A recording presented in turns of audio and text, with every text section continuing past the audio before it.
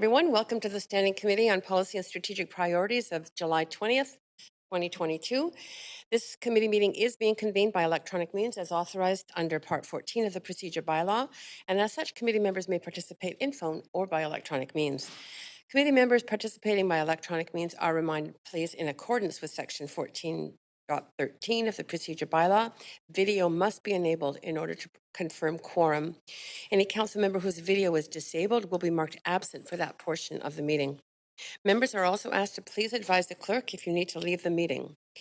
If a committee member loses connection during the voting process, staff will get you back online quickly while we suspend the voting process. Staff contact information has been circulated. The video of committee members speaking, presentations, and vote results will be projected on the live stream when available. Members of the public who wish to participate are encouraged to submit comments online or participate by telephone. May I start by acknowledging that we are on the unceded homelands of the Musqueam, Squamish, and Tsleil-Waututh nations. We thank them for having cared for this land. Look forward to working with them in partnership as we continue to build this city together. I also want to take a moment to recognize the incredible contributions of City of Vancouver staff who work hard every day to help make our city an incredible place to live, work, and play. Clerk, may we have the roll call, please? Mayor Stewart. Here. Councillor Carr is the chair today. And Councillor DiGenova. Present. Councillor Fry. Here. Councillor Swanson. Here. Councillor Hardwick. Present. Councillor Weep. Present. Councillor Boyle. Present. Councillor Dominato. Present. Councillor Bly.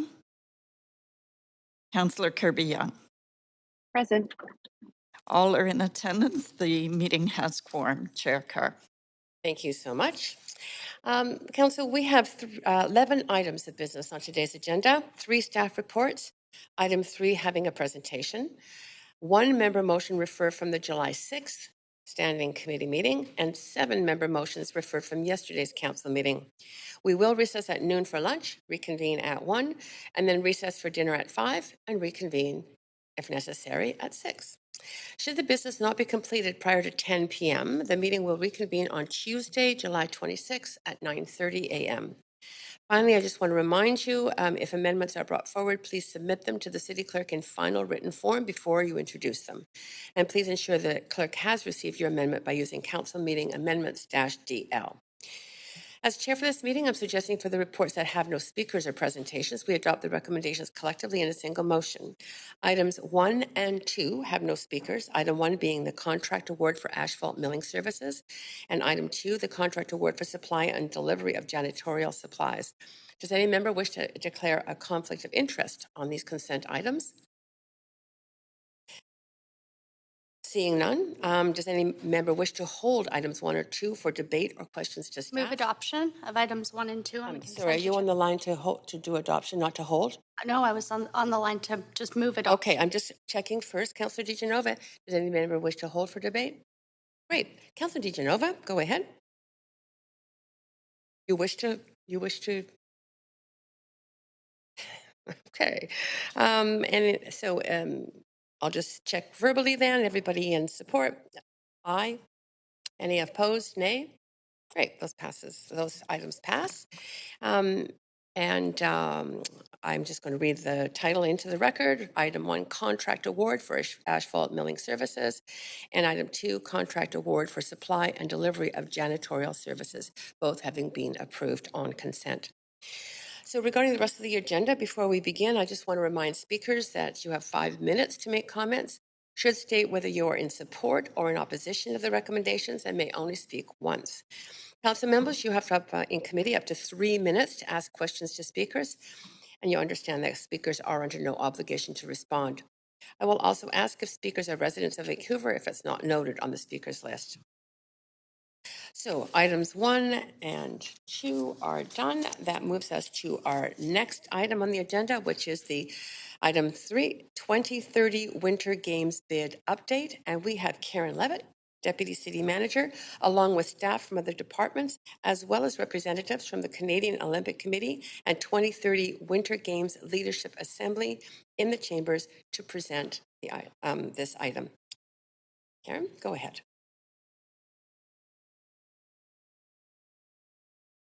Mike, your mic isn't on? It is now. Go ahead. Thank you so much. Good morning, Council. My name is Karen Levitt. I am Deputy City Manager for the City of Vancouver. And we're here today to discuss a report before you concerning the 2030 Winter Games bid. I'm going to introduce for a couple of minutes the order of how we're going to do this with you and then jump into it. So what we're going to do is have the representatives from the 2030 Games Leadership Assembly first present to you for about 15 minutes the Games feasibility study and hosting concept. I understand representing the COC in the Assembly will be Tricia Smith, who's the President of the Canadian Olympic Committee, Chief Wayne Sparrow from the Musqueam Band, Mayor Jack Crompton from Whistler, once they are done, I am going to present for probably about 20 minutes just an overview of the council report before you. And just want to note that the Leadership Assembly and the COC had submitted a PowerPoint, which I understand they're not going to use, so that will be posted on the city's public website regardless. In terms of staff here to answer your questions today, should you have any, I'm just going to quickly list off. We've got about 6 staff members who have been very intensely working on this file, including myself, Magnus Enfeld, who's the city's Chief Safety Officer. However, he's also an Olympian. I've learned you say Olympian, not former Olympian. He was a speed skater for Sweden, and he is our file lead on this. Kevin Nguyen here in Chambers is the project manager. Kevin McNaney from our PDS department has been working with Armin Amriolia, our deputy city manager, on the Olympic Village work. Kelly Oschlager is doing our behind the scenes legal work. Colin Knight in the realm of finance, and Mr. James Raymond is here representing the Vancouver Economic Commission. He was the author of the study regarding the 2010 impacts you see in the appendix of the report before you. So with that, I will turn it over to Tricia Smith, I think, from the COC. Oh, they're just arriving. Okay. Maybe just hang on one moment while they arrive.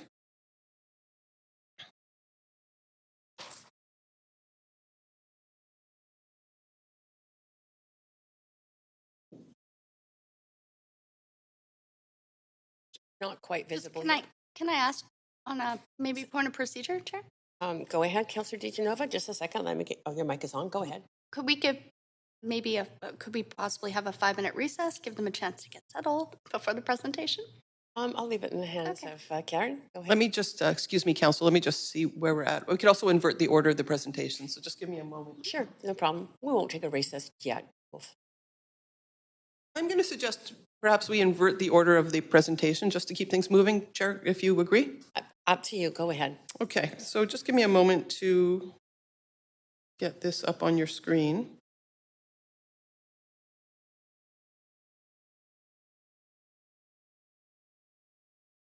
Clerk, I have the PowerPoint up now. Can we get it up on the screen?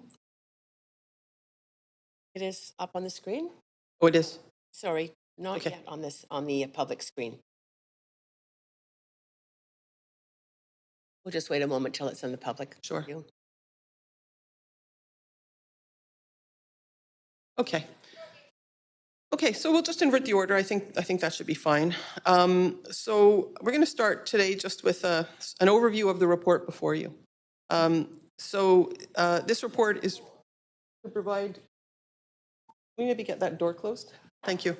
The purpose of today's report is to update the Council on the status of the 2030 Winter Games bid and the city's potential role in the bid.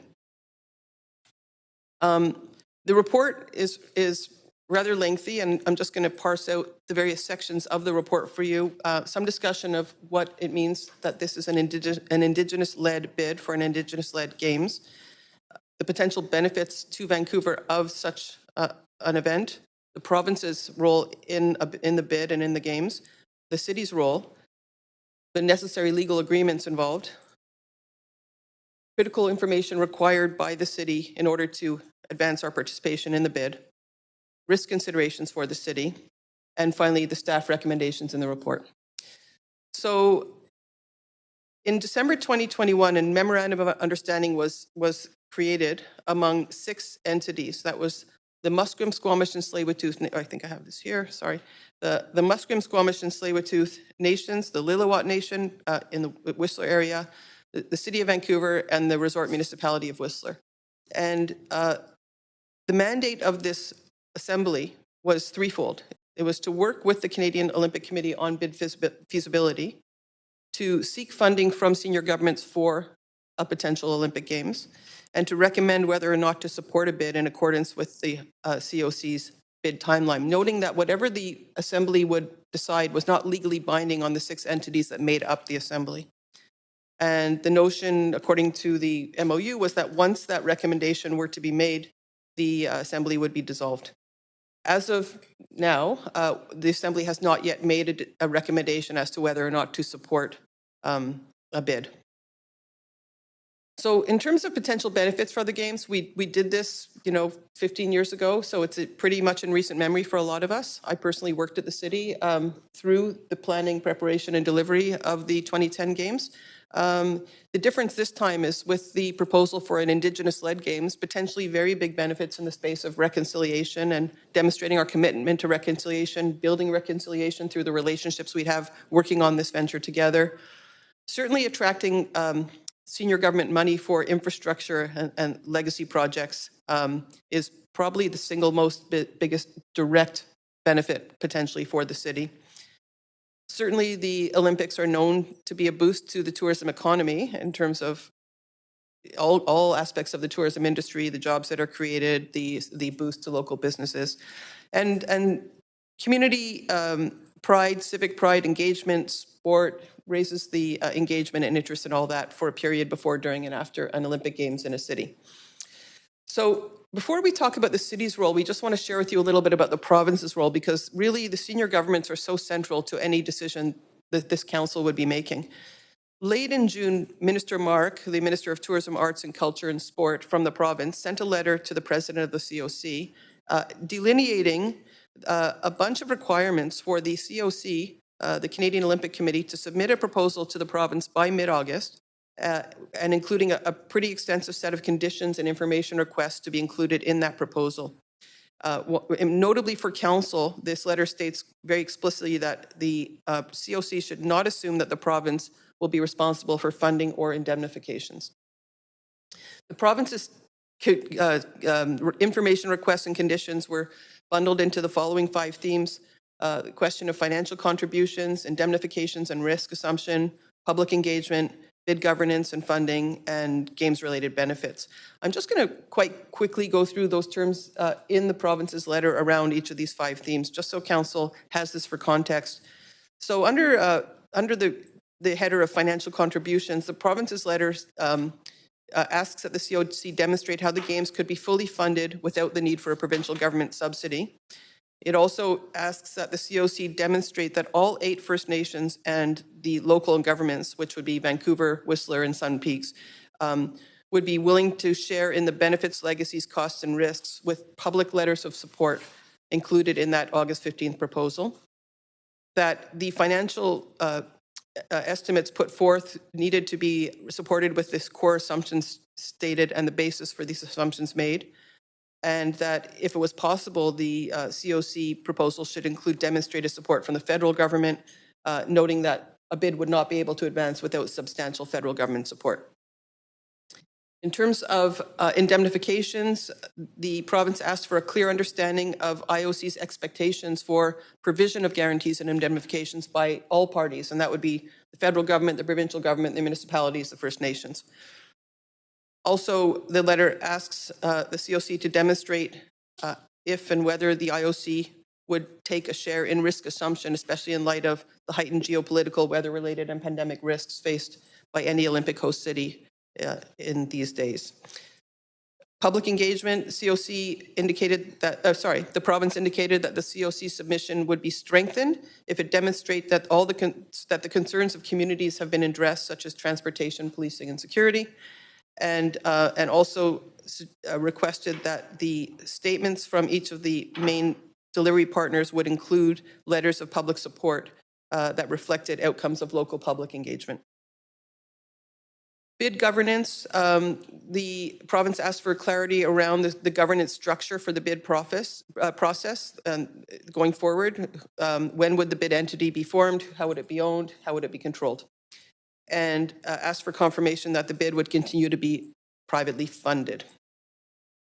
And finally, games-related benefits. The province asked that the COC's submission demonstrated a commitment to facilitate more IOC-sanctioned international sporting events leading up to the 2030 Games, that the proposal demonstrated benefits in the space of affordability, inclusivity, reconciliation, all key provincial priorities, and asked that the COC would undertake an independent economic and social benefits study and include that. So that's the province. Now I'm turning to the city's role in the Games. So just really simply, I mean, as you can imagine, the Olympics is a very, very big undertaking. I would say it's a massive undertaking. And when a city, you know, having been here personally, I can share with you, leading up to and during the Games, it's kind of an all hands on deck approach. A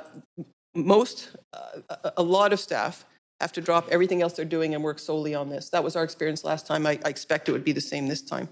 In terms of what it would mean for the City of Vancouver, we would have to enter into a multi-party agreement. This is what we did for the 2010 Olympics, and this is a really important agreement that lays out who pays for what, who takes on which risks, who guarantees and indemnifies whom, operational commitments, and so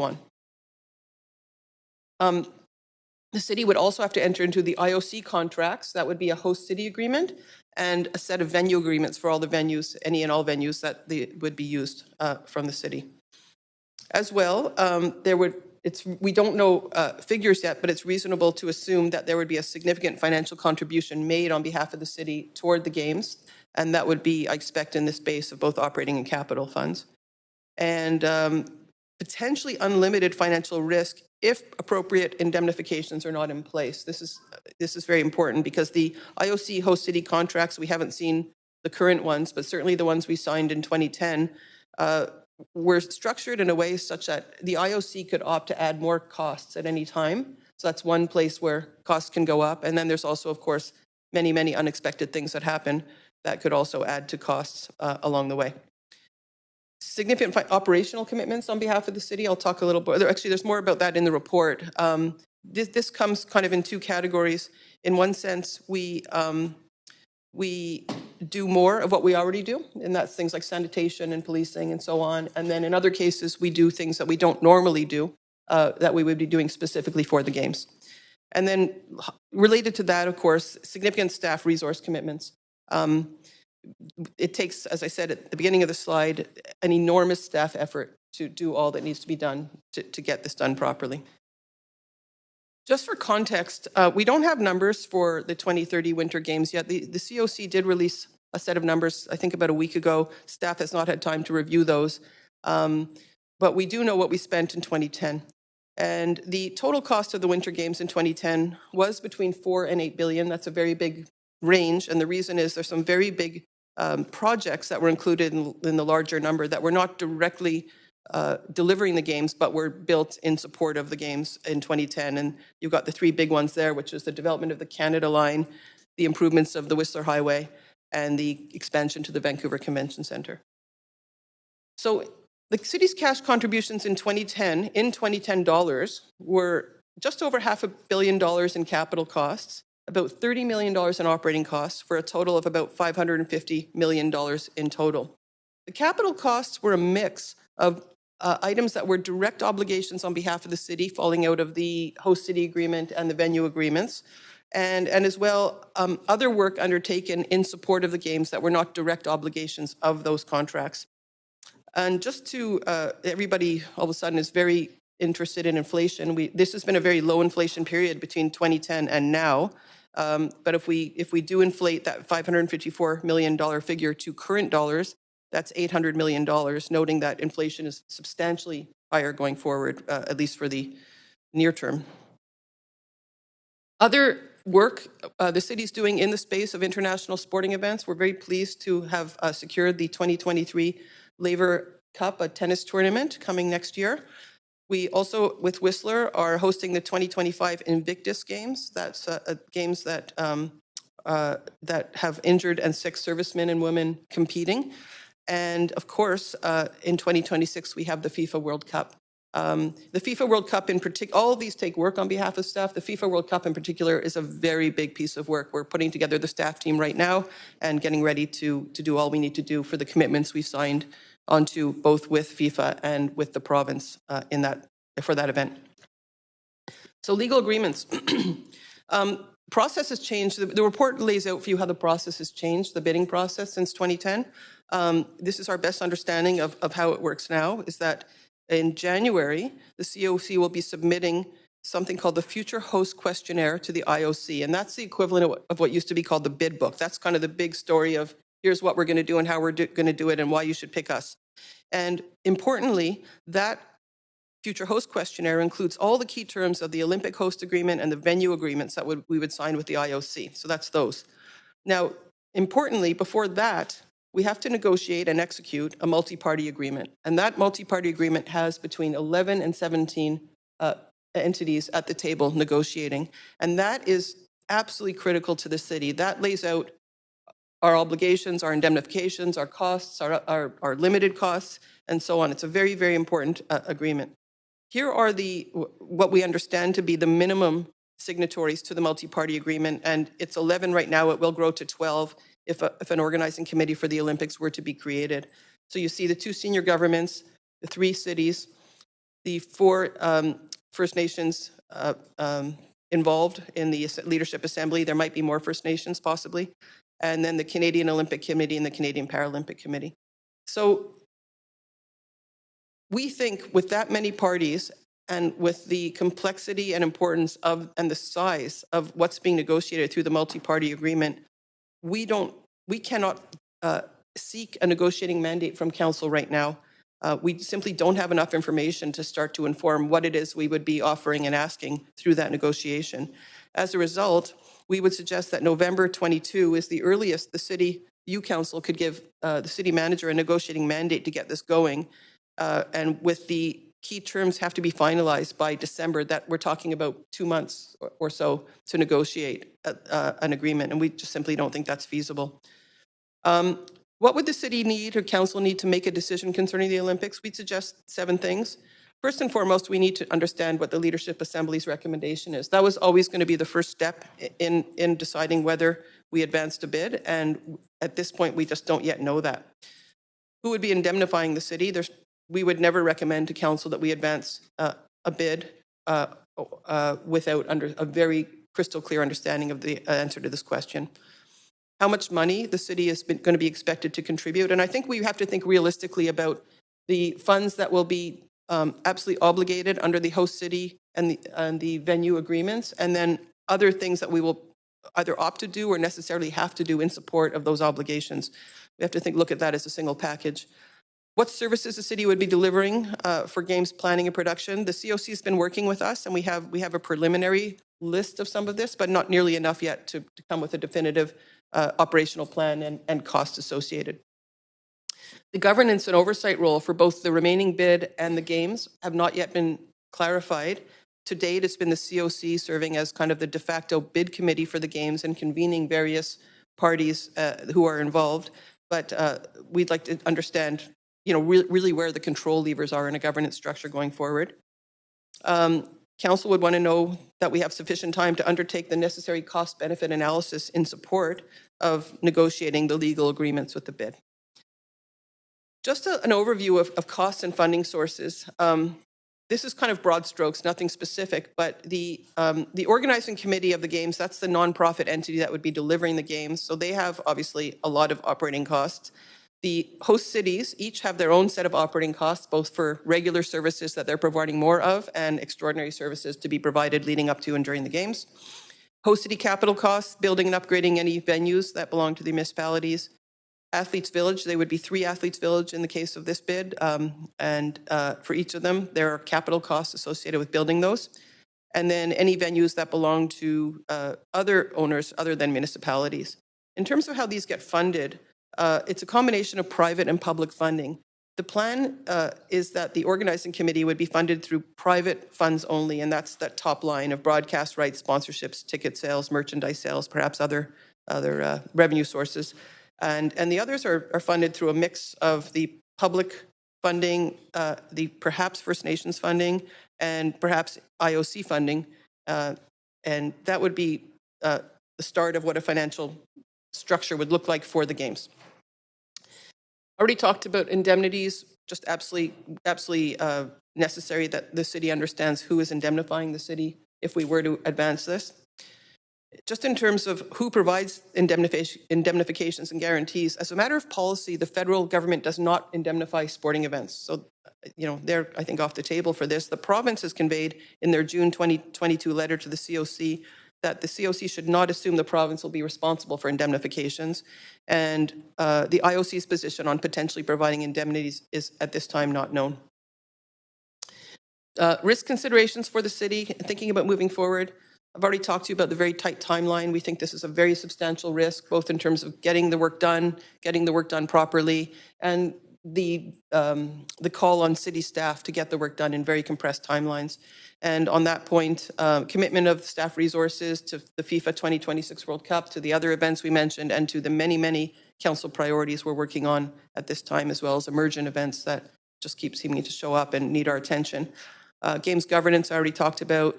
Just a general comment that the city has a large stake in this and very little control over the process that I would identify as kind of a risk, a general risk.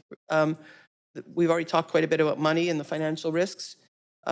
Because of the timing of the October election, we have not had a chance, staff, to go out to the public and find out from our residents and businesses the degree to which they support the Games.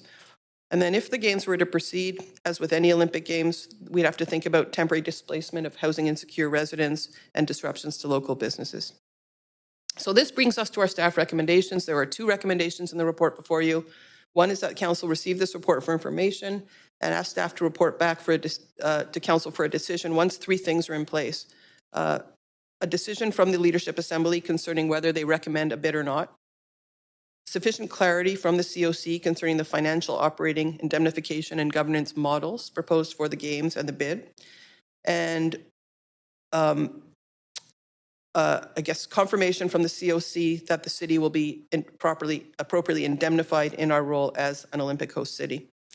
The second recommendation is that the mayor, on behalf of council, write letters to both the provincial and federal governments requesting that they each clarify as soon as possible, firstly, whether they'd be appropriately indemnifying the city or ensuring that the IOC does so, and secondly, that the extent of their financial support for the 2030 Winter Games.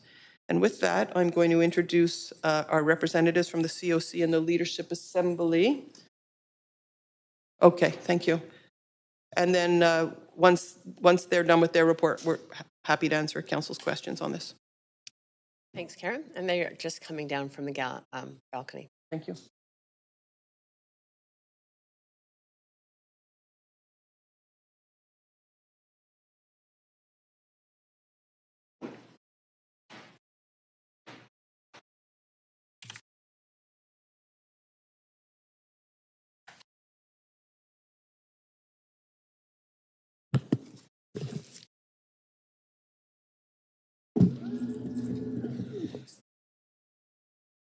Wait for everybody to get in. Welcome. CMCIA, HYLCM, Chief Wayne Spurl, traditional name Yakalak. I'm standing here on behalf of the 4 host nations. I think we have 15 minutes to speak. I'm going to speak briefly. Every leader is going to have an opportunity to say a few words, but I just want to open up by thanking for this time. I'm just going to touch very quickly.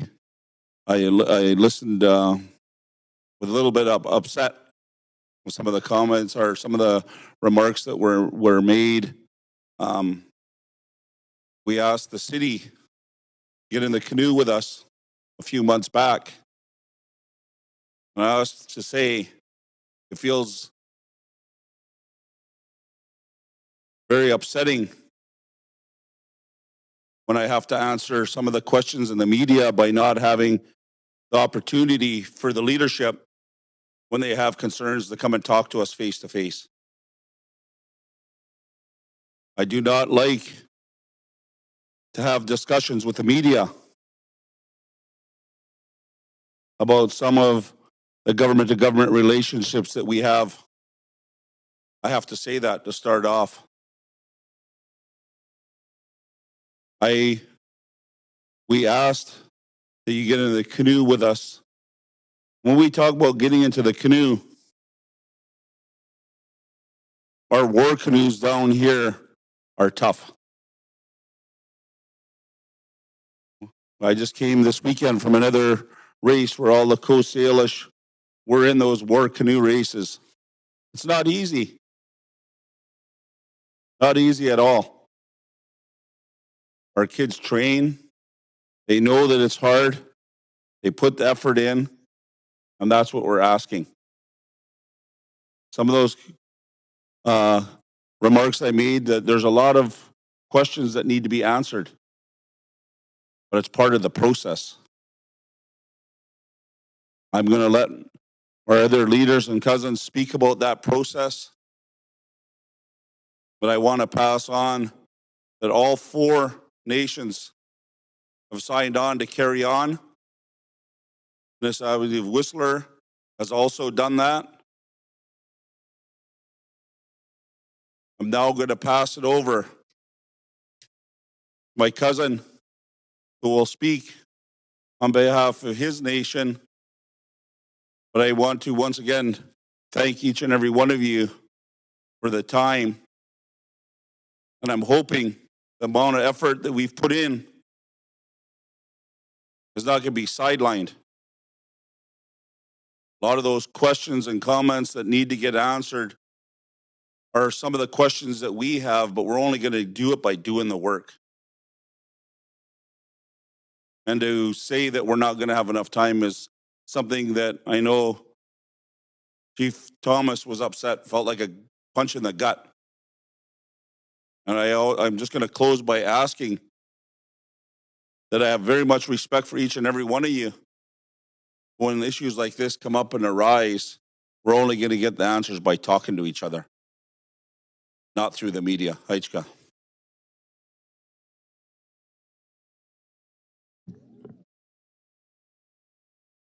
Yuan Hath, Chief, Wopates, Hatsquile, Tanoyap, Zwelchten, Queen Kushamin, Skohotme Shochomeoch, in Chopmoch Ochomeoch, Winach Sochomeoch. It's a good day today. We're on this path. You'll hear some words of a journey. My brother just spoke of rocky war canoes. War canoes are the thinner canoes you paddle along the rivers, fighting the currents. And he's right, it's never easy. The ocean-going canoe reflects families journeying together like we bestowed a few months ago. We ask for us to continue to work together. Some of the language I'll share that I spoke of in Chopmo is standing and working together through thick and thin. In today's context is we all follow processes. We all live and fight through political challenges. Life itself has its challenges, and we've all persevered through this time, especially the last 2 years. And we ask, let's not get too comfortable in our own houses. We need to come together. In this case, we reference the Longhouse. The biggest longhouse in Vancouver was along Jericho, where families would meet. All our families would meet. Guests would come. We would share a meal. If there was challenges, we would work it out and talk it out and be content and grounded by having that mutual respect. Which brings me to another term I use in our language is wanox. It's the respect, the mutual respect of where we are today and the vision set out for tomorrow. I use the word ochomeoch, and we use it in our Squamish language. Skohotmish ochomeoch. Ochomeoch means community, our culture, our togetherness. We need to stand together to move forward. We are here to help you as much as you are here to help us. An Indigenous-led process is in front of you today. Standing tall, united. Osiam, chinkunmentomiam. Pass to my dear sister.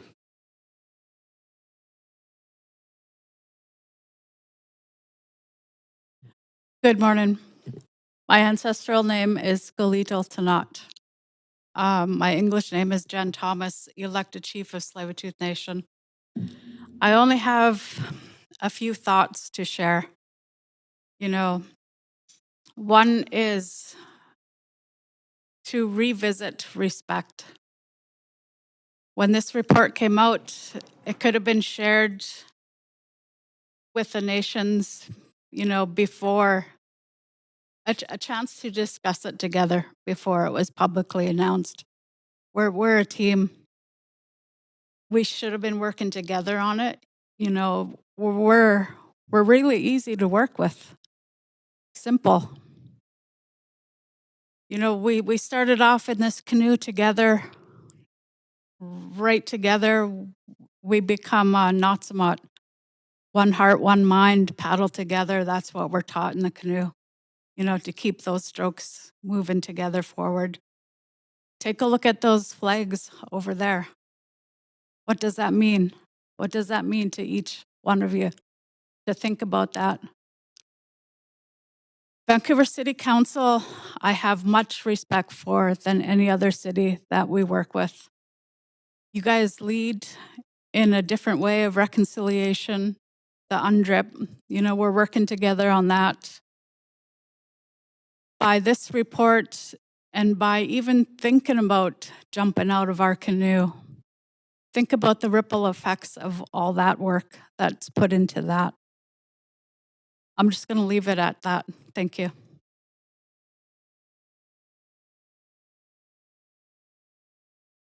Morning, everyone. Inchesh Shalomuk, Political Chief Dean Nelson from Lillooet. I wanted to share a few things. Opportunity is one. We have opportunity now, and investment. We have the opportunity to invest in our future. Of reconciliation is a key, and we have that opportunity now. And we can only do what we can do up to a point, and then we do not have any further say in how things proceed. But today we have the opportunity to invest in environmental change, positive environmental change, social change, and how things we speak of we can bring to light. Reconciliation is the foremost spoken word and action. So having this Indigenous-led games brings us to that place. We have opportunities to make that. And we will see, where we are politically at the end of the day, when words are just words or action comes with. We have that opportunity today. So I'll leave it at that. And I thank you for having me here.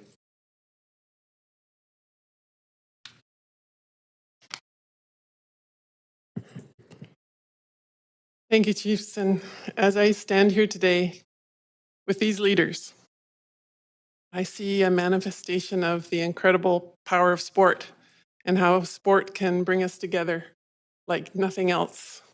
The power to lift us up. The Truth and Reconciliation report recognized this.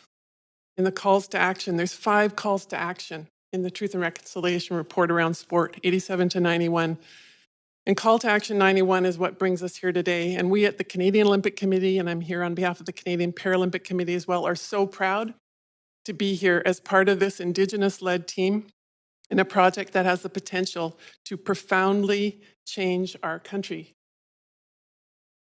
The city is also a member of this team. You've heard, you're in the canoe. Mayor Kennedy on the Leadership Assembly, you, the council, for signing on to the exploration of this historic project. The world has taken notice. You should be proud. And thank you to the staff. As outlined in the staff report today, staff has contributed to this project from day one, from the beginning of the year when we started. They've been there at the table, providing invaluable insight and experience into this initial hosting concept and the project so far. And the staff has also identified additional information, critical information that's required. We agree. There was a document provided by council that provides some of those answers that maybe could have been provided in dialogue, but that's fine. Other of the information, though, the information, some of which is requested directly from the COC, can only be developed in the next phase of this process. So what does the next phase of this process mean? This past week, the councils of Lil'wat, Musqueam, Squamish, and Tsleil-Waututh, as well as the Council of the Resort Municipality of Whistler, all endorsed moving to the next phase of the bid and directed staff to engage with all parties, including the provincial and federal government, to start working on draft terms of a multi-party agreement. It's the multi-party agreement that will answer a lot of the questions raised by staff and appropriately raised by staff. What is a multi-party agreement? The agreement articulates the governance and structure of a Games Time Organizing Committee, specific shares of each signatory, and the legacy benefits arising from the Games. So, for example, if we look at the investment that was on the slide just previously, of what the investment the City of Vancouver made in the 2010 Games. I don't know if you have it, you can bring it back up. But that investment included a number of opportunities that the city took to use the Games to accelerate a number of projects that they wanted to do in any case. So specific costs related to the Games really only related to, out of the 554, I believe, was the Hillcrest Community Center, which was intended to be built in any case. The Killarney Ice Rink, and Trout Lake Ice Rink, and a few other projects like that. Those were the investments that were necessary for the Games, but those were things the city wanted to do anyways.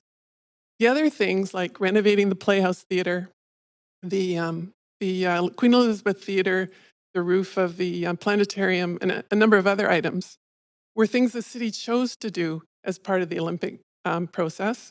And obviously, in doing that, you garner matching funds. So you have to look at that budget and put it into context. But that's what the multi-party agreement starts to work out. What does the city want to do in this plan? What does the city want to be responsible for? So that's the next stage of the process. Getting all the parties around the table. There's a process federally where we've been meeting also with the staff of the provincial and federal governments since January. So this is not a new process for them. They know what's going on. So if we all need to get to the table to then work out the draft terms of the agreement, and they'll be brought back to council by the end of the year. We have experienced and talented staff, as you do here at the city, many of who have experience from 2010. So assuming that staff gets that direction today, we believe it's possible to meet the national and international timelines. This Indigenous-led process has the potential to change Canada, to inspire generations to come, and as the world's premier sporting event, to bring up to $2.8 billion in direct private investment to the region. So when we talk about a $4 billion project, $2.8 billion of that is money coming in. It's important for those kinds of issues to be clarified. Hundreds of millions more in economic impact. It also involves a smaller public spend than 2010 across capital and security plans. No major infrastructure projects are required to deliver the Games. If the city decides they want to build something else, they can, but that's all part of the next phase, the multi-party agreement. The villages contemplated for the project leverage existing housing projects already being considered separately from the Games. This is an opportunity to build on the successes including groundbreaking work on inclusion and accessibility, the successes of 2010, as well as learning from the challenges. We've been speaking with people who were here in 2010 who said, we love the games, but there was this.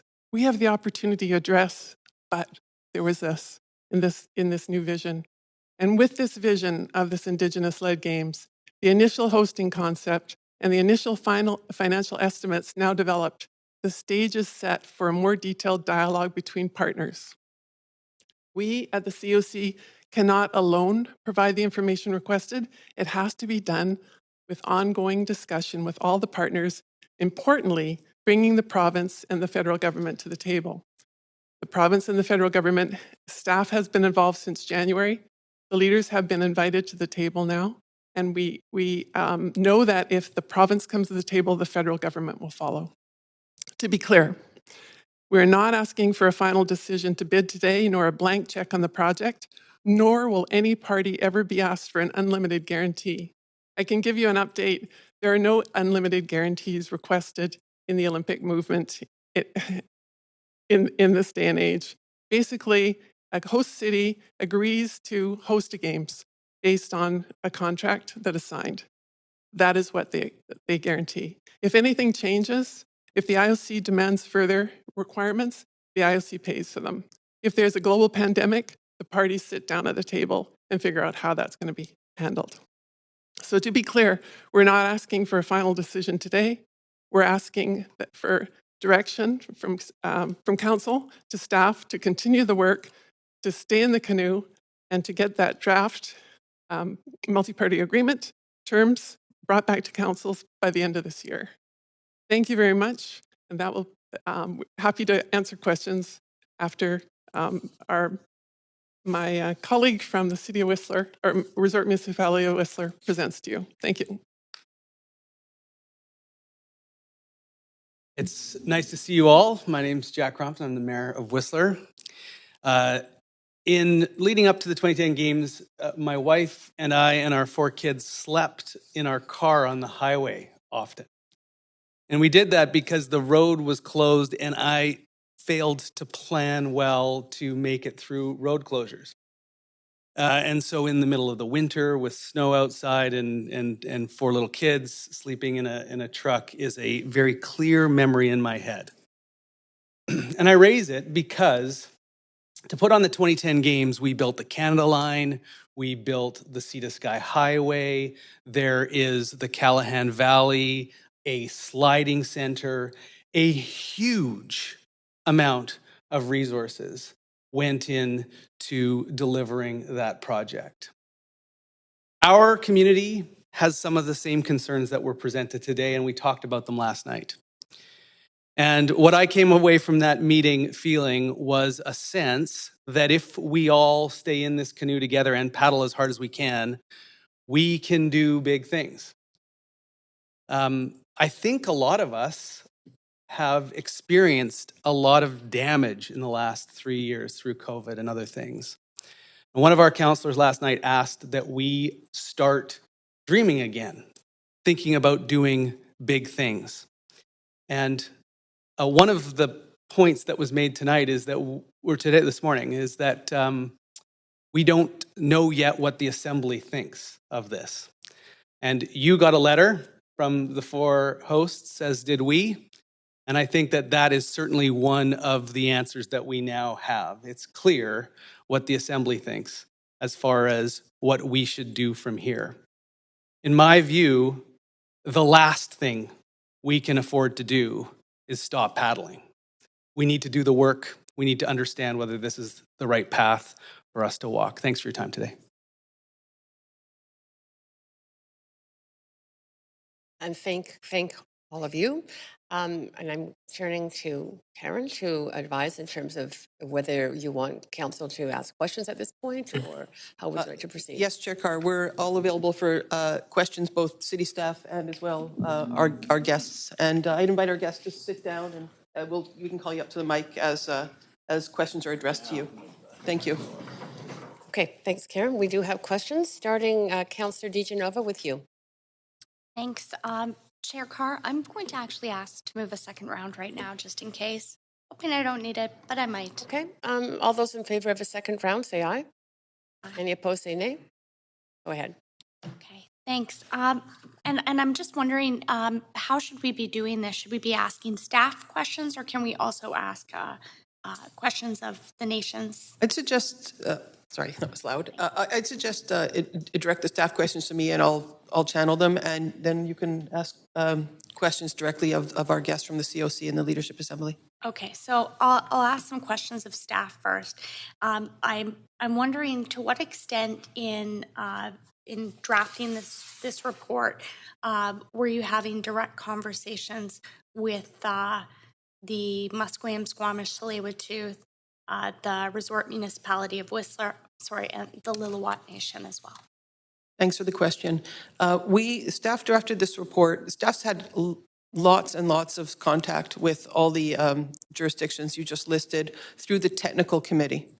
And that is where the interfaces happened, and that's all the work that's being done to support the feasibility study and the development of the games hosting concept led by the COC. There is no governance structure in which senior executives of the city, or I think the other entities, get together and discuss collective decisions right now. And so it's kind of several one-off discussions. What we did was the day before the report went public, we pulled together all the jurisdictions you just listed and shared an overview of what the report was going to have in it. We didn't think it would be appropriate to share the report publicly more widely before we had shared it with council. Okay, and I understand the report's 47 pages. Did you hear in your feedback, and I'll ask the questions of our guests as well, but did you feel that one day was sufficient amount of time for them to review that and give you feedback? We didn't share the report itself. We shared a PowerPoint similar to the one we shared with council today. All right. Thanks very much. I'm wondering also if staff might be able to comment, Karen, if you'd be able to comment on behalf of staff as to what the ramifications of the recommendations before us are.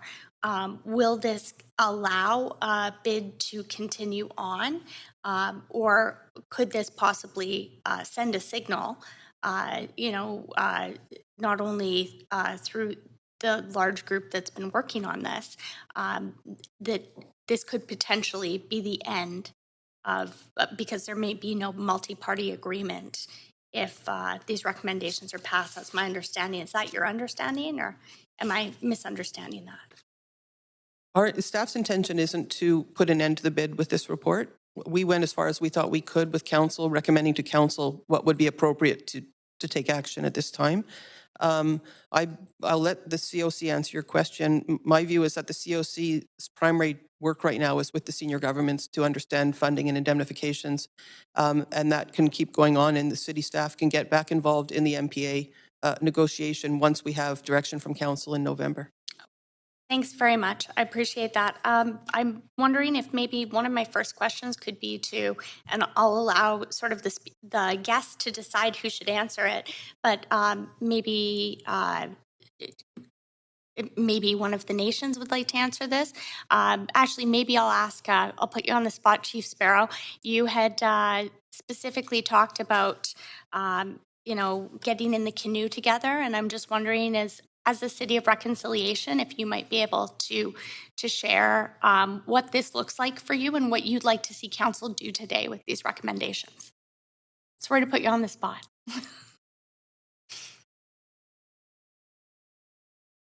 No, thank you. I think we addressed that. At the very beginning, we're looking for the council to finish this journey with us, and out of respect with what I was talking about earlier, with the opportunity to get to the next stage and find out where we're going to go from there. We don't. There's a lot of questions that we have ourselves from political representatives from the community, along with the staff. So all we're looking for, Councillor, is to finish that journey, go to the next stage, and we don't want the negative message going out, because like Tricia said, there's a lot of legitimate questions that are in there. And we need to get to the table with all representatives, including the City of Vancouver, Municipality of Whistler, federal, provincial government, and the leaders, to address a lot of those concerns and there. So that's what we're looking for today. That's my time, but I will have more questions for you and the other guests Thank you. on my second round. Thanks. Yep, thanks, Councillor DeGenova. Councillor Kirby-Young, to you. Yeah, thanks, Chair. I have several questions, so I'm going to try to be efficient and go through them. My first one is for Mayor Crompton, and that is with respect to just clarifying explicitly the motion that you passed at Whistler Council last night. I was looking online and I saw there's a video clip, but I didn't have a chance to watch it this morning. I'm wondering if you can say explicitly what the resolution taken by council was. I can send it to you, but I think the core of the message was to send staff to work on the multi-party agreement and to resource that work. I don't think that this kind of work gets done with other orders of government without our staff at the table. And so they have the direction to work on terms, to sit down and do the work Okay. with the province. And Whistler didn't take a wait and see what Vancouver does or wait and see what the province of Feds does. You just said we're going to continue work on it. we don't often wait and see what Vancouver's doing on I had a feeling you'd say that. But I just wanted to clarify it and be clear. And similarly, let's not wait and see what the Feds and province do. Let's bring the case forward and keep moving. That's fair? I see it as my role and as the mayor's role to go to Victoria and Ottawa with these people and make our case as to why they should be at the table with us. Okay. And Thank that's important work. Thank you for that. Appreciate it. My second question, I'm going to do this for, this one's for Chief Sparrow, I think. And that is really just to get a sense, if you're willing to answer this, is with respect to the notion that this was an exploratory group that was formed, and you're urging us to stay in the canoe. If the outcome, knowing that is a yes or no, the games doesn't make sense, would you be comfortable with that? And added to that question is with the province's letter that has said that we may all have to share in the indemnification, the nations, the city, and the other partners. If they don't take it on and they're asking us to take on that indemnification, how do you feel about that?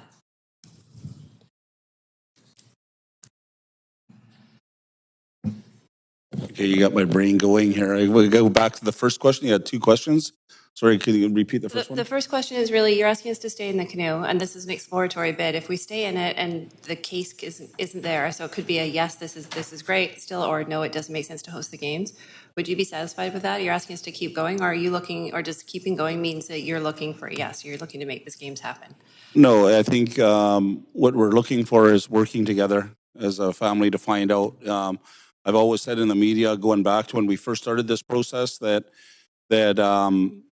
when we cross that at some time or another, it might not make sense. It might not be in time, but we have to get to that stage. So I'm not, me personally, I can't speak on my cousins, but I'm not stuck on either a yes or no. When we get those questions answered and identify, I keep saying we have to get in the room to see the staff report, see what those are, and if they can be accomplished. And at some time or another, they might not be Okay, there. So I'm not stuck on a yes or a no. No, that's super helpful because it's just good to not assume kind of what's in people's heads. The second part of the question was the letter that was a bit daunting, if I can characterize it that way, that was received from the provincial government that says don't expect that we'll do an indemnification, that you, the partners, you, the city, and the nations may have to take some of that on and have some skin in the game.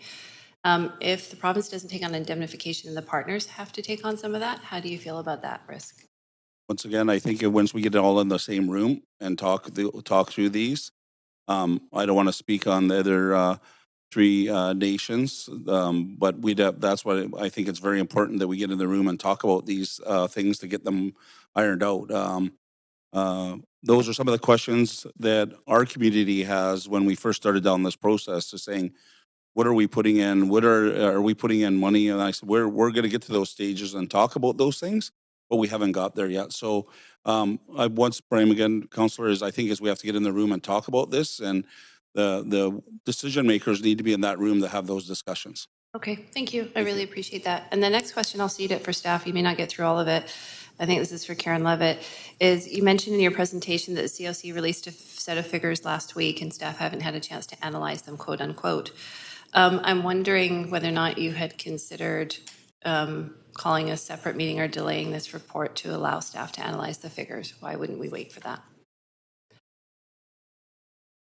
We're up against council's last few meetings, and we wanted to bring this important report to council and into the public before council recessed for the summer and through to the next municipal election in October.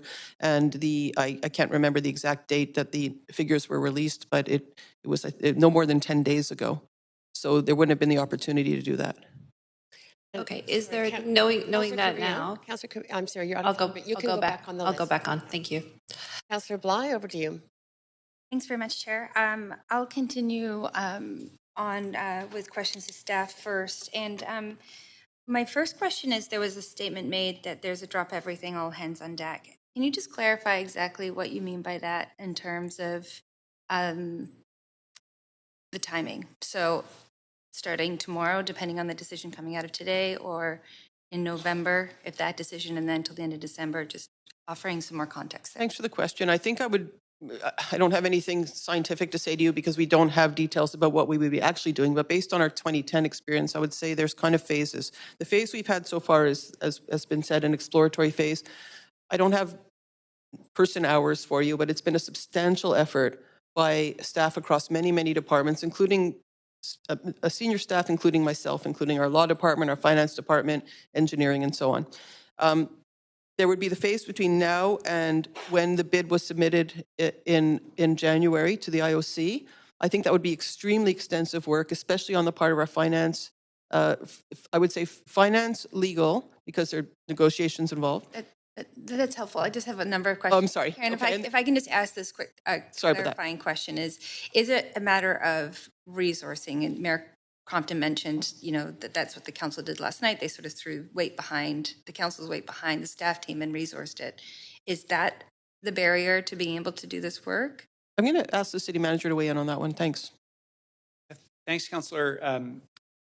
Certainly there's an immense amount of work and complexity here to do this. I mean, I think our job is to be realistic with council about the other obligations that we have as staff over this period of time. Obviously, the timeline here is something that none of the parties here control. We're all working to a deadline. We have the added complexity of the election and the fact that council isn't going to be in a position to issue direction for a critical period of time here.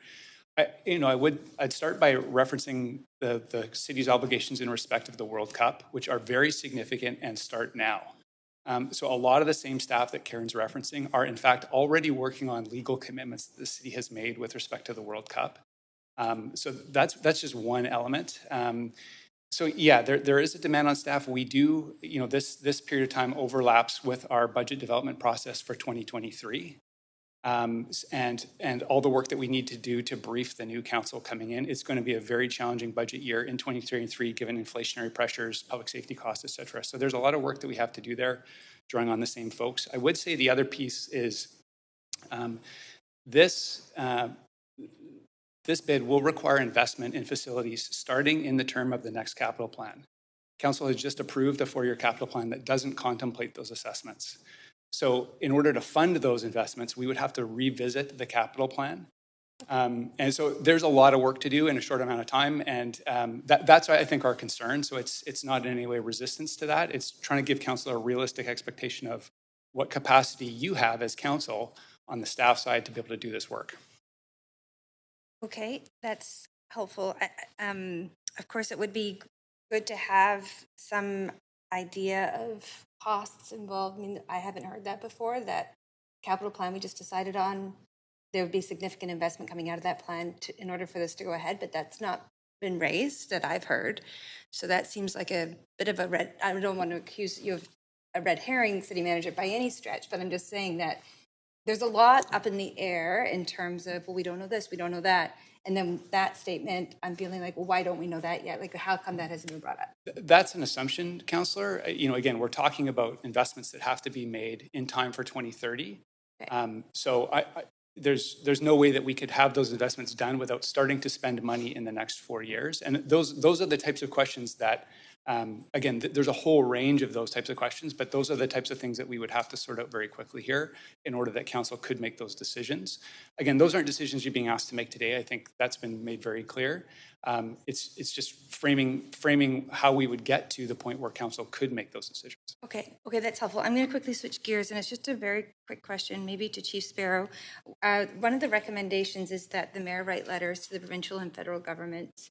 And I just wonder, would that be sufficient in terms of what you have been experiencing so far in terms of getting around the table, stepping in the canoe, all of these references, right, to how we work together? Is that sufficient?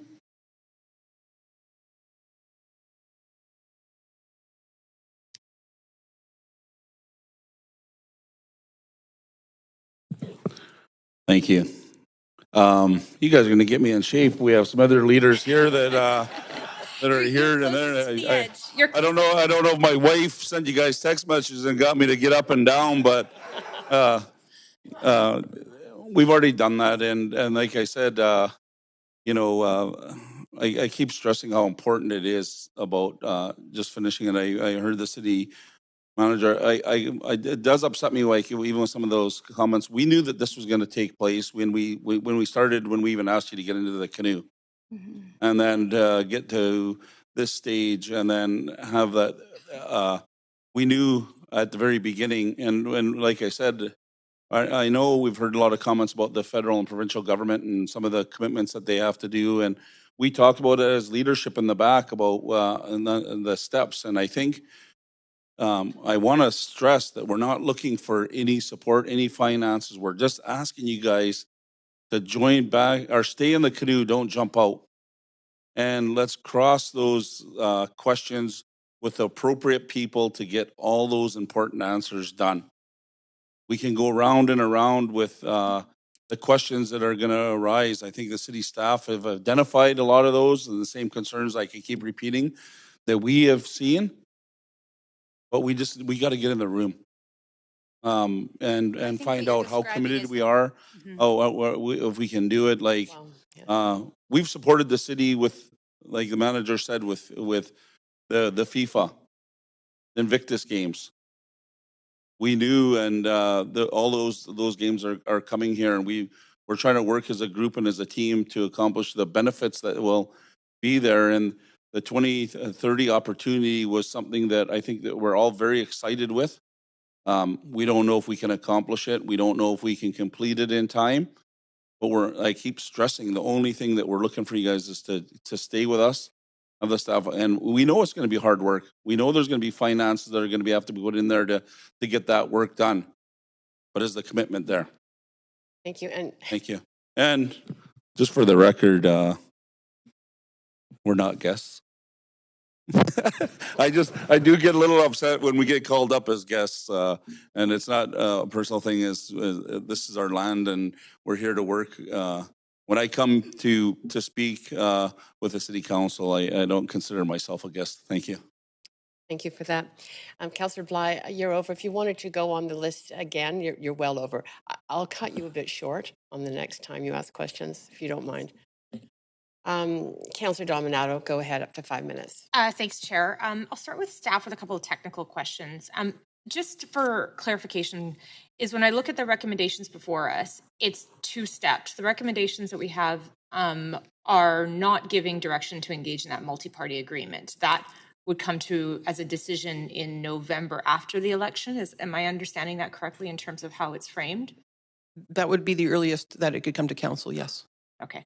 I asked the question and in the context of, is there then a risk, hearing from the nations this morning about getting in the canoe and paddling together, that if council supports these recommendations today, that come November, we could have a completely different council makeup and there might not be support for, so is there a risk that at that stage, the city says, sorry, we're not in? Absolutely, that we would have to come back with this question of continuing to the next council, and we would have no way of knowing right now what they would direct us to do. Okay. Thanks for clarifying that. I want to ask a question around, there was a slide that talked about the capital investments and the operating investments of the city in 2010. Can someone give me a sense of how much of those investments were tied to the city basically becoming a lender and bailing out the Olympic Village development? How much, like what percentage? Thanks for the question. Those costs were actually excluded from that slide. And I don't have the details. Perhaps Patrice Impey or Grace Cheng on the phone on the WebEx could respond to that.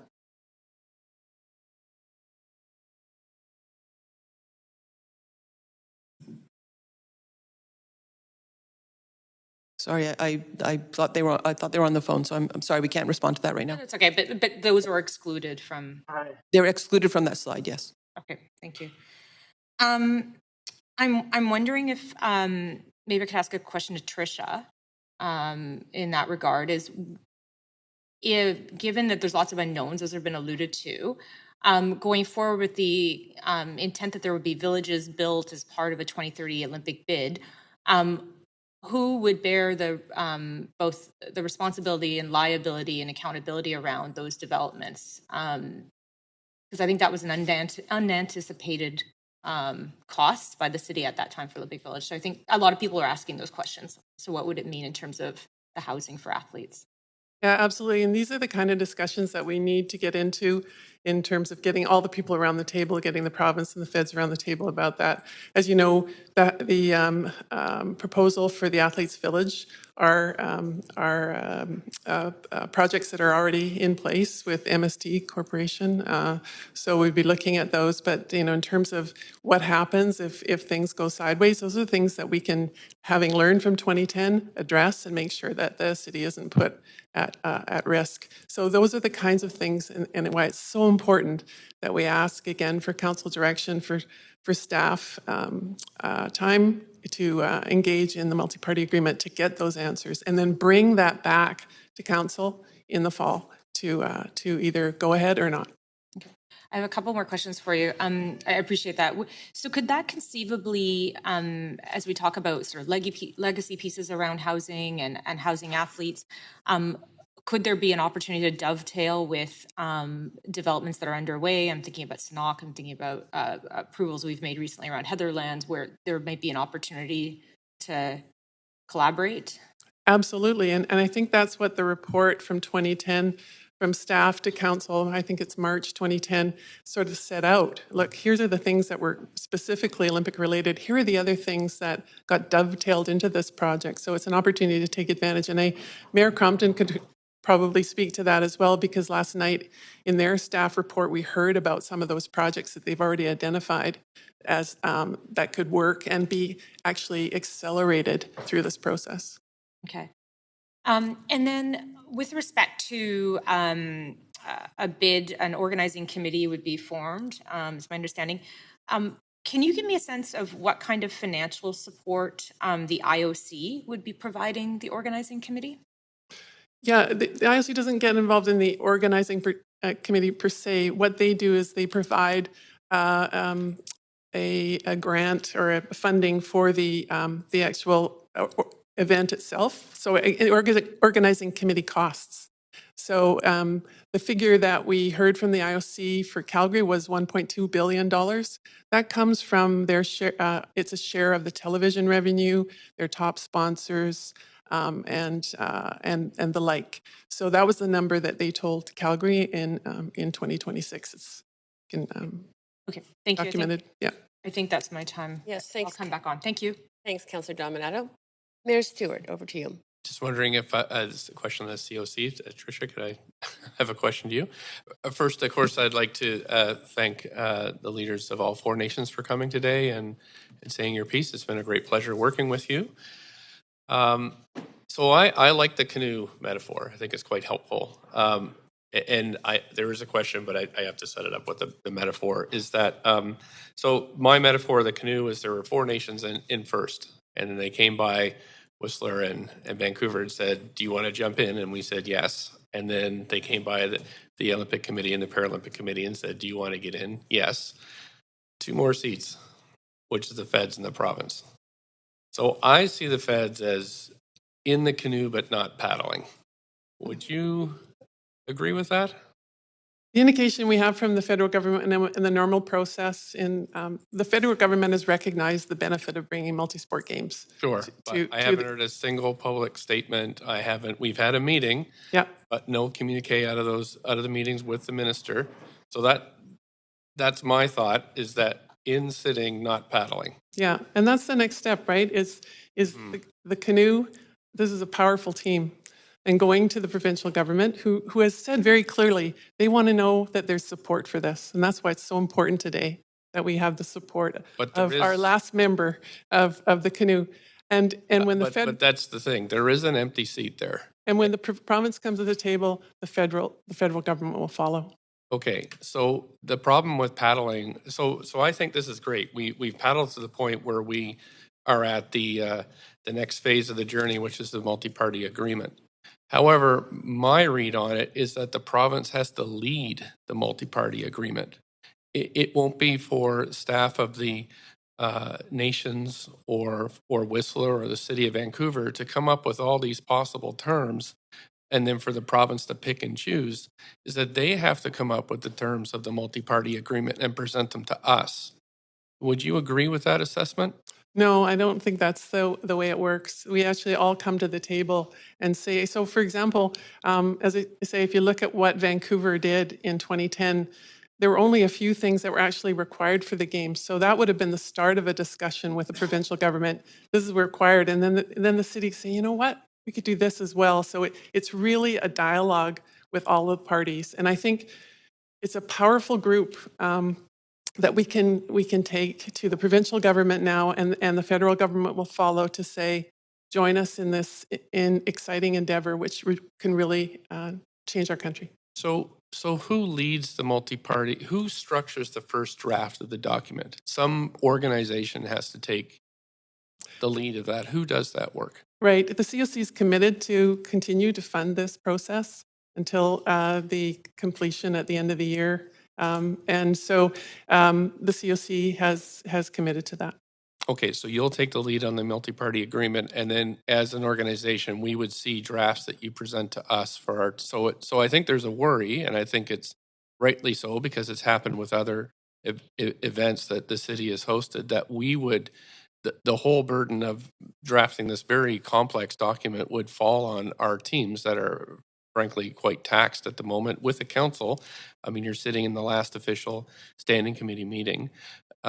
So I think that's a concern. And can you assure us that the COC would be the lead on the multi-party agreement? I can't speak for my association except for the fact that we were committed to lead this process to completion. I think it would have to be something that we work out together, but certainly we'll take the lead in it. Okay, that's fine. Thanks very much. Yep. Thank you, Mayor. Councillor Swanson, on to you. Yeah, I just have a question for Karen. Could you tell us and the public here just exactly what this indemnification issue is, maybe with a couple of examples of things that could happen that we'd end up having to pay for if we didn't get it sorted out right? Sure. So just to start with a simple definition, the indemnifications and guarantees we're talking about are guarantees that our organization will only be limited to a certain financial figure should extra expenses come our way. And that can happen through a number of reasons. In 2010, there was a very big issue around the security costs for the games. I don't have the numbers at my fingertips, but they increased by many multiples. And because we had a very strong indemnification by the province, the city was not responsible for those hundreds of millions of dollars that got tagged on at quite a late date for the 2010 games. So that's one example. Another example might be, I hate to say it, but we've had a terrible run of pandemics and fires and floods and things like that. So anything that involved performance, we will sign up through the FIFA contracts, the host city agreement, the venue agreements to perform a set of obligations and duties. And we are responsible for performing those, or we will be held accountable financially if we don't. I haven't seen the contract, but typically that's what they say. And so if something were to happen and we were not able to deliver a venue in the way that we had agreed to in the contract, we're on the hook. And that It can come in the form of penalties and fees. It could also come in the form of just having to invest a whole bunch more capital or operating money at a late date to make sure that we meet our performance obligations. Does that satisfy your question, Councillor Swanson? Yeah, that's good. Thanks so much. That's it for me. Thanks, Councillor Swanson. Councillor Fry. Yeah, I guess I can start with maybe a question for Karen and then just largely the group. I guess when we look at a lot of this, it really does come down to the issue of timing. Obviously, we have an election we have local elections, and that's going to change the dynamics here. And then of course, the elephant in the room being that we have the premier resigning and there's no sort of head at the provincial level that's willing to be the champion, I would assume at this point, because they're going to go through their own leadership race. I'm assuming that's a bit of the factor here, really, ultimately, that is kind of driving this.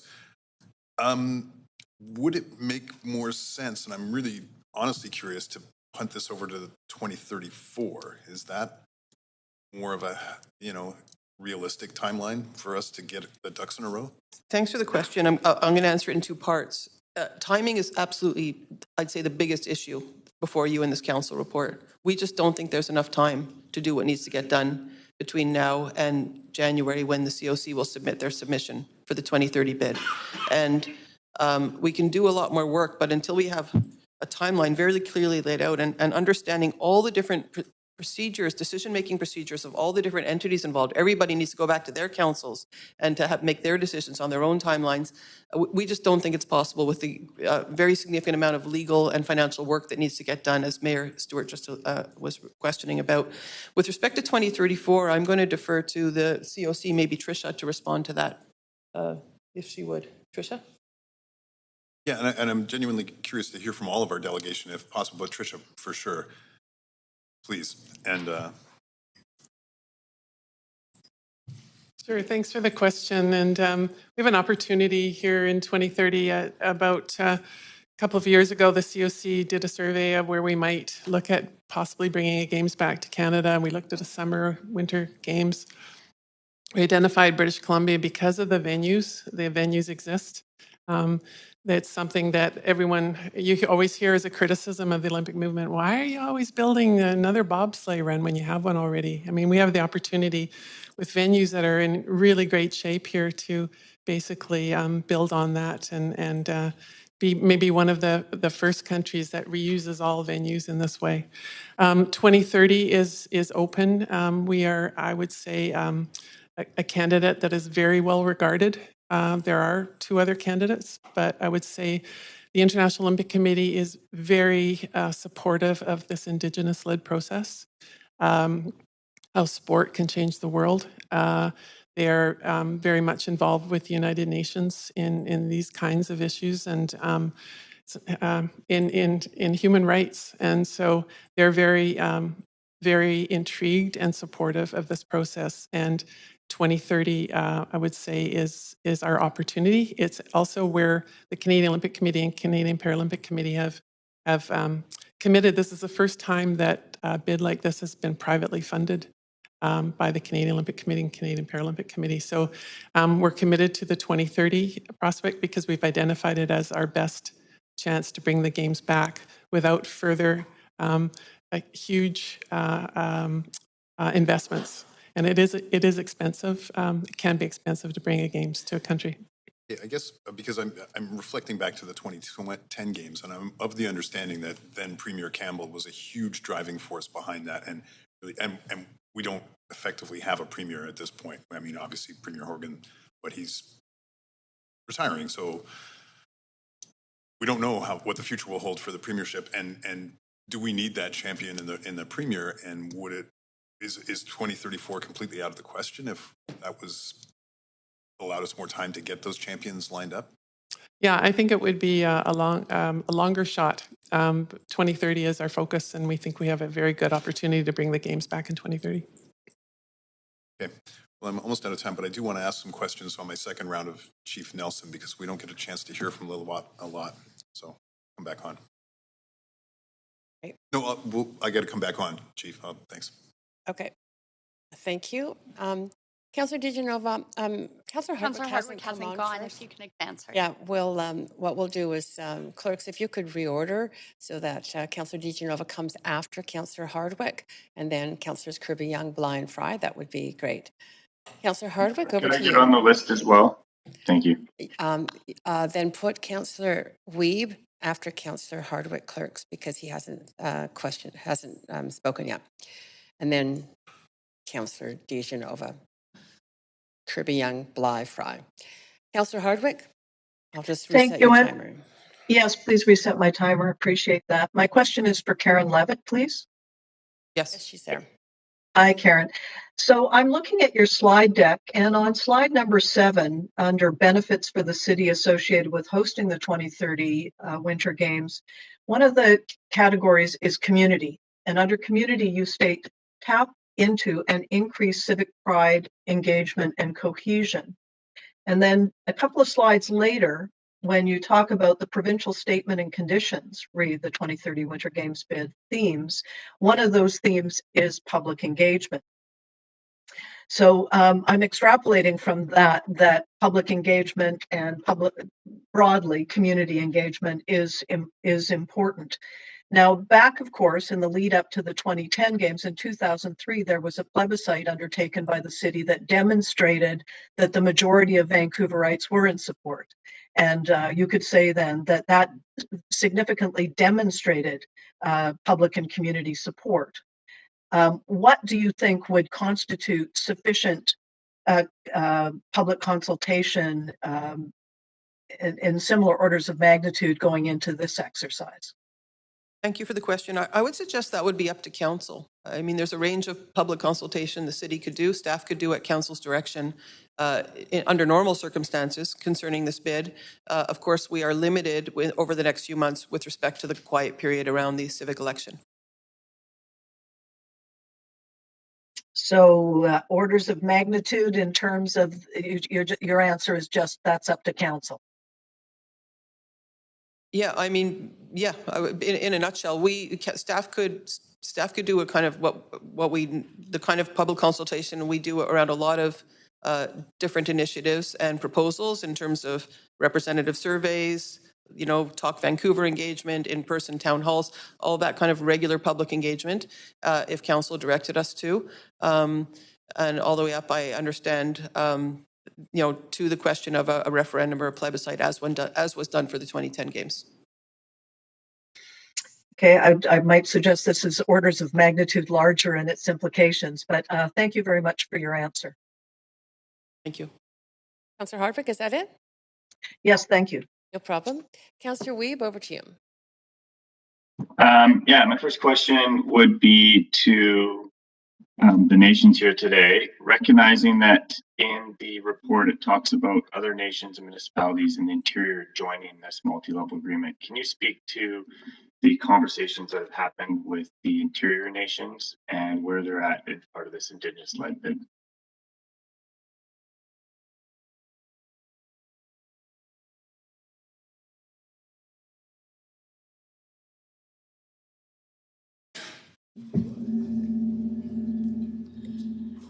Our conversations with the 4 host nations up in Little Shuswap area started a couple of months ago.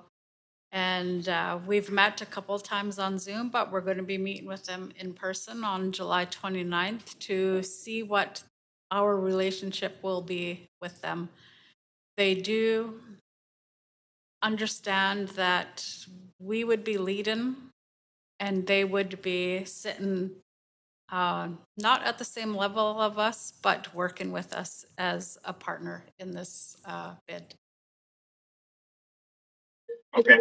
I guess mine's to Tricia. Can you speak to how that process and how this canoe is going to be from an Olympic standpoint, recognizing the different levels of engagement with the large number of municipalities? Thanks for the question. Yeah, again, a question of the multi-party agreement, drafting the terms of that. It could be similar, though we've talked about it already with the nations around Sun Peaks, that it would be similar to, they would have a similar role as the 4 host First Nations had in the 2010 games. So that's the model that we're looking at. Okay, and do you believe today that if we vote on the report, the staff report in front of us, that it keeps us in the canoe and it keeps us moving forward? Or do you think that there are amendments that are needed to better what municipality of Whistler and others did to show our support today? The support we're looking for is along the lines of what Whistler Council passed yesterday, and that is direction to staff to continue with the work needed to draft a multi-party agreement, which would be brought back to council by the end of the year. That's really important work. It needs to go. We understand that there are elections going on, but it's important that the staff continue this work, and it's important to have that direction. It also indicates to the province the level of support of the city, which is essential. You would have heard about the letter that I received from the province about what they'd like to see from us before they came to the table. We've been talking to them about the contents of that letter. The wording in that letter is very, very deliberate. For example, it talks about don't take it for granted. Don't expect that we would indemnify. It doesn't say we won't. It says don't just take it for granted. Don't assume that we will indemnify. So there's room for negotiation there, and that's why it's really important to get around the table and start to work out all of these details.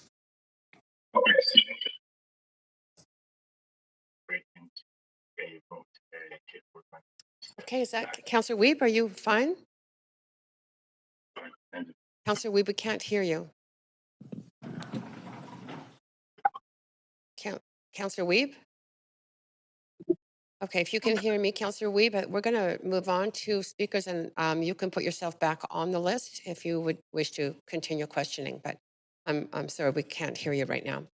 Councillor DiGenova for a second set of questions. Thanks so much. And before I start my second set of questions, I just wanted to sincerely apologize for the reference to what I will now instead say as I think it's best to call the delegation that's here today as a whole, not guests. So I want to apologize for that. And instead, I will say the host nation's exploratory assembly. I hope that's okay. So just my sincere apologies for the reference. I was hoping to ask a question of Tricia Smith, if possible. I may have questions of staff afterwards, but in really trying to understand in these recommendations that are before us that we have to vote on, is there an issue with any of the subsections saying once the host nation's exploratory assembly, it goes on and on. I'm not going to eat up all of my time reading through it, but would it be enough to say that, we're instructing our staff to continue working with the host nation's exploratory assembly and report back to council for a decision and have all of that in there with a goal of drafting a multi-party agreement and then include the subsections that are currently there? Someone's not on mute there, Chair. Yeah, that's everybody. Please make sure, Council, that you are muted. Thank you. Go ahead. So sorry, just wondering, would it be enough to add in here that we direct our staff to continue working with the host nation's exploratory assembly and with a goal of drafting a multi-party agreement?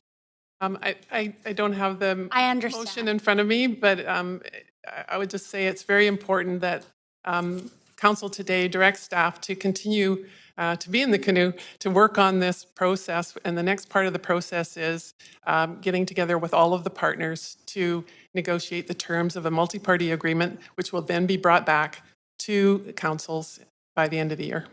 Okay, and I'm also just wondering if it would be prudent of us to add that, any further work that is done kind of not just be, insulated with our city team, that it's something that's done with the host nation's exploratory assembly, as I understand Whistler's been doing. Oh, absolutely. It's to work together with all the parties to explore the terms of a multi-party agreement, our draft terms. Okay. I'm sorry, I don't have it in front of me, so No, it's I hard to wordsmith. apologize. I didn't mean to put you on Yeah. the spot. And then I will ask a question of our staff again, if that's okay. I'm going back and forth. I have so many questions here, but one of the questions that I have is, I understand you're talking about the multitude of work before you, but is there any reason that as this moves further down the road that our staff couldn't continue the work and working towards a goal of a multi-party? I'm going to ask again, Mr. Mokri to respond to that. Yeah, thanks very much, Councillor, for the question. And I think this is a really key point. And if our partners will indulge me to also kind of tack on to the canoe metaphor, I don't believe that staff have recommended that we would get out of the canoe.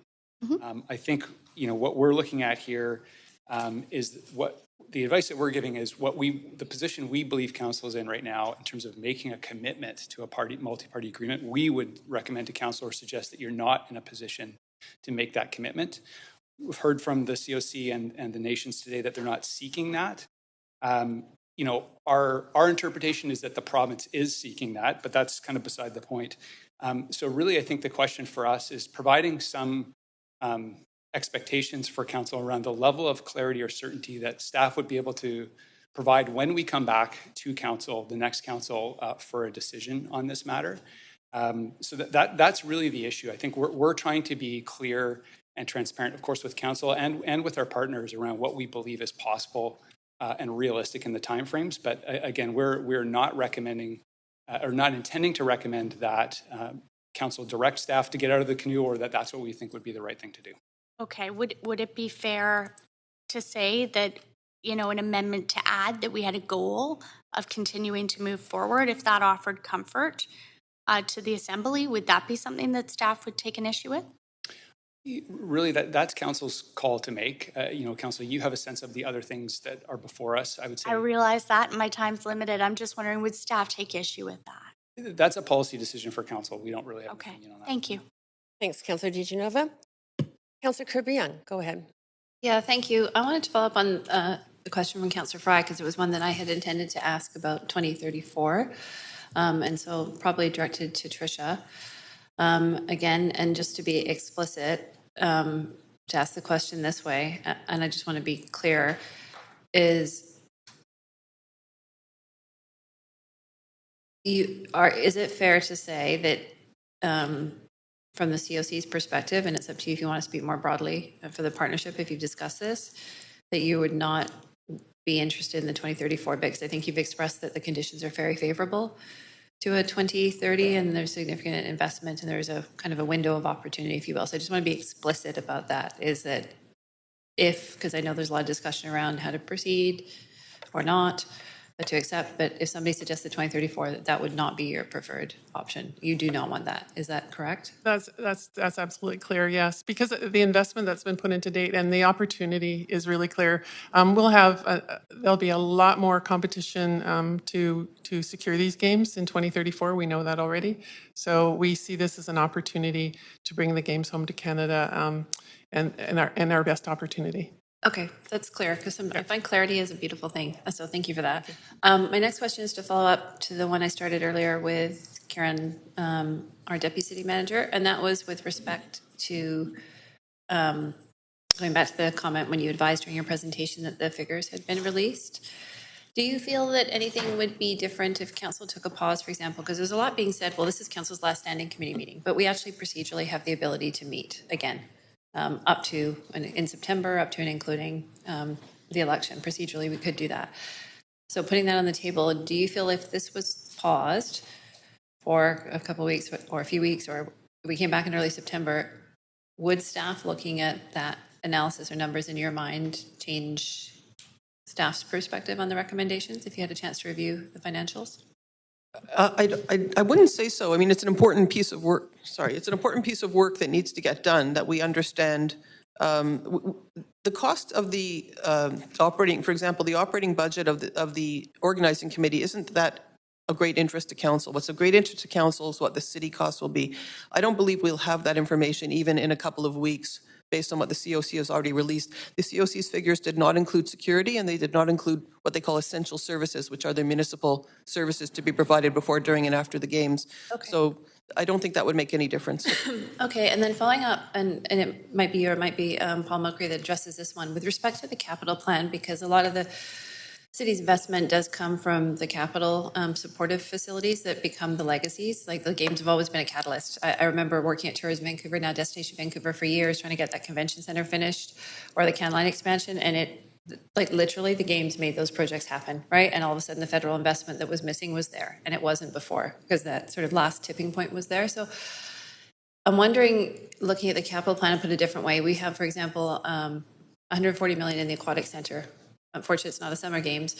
But is there anything in our existing capital plan that could be leveraged that supports winter facilities, like the renewal of the Marple Oak Ridge Community Center, which is not purpose specific, or are we due to retrofit Hillcrest, for example? I know that was used for curling, but then was transitioned back into being kind of more of a general purpose community center. Is there anything in the existing capital plan that could be leveraged, or not really, that doesn't line up with sort of winter sports?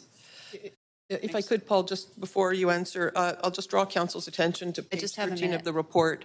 There's a list of the facilities that the COC has identified as the ones to be used in the games. So I think, yeah, thanks, Councillor. I mean, that's the work that we would need to do. I would say at this point, my understanding of the games concept is our expectation would be that the city would be making capital investments in facilities that are not currently in the capital plan. So I think that's the key issue. To be honest, there may certainly be opportunities to leverage federal funding or provincial funding. But I think the key point is that there would be an expectation of renewal of existing facilities that are not currently contemplated in the plan. Renewal money, as you know, is something that council made a number of difficult trade-offs around, because that's tax funded. So those would be the issues that we would have to work through, is understanding what are those costs, when would those costs be incurred, and what are the implications for the capital plan. Of course, we don't Is there know any opportunity to tie in with the redevelopment? Someone might want to pick up on this question of the PNE and the master plan for the PNE. Certainly, it's just a question of where those expenses are right now in terms of the list of priorities that council set out. They're not on that list. They wouldn't be issues necessarily that staff would be recommending from a renewal perspective, given all the other renewal infrastructure deficit issues that we have. But those would be the questions that we would need to bring you a more fulsome analysis of. Okay, that's my time. Thanks. Yeah, thanks, Councillor Kirby. And Councillor Bly. Thanks very much. And noting I may have less time, that's fine. I'll be quick. My first question actually is for Tricia Smith. If it's related to, I have the staff recommendations in front of me here, and recommendation A, what I'm trying to understand is it possible for staff to report back whether or not we should continue on based on the conditions of that report back, which are the Leadership Assembly will publicly make a decision without Vancouver. Is that even possible? Can you, just because it's audio? Okay, sorry, I don't have it in front of me, so it's difficult to say. Okay. Oh, thanks. So I'm looking at the left-hand side, yeah. All of these questions will be answered in the next phase. But first of all, the first one is that the Leadership Assembly has said today, basically the Leadership Assembly, all of the members have passed support for this. So, but the other parts of this, we need, as we said, we need to start to meet around the table together.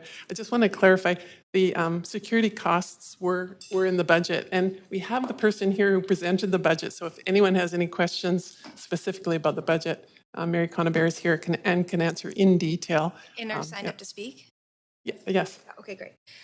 So the second piece is looking for more clarity, sufficient clarity around, and I'm hearing what you're saying that we need to do this, but I just want to break it down to see which parts are possible and which parts aren't. So I get number one has been covered.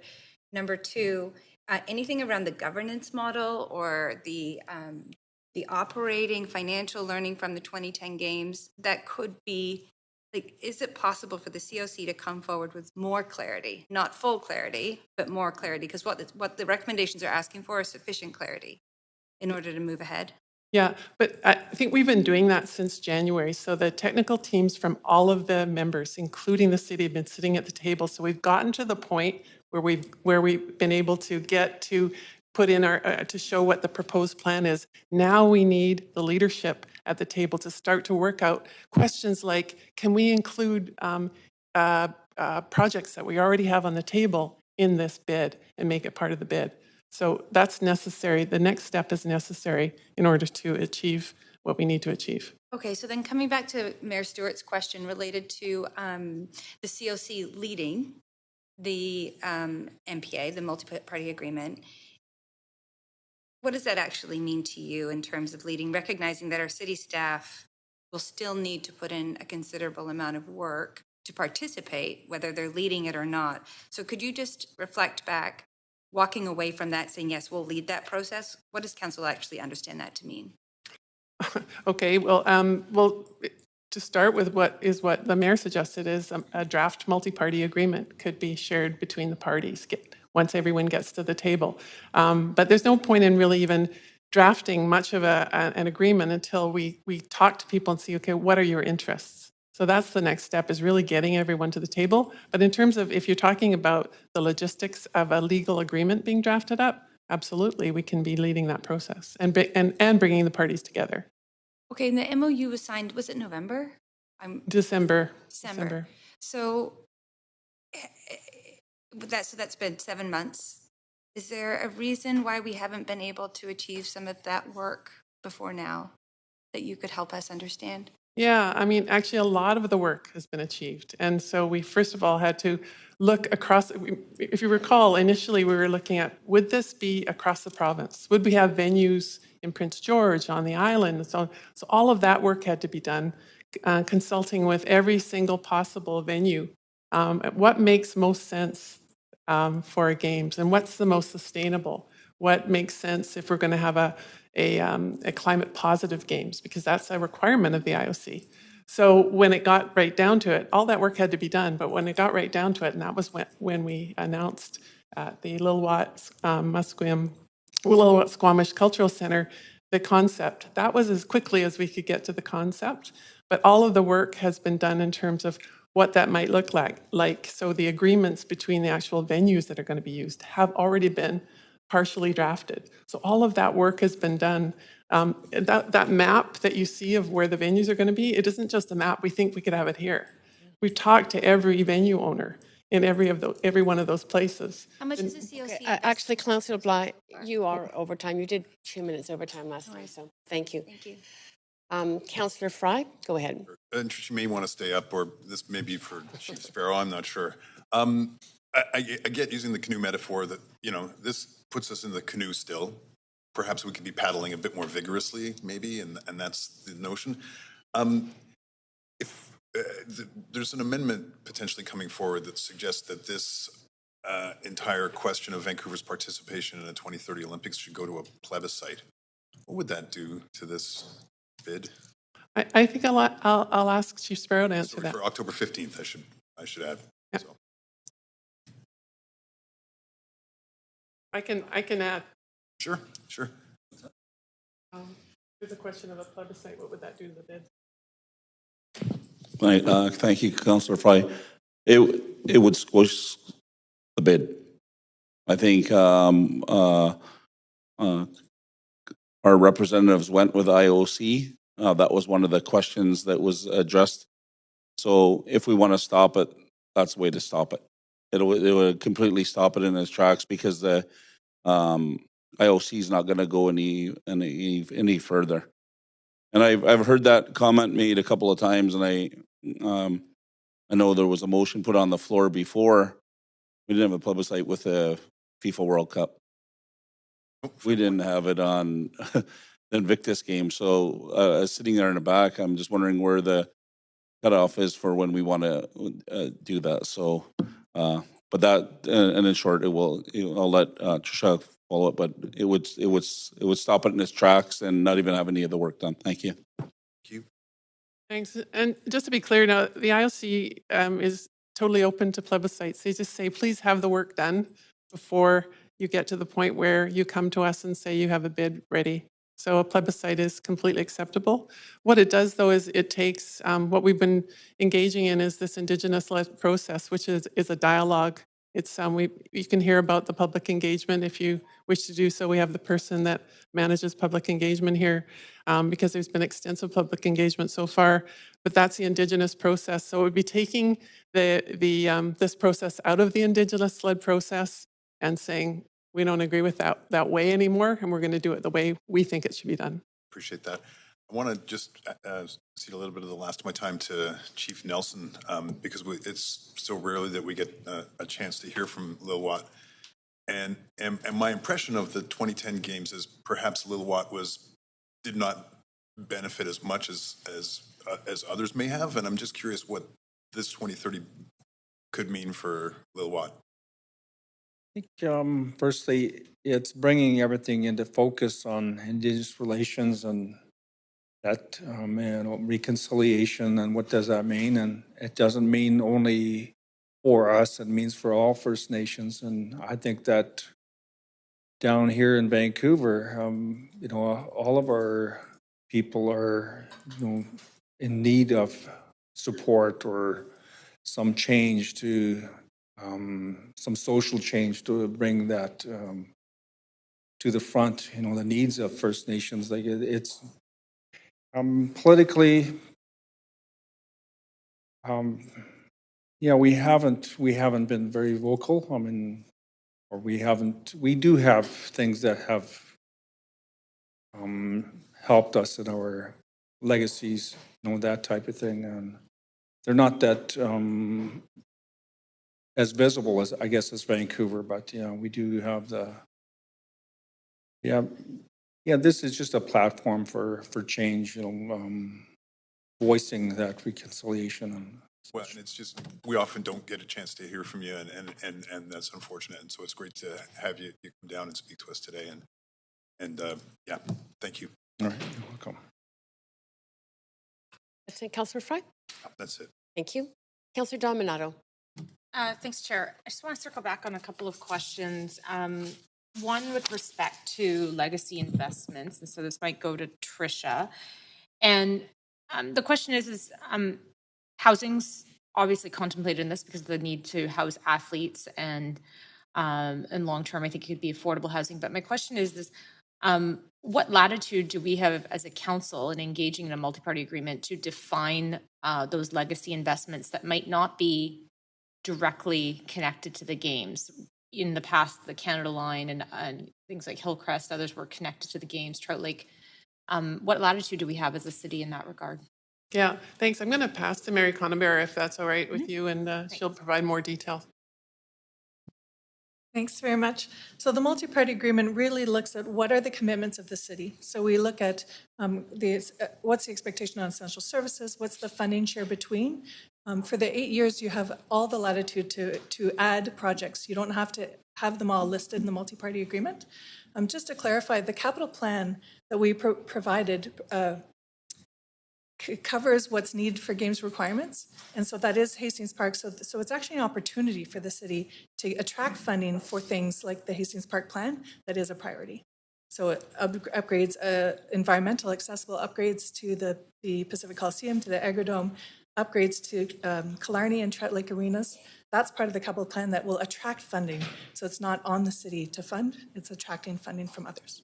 Okay, thank you.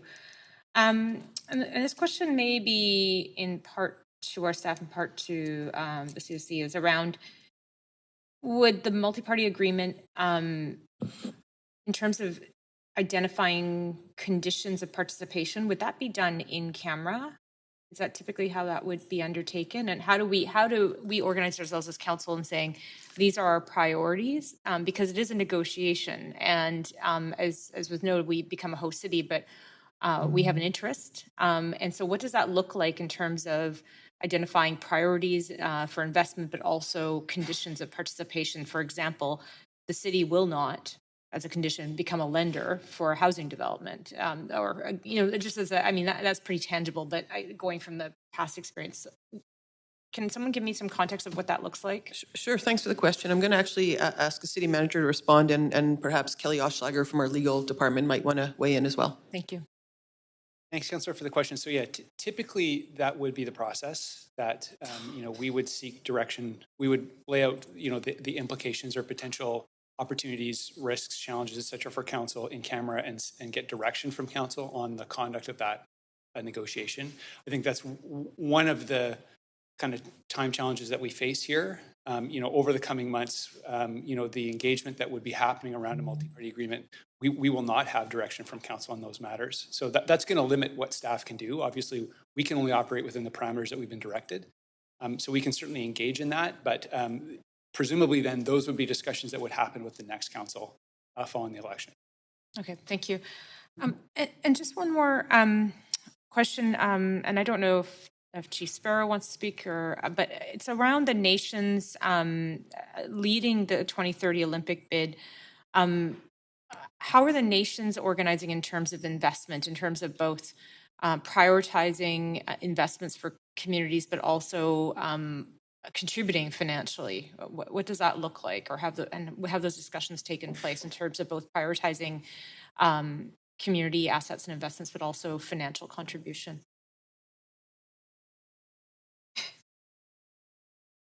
Big question, sorry. No, that's all good.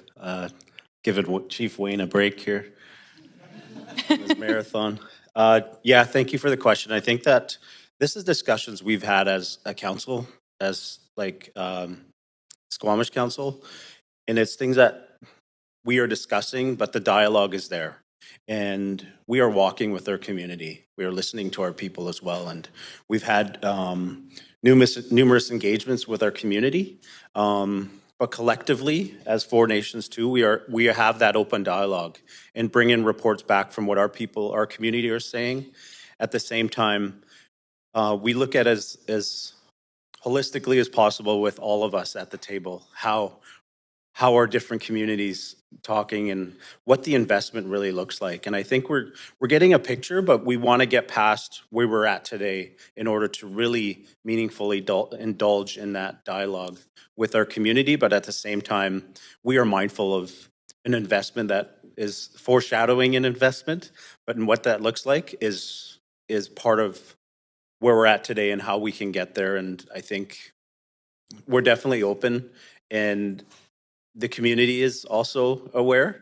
We want to make sure we don't get too far ahead of ourselves in front of our people, but we want to walk with them so they know at that time what that would look like. But we want to walk with them so they understand and comprehend that along the journey. Okay, can I ask you one last question? Sorry, Councillor Dominato, I'm so sorry. You're well over your time. I know you would like to do that, but sorry about that. Councillor Swanson. Yeah, this is a question maybe for Jen Thomas or Wayne Sparrow. Or yesterday we had a report on the missing and murdered Indigenous women and girls, and one of the actions coming out of that report was that everyone wanted and that we passed was to develop a healing center for Indigenous women and girls. And the urban Indigenous people who spoke to this, said they've been working for it and fighting for it for 30 years. So when I think of the Olympics, I think, oh my God, for the cost of the security, we could build that healing center. We could build more housing. We could build housing at Jericho, and it could be affordable. We could build housing for lots of homeless people. So how do you deal with the argument that if we just spent the money that's being spent on the Olympics on things that we actually need, it would be more efficient? So when the Murdered Missing Women Inquiry was here in Vancouver, I got to work with the commissioners quite closely for those 10 days they were here.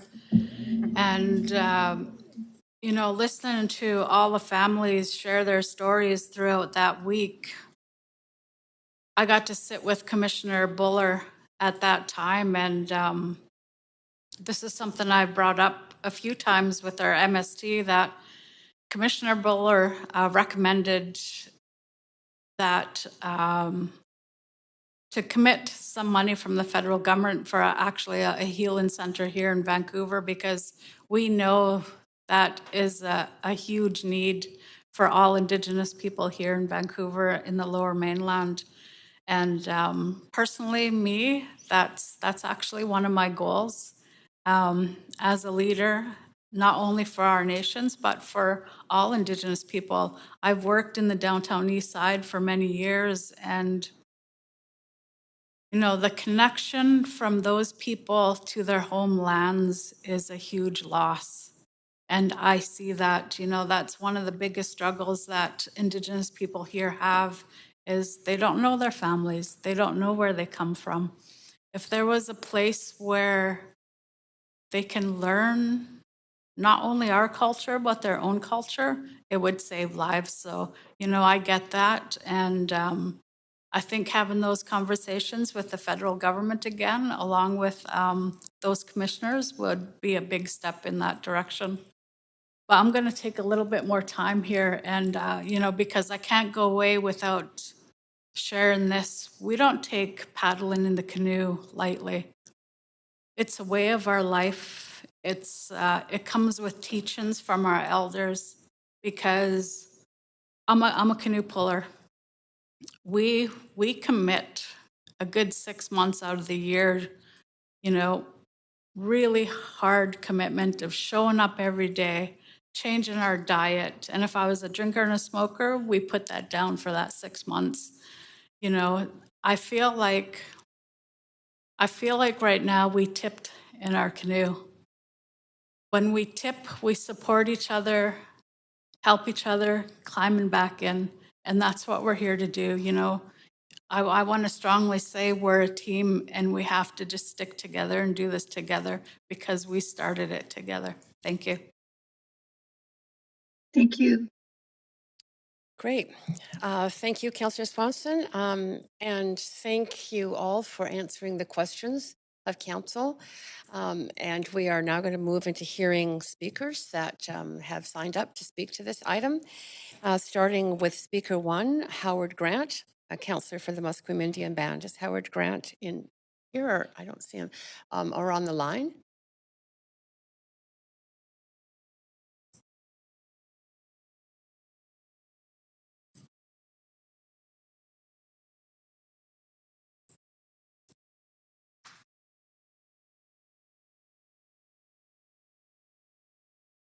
Okay, I'll call his name out again, but yes. Oh, sorry. Chief Sparrow, did you have some comments? I have to apologize. Howard was going to speak, and he could not make it this morning. I was trying to get a hold of him so we can just pass. He was just going to say a few words, but he's not in attendance with us today. Thank you. I appreciate that information. Thank you.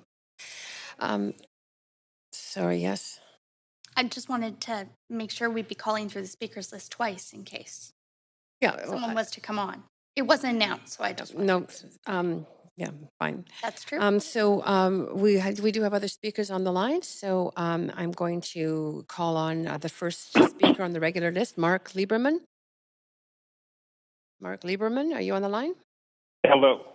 Oh, yeah. Hi. We can hear you clearly. You have up to 5 minutes to address council. Go ahead. Thank you. My name is Mark Lieberman.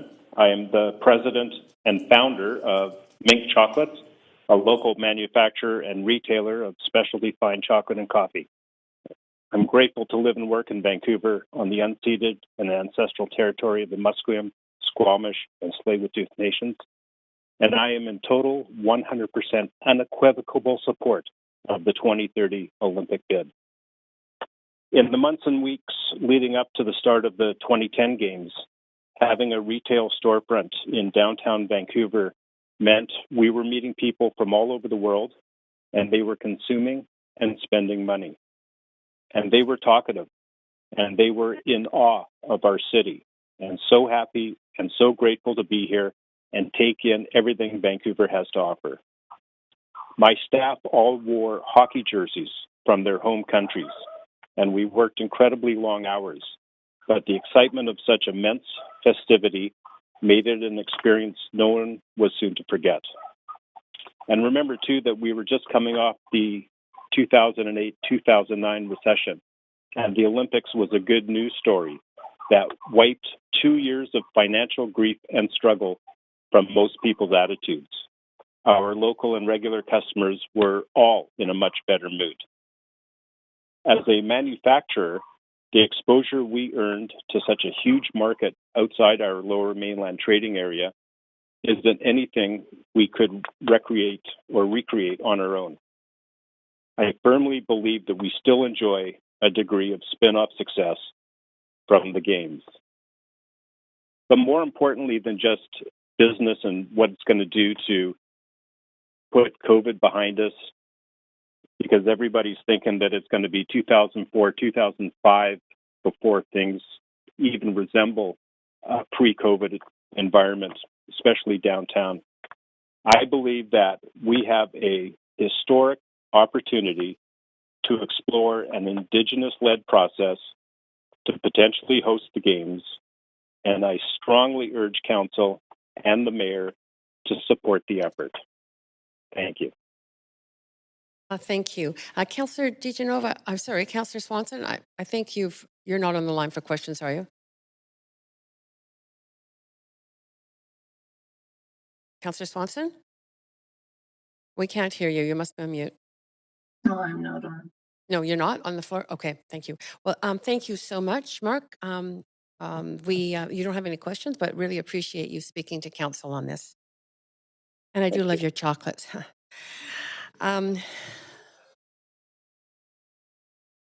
Speaker number 2, Rick Antonson. Good morning, and to the committee chair and vice chair and mayor and members of the council, and of course city management, and also Canadian Olympic Committee representatives and the leadership assembly. Thank you. My name is Rick Antonson. I'm the former president and CEO of Tourism Vancouver, and was there at the time that Tourism Vancouver launched the bid to bring the 2010 Winter Olympic and Paralympic Games to Vancouver and Whistler, and of course to Canada. I do not speak on behalf of the current destination, Vancouver, clearly, and we'll make just a handful of comments and happy to answer any questions. But I begin with being in unequivocal full support of Vancouver and British Columbia ambitiously pursuing hosting of the 2030 games. These represent an unparalleled opportunity, except that we're one of the few places that could say we do have a parallel opportunity, and we know so much. Maybe part of the background to this is that when we look at what happened in the run-up to 2010, the years before, during the games, the benefits, but also the substantial kickoff and impetus for many good things in the following decade. Bidding and securing the 2030 games will replicate so much of that, and I love the canoe metaphor, but having been through this before, I can tell those of you who haven't that we do all need to be in the canoe, because we haven't even hit the rapids yet. These are the calm times, and we need to get prepared. And part of being prepared is to put an unambiguous vision on the horizon, and pursuing 2030 will do that. I remember so many meetings with councillors and council and management from the city in the run-up to the last bid and in winning it. And indemnification and staff workloads were two of the biggest topics. But people were saying at the time, Vancouver's a grown-up city. We can deal with this. One of the amazing benefits is that a commitment like this sparks public policy and strategic decision making that otherwise simply gets punted into the long grass. Whether it was the forever we're going to expand the highway to Whistler, not getting it done. I echo what Councillor Kirby Young mentioned about the Vancouver Convention Centre. There were 3 funding partners to that. the federal government was the last in once the province was in. But key to it was Tourism Vancouver making a $90 million commitment. It was a separate business plan, Yes. but the Olympics became the Rick, catalyst. Rick, I'm so sorry to say, but you're well over time. However, you do have Oh, questions. sorry. No, it's Yes. fine. It's totally fascinating what you're saying, but you have questions. So if you would stay on the line to answer them, that would be great. Sure. Councillor Kirby-Young for questions. You have up to 3 minutes. Yeah, thanks, Chair. Hi, Rick. How are you? Hi there. I'm well, thank you. I'm going to maybe preface this conversation for context for people by saying that you hired me and I was at Tourism Vancouver with you when we were working on the bid. So I'm just going to provide Very some good days. very good days. I'm going to provide some straight up context. And if I can kind of wrap up what you're saying, what I'm hearing you say is that this is kind of a bit about leadership and actually trying to push the envelope and daring to dream, because you referenced some points that I had raised, like the convention center. I think about the Canada Line and some of the, we even floated, I think it was the idea of a fast train to Seattle. Some of the ideas come off and they happen and some of them don't. But would you say that about 0 of them happen unless you actually try to step up and push it forward?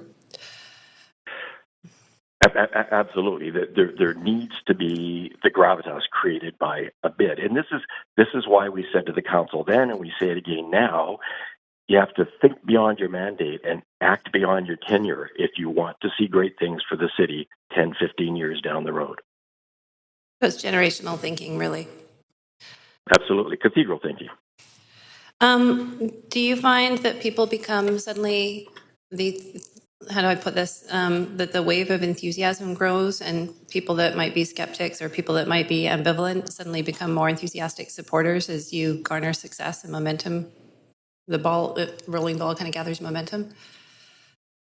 You know, one of the things we learned is the old adage that every great idea goes through 3 phases. First of all, it's a dumb idea. Secondly, it's a good idea, but not worth doing. And then the very same people, when it's a resounding success, say, I knew it was a good idea all along. This is about community-embraced process and community-embraced tourism and a community-embraced vision. Okay. Thank you. Appreciate it. Thank you. Thanks. And you still have more questions. Thanks, Kirby-Young.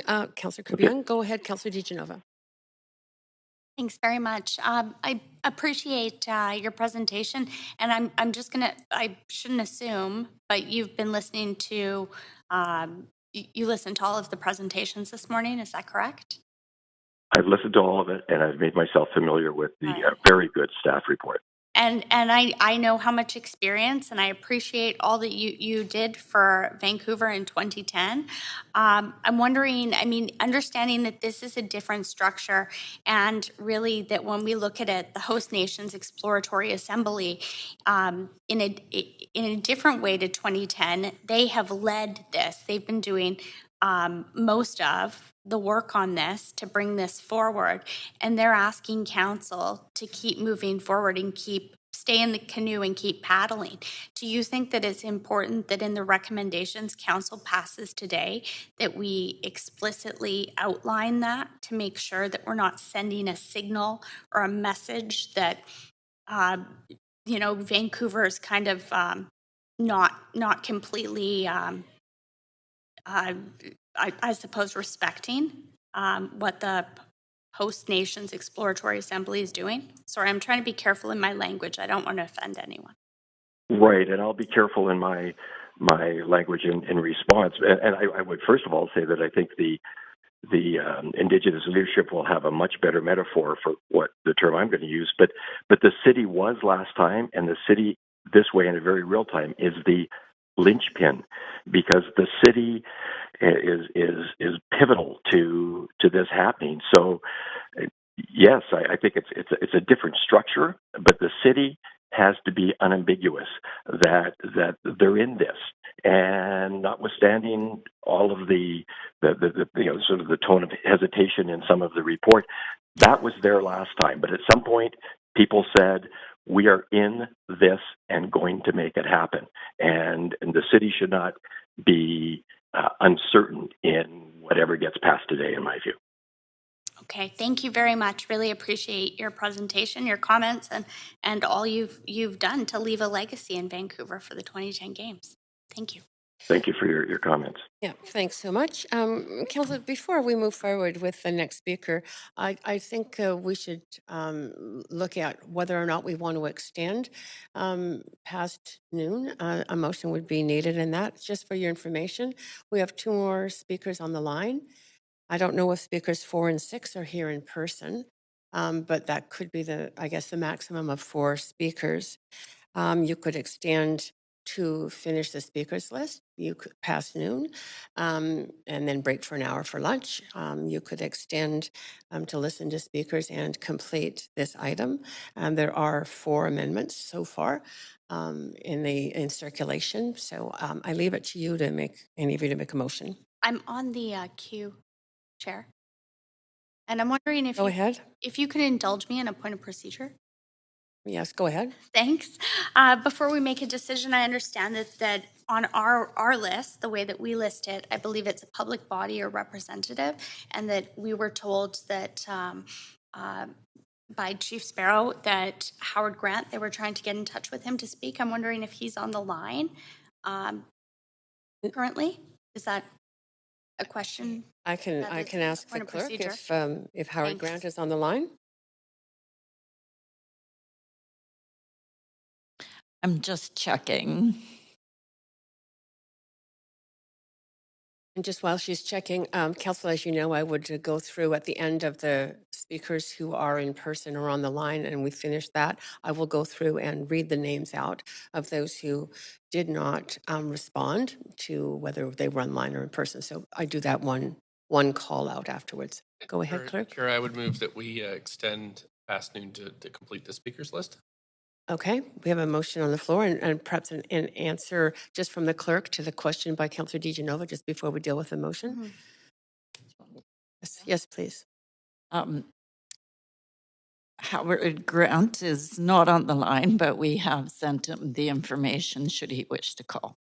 Thanks, appreciate that. There's a motion on the floor, which is to extend past noon to listen to the remaining speakers on the list. I'm just going to test. In favor. Sorry, I'm sorry. Do you have a point of information potentially to the motion, Councillor? Yes. Councillor Bly? Thank you. I just want to clarify, we've come to this situation before where we hear from speakers, and then speakers get on the line during lunch and come back at 1 o'clock and would like to be heard. So I just want to confirm that if speakers are, because we are so close to noon here, may not be expecting to speak before noon. If they don't call in, when we come back after lunch, that we'll go through the list then, and if they're on the line, they'll be heard. Yes, I think I'll turn to the clerk. That's not been a protocol I've seen used before to keep it open. Usually you close the list, but I will turn to the clerk for an answer to that. Go ahead. Thank you, Chair Carr. All the speakers who had signed up to speak via telephone are on the line, and they had been notified quite a bit earlier.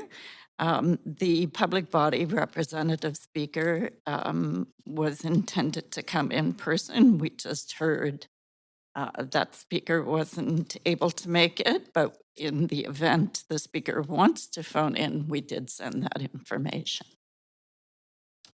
Are you satisfied with that? Okay. Yes, and I'm just asking for, Councillor DiGenova, I'm going to do a vote right now.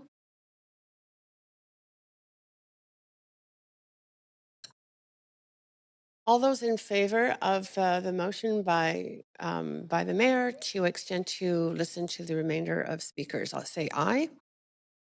Any opposed, say nay. Good. All right, that's what we're doing. Thanks very much, Mayor and Council. And so we are now on to Speaker 3, Darren Simpson. Darren Simpson, are you? Good morning. Yeah, good. We can hear you clearly. If you could just let me know. It's a question we ask if we don't have a record of it. Are you a resident of Vancouver? I am not. Okay, no problem. Go ahead. You have up to 5 minutes to address Council. Thank you, Chair, Mayor, and councillors for hearing me today. As mentioned, my name is Darren Simpson, and I am representing the Hotel Association of Vancouver. Although I do not live in Vancouver, I am very fortunate to work on the traditional, ancestral, and unceded territories of the Coast Salish peoples represented today, the Squamish, Musqueam, and Tsleil-Waututh First Nations.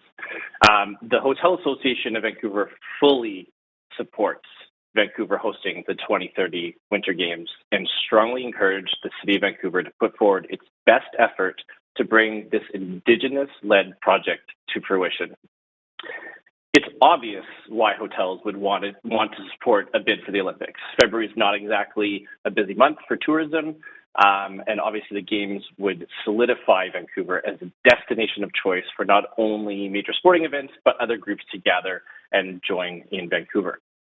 The tourism and destination legacy, as they did in 2010, will once again showcase Vancouver on the world stage to remind people why Vancouver should be on their bucket list to either visit as a destination or live, work, and play as we are so fortunate to enjoy. In terms of a legacy for 2030, there's a potential to bring a social legacy and purpose to build a better community for what we want to see in our city, in the city I get to work in, and many of you live in, long term. The spirit of inclusion and true reconciliation, not only working with, but being led by our 4 host nations. For my final thoughts, I want to leave you with the power of sports. In an often divided world, the world we currently see, it's on social media and the news regularly, sport is unique and important connective tissue that binds us together as a people, both across societies and in unique situations. A powerful example that I can provide you is from Nelson Mandela. In 1995, he was the president of South Africa in a deeply divided country. Mandela decided to wear his team's jersey at the Rugby World Cup. Soon, the mostly white crowd was now chanting Mandela's name in the stand. Mandela later said in 2000 that sport has the power to change the world. It has the power to inspire. It has the power to unite people in a way that little else does. It speaks to youth in the language they understand. Sport can create hope where there was only despair. And I will leave you with that. Thank you for your time. And thank you for your time. I very much appreciate you speaking to Council on this issue. There are no questions, but have a good day. We are on to speaker 4, who's supposed to be here in person, Richard Peter. Richard. Oh, great. Wonderful.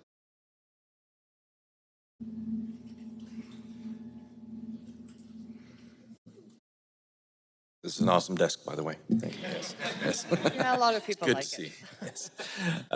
Yeah, first, thanks for coming out here and allowing me to come out and speak on behalf of the Games Committee. And so for me, it's great as a Paralympic athlete to come out and, support the bid. It's always been great. Once I heard about the Games, I'm like, of course, I want to get out here and support as much as possible. I know I came back to this venue here. The last time I was here to talk was right after the 2012 Games, as I was a Paralympic athlete for Team Canada, and we were invited back here as medalists. And so I came back as a gold medalist to come back and was celebrated with the rest of the BC athletes. And so it's been great throughout my whole career. I actually represented Canada for about 20 years to 5 Paralympic Games. And throughout those 20 years, most of the time, I was one of the only few Paralympic athletes that had Indigenous background. And so that's definitely, had some ups and downs. But it was definitely, for me, it's always been a badge of honor that I could get out there and represent Canada and then also represent my community and my people and my family. Also, sorry, I should have mentioned too that, yes, I'm known as Richard Peter, but also traditionally, my name is Salah Keenum from Cowichan Tribes on Vancouver Island. Currently, I still do reside here in Vancouver. So once the Games engagement started, I, of course, put my name forward, said, yes, I would support as much as possible in any way as possible.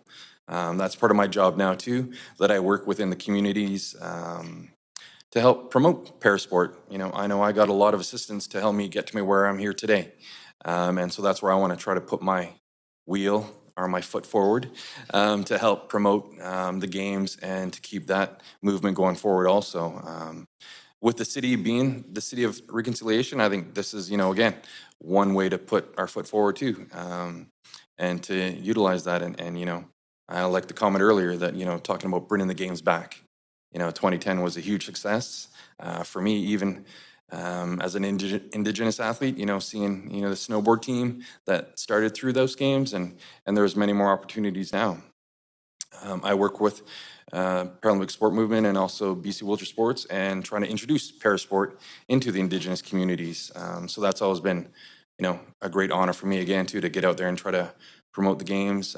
As I mentioned, it was a bit of a rocky road for me at times. There's always a bit of racism, many different barriers that are always there, and I had a lot of support. And so that's where, I'm glad that I can lead some support there also, and try to make that road for any upcoming athletes to be a bit smoother, a bit easier. Vancouver is definitely a large growing city, and I think that's where, we showcased that in 2010. And in 2030, it's going to be another opportunity to keep going forward. And I just want to say thanks that, given the short time to come out here and voice my concern too, and also just talk about my support. I've always gotten a lot of support for myself, and so that's why I was trying to give back. And again, getting on the canoe, getting out there to paddle. I always talk about the different Paralympic movements too, and let's make sure that paddle is wheelchair accessible. And but yeah, just to make it open for everybody, and that's one of the biggest things. And that's where I'm part of the team here, that we're all working together, and jumping on that canoe and working as a team. And that's what the sport movement has always done for me. It's helped me grow. It's opened a lot of doors for me, and I want to continue to open those doors for other athletes behind me. And so just thanks a lot, and show my support. Thank you. That's great. Do you want to just say that you do have questions? Thank you. Thank you very much. Councillor Dominato, go ahead. Hi, Richard. Thanks for coming in today. Timely that you're talking about the Paralympics. So we just passed an accessibility strategy, and given the context of opportunities that might arise from an Olympic Paralympic Games in Vancouver, I think there's some synergies there. But I wanted to get your perspective on what a 2030 Olympic and Paralympic Games can mean in terms of inspiring and empowering Indigenous youth and non-Indigenous youth with respect to sport. I think especially with Indigenous communities, it's sport is always a huge aspect. I mean, for me, I got injured in the 70s, and I got, I succeeded with my family. That our family was very sport orientated, and so they kept me going. And we talked about inclusion back then, and I think we just did it automatically. That I got included with the rest of my family and my community to play sports, and so that was back in the 70s and early 80s, and so now that movement, is still going forward, and I think that's one of the big things now that I'm doing to try to promote sport and introduce technology. Like even the wheelchair that I rode in today, that was much different back in the 70s that I cruised in it, and now technology has totally changed, and it's making every recreational sport opportunity that much more open for everybody. And I know it's always a bit of a challenge within different Indigenous communities, whether it's very remote, whether it's here in town. There's always many obstacles there too, and it's always for me to try to make those obstacles much smaller and make it open open those doors for other athletes and participants. Okay, thank you. I appreciate your comments. Yeah, that's it for your questions, but really, really appreciate you representing Canada and your successes, and thank you so much for being here to speak to us. Thank you. Council, I just want to inform you that the clerk has informed me that Howard Grant is trying to call in and is having difficulty connecting. What I'm going to suggest is that we hear the speakers who are here, but if you can support the fact that giving Howard Grant the chance to phone in after lunch may give time for the technical difficulties to get sorted out. Then if we can support that, then the clerk can notify him of that. Can we move a motion to that effect? Yeah, sure. Okay. If you need one, Chair. I'm happy to not move sure it. that I really do. Maybe everybody Okay. can just say, yes, that's a good idea. Yes, that's a good idea. Great. Okay, thanks. And clerk, if you can contact him, that would be wonderful. Great, thank you. We are on to Speaker 5, Royce Twin. Good afternoon, Mayor, Council Chair, Royce Twin, CEO of Destination Vancouver. Can you hear me? You bet, clearly. Go ahead. Great. Thank you so much. And thank you very much for the opportunity to speak today on behalf of Destination Vancouver, our board, and our support for the city's participation in a bid to host the 2030 Olympic and Paralympic Winter Games.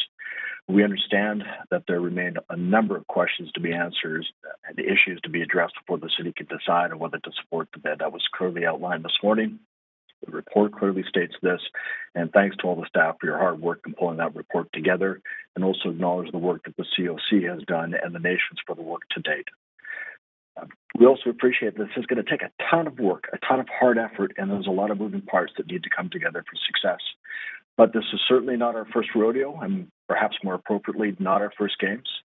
I think that we can all agree that the 2010 Winter Games firmly established Vancouver's growing reputation as a competitive, desired global destination. And as a result, we have no doubt the 2010 paved the way for Vancouver to be part of the FIFA Women's World Cup in 2015, Rugby Sevens, secured the Labour Cup in 23, the Invictus Games in 25, and a host city for FIFA in 2026. We know that there's an economic legacy here from 2010. Many of the data points were included in a well-reported Conference Board of Canada. Games injected over $600 million directly into our economy.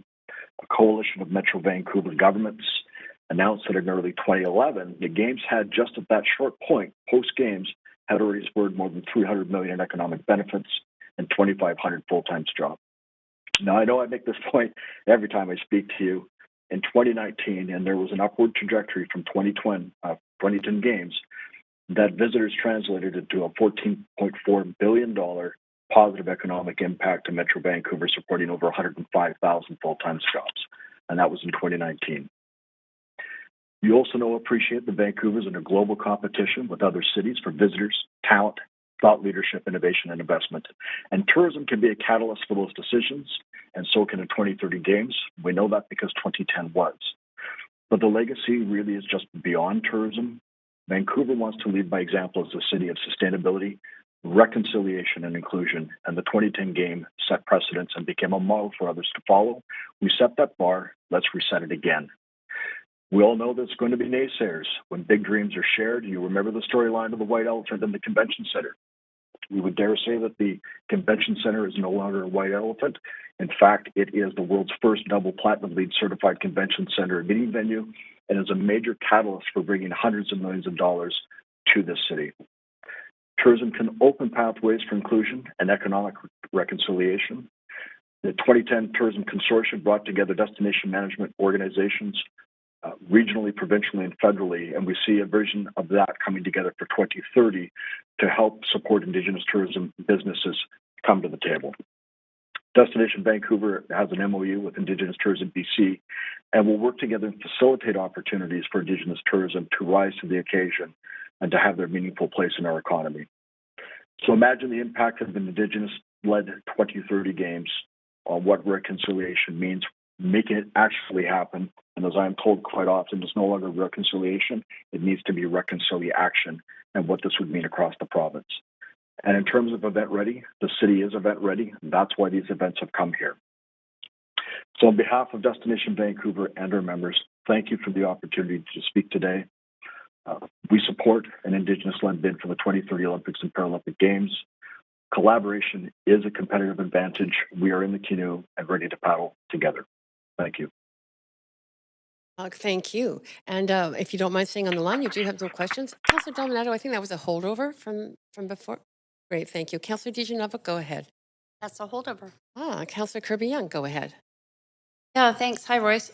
I have one question for you, and I wonder if you can comment. I mean, obviously, I'm going to just preface this question just to frame it to say that decisions have to be taken responsibly and looking at the context and the benefits and the overall merits of them. But I wonder if you can comment, generally speaking, in terms of the perception of Vancouver, in terms of how open we are to hosting major events and how easy it is or not to host major events and what impact that has on building our tourism sector? Thank you, Councillor, for the question. I can say in talking to a number and turning down a number of opportunities, Vancouver is very much a desired destination for major events. The fact that we're hosting the current event slate and this is being considered will draw that much more business. It is recognized that we are tough to do business with for reasons that we all know. There's opportunities. Obviously, there's a lot of work that needs to be done, and it's not as simple as some of the event organizers understand that. But this city is desired. People want to come here. People want to bring events here because they see a track record of success. Okay. And generally speaking, like, I just want to tease that out a bit. When you said we're generally known that it's tough to do business here, what does that actually mean? Does that mean that we don't kind of appear in the potential bidding lineup for some events, that people bypass us, or they go where it's easier to do that business? Do you want to expand on that? For sure. If I can speak bluntly, and feedback that is given directly from me from organizers, is that there is a lot of hoops, there's a lot of bureaucracy, there are a lot of steps to try to get events done, but there's a real determination to do that because they know that Vancouver will be successful. Okay, so sometimes it's worth it, but it's sure not easy. That's what I'm hearing you say. That's correct. And it would be good if we made it a bit easier and we're a little bit more enthusiastic and welcoming for events. I think we're enthusiastic, but again, we've set out the global calling card. We turn down events to Vancouver that we don't believe is the right profile for it. But that's because there is a demand for Vancouver. We have created demand for this destination globally. Can you give us an example of an event that you as tourism may have turned down or not wanted to support versus why you're advocating for the 2030 bid?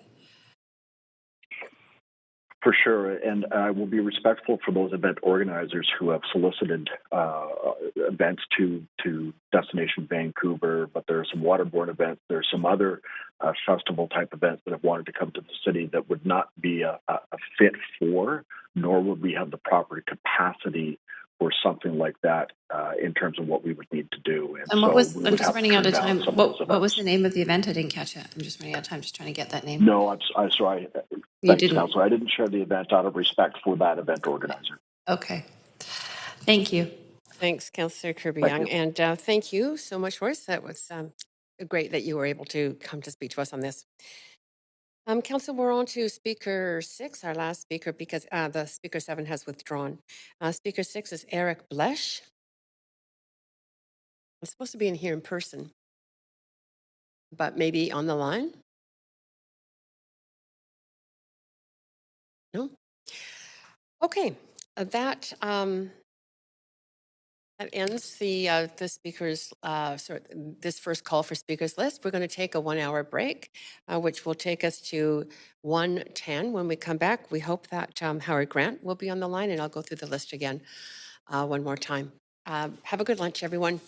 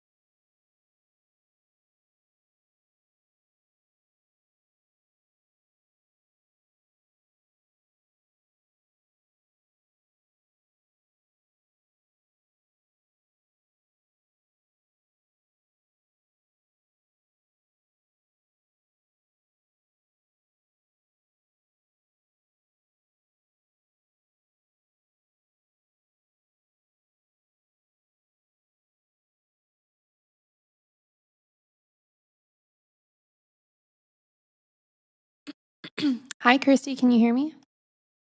Hi, I can hear you, Elise. Can you hear me? I can. Thank you. Perfect. Thank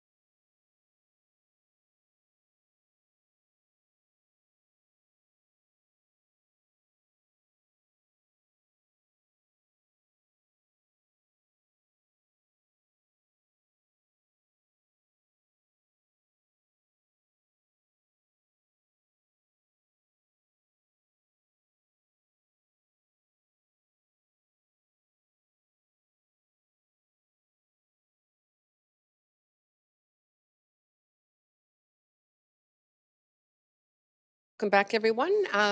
So we're going to reconvene and start with seeing if any of the speakers who were not able to be present before lunch are now here. So clerk, do we have Howard Grant on the line? Yes. Great. Howard, can you hear me? Yes, I can. Oh, we can hear you clearly. And go ahead. You have up to 5 minutes to address council. Thank you very much. And thank you, Mayor and Council, for allowing me this time to speak. So thank you very much. Again, I would like to start off by saying that we are indeed the city of reconciliation. I sit on the city's task force between Musqueam, Squamish, Tsleil-Waututh, and the City of Vancouver task team that consists of members of all four councils. And I look forward to this as a very energized exercise that we want to ensure that comes to fruition. May I say at this point in time that each one of us receives briefings from our technical support team. And I must say, quote unquote, best briefings are evidence-based and solutions-oriented. Having worked within a bureaucracy my whole life, it is always understood that one comes forward to say, here are the pitfalls, but here are the solutions that we can overcome. And I think as City of Vancouver is growing and as we as First Nations in this new relationship, the word can't do it, won't do it, are not within our vocabulary. And I look at UNDRIP and the city's quest to ensure that they are indeed the city of reconciliation, that they look at this development of this task force with respect to UNDRIP and the clauses that are contained therein. And may I cite them? Redress, as in Clause 8, Sub 2, Sub B. Redress for dispossessions of lands, resources, and territories. Clause 20, Subsection 2. Indian people deprived of their means of subsistence and developments are entitled to and for a fair, just redress. 21.2, states shall take effective measures and where appropriate, special measures to ensure improvement of their economic and social well-being and their conditions. So those are foundational pieces that we looked at. And when we had this opportunity collectively to seek the Winter Games, the Olympic Winter Games, we saw this as a joint venture that we looked forward to working together, that we saw and we understood that this was something that was not only meaningful from an economic perspective, but from a new relationship and one that was built on this foundational piece that we called UNDRIP and reconciliation. So I look at that and I see that we together, although we see many roadblocks and hurdles in front of us, those are not unachievable. Those are something that we can look forward to and ask our teams, our technical teams, to roll up their sleeves, work hard at, look at, and seek out those solutions so that we can come together and say, we are the city of reconciliation. You know, I want you to know that I do this work because of what my elders spoke about, and spoke to change and to improve. And you and we as members of elected councils, that was our responsibility to seek and improve. And I look at that as a foundational, again, I use the word so many times, a foundational, that we together can make this change, and it would be an economic benefit to our community collectively. So I urge you to look at those things, look at UNDRIP, look at the opportunities of what is out there for us, as opposed to what we may want to say we fear. So with that, I want to say thank you to the City Council, Mr. Mayor, and others, allowing me to have this time just to say a few words in support of us moving forward and continuing on our path to seek the opportunity in our quest for hosting the Winter Games once again, and once again being proud to say that we are on the map of the world. So Thank you very much for this opportunity. Thank you. Thank you so much, Howard, for you taking the time to call in to us and being persistent and being able to get on that line. Really appreciate that. There are no questions for you, but again, thank you, thank you. Council, Okay, I will sign up. Yep, thank you. Council, I'm just going to read out one more name that of someone who wasn't present. That's Eric Lesh.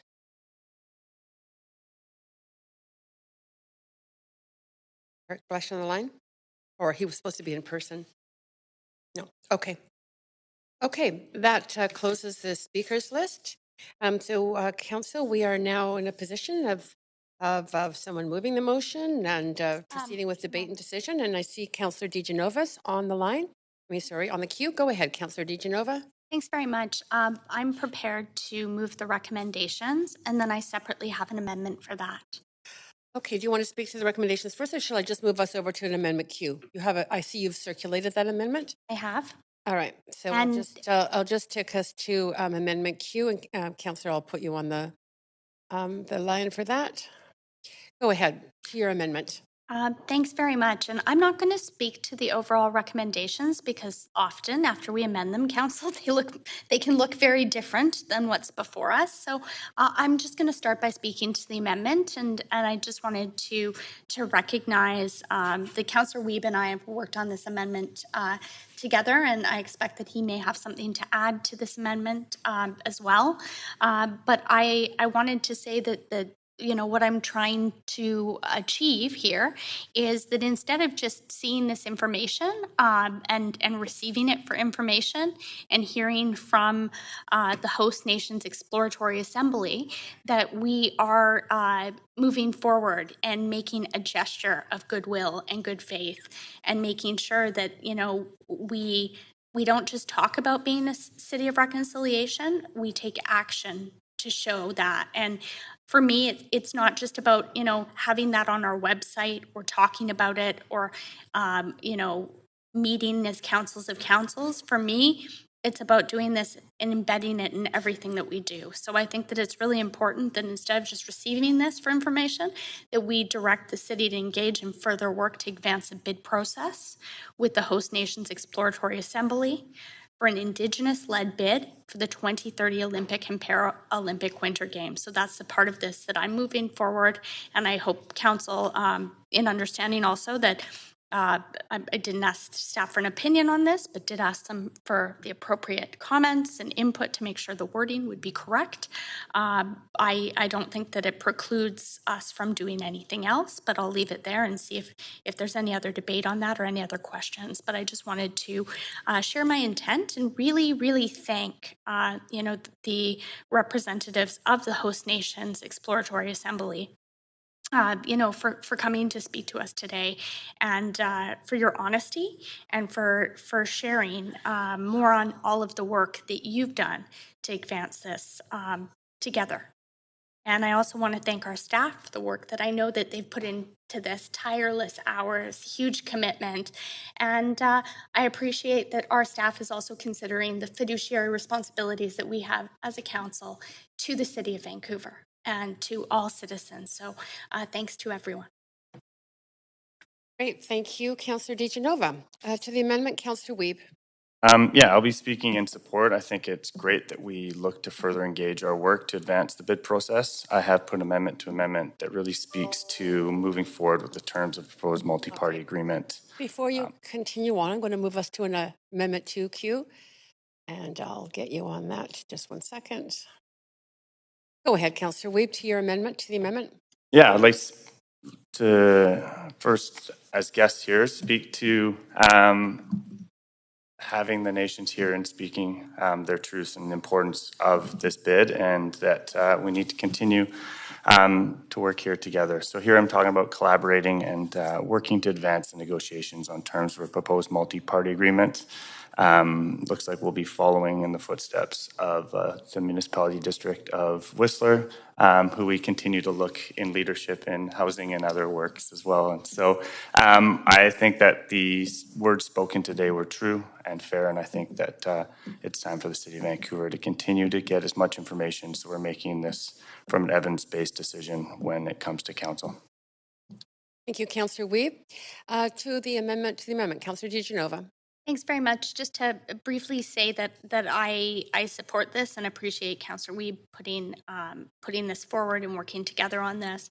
But I really do think that this addition and in working together to try and achieve a multi-party agreement does speak to what Chief Sparrow had suggested, which is making sure that we are paddling together and we communicate together with each other. And I just wanted to say that I know many of my colleagues have strong feelings one way or the other, as I've heard, as we've debated here before, when talking about, the possibility of an Olympic Games in 2030. Regardless of how you feel about this doesn't mean that we're for or against it.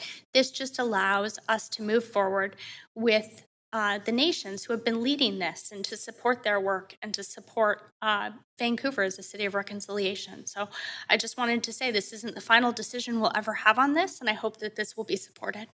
Thanks. Thanks, Councillor DiGenova. Councillor Hardwick to the amendment.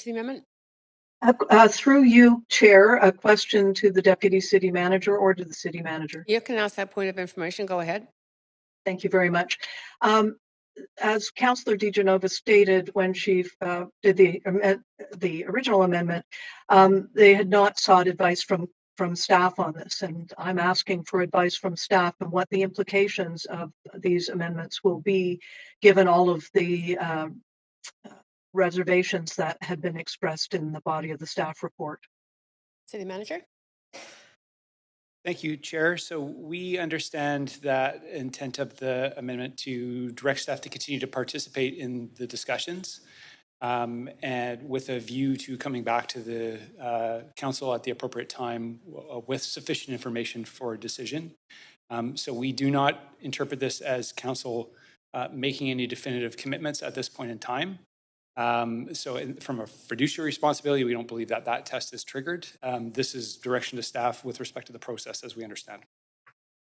And the allocation of work, since we were told that you guys were over a barrel to start with? I mean, that will constrain, obviously, the amount. It's difficult to say at this point what this will entail in terms of workload from staff. There is other work that is non-discretionary in terms of delivering on other responsibilities that the city has or other work that we need to do to support this council and the next council. But we clearly understand the intent here that the city staff would, to the best of our ability, would participate in this. I think we've also heard some helpful clarification around the role of the COC in leading this process, which provides some, again, helpful context in that regard as well. And you would set off alarm bells if you felt that it was not achievable? I think we've been clear, Chair, through you, around the challenges we foresee around the amount of work that's required, the timeframes involved, our capacity, the requirement for meaningful involvement of other parties, particularly senior governments. But with all of those kind of pieces on the table, we would do our best here. Thank you very much. Thanks, Councillor Hardwick. Councillor Bly to the amendment. Thanks very much, Chair. I will be speaking in support of both the amendments. And the reason I'm speaking in support is because what we've heard today and through speakers and also the presenters that came, that this work, the MOU, the intent behind moving this forward, taking this to the level that the province can engage and the federal government can engage, cannot happen without the City of Vancouver. And that's really my key takeaway. And I just want to say that I hear staff's concerns around bandwidth, and it's not even just simply bandwidth. This is an enormous undertaking. So I hope that if necessary, there will be memos and information coming back to us. We may be recessing at the end of this month, but we certainly are still elected till October.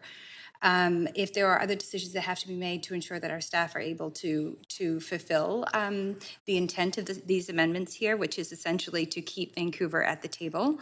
And we've heard loud and clear that That's what's required in order to meet the conditions that are laid out in the staff recommendations, and that they can't happen without Vancouver fully participating. That said, I think there is some comfort in COC, the leadership of the Canadian Olympic Committee in helping navigate and steward this process along. And then also, you know, I think at the end of the day, this is not a decision as to whether or not you support the Olympics going forward or not. I believe what it is sort of in good faith that we made a promise. We signed an MOU, and I can honestly say I remember the moment when that was signed, and I came and I witnessed that, and I also thought, City of Vancouver is a pretty big player in this MOU, because when it comes to risk, you know, we would sort of perhaps have the role of official host city. And so with that comes responsibility. So we can't abandon the process at this point, and we can't expect the process to go forward without us. So I think staff have done a good job in the report and bringing this forward, so council is very well informed. And then this is what we call political will to take it to the next step. So I'm happy to support for those reasons. Thanks, Councillor Bly. I see no other speakers on the queue. So, Clerk, could you take us to a vote first on the amendment to the amendment? And I think it's highlighted in blue. One sec. It's the blue language on the screen.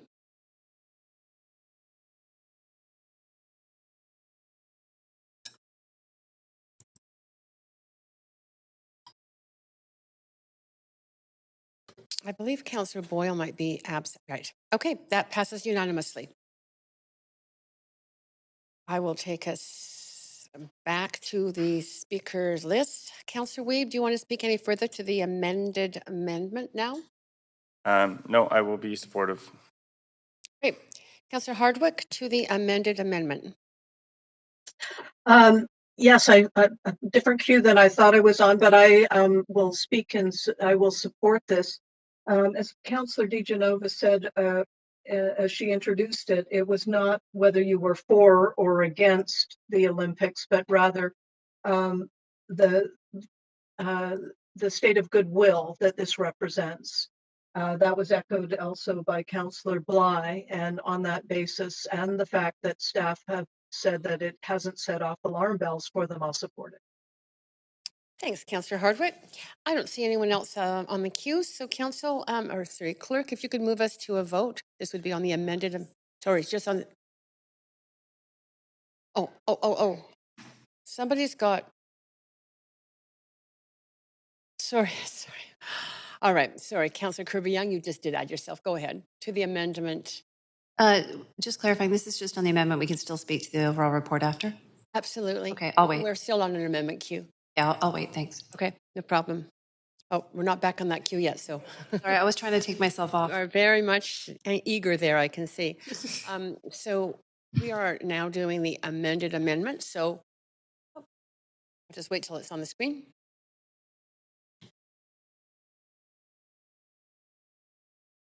Okay, everybody see it. So the amendment, the first that was tabled by Councillor DiGenova is in red, and we just voted in support of the blue. So we're now voting on this amended amendment. You take it to the vote, please, Clerk.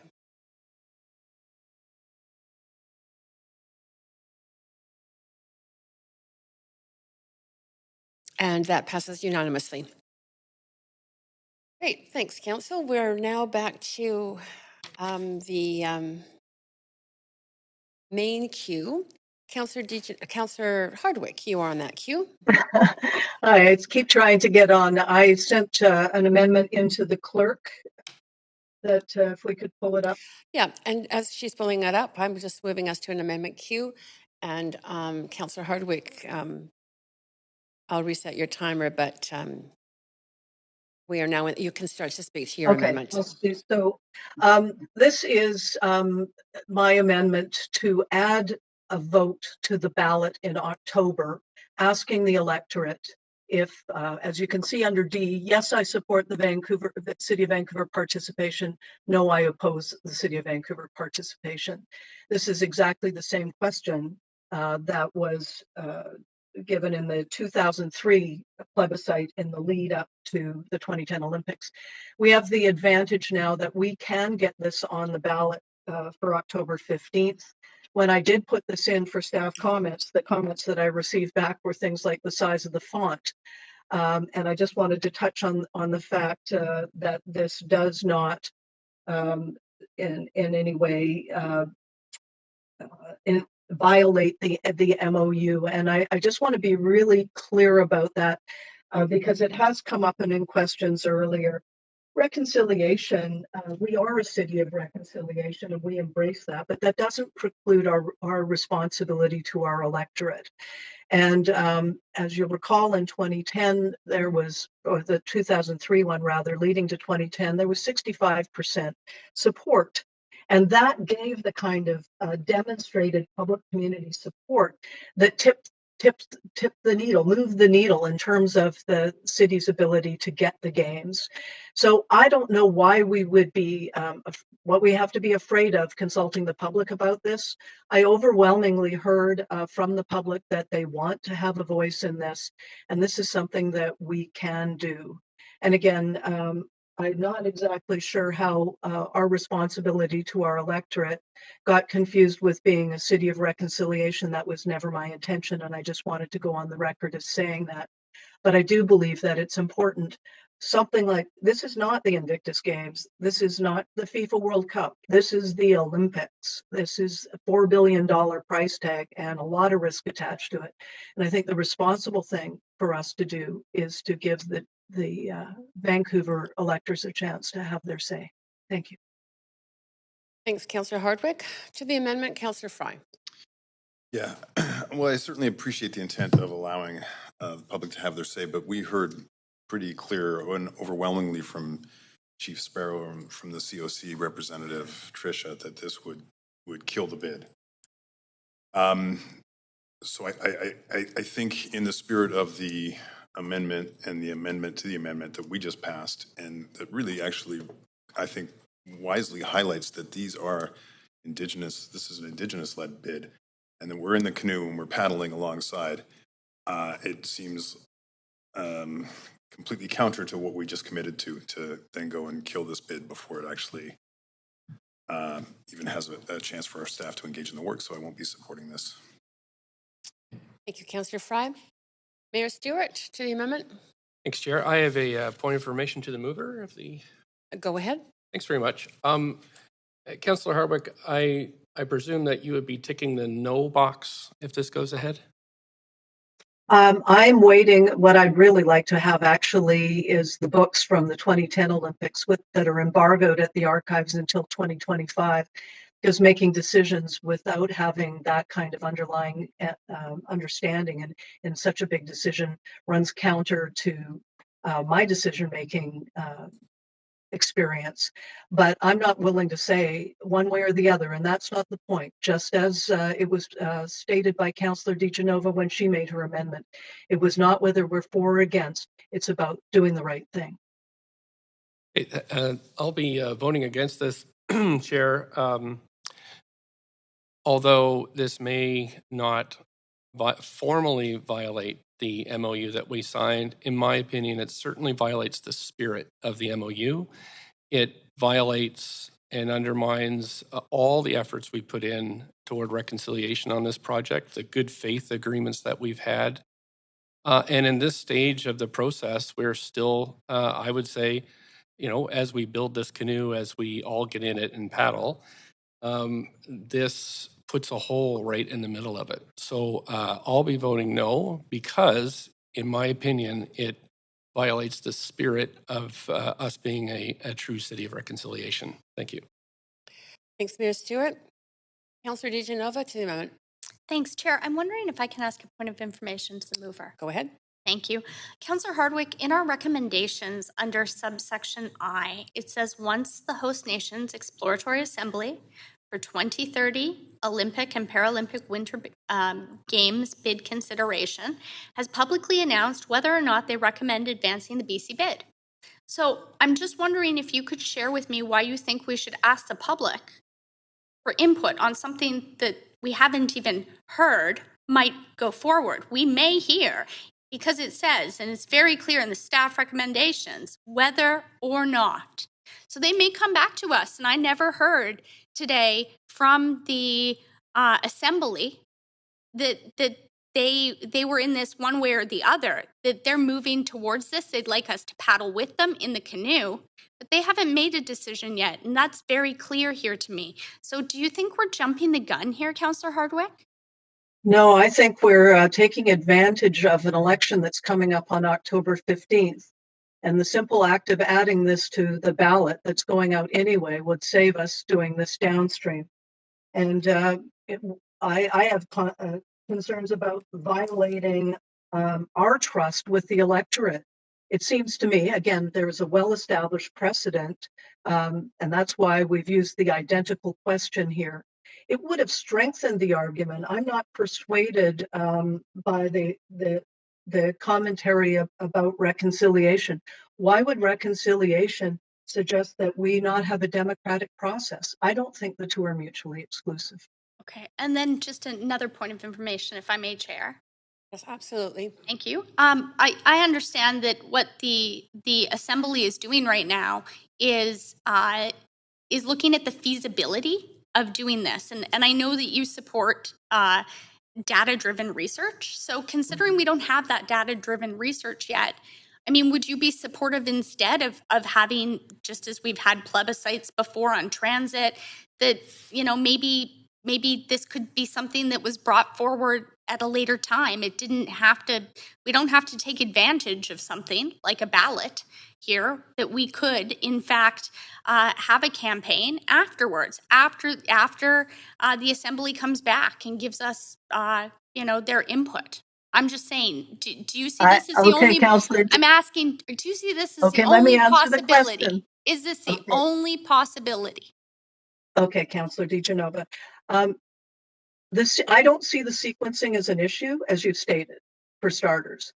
But by putting it on the ballot, we save a couple of $1 million at least that it would cost to hold a standalone plebiscite. So again, I don't think sequencing is an issue, and it would be a savings for us to do it now. And again, I think from the research that I've done, that it would strengthen the bid.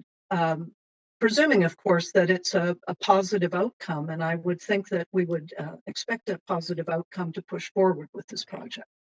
Thank you, Councillor Hardwick. I'm just going to speak. That's your time. No. Sorry, we are not in question period. I just. Thank you. It was a point of information. I could see why you think that, Chair. I'm going to say that I really, and I understand, Councillor Hardwick, that you, in trying to explain this to me, you shared that this was about taking advantage of the opportunity with the upcoming election. I don't see it that way. You know, you're entitled to your opinion, but I see it as taking advantage of the Assembly that has done a lot of work and has told us that this would hurt the work that they're doing moving forward. I also think that it's not worth a couple of $1 million to ruin the relationships that we're trying to continue to build as a city of reconciliation. So at this point, I will not be supporting this. Thank you. Thanks, Councillor DiGenova. To the amendment, Councillor Kirby-Yung. Yeah, thank you. I have one really quick point of information, if I might, through you to staff, and I think it can be addressed to Karen at this point. And if there were a bid hypothetical submission January timeframe, can you refresh what timeline a decision might be made on the host destinations?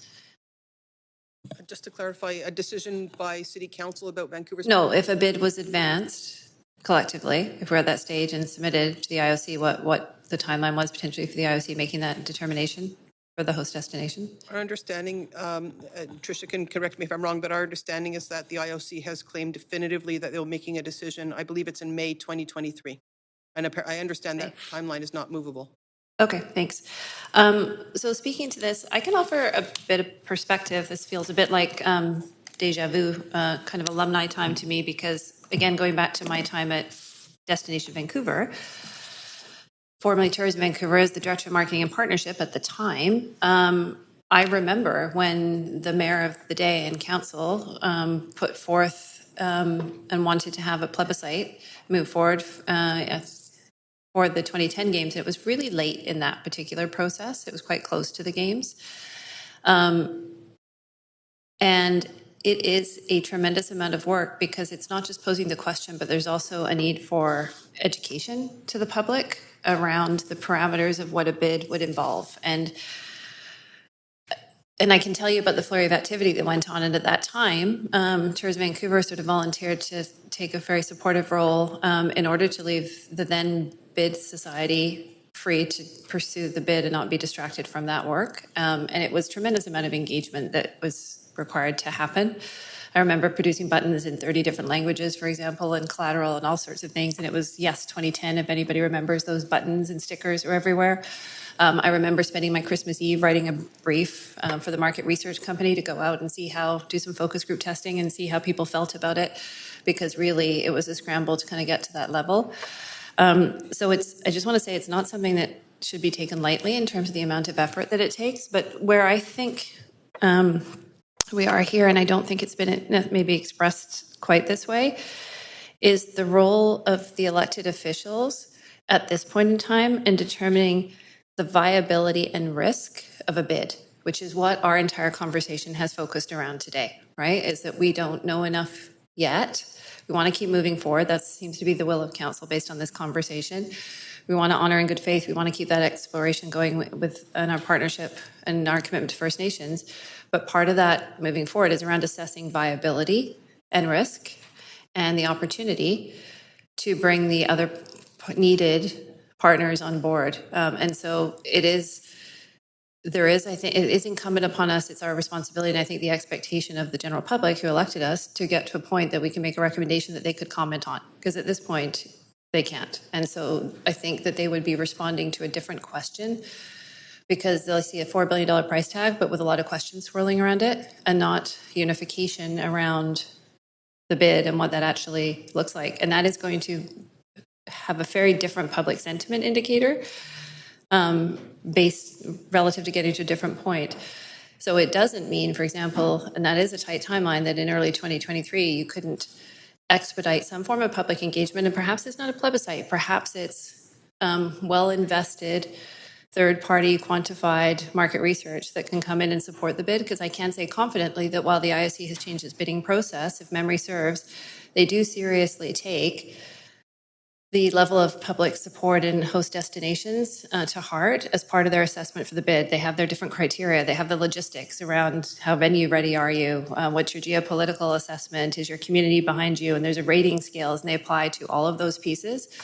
And so you ideally, if you get to a point where a bid is viable, because it's going to have more benefits, less risk, and the outcome's going to be better, you want an informed decision, and you also want to go for a good outcome. So if you have a solid bid, you're not actually going to kibosh it because you're not setting people up to make an informed choice there or sending a signal to the IOC that there's factions there. And I'm not going to impugn motives on this. I'm going to say that I think in terms of sometimes why plebiscites come forward, although I will make the statement that I think last time was entirely political, because it was an effort to derail 2010, in my opinion.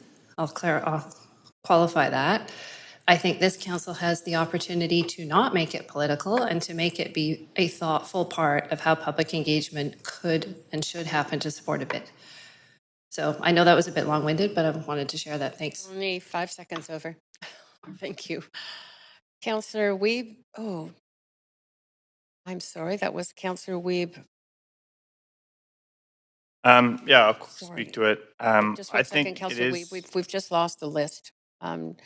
Just 1 second. Go ahead.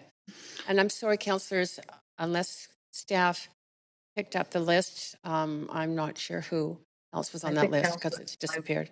If you haven't spoken yet and want to, just get back on the list, please. Go ahead, Councillor Wiebe.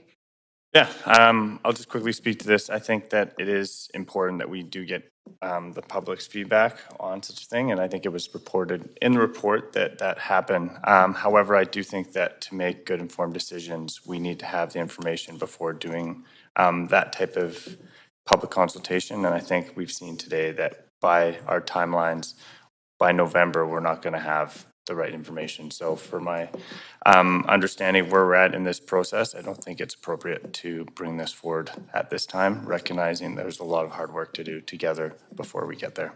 And I'm supportive of not having a plebiscite at this time until we have all the proper information and do consultation in an Indigenous-led way. Thanks, Councillor Weeb. Councillor Hardwick, go ahead. Thanks. I just wanted to respond to a couple of things that were slightly revisionist. The plebiscite was held in 2003 with great support, not to derail the Olympics, but rather to amplify them. And it was 6 years later that the Olympics were held. So it was a considerable time in between. We should also point out that there's a difference between having a ballot vote during a general election, such as we're having on October 15th, and having a standalone plebiscite. We know that we're hard pressed to get 40% of the electorate to turn out in civic elections. We would expect substantially less turnout in a standalone plebiscite. I think it was about 115,000 that turned out in 2003. So we have to ask ourselves if this is really starting to represent a democratic deficit. I guess what we're saying is that the elections every 4 years are the only things that matter in our decision making for the electorate. So again, I just had to correct some of the misinformation that was stated there very specifically, and to encourage council to think about the impact of this. We have a chance to get this out in front of the greatest number of Vancouver voters on October 15th. And what I've heard from the research that I've done, I'm actually surprised that First Nations and the COC would think that this would not help their bid. The only way it wouldn't help their bid, I guess, is if it was unsuccessful and people opposed it. But that was not the approach that I was taking going into this. I was seeing this as something that Vancouverites would embrace. And again, going back to one of the slides that the deputy city manager put out, it was really trying to gauge the level of public support. And you're not going to get that in some audience testing.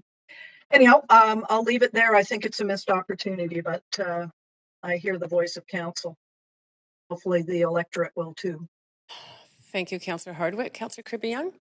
Yeah, I just feel compelled to provide a quick reply. And that wasn't misinformation at all. And it was 7 years because it was a different timeline, because that was the bidding window back in the day. And that was aligning with when the bid decision was being made. But it was well into the final bid, I think, when the teams were almost on their way in the final month or two to Europe for bidding. And we're in an entirely different process now, where it's a rolling intake for the IOC. And we're talking now, we're sort of 8 years out. So they're not, it's really not analogous. I think that you can't compare the previous traditional or historic, perhaps a better way of putting it, IOC bidding process with what we have today with sort of a rolling intake. And it wasn't about showing garnered full public support. There was a real movement, and I stand by this, for and out to not hold that games. Thanks. Thanks, Councillor Kirby-Young. And I believe that is the end of the speakers to this amendment. So, Clerk, if you could take us to a vote on the actual amendment tabled by Councillor Hardwick.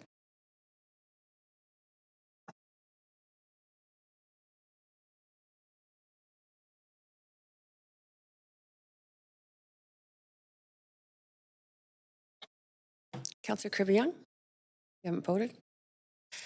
Okay, that amendment fails with myself, Mayor Stewart, Councillors DeGenova, Fry, Swanson, Wiebe, Boyle, Dominato, Bly, and Kirby-Young in opposition. Thank you. Okay, we are back to the main queue. Councillor Hardwick, do you have anything else to add on the main queue? No, thank you. Okay, and that, I believe, then takes us to a final vote. We have an amended version of this motion, and I'll make sure it's on the screen for everyone first.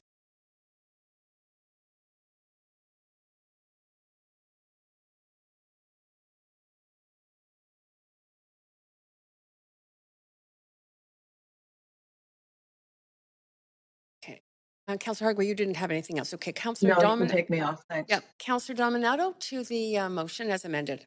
Thank you, Chair. This will be closing comments. Absolutely. Thank you.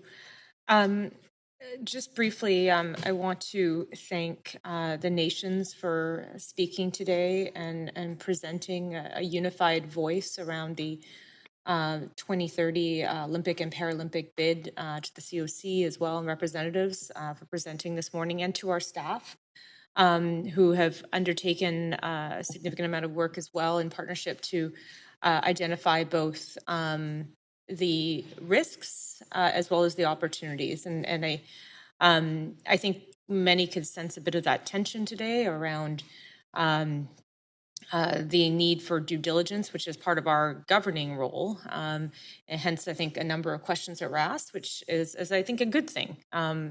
We should be asking questions.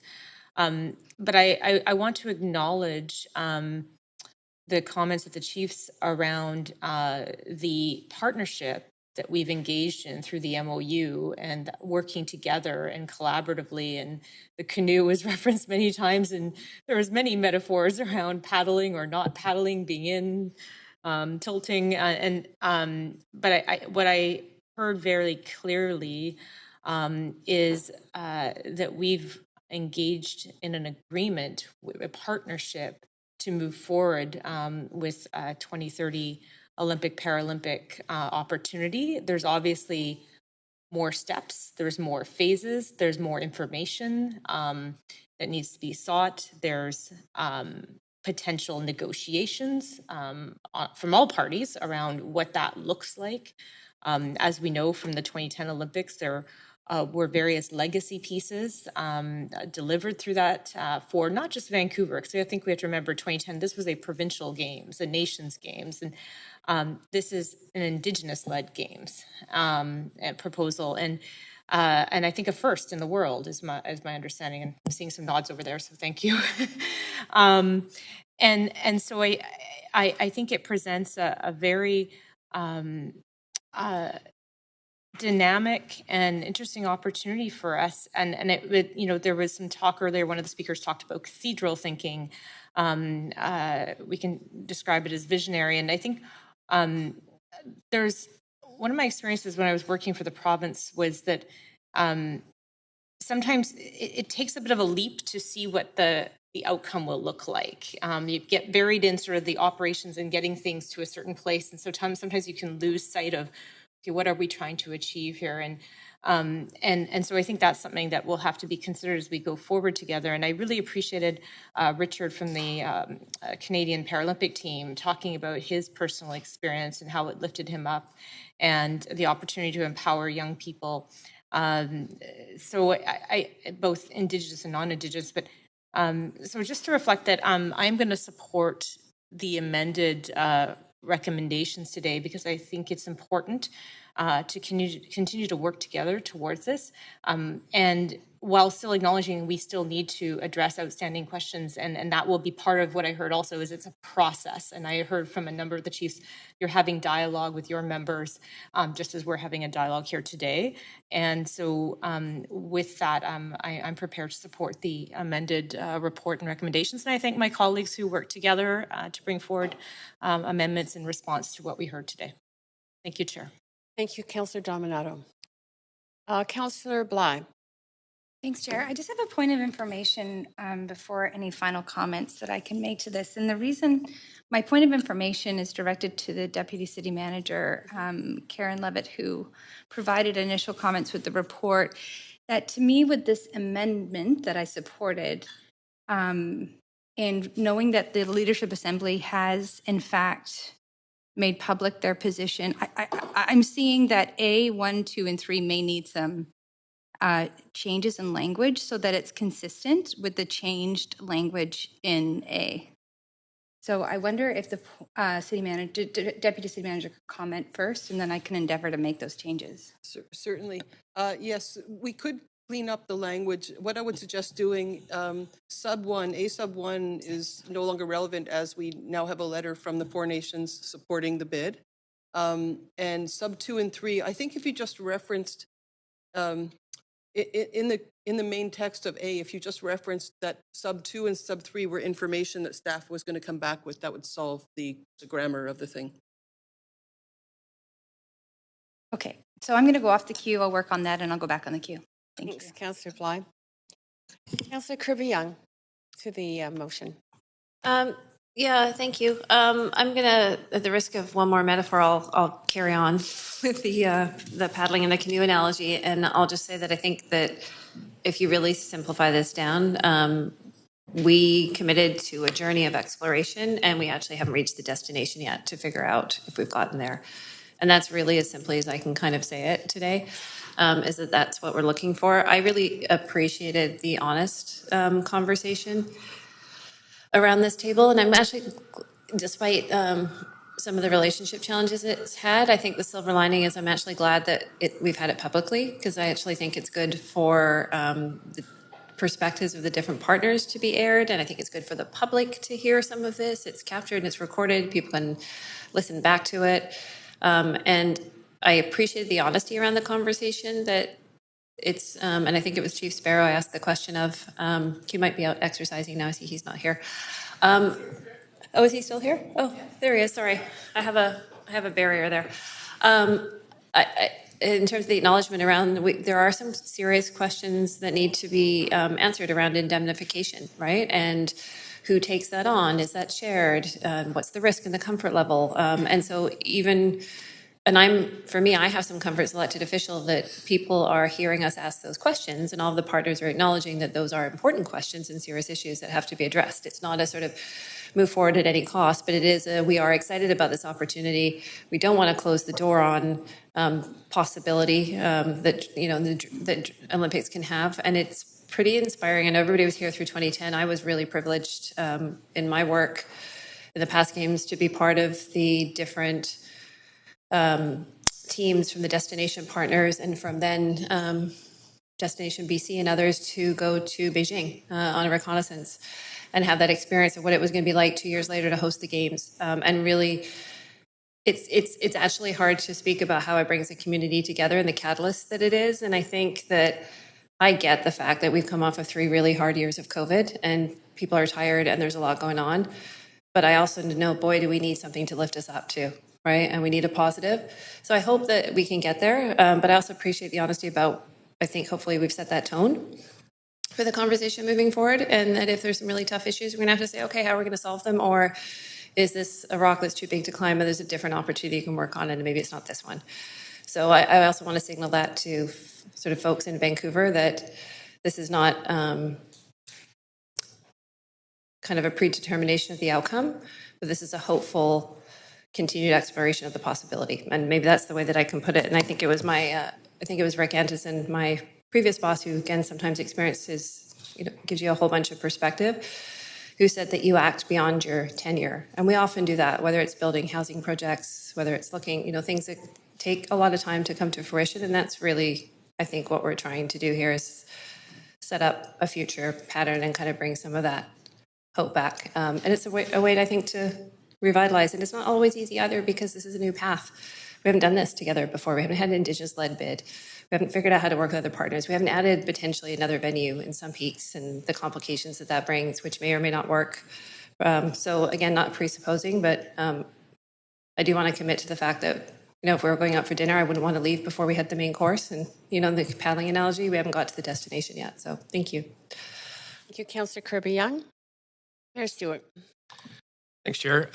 So one of the great pleasures of this job the last 4 years has been forming stronger commitments with the title holders of this land, the original inhabitants, and working together on many projects in good faith, extending that to Lilwat and now host nations in the Kamloops area, and of course our partner municipalities with Whistler has really been great. It's been because it's new, it can be bumpy at times, and today's debate, I think, showed where there are things to be leveled out.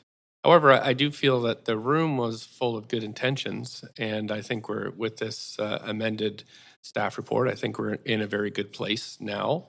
And I think that bodes well for going forward, not just on this project, but also in all the projects we're working on, whether it's Jericho or Heatherlands or Sanok or other items that we've all been talking about as to how we can build a true city of reconciliation, which means not just recognizing that these are unceded lands with a long history, thousands of years of occupation and proud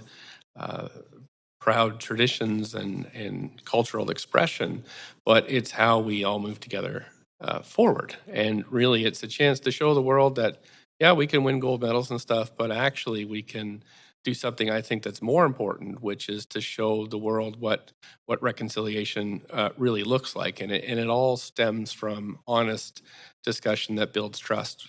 So I think we've had that here today. I really appreciate the leaders of the four nations for coming, for the Olympic Committee and Paralympic Committee being on this this kind of white knuckle ride that we're on at the moment. But I think that's what you guys live for anyway, is this kind of adventure.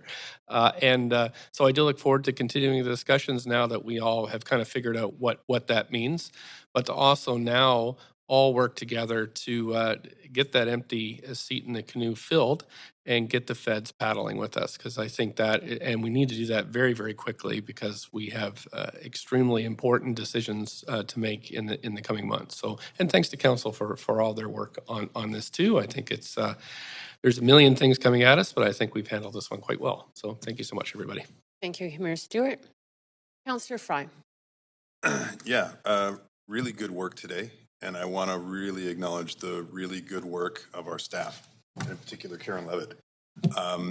This has been a very complicated piece, and I think that our staff did an incredible job of distilling a lot of these complicated moving parts, giving us a very clear assessment of the risks and the potential for this to go off course. I'm trying to work in the canoe metaphor here, and really served as a good function, actually as an anchor, because that's what we count on staff for, to give us that good sort of evidence-based approach, to give us really some sort of solid grounding.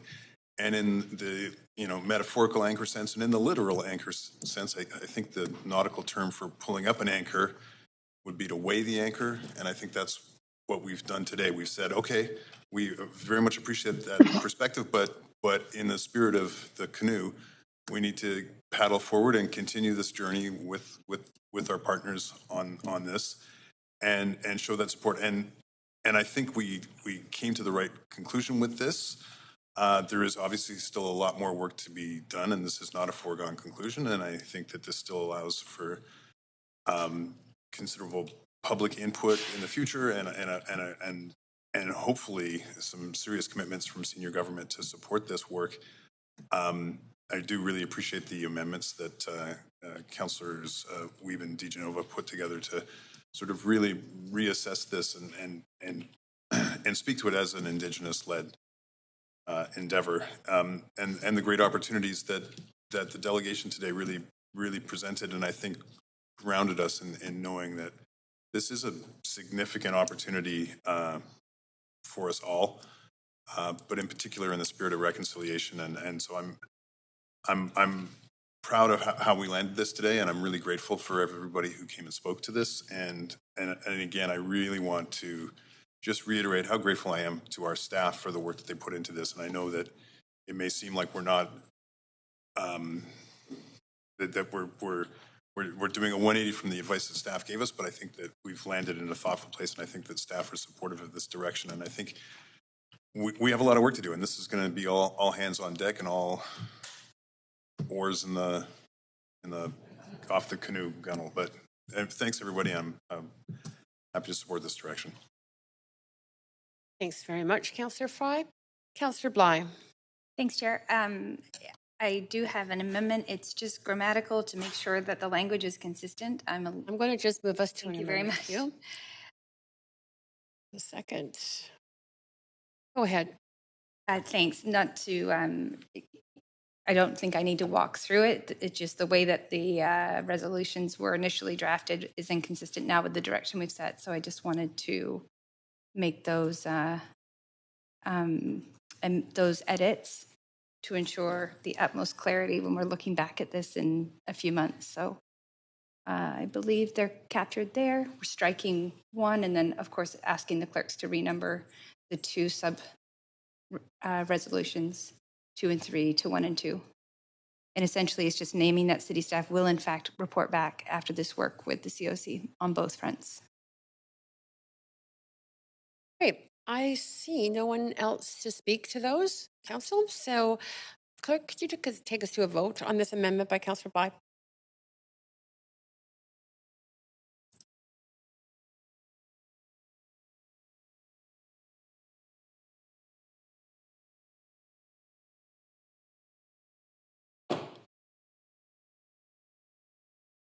Councillor Weep, you haven't yet voted. Councillor Boyle, I believe, is absent. Clerk.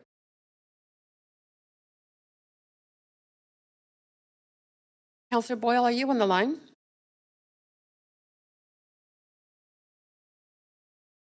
Her screen isn't on, so I'm going to take that as absent. Okay, this passes unanimously. Thank you.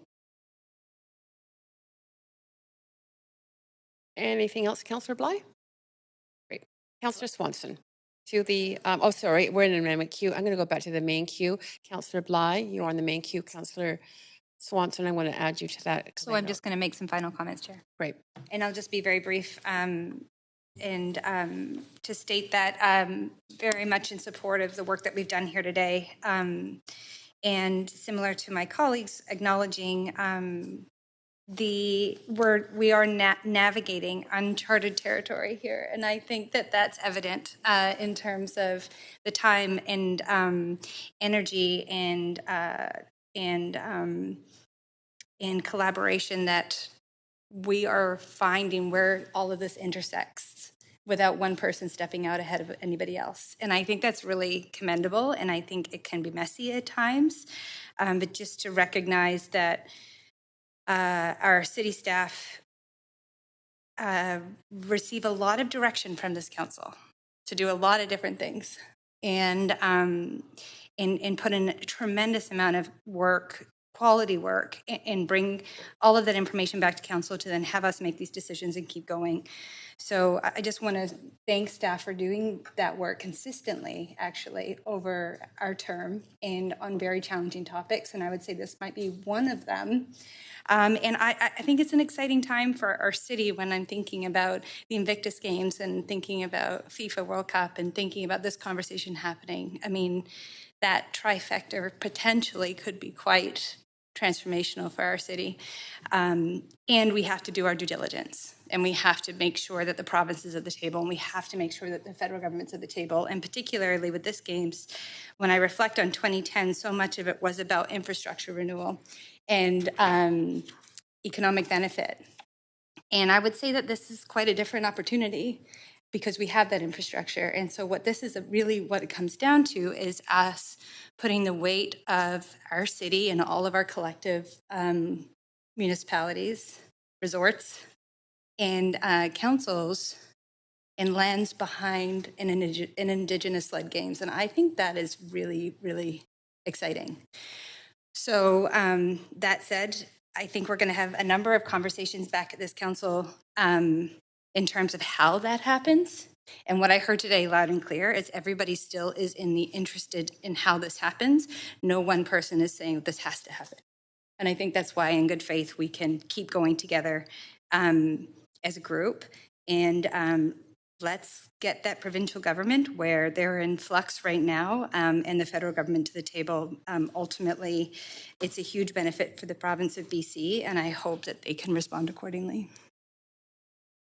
Thanks, Councillor Ply. Councillor Swanson, to the amended motion. Yeah, so thanks to everyone who spoke and all the MST folks. I really appreciated listening to you. I would have voted for the original staff recommendation. I'm I was glad to hear Chief Sparrow say that there are legitimate questions in the staff report. One part of me, a huge part of me, wants to do what MST wants. But there's another part of me that can't stop thinking about the alternate expenditure of money. And it's really important to know what this will be. So why is it legitimate to pay $500 million for Olympic security? And then I keep thinking of those women who spoke, those Indigenous women who spoke yesterday to the Murdered and Missing Indigenous Women and Girls report, wanting to build a healing center. Or why is it legitimate to spend $500 million for Olympic security and not build housing for Indigenous people, and not end homelessness on Hastings Street? I would love to award an Olympic medal to somebody who would do those things. I would be really excited if we could do those things. I would be more excited if we could do those things than if we could win an Olympic medal. A lot of being on council is about priorities. Are we going to be able to fund that Indigenous Women's Healing Center if we spend a whole bunch of money on the Olympics? We need to know the answer to that question. We could implement a lot of UNDRIP for just the Olympic security cost. And we wouldn't have tens of thousands of people flying around in airplanes spewing greenhouse gases in the very year that we're supposed to have reduced our greenhouse gas emissions by 50%. So I guess it's going to be a no for me, a reluctant no, because I think we need to think about targeting our actual needs for our expenditures, not thinking of a way to divert around what we need to actually get it. So anyway, that's it for me. Thanks, Councillor Swanson. Councillor DeGenova. Thanks. Chair, I was hoping you might indulge me in a point of procedure because I'm trying to understand this one. I understand that our staff co-presented with the Assembly today, and would it be appropriate, could I ask a point of information through you to the Assembly as they were part of the co-presentation? Points of information can be points of information normally to staff, but as they were co-presenters, I think that that's going to be fine. Go ahead. Before voting on this, and my intention now that the amendments have passed is to vote on this, the most important thing to me is understanding how the Assembly feels about this. And you haven't had a chance to speak since this was amended, so I hate to put you on the spot, but I'm wondering if this offers some more comfort in sharing that. I heard your concerns, and as you decide if you want to say this, I'll just go into some of my comments. And if any of you would like to come to the podium, I'm happy to yield the rest of my time to you. I just wanted to say that to me, it's really important that we get this right and that we're working together. And I really appreciated the comments that were made by Howard Grant, who is a member of the UNDRIP task force and represents Musqueam.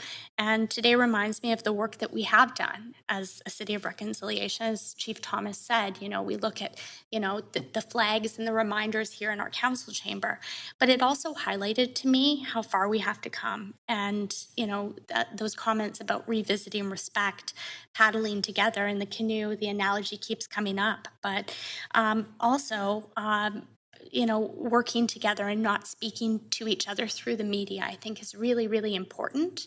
And we have to endeavor to try and do that more often and not just leave that conversation for our annual Council of Council meetings with the Three Nations. We don't even have that opportunity with the Lil'wat Nation.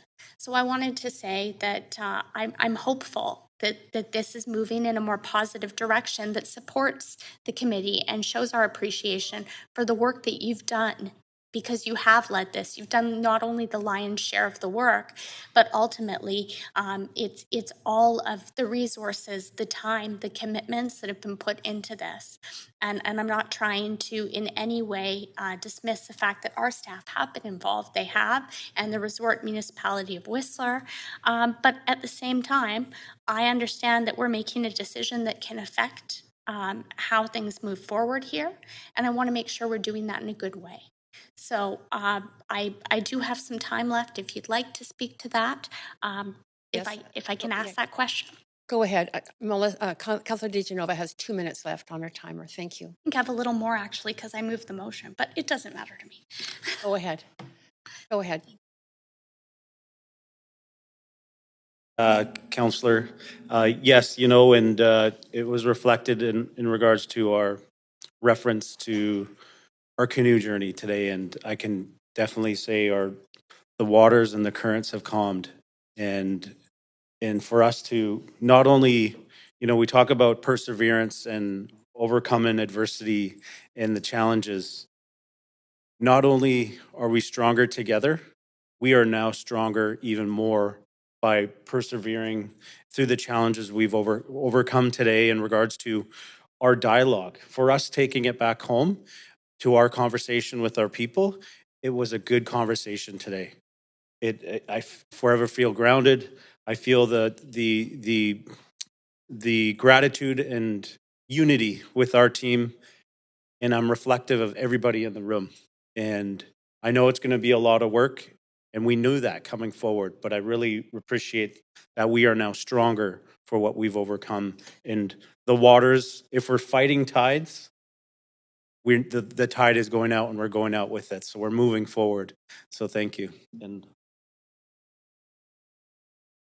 I know you're on a 2-minute time, so I'll try to talk real fast. A little bit more. Okay. I want to echo my cousin's comments that I feel a lot better than I did the last couple of days. And I agree with his comments that we can move forward. I just want to touch really quickly before we go. I think it's Swanson that mentioned about the Indigenous woman. These are the things that we want to sit down at the table and talk about.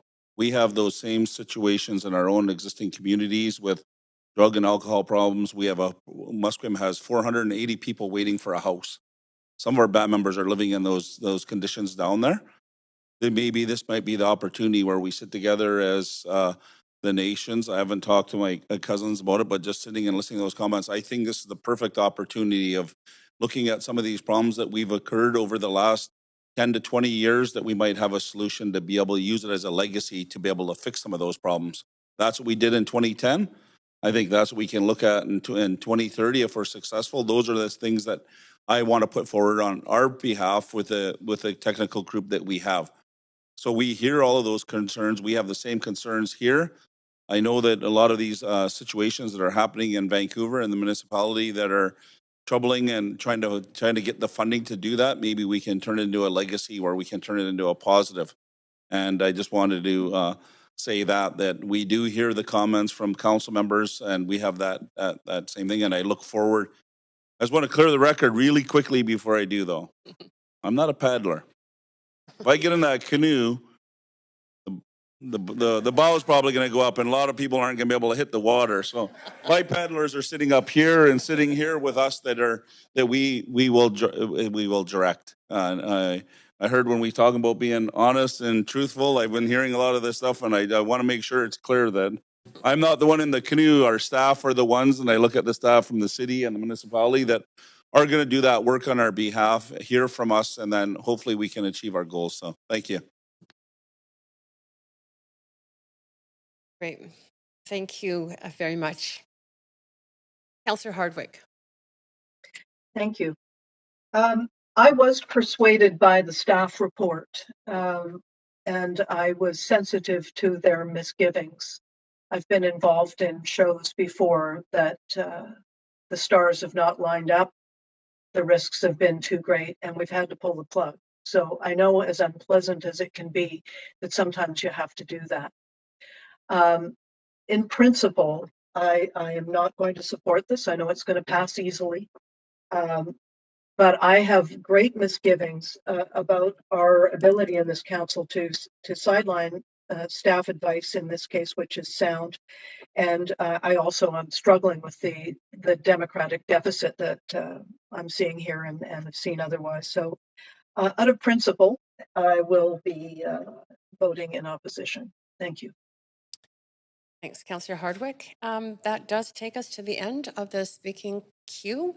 Clerk, if you can take us to a vote on this amended motion.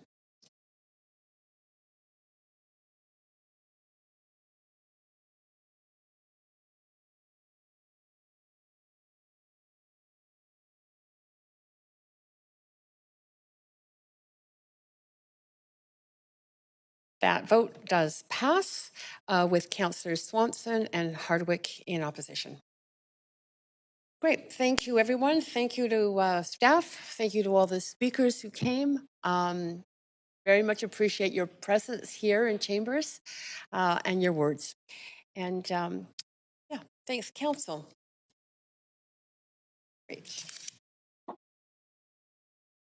We are now to referred items. Do you want to take a little break? Should we take 10 minutes? A tiny little celebration. I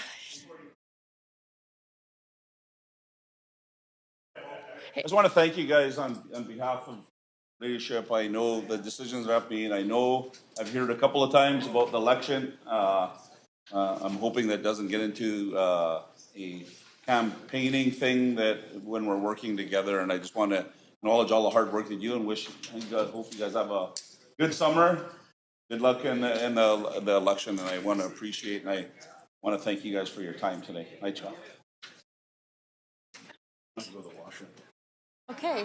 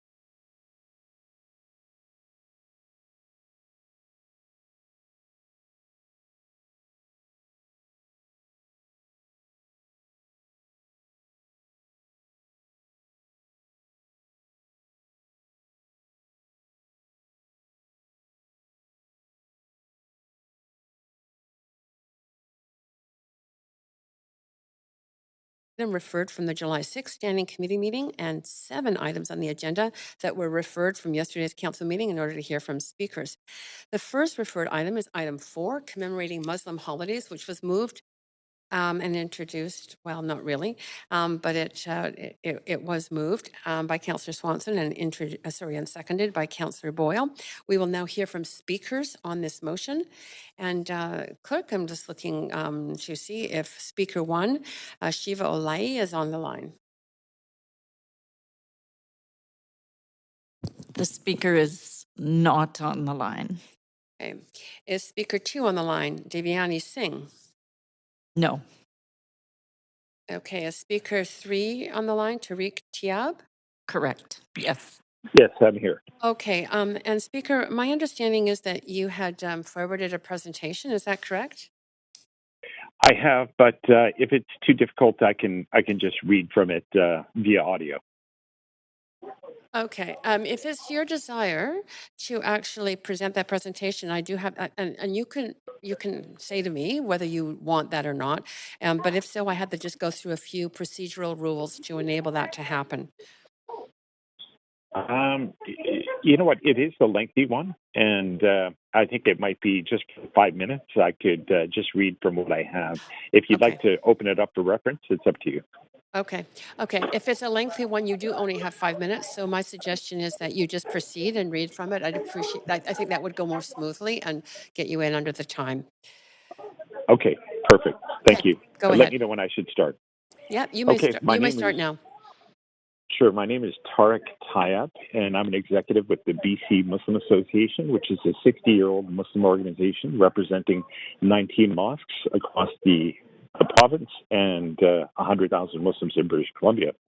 I'm a Vancouver resident, and Vancouver, the GVRD, has approximately 60,000 Muslims, and part of the inspiration for this motion, and we wanted to thank Councillor Jean Swanson, Charles-Marc Dubois, who's a councillor for City of Victoria, had issued a similar motion in which Muslim holidays were commemorated and recognized in the City of Victoria, also the City of Toronto and Brampton. And part of it is as a way to connect with the greater community that may or may not be familiar with Muslims. We are aware that Canada, if those of you are aware, that there's been 11 Islamophobia-related murders of Muslims because people were radicalized in hatred against our community. And these were the London family last year that were shot and killed, were run over by the white supremacists. And then in the Quebec mosque shootings, where 6 Muslims were shot in the back by another white supremacist, and another caretaker a couple of years ago at a mosque in Toronto, whose throat was slit. And these were all murders that was as a result of people that had hatred for Muslims and radicalized by online hate and disinformation.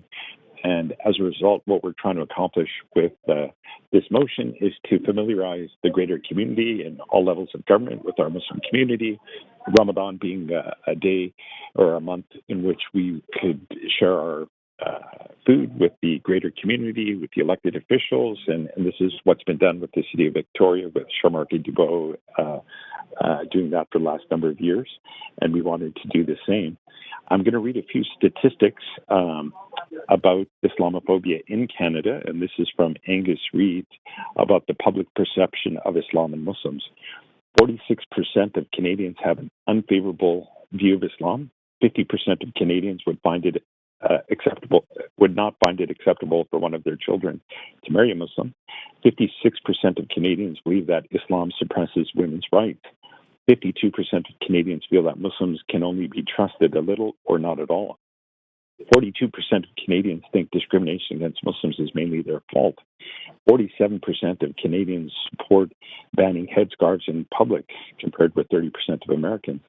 51% support government surveillance of mosques as compared to 46% of Americans. And this was an Angus Reid poll that was done in 2017. So you can see that a lot of folks in our work and the institutions that we represent in Vancouver, the Muslim Food Bank, we serve food to the downtown east side, to our friends and neighbors that are going through difficulties and hardship. As part of our collective responsibility, citizens and members of society in Vancouver to help the greater good. And unfortunately, there's a perception in media and a perception that's in the common public that somehow Islam is dangerous and Muslims should be feared. And part of having this motion of commemorating our holidays, which are in the Muslim faith similar to Christmas or Easter or Passover, Yom Kippur, in the importance that we have as a Muslim community, how we revere these days. So to familiarize levels of government, the general public, break bread with one another, these have been successfully done, as mentioned before, in the city of Victoria. And we humbly request the mayor and city council to pass this motion as a way for community building. And for the Muslim community, there's several Muslim organizations represented in this that are supportive of this motion, and I'll read a few of them that are based in the city of Vancouver. So the BC Muslim Association branch, Masjid al-Haq, which is on Kingsway, Fraser View Islamic Services on Fraser, Al Arkan Foundation on Marine Drive, the Muslim Association of Canada on Victoria Drive, the Marpole Islamic Center in Marpole, Agile Center in Chinatown, Nissa Helpline, Al Jamia Mosque Vancouver, Baitul Mukarram Islamic Society in the Clarny area. These and many other Muslim organizations representing the different Muslim communities, the Sunni community, the Shia community, the Ismaili community. All of our communities are collectively united in requesting this motion to be approved by the mayor and council, as this would show a lot of great community building, and we really appreciate all the support the city and the council has had for our community. And thank you again.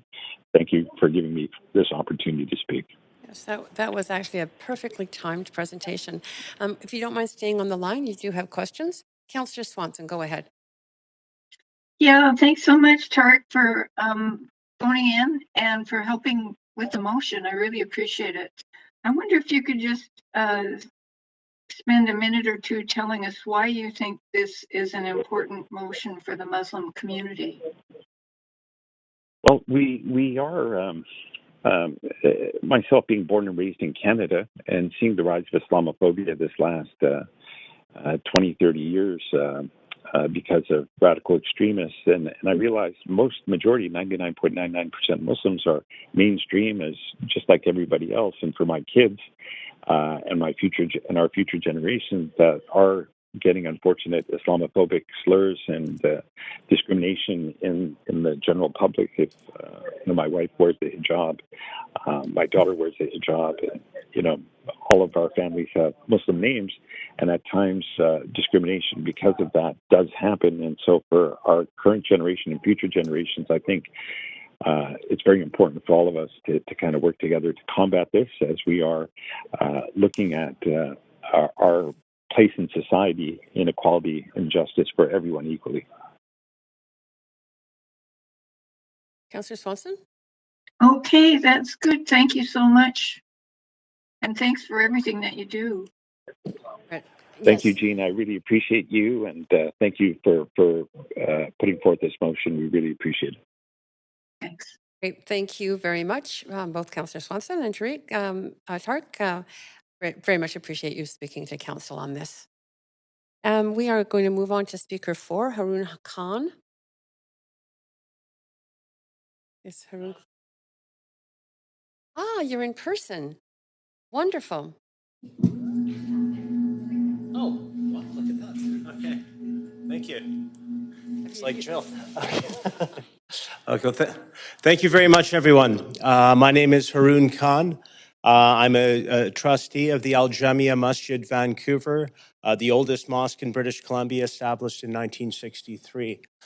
We've been doing this work for many decades and for many generations. We've worked with the successive mayors and councillors that have made City Hall for these past 60 years. And I'm so pleased to address this council. This council has worked very hard for social justice, for our city, for our people, no matter where you are, what background you're from. And it's been termed a Frankenstein council, where it's many diverse people, but sort of lurching forward for progress. And you guys have done it.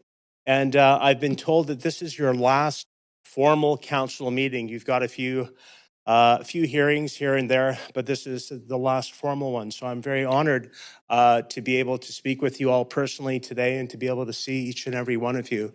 I would like to thank Jean Swanson, who brought forward this motion, Christine Boyle, who's always been a very stalwart ally with us and who I've known for many decades, new friends, Sarah Kirby-Young, Lisa, Melissa DeGenova. We've got Lisa Dominato, Pete Fry, Michael Wiebe, Rebecca Bly, and of course, Kennedy Stewart. And each and every one of you I've been able to meet in various times, in good times, celebrating our city, in great events, and where we share joy together. But we've also been there together, consoling each other. You know, we've shed tears together. We've hugged each other. We've marched together. We've marched together in solidarity with our Indigenous brothers and sisters, in solidarity with each and every group that makes this city so incredible and such a beautiful place to live. It's a city that has its challenges. You know, Brother Tariq had mentioned, we have our Muslim food bank, we have our Muslim care center, and we work with the Vancouver Food Bank and all those other places where we distribute food, attention and a shoulder to go and support our vulnerable brothers and sisters who are suffering from addiction, homelessness, and mental health issues. These are important things to do as citizens and as fellow human beings, because we are all part of the same human family. And these lessons that we learn as we do this work together is vital to make this city a great place to live in, work in, and play in. You know, this work is so vital because we're doing it not only for ourselves, but for our kids and successive generations. And so each and every one of you, I salute all of you for all the hard work that you're doing, the city staff and everyone that makes it a great thing. To Mayor Kennedy Stewart, you know, it's not been a very easy tenure, but you know, there's more to come. So in the years to come, we're looking to support the new council coming forward. But for this particular motion, recognizing our holidays, our special occasions, Eid al-Fitr, Eid al-Adha, you know, the Ramadan, the city of Vancouver during the height of the pandemic, when we could not pray in our mosque, like anyone could not go to their church or their synagogue or their temple or their mandir. The city of Vancouver said, you know what, amplify your azan. And we had a loudspeaker and we gave our call to prayer, and it rang through the city. And it was broadcast and it was shown on TV and so forth. So people got to see some sense of normalcy in a very strange time that was the pandemic that we all experienced collectively. So this is where we can, again, come together. So our holidays, in solidarity with everyone's holidays of the Christian community, the Jewish community, the Sikh community, the Hindu community, the Buddhist, everybody that makes up this great mosaic of the culture that we all share, to have that voice and to have that voice shared and amplified as and when the time happens, it's an important thing to support. So I anticipate this motion to be passed. I hope so. I'm pretty sure. But this particular motion is of great interest and of honor to us. And so we would like to extend an invitation for the mayor and council to read this motion at the Al Jamia Masjid, Vancouver, which is only a few blocks away from here on 655 West 8th Avenue. And we are inviting all of our diverse Muslim community, all the various communities and associations that Brother Tariq had mentioned in his talk. All the organizations will be there, and we'll break bread together, and we'll talk together, and we'll laugh together, and we'll hug each other, and we'll be there as brothers and sisters. So regardless of our faith, our gender, our orientation, our political affiliation, we're going to come and rise together as human beings. And God willing, inshallah, we hope to see this happen. So again, thank you. God bless each and every one of you. Thank you. Thank you. And you do have questions, if you don't mind staying there. Certainly. Councillor Swanson, go ahead. Yeah, thanks so much for coming, Haroon. Jane. I wonder if you could just explain why you think this motion is important to the Muslim community, same as I asked Tarek. Sure. You know, it's important. A lot of our communities silo themselves. We tend to isolate ourselves in our own community, our own enclaves, and we have our own events. And if we did not publicize or promote them, you wouldn't know. So our activities together, emerging out of really our cocoon and into engagement with the greater communities that we all share the city in, is vital. So this motion is important to have that official acknowledgement, and also it gives us the impetus to invite people in. And that, in fact, is representative of what we should be doing. And so it's an important motion, and we believe it'll be very vital for this city. Thank you so much. Thank you, Jean. God bless. Thank you. Councillor DeGenova, over to you for questions. Thanks so much. Thanks, Haroon. And thanks for waiting all morning to speak. Actually, you've waited quite some time to speak since the previous meeting. But well we were waiting since July 6th. You know, say. they fed me and gave me some drinks. You know, I sort of was camping in the hallways, but we stayed. So yeah, it was. Well, thank you for that. I wanted to ask you. I want to make sure that, and I support everything you say. I'm just going to preface this question by saying, right now, the City of Vancouver, under our official observances, we already celebrate, and forgive my pronunciation, it's never been great, Eid al-Adha. Adha, yes. So we have that on our calendar. That's a part of our official observances, celebrations. And I'm just wondering, what is it that you'd like to see beyond that? Or do you expect or want to see something more for that specific occasion? And I ask that because it's great to blanket something and say we should be doing more to recognize a community, but I want to make sure I understand what you would like to see out of this, considering this is already on our website, and wondering if you also, I'm just putting this all together, do you feel that the city isn't highlighting that occasion well enough? Well, I think things get buried. Things get when you don't really. You can have a ping on a website. Oh, hey, by the way, it's Eid al-Fitr, you know, and then it comes and goes. It's a blip. It's just a thing there. We want it celebrated, and we want to celebrate it with you, and we also want to celebrate it with the city. We want to celebrate it with all people. So it goes both ways. It's not just a one-sided thing. We want the city to go and recognize us. We want to recognize the city and everybody that's in it. So this can really move forwards to greater engagement between our community and the city. And were you aware that Eid was already a part of our official observances? Well, there's Eid al-Fitr, there is Eid al-Adha, there is Ramadan. Yes. And so there are a few. There are a few. So, and again, we're not defined by just these holidays. Of course. Not like any other ones. It's really engaging with city council, all of the various communities, continuing the interfaith work and continuing the intercommunity work. That's really the thing that we need to promote. We did reflect upon Islamophobia. What is Islamophobia? It's hate. It's an irrational hatred of the unknown. People can put cast aspersions on a community, and they can do it by fanning the flames of ignorance and hate. When you get to know people, then that fades away. And this is why it's so vital and so important to go and reflect the true faith, face of our faith, and also again to dispel any misconceptions about our faith, and also of everybody else, of every other people that we come into contact with. That's my time, but thank you. Thank you, Melissa. Yep, thank you. And that is it for your questions, but thank you so much for coming in person. Thank you. And again, I do want a response. So you're invited. So yeah, so we would like you to come to the mosque. You guys, you've been there in our hard times, in our sad times. Come and celebrate with us. We want you at our mosque. So please come.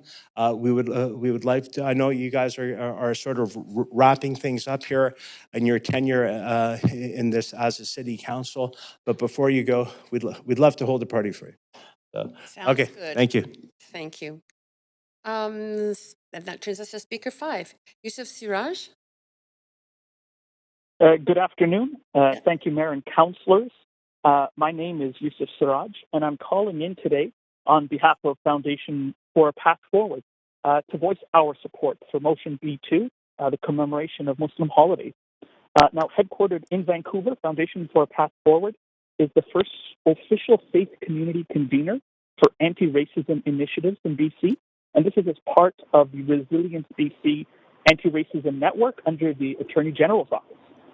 Motion B12 here really follows in the tradition of concrete steps that the City of Vancouver and this council in particular have taken to building a more multicultural and inclusive city for all.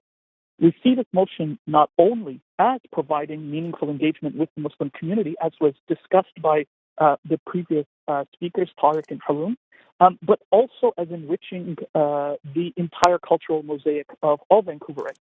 I'd like to take a moment to just speak very briefly to Councillor DiGenova's point. And by an interesting happenstance, I'm actually calling in from Genova in Italy right now. It's midnight here. But basically, the reason why there's 3, for 1,400 years, since the start of the Islamic tradition, there have been these 3 shared celebrations. Now, this is across all different Muslim faith traditions, Sunni, Shia, Ismaili, different religions within Muslim lands, Christian, those of other faiths, Jewish.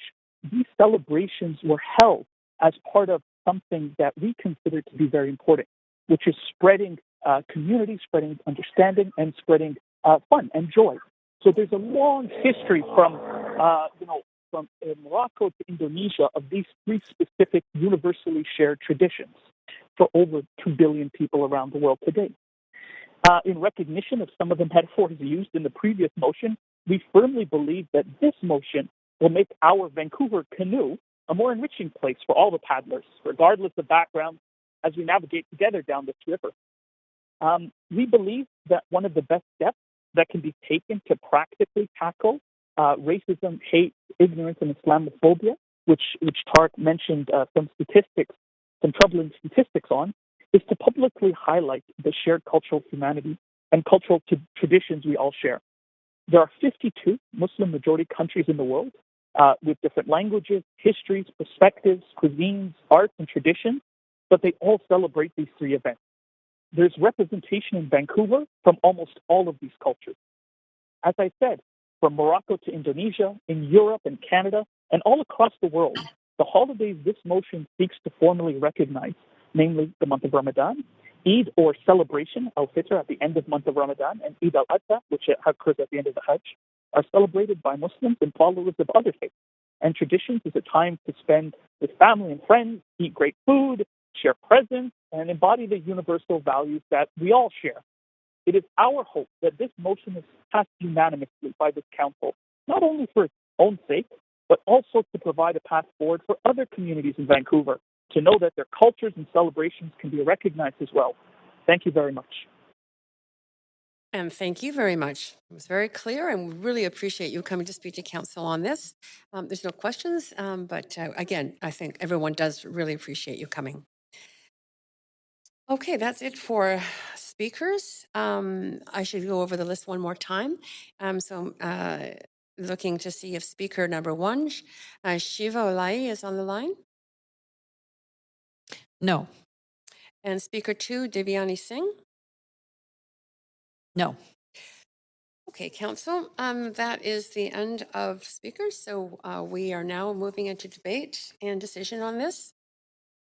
Councillor Swanson, I'll turn the floor over to you. Yeah, thanks so much. I'd like to thank the speakers and also Ismail Askin, my assistant, who helped me with a motion. And it's just a simple motion to commemorate Muslim holidays in the city. We know that hate crimes against Muslims increase yearly and that Islamophobia is a huge problem. So official recognition of the Muslim community and its celebrations will be a strong show of support toward it. And when the city does this, it can help bring communities together for dialogue. And these holidays may help other marginalized groups pursue having their commemorations recognized and be acknowledged by the city. As Yusuf just said, it can be a path forward for other communities. The first two asks, which are adding the month of Ramadan and Eid al-Fitr and Eid al-Adha to the official celebration calendar, are pretty easy to do. The third one is investigating the possibility of co-hosting a yearly iftar dinner with the local Muslim community.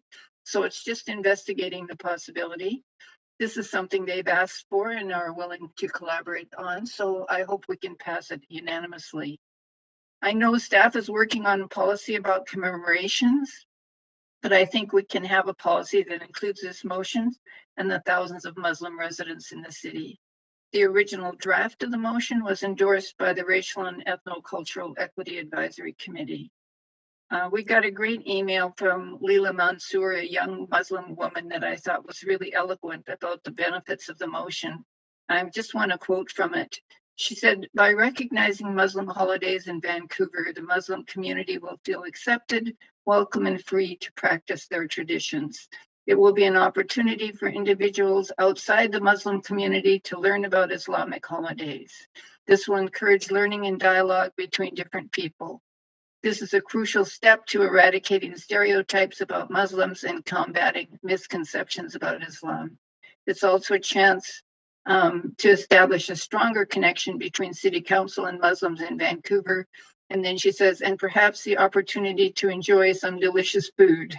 The motion, she says, means so much to the Muslims of Vancouver. It demonstrates acceptance, respect, love, diversity, community, and freedom to practice one's faith. So that's the end of my spiel there. Thank you, Councillor Swanson. Great. Speaking to the motion, Councillor Kirby-Young. Yeah, I'll just ask one quick point of information through you to staff, if I can. And I'm not sure if our Deputy City Manager is able to, has this information at hand, but I had considered some time back an amendment to more fulsomely represent our diverse cultural communities on the calendar. And as opposed to sort of doing these community by community or one by one as they came up. And I know that the staff feedback that came back was that that could be quite a significant undertaking. But the goal and the spirit was really to reflect so that all of our cultural communities could see themselves reflected in the official observances calendar. So just, I guess, a question as to whether or not we've decided not to do that today, but it would make more sense to tackle that work, perhaps. I'll say this optimistically when we come back, the new council, and look at the opportunity to do it that way. Yeah, thank you for the question.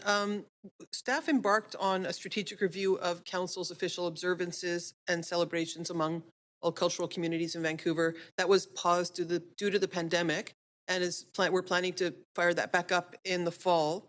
And I think it's reasonable to include in the scope of that work the question of which holidays are included on our official city calendar.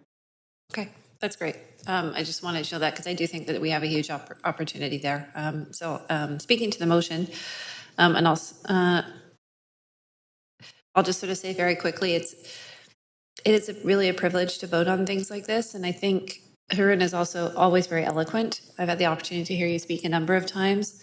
And I think you get right to the heart of the matter. And it truly is, I think you said that Islamophobia is irrational fear of sort of the unknown. I'm paraphrasing, but what people don't know. And when we get to know each other, that goes a long way towards breaking down barriers. And I actually always find these conversations difficult to make comments because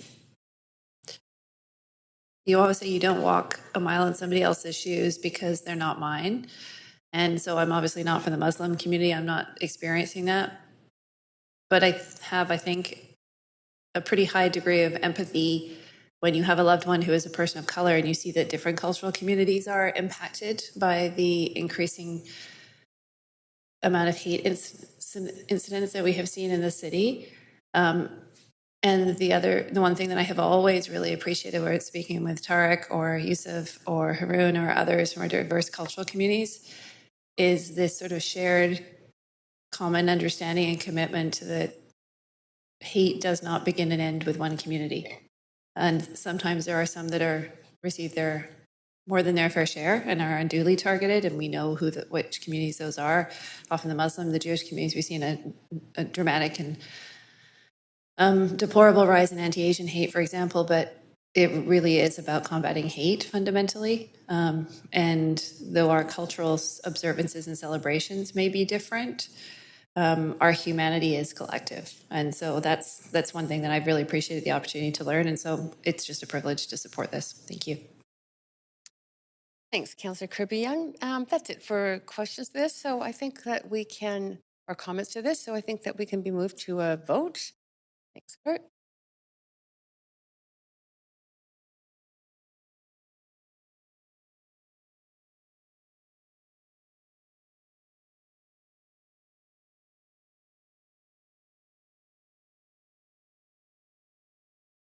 Councillor Wiebe. I think he has an LOA. Yes, thank you. Okay, that's passed unanimously.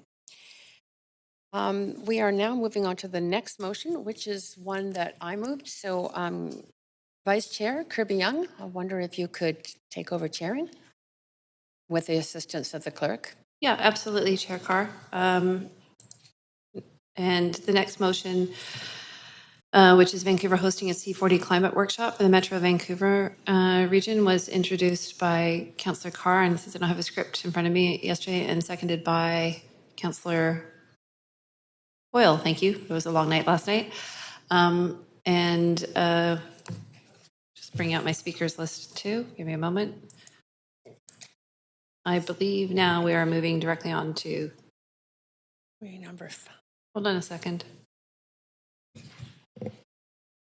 I'm just following the agenda, staff, and it's different than the list of speakers, so just give me a second.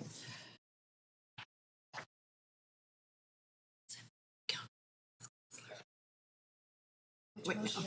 Because my speakers list says class action lawsuit. Yes, it is motion P2, B2. Okay, thank you. Okay, sorry, just a correction there. I was just cross-referencing a previous agenda. It's motion B2, different agendas and different speakers lists here, which was moved by Councillor Carr, seconded by Councillor Fry, and titled Backing the Class Action Lawsuit Against Oil Companies. And as this was moved and introduced yesterday and referred to today's standing committee to hear from speakers, we will now proceed to do that. And clerk, do we have our speakers on the line now? Yes, we have 7 speakers in total. They're not all on the line. Would you like to go through them in sequence? Yes, please. I believe is Speaker 1 Lawrence Jacobs. Point of information, Chair. Yes, go ahead, Councillor Sorry to Hardwick. interrupt. I am on the queue. The reason is I'm asking, so we're just going straight into the motions from yesterday. We're not doing the bylaws or administrative motions. We're going straight into member motions. That is correct, Councillor Hardwick. I'm just following the script that I was provided by the clerk, and I'm looking for affirmation. Yes, through you to the clerk, then when will we be I would have assumed that we would have done the bylaws and administrative motions first, as they were prior to that on yesterday's agenda. So could you please inform us when we will be dealing with those items? Clerk, are you able to advise?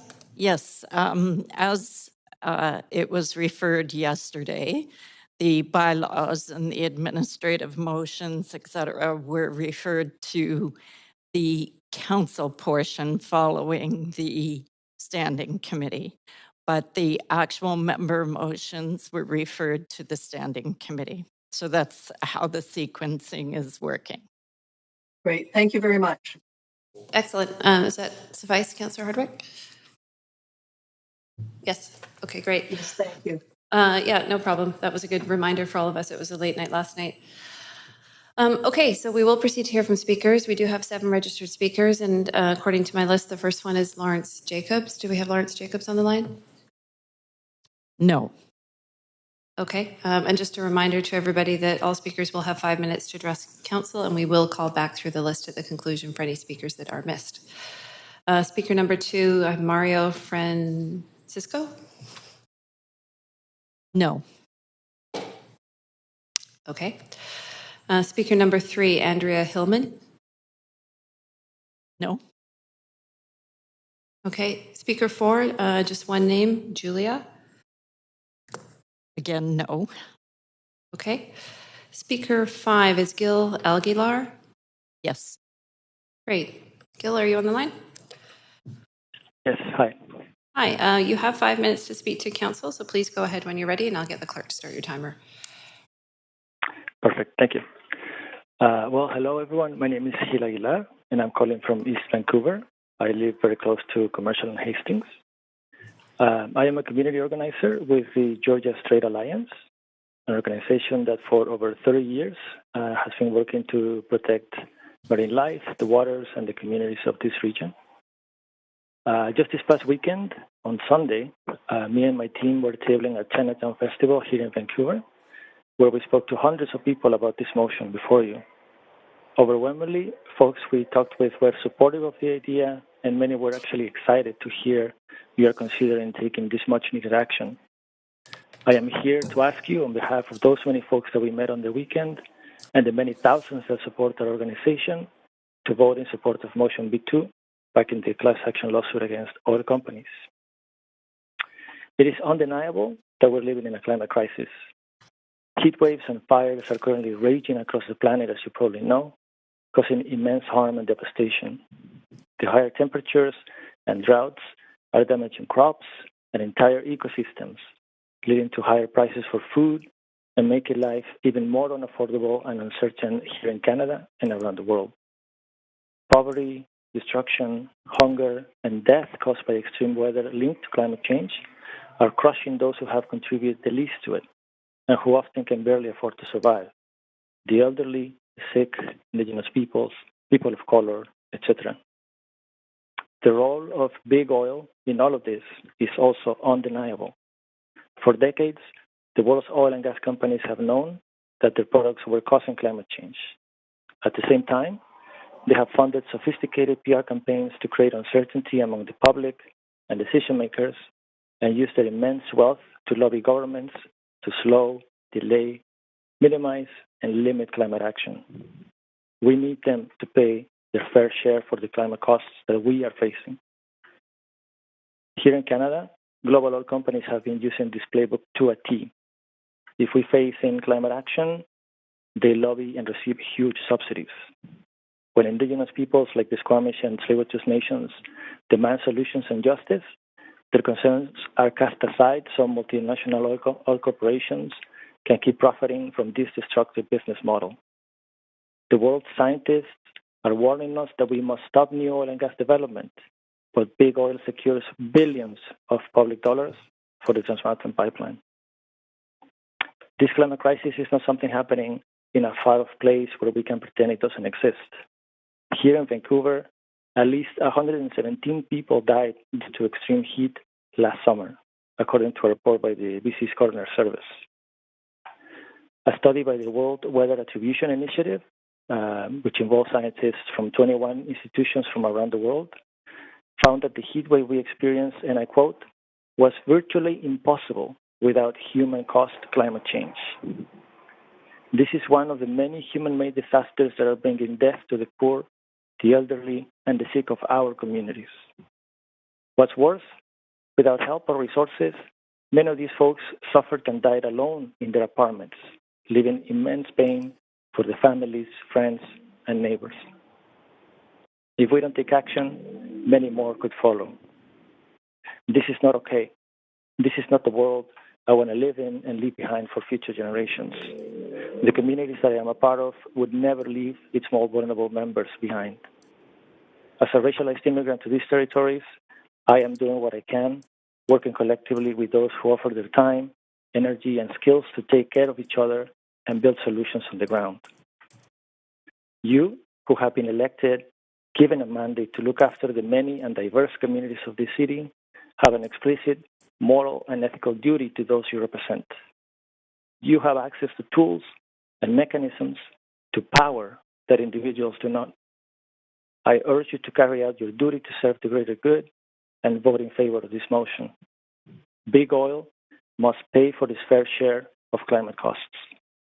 By voting for this motion, you can mark a pivotal moment in our collective history.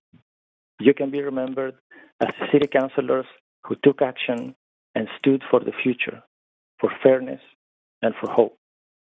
Please vote in favor of this motion. I look forward to sharing your decision with the many folks I work with and to celebrate you, siding with the many that so desperately are seeking justice and fairness. Thank you.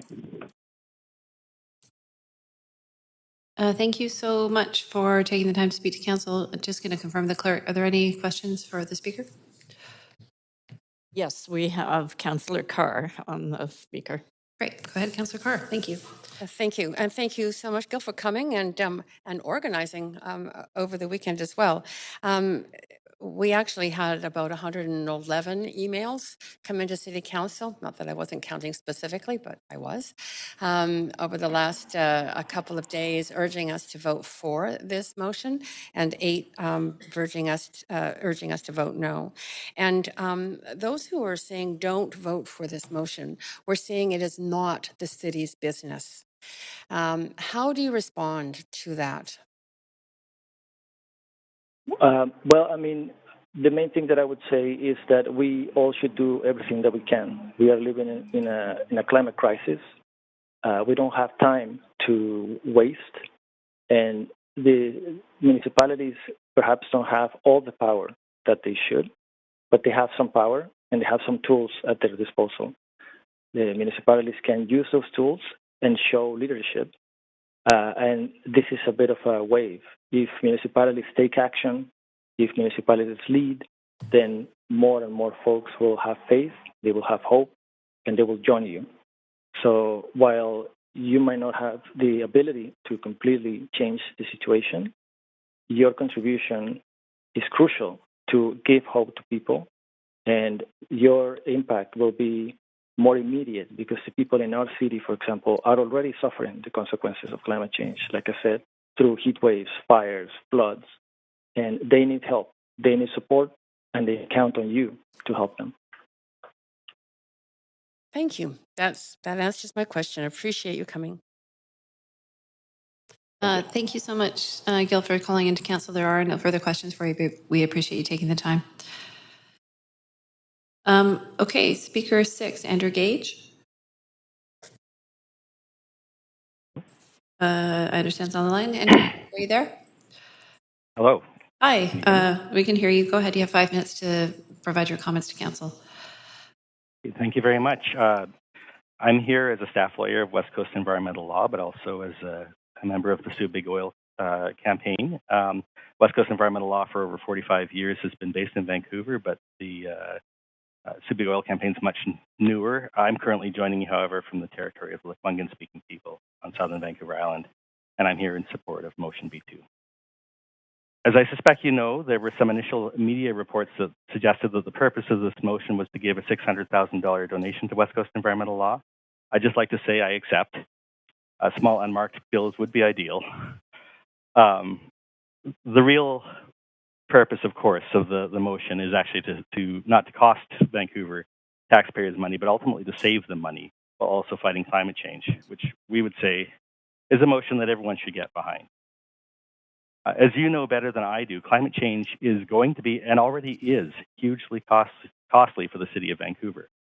City staff have told you that dealing with rising sea levels will require an estimated $1 billion over the coming years, and that doesn't count the costs of preparing for future preventing future heat wave deaths, dealing with storm impacts, and upgrading stormwater systems to deal with atmospheric rivers, and the other costs.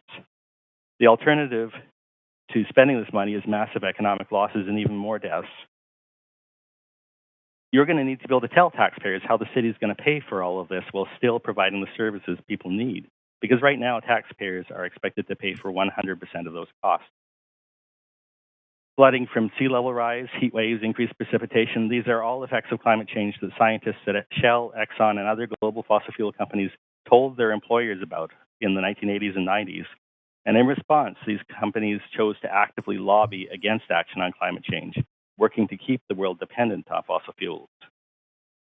The goal of the 1998 Global Science Communications Plan that was developed by Chevron, ExxonMobil, the American Petroleum Institute, and others said that victory will be achieved when average citizens understand uncertainties in climate science, and those promoting climate action on the basis of extant science appear to be out of touch with reality. The billions that they spent on public relations and lobbyists has kept our world hooked on fossil fuels and resulted in the climate costs now facing Vancouver being much, much higher. And they've made and continue to make huge profits as a result. Just 5 fossil fuel companies are responsible through their operations and products for about 14% of the greenhouse gases in the atmosphere today. And those same companies in the last year made an average of $359 million each hour. Fortunately, there is a solid legal basis to hold these companies accountable for their share of these costs. In the words of 28 Canadian law professors who wrote an open letter on this subject, the logic is simple. Those who profit from selling harmful products should bear their fair share of the costs of the harms caused by their product. Those suffering the harm and the governments that represent them should not bear the entire cost. Such a case would be novel in the same way that the first court cases demanding recognition of Indigenous rights or gay marriage, or claiming compensation against tobacco or asbestos companies were novel. Many members of the legal community viewed such cases as impossible when they were first proposed, and yet they ultimately proved successful. In our view, existing legal principles could form a solid basis for a lawsuit filed by a local government against fossil fuel companies for local climate costs. Such a lawsuit can be brought against global fossil fuel companies in BC courts because the harm occurs here in BC. Even filing such lawsuits will force these companies to include the costs of climate change and the risks that they will need to pay them on their balance sheets for the first time, giving them, their investors, and their governments an incentive to make better business decisions that consider the victims and the costs of climate change. The Sue Big Oil campaign calls on BC's local governments to work together to protect their residents from the costs of climate change. A class action lawsuit allows local governments to share costs and minimize the risks. By setting aside $1 per resident, Vancouver is signaling that it is serious about protecting its taxpayers and fighting climate change, and that you're inviting other local governments to do the same. As other local governments follow suit, you can work together with them to identify the best litigation and class action lawyers to bring the case and move forward to sue Big Oil. This investment represents an extraordinarily small share, about 0.07% of the $1 billion that the city is going to need to pay to deal with sea level rise alone.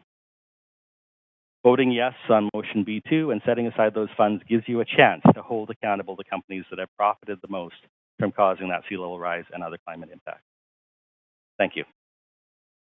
Thank you very much, Andrew. I'm just checking if you do have any questions, and you do have questions from councillors. First up is Councillor Carr. Go ahead. Thanks. Thanks so much, Andrew, for coming and speaking and for all your work on this. So my first question is really around the likelihood of success. Some people have said this is a ridiculous motion because there's no chance of success. What do you say to that? Well, first, thank you for bringing this motion in the first place, Councillor Carr. And the answer is simply that legal scholars do not agree with that claim. We have as I mentioned, the 28 law professors have sent a letter to local governments saying that there is a legal basis for this type of case. There's now over 20 of these cases filed in the U.S., as well as cases in a number of other countries. And although slightly different in terms of its legal approach, but very similar on some points, the Friends of the Earth Netherlands successfully sued Shell for legal responsibility associated with the emissions from their products, which is essentially what we're proposing to do here.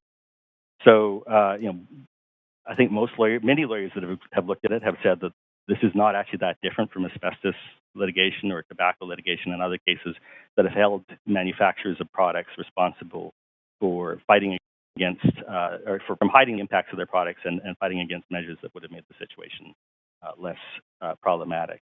You can't knowingly sell a product that is going to cause harm and know that that's going to be the outcome and not bear any of the responsibility. Okay, that's clear.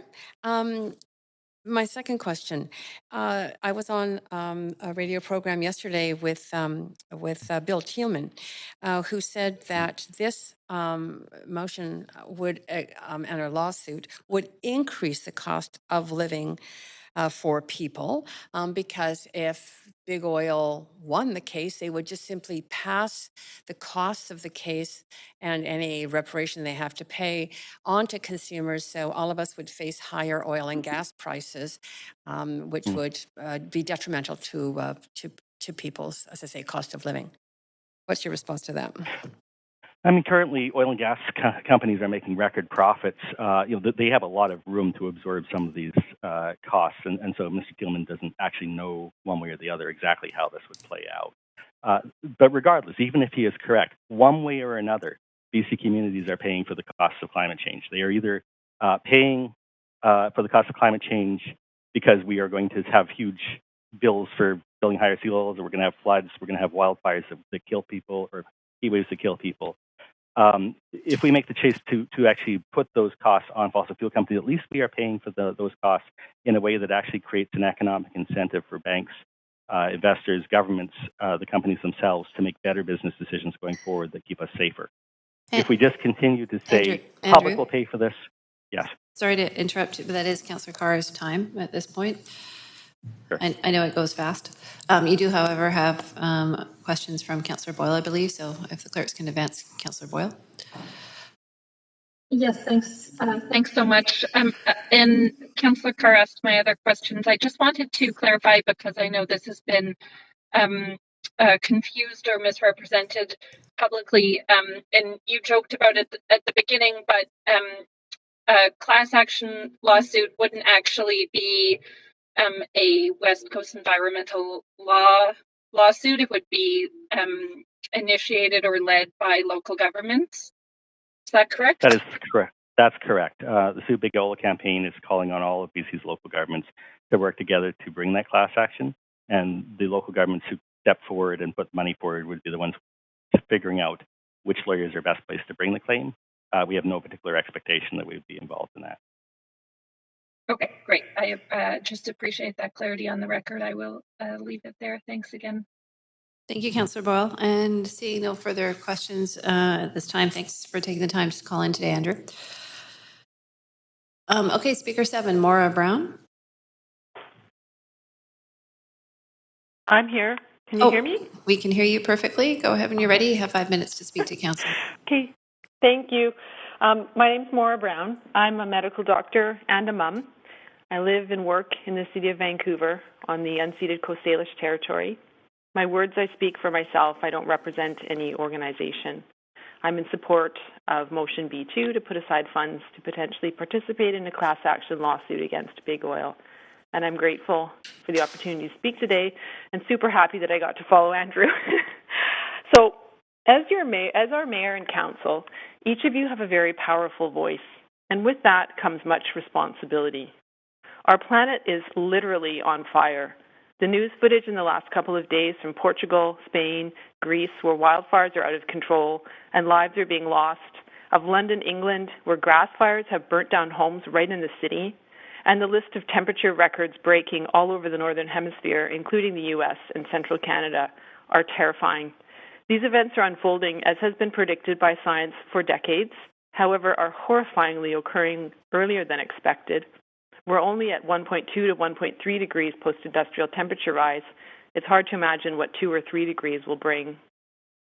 Although we've had a gorgeous summer so far this year, we know this is a short respite. The heat domes and atmospheric rivers are only going to get worse unless we stop burning fossil fuels. The cost of repairing the damage from extreme weather events is huge. As we all know, the flooding will occur in False Creek and downtown as sea level rise. We've already had significant damage to Kitts Pool.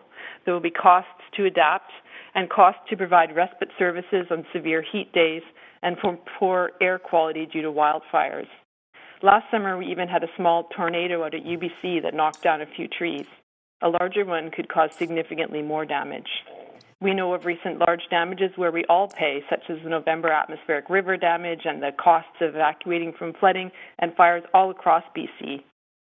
The stress on our healthcare system will increase with climate-related adverse effects, including infectious disease, injuries, and mental health impacts. As well, extreme weather events may impair access to care due to power outages. Staff or patients may be unable to attend their appointments and their hospital treatment, and medical supply chains are disrupted. We saw this happen around Hope in November when patients on dialysis had to be helicoptered out of the area to safety in the other parts of the Fraser Valley.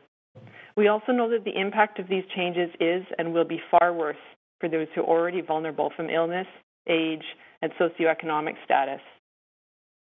Fossil fuel companies have polluted our atmosphere for decades, and they've misled the public through effective disinformation campaigns about the damage they knew their products would cause. Polluting the air and causing climate change due to carbon emissions are externalities for which they have paid nowhere near the true cost of carbon, and now we all suffer. The idea of a state suing a fossil fuel company for climate change-related damage is not new. For example, Maui right now is suing Big Oil in the state of Hawaii, and they just want a decision to keep the trial in the state where the damage is occurring, rather than in the U.S. federal court, which is where Chevron and Shell wanted to move the trial. No one wants to pay more money for things. However, for less than the cost of a cup of coffee per person, we can put aside funds to consider joining a lawsuit where the City of Vancouver may recover some money to help pay for the damage we know is coming. A co-benefit to all of this may be that it encourages a bigger discussion about what climate change means to the people of Vancouver. It's frightening for all of us. However, to have agency and contribute to potential solutions is known to help with climate anxiety. There is much we can and need to do, and we need to involve everyone in communities and neighborhoods throughout the city in mitigation and adaptation efforts. In summary, our children are going to inherit a severely compromised world. We know the lack of action by decision makers is a significant source of mental distress in young people. We adults and leaders absolutely must step up and do what we can to mitigate the greenhouse gas emissions, to limit further warming, and to fund the needed adaptations for the damage that we cannot avoid. Thank you for your time. Thank you very much, Maura, and not seeing any questions from council, so thank you for taking the time to speak. So council, I'm just going to go back through, is our practice, through the missed speakers and call one more time for those folks that weren't on the line, beginning with speaker 1, Lawrence Jacobs. Not on the line. Okay, thank you. Speaker 2, Mario Francisco. No. Thank you. Speaker 3, Andrea Hillman. No. And lastly, Speaker 4, identified as Julia. Again, no. Okay, thank you. So council, that does conclude our speakers list. Appreciate everyone who took the time to share their thoughts on this item. And at this point, we'll open it up for further discussion and debate. And Councillor Carr, I do see you on the queue. Yes. Thank you. I wanted to start by actually tabling an amendment. Okay, I'll ask the clerk to take us to amendment queue.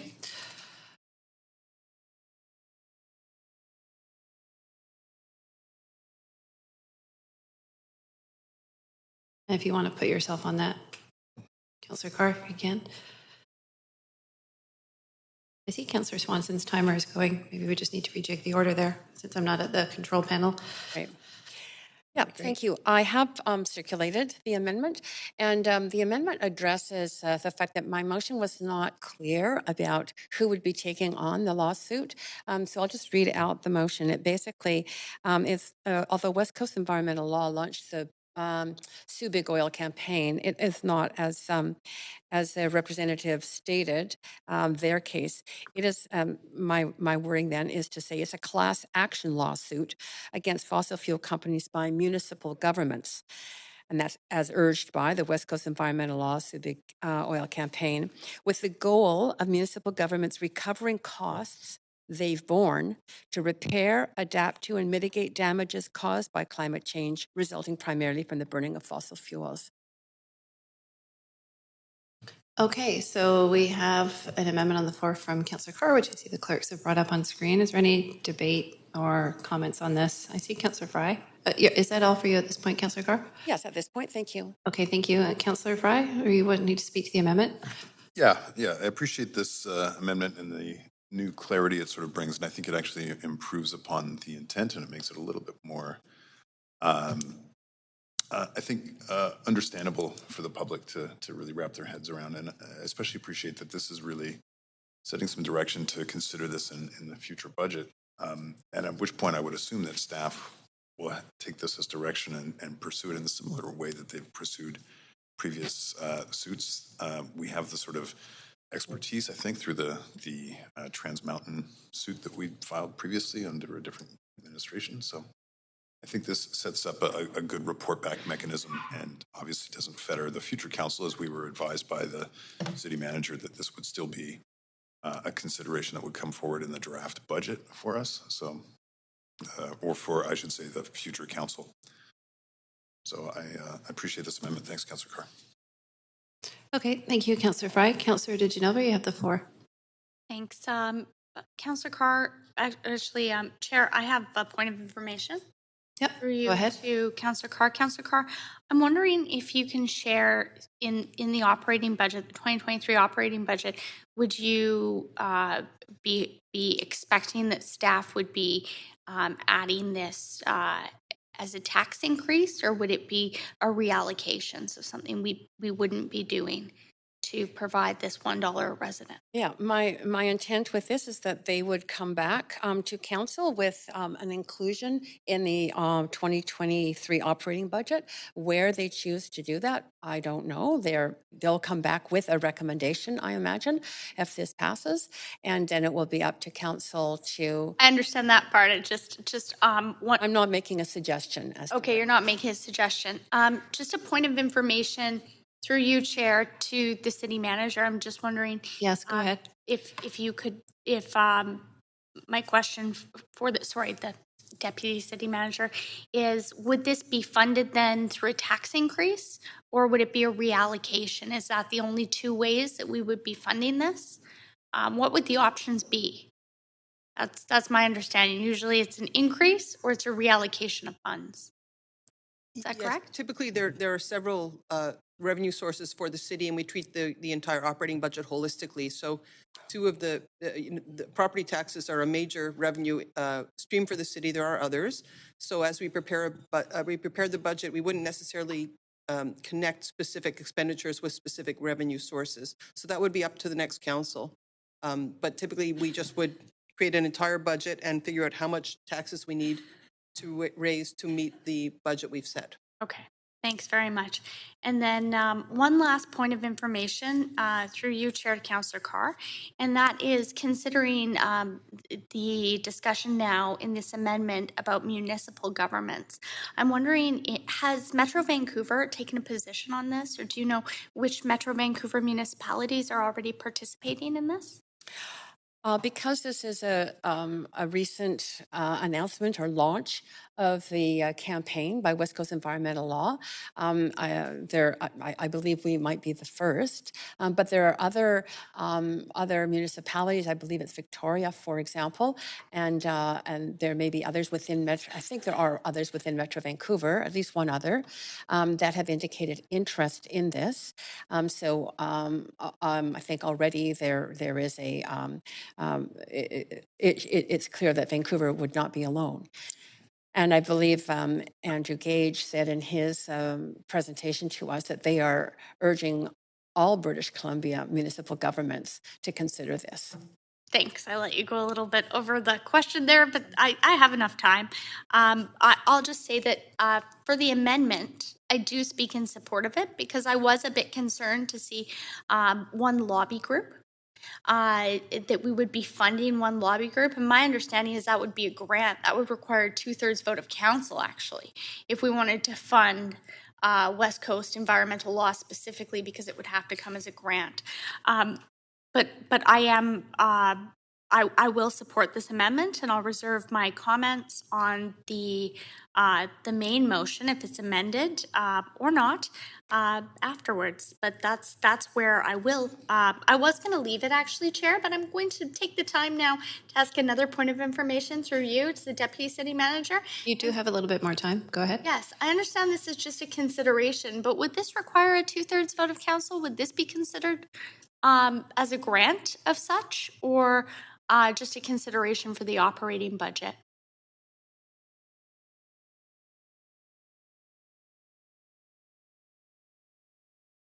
Mm-hmm.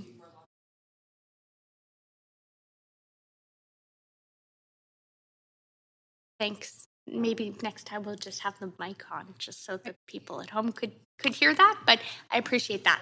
That's all from me for now. Great. Thanks, Councillor DiGenova. Councillor Dominato, you have the floor. Go ahead.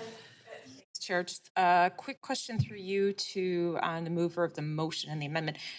Could you just comment on, are there other municipal governments across Canada that have undertaken this and passed resolutions to be part of a class action lawsuit at the local government level? Not that I know of across Canada, but I believe the speaker, Andrew Gage, mentioned that there are 28 cases in the United States by municipal governments.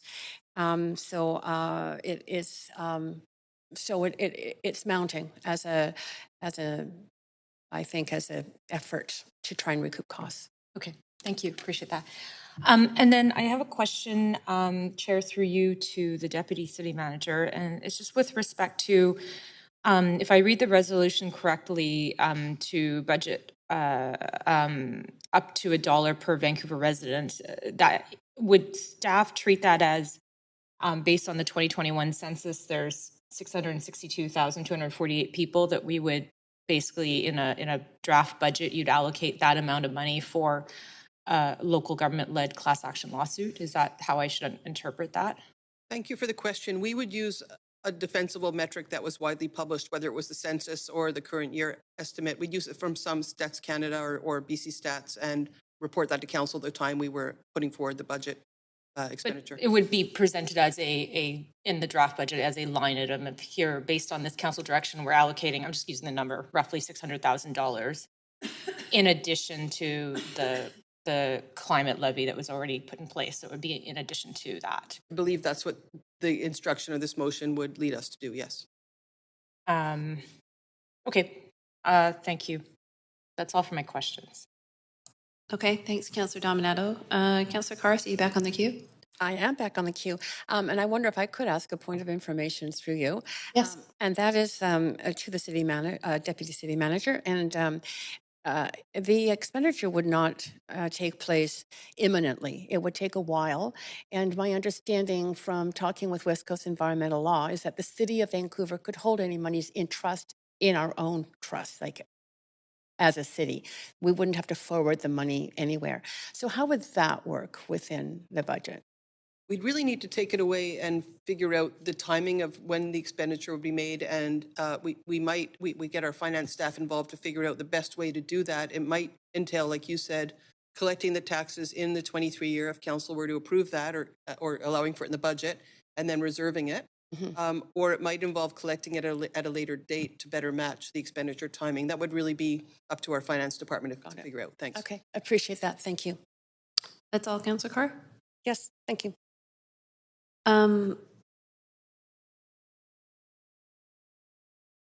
Okay, I'll ask one clarifying point of question myself. I think I know the answer, but I just want to be clear to staff, and that is language is always important. And I noticed that my question is that understanding the 2023 budget is the purview of the next council, but this language is pretty directive. It doesn't say consider including, it says direct to include. So I just want to confirm that staff's interpretation is that you will be putting a line item in there. It's not consider, it's put in. Is that correct?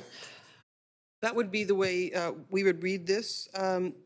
That said, as has already been discussed, it would be up to the next council whether it was ultimately included in the budget.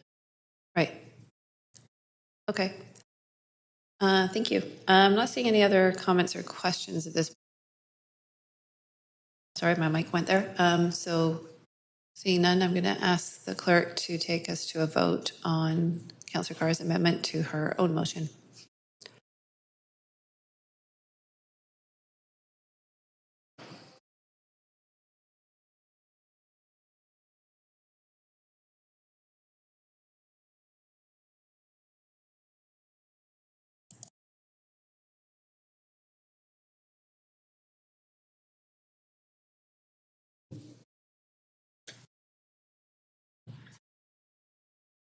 Okay, I'm just, because I'm not in the driving seat, I'm just waiting for the voting panel to come up, unless the clerk would like to read the result, but I'm just waiting for it to come up so I can see it. Okay, it looks like that has passed with 2 in opposition, being Councillor Dominato and myself. And that brings us back to the amended motion. Council, if anybody has further comments. Councillor Fry, go ahead. I just thought I'd offer a little lament for the village of Wennington outside of London, which was destroyed in wildfires today. Because record heats are crippling the United Kingdom, as well as Portugal, Spain, Greece, where wildfires and massive destruction is being enabled by precipitous climate change. We're hearing the same is happening in China and Beijing right now, where heat records are being broken. You know, the United Kingdom has also been struggling with flash flooding and other impacts of climate change, which I only bring up just to kind of reflect beyond our own sphere. You know, we see the fires here, we see what happened to Lytton. We know that our seawall has fallen apart as a direct result of climate change. We know that the kids' pool eroded as a result of climate change. We know the heat dome that we experienced last summer and the loss of life that it exacerbated here. Only to say that this is a growing issue for our planet and for local governments. I don't think that it's beyond the realm of possibility to suggest that actually a class action lawsuit may yield dividends for local governments. Certainly, I think many of us watched with pleasant surprise wouldn't be the term I'd use, but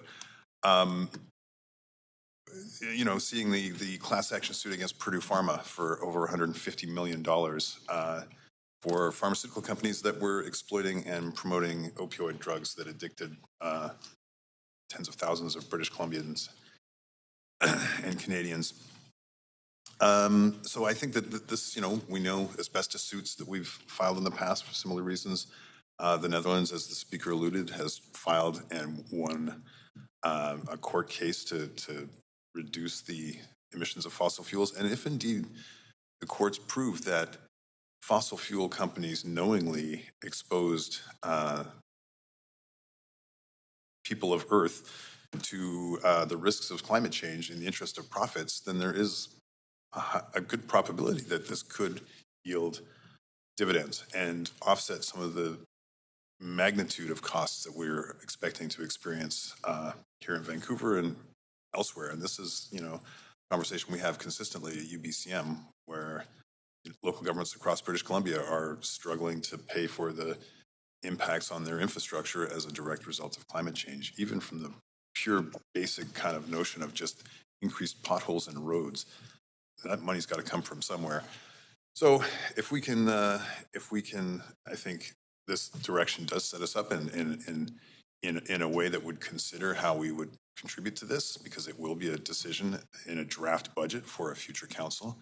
And I think staff will come back with some kind of reasonable inclusion that is up to $1 per resident, although not explicitly $1 per resident. And I think this presents an opportunity, and I think it's worth exploring. And I think that this may actually galvanize other local governments to consider a similar approach. And we may actually come together on something like this and really move the dial and offset some of this catastrophic damage that's happening to our cities and towns. That's it. That's all, Councillor Fry? Yeah, at the risk of stating the obvious, I support this. I think we understand. Councillor Swanson, you have the floor. Go ahead. Yeah, thanks so much to Councillor Carr for bringing this forward. A few weeks ago, we had a report that recommended increasing the business license for gas stations that don't put in EV chargers. The point that our staff wanted to make was reducing gas car use can reduce greenhouse gases and climate change.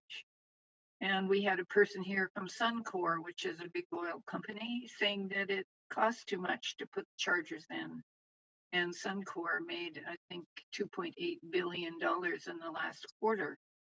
And if people start driving electric cars, they won't sell so much gas, and profit for Suncor might go down. I would like to see those profits go down, but big oil is still pushing to sell more gas and trying to avoid EV chargers. So Twitter is blazing with folks saying that this isn't in the city's business and that we as a city can't afford to do this. Councillor Fry has just listed a whole bunch of things that show how the city is having to pay for climate change, the seawall, the kids pool. We've got to deal with sea level rise in Falls Creek and other places. We've got to deal with sea level rise in our whole sewer system because it's based on gravity. Gravity is getting higher. This morning, I woke up to a notice at my door from my beautiful co-op, and it said, quote, "Need a break from the heat? Enjoy our new cooling station in the common room." Climate change is already here, and our co-op just got a $560 air conditioner for the common room to be used as a refuge for folks who don't have air conditioning in their apartment. So we're paying for climate change now, either as individuals or as a city or a province or the feds. And I would be really, really happy for Vancouver to get together with other cities and challenge the companies that profit from heating up our planet. And I hope this can be a bit of an inspiration to other cities and that we can actually get this class action suit going. Thanks, Councillor Swanson. Councillor Boyle, you're on deck. Thanks so much, Chair. I will also be supporting this. I've heard some folks speak about municipal scope or jurisdiction, and just want to reiterate a bit of what we've already heard, that we are facing enormous, growing, unprecedented costs to our local budget from impacts on our own infrastructure. This council wrestled with that very recently on our own capital budget, looking at how we maintain the seawall in the short and long term, how we fix climate impacts to the Kitsilano pool.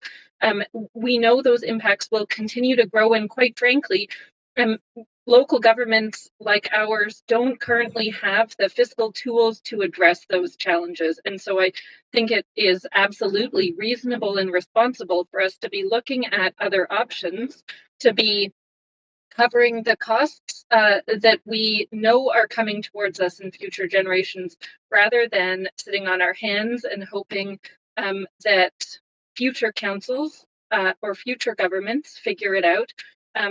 So I think there's a strong financial argument to be looking at this, absolutely. And as others have said, there's strong precedent in other cases, in the tobacco case as an important example. So I'm glad to see this come forward. I think it's important for us to be debating. I think it's important for us as a local government to be talking to other local governments about, and to be seeing how we collectively are going to fund the challenges that are already facing us and that we know are going to continue to grow, and that asking big oil companies to pay their fair share of these growing costs is, again, a reasonable and responsible approach for us to be taking. Our taxpayers aren't going to be able to manage these growing costs all on their own. And again, that's a debate that we have every budget cycle, every capital budget. So I hope that folks who are concerned about fiscal responsibility and our own bottom line understand that this is one important piece of planning well for the future. I'll leave it there. Thanks, Councillor Boyle. Councillor Dominato, go ahead. Thanks, Chair. I'll just add a few comments with respect to the motion. A couple of reflections. I wholeheartedly agree with Councillor Fry in the comments about what's happening around the world in terms of climate issues. In particular, he referenced the UK, and I've been following that as well in terms of issues. And I referenced this in council the other day, the fact that they're looking to jurisdictions like Canada in terms of examples like tree canopy, that we've thought ahead and that we're thinking ahead in terms of ensuring that we have adequate tree canopy in our urban centers.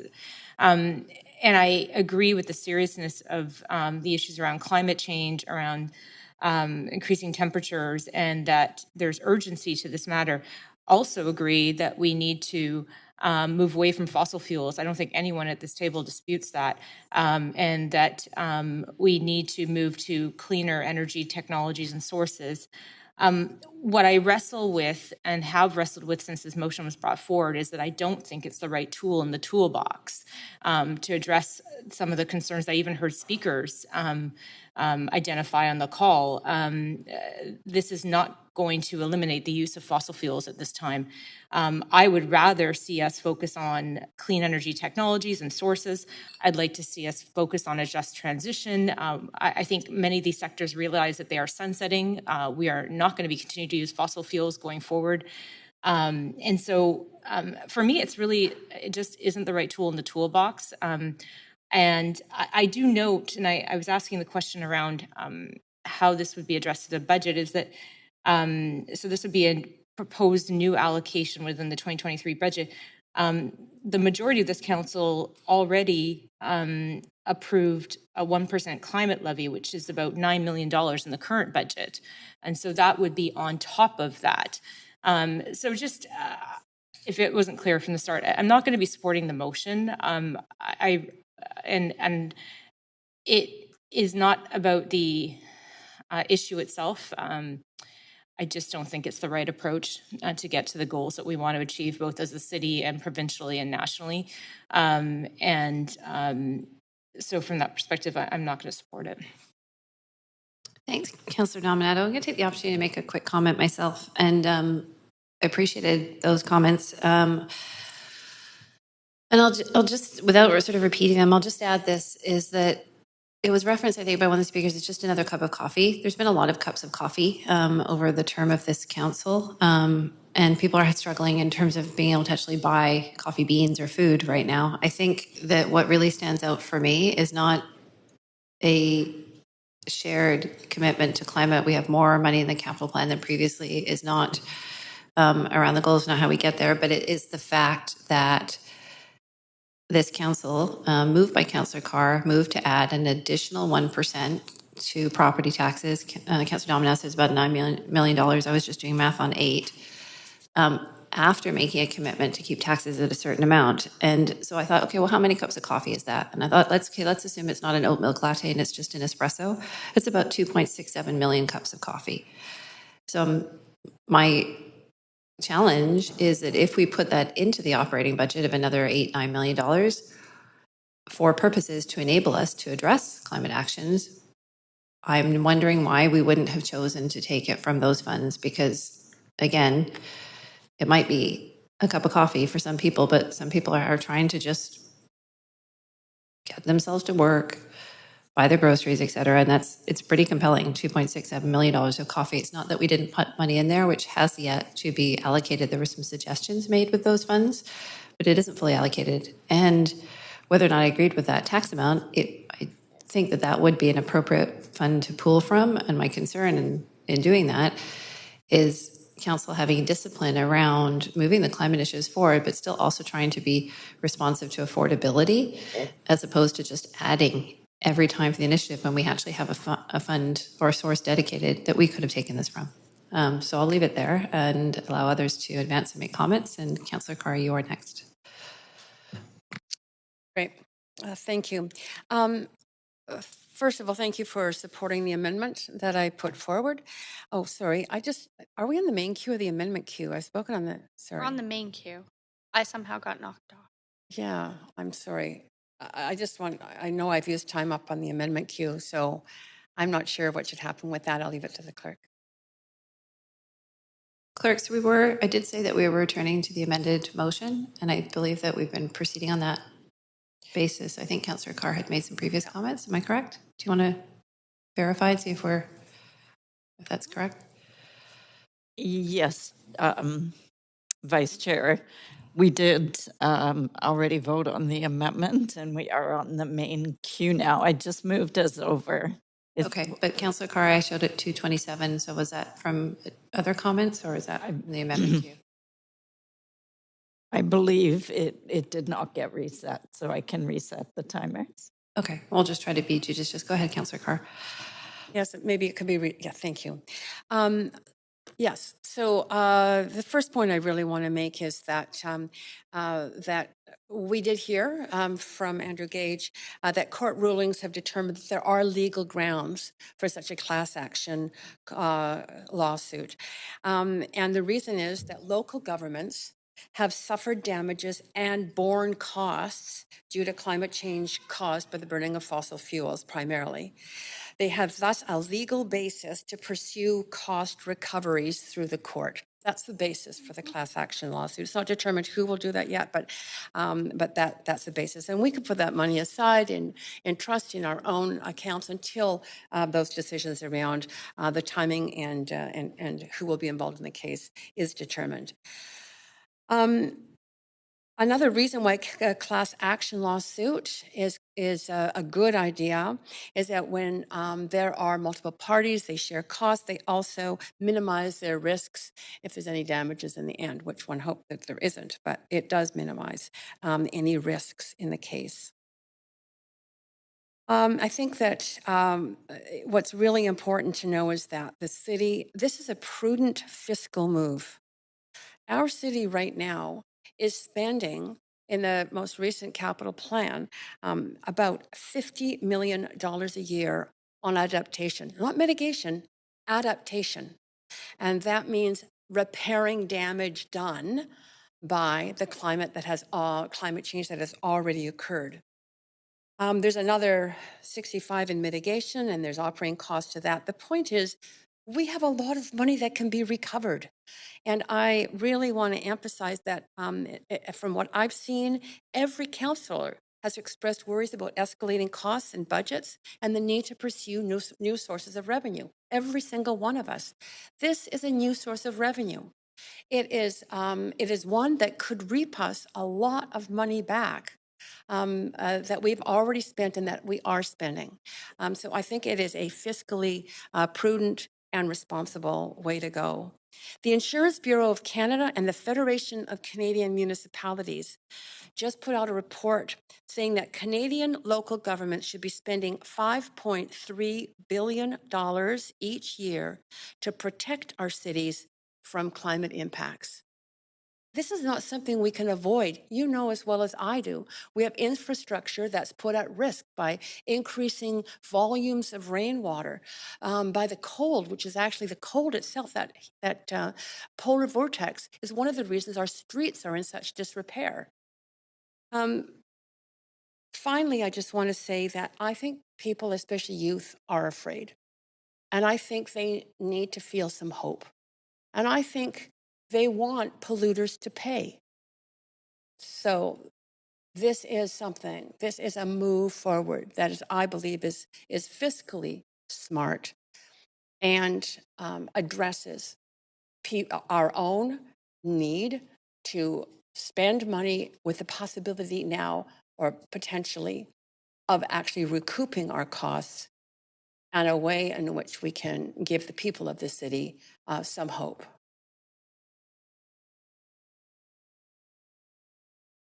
All right, thanks, Councillor Carr. Councillor Boyle? You are on again. Go ahead. Thanks, that was a holdover. Already. It's a holdover? I was wondering. Thanks. Councillor Swanson, also holdover? Councillor Swanson, just confirming it's a holdover? Yep. Okay, thanks. Councillor DiGenova? Thanks. I wanted to start with a point of information to staff, if I could, through you, Chair. that okay? Yes, go ahead. Okay.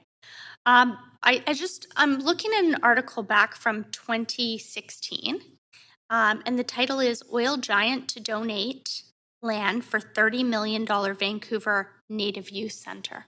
So I understand that Anya is moving forward and that Vancouver was a partner in that land donation. So it's not like Anya and Suncor were just partners. The city of Vancouver is a partner. And I have to ask, I'm using this as one example, but I'm going to ask our deputy city manager, does it possibly jeopardize, projects such as this if the city of Vancouver is to move forward with a lawsuit? I understand when there's a lawsuit in progress, often donations are halted and stopped. And I'm as I have a fiduciary responsibility, as city councillor here, I have to consider all of the possible ramifications and unintended consequences. So I'm wondering, is that something that staff could comment on right now? Thanks for the question. We'd be happy to comment on it. I can't comment on it right now because I'd have to speak to the internal proponents of the Anya project and probably our legal department more generally to find out an answer to that. Happy to get back to council by memo if you want us to. I would love that because I understand that it's a $30 million donation, and I'm not sure that Anya would be able to build their center without that. And understanding that the province has just come forward with $2.5 million of funding this year for Anya and their center. I'm not sure if, like the Killarney Senior Center, the Sunset Senior Center, does that funding go away? So I'm asking you this also, if you could include this in the email follow-up to council, would the provincial funding possibly be in jeopardy, or would there be concern there as well, knowing that Anya has been working at this for some time now? We'll investigate both the implications for the provincial contribution proposed and as well as the original contribution of the land. Thanks. Okay, thanks very much. Anything further, Councillor DiGenova? Yes, I do. I'm going to make some comments, but that certainly was a concern to me because, council, I do see us doing what we can to already leverage good. And I remember being on the last council with Councillor Carr when we approved that and moved forward with a partnership with Suncor, which is one of the largest petroleum producers in Western Canada, and Anya, to move forward to make sure that Anya had a new center. And ironically, it was the agenda item right after we moved forward with having a report back on our intervener status. And our city manager had just come back from Ottawa. So I think that we can move forward in good ways. And to some of my other colleagues' comments, there isn't anyone who is saying here on this council that I've witnessed, and I'm not trying to put words in anyone's mouths, but we had a unanimous agreement on many motions that move forward to climate action, that make sure that we're doing our part. And I'd argue, council, that we're doing more than many other municipalities to combat, the climate emergency. In fact, we declared a climate emergency. To some of my colleagues' points, we already have increased our budget to include a climate tax. And that's not just for this 1 year. Each year, and now with 7.7% inflation, the next council will not only be seeing that amount that Councillor Kirby-Yung, I think, mentioned it was $9 million, but now it will be $9 million plus inflation. So that's what we'll see moving forward. And I know that there are councillors that have said, and I heard it a lot on the last council, it's just a cup of coffee. It's just a cup of coffee. Well, council, it's not just a cup of coffee. Now it's a cup of coffee and 25 cents.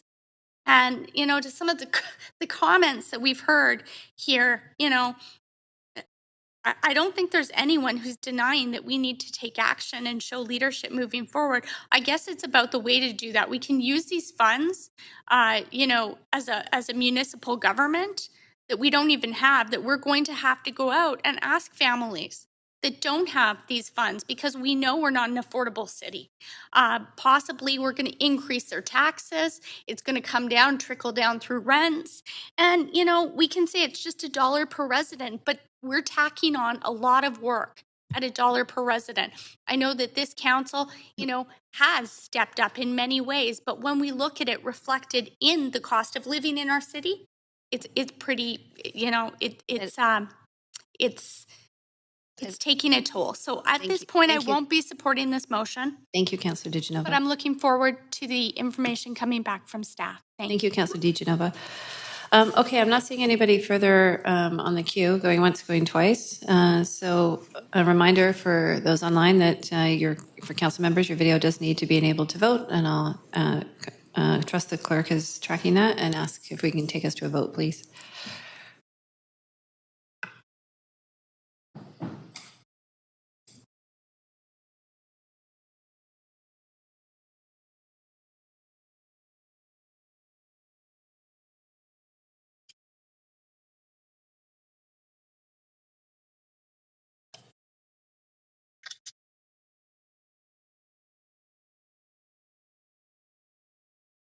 Okay, and that has passed with 5 in opposition. Councillor DiGenova, Hardwick, Dominato, Bly, and Kirby Young. And that concludes item 5, and I'll turn it back to you, Chair Carr. Thank you. Actually, mine is the next motion. Too. So close. Helps if you read ahead. Okay. Okay, Council, we're now moving on to item 6, which is also Vancouver hosting a C40 climate workshop for the Metro Vancouver region, which was moved by Councillor Carr and seconded by Councillor Fry. We did refer this as per yesterday, per practice, to this meeting to hear from speakers. I'll just ask the clerk to confirm if we do have our 3 registered speakers on the line at this point. Thank you, Vice Chair. And despite the fact that we sent out 2 reminders, we have no one on the line, but I'm just getting a message. If you could just bear with me a moment. Sure.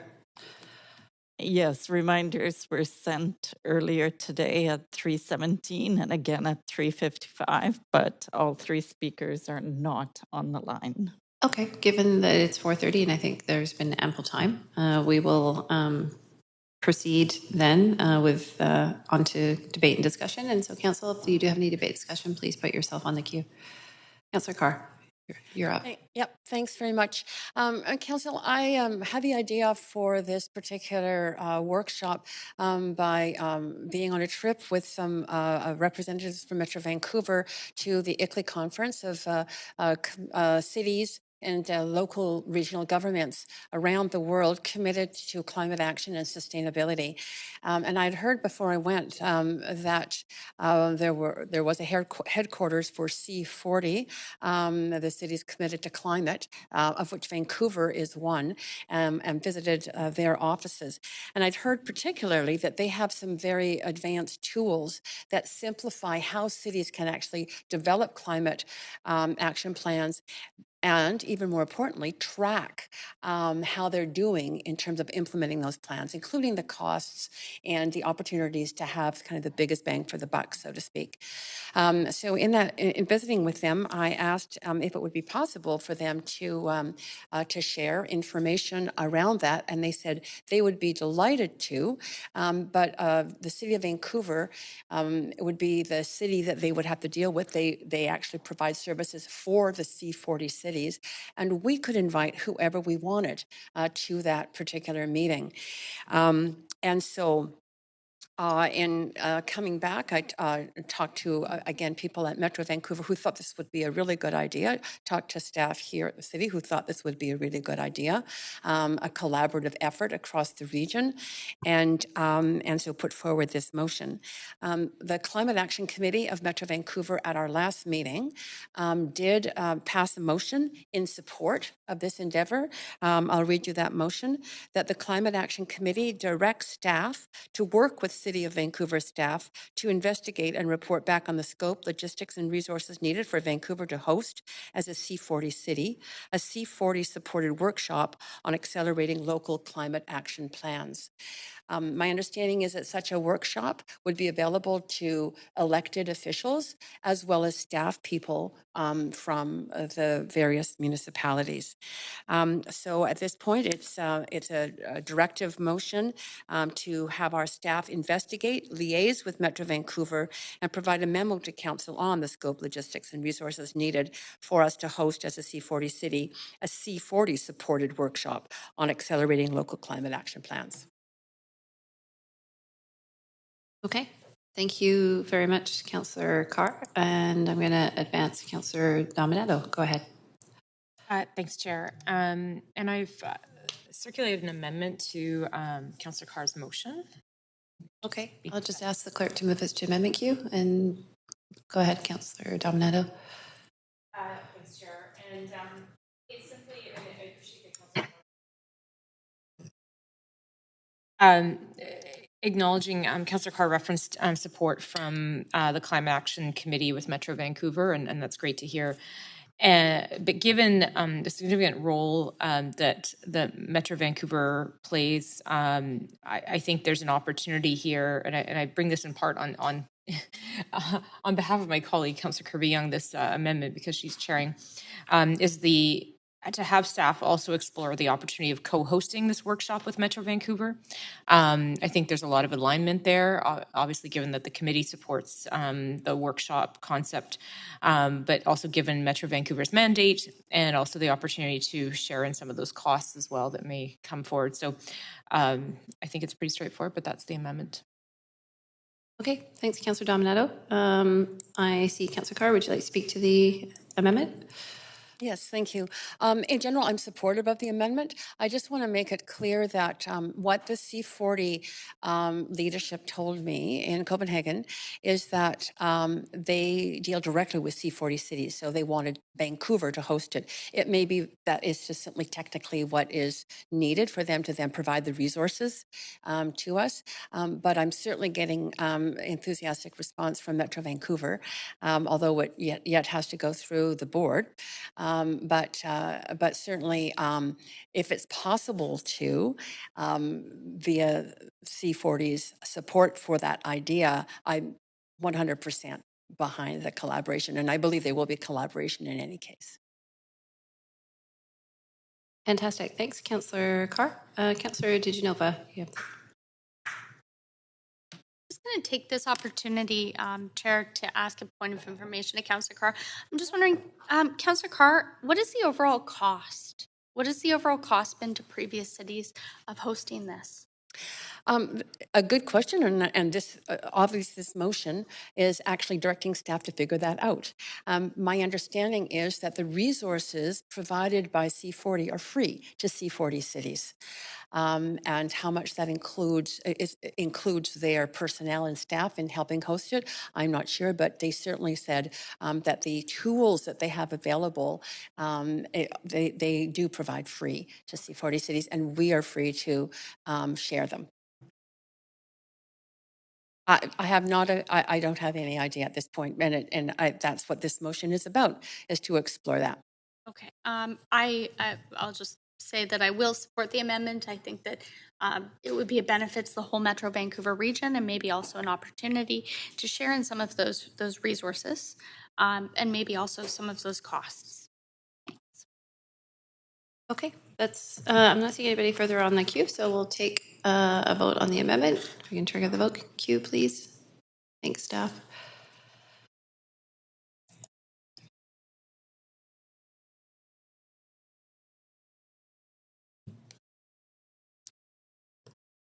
And while we await the result in eager anticipation, I'm going to predict that that passes. Let's see. Oh, called it with none in opposition. Thank you, everybody. That brings us back to the amended motion. Any further debate or comments? Nope, seeing none, we can go to a vote on the final amended motion.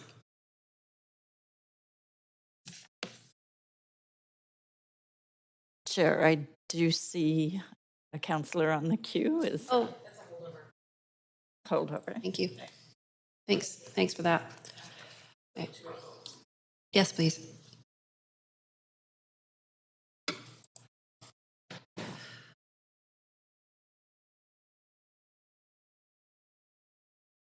Make this exciting for those at home. Predict another pass.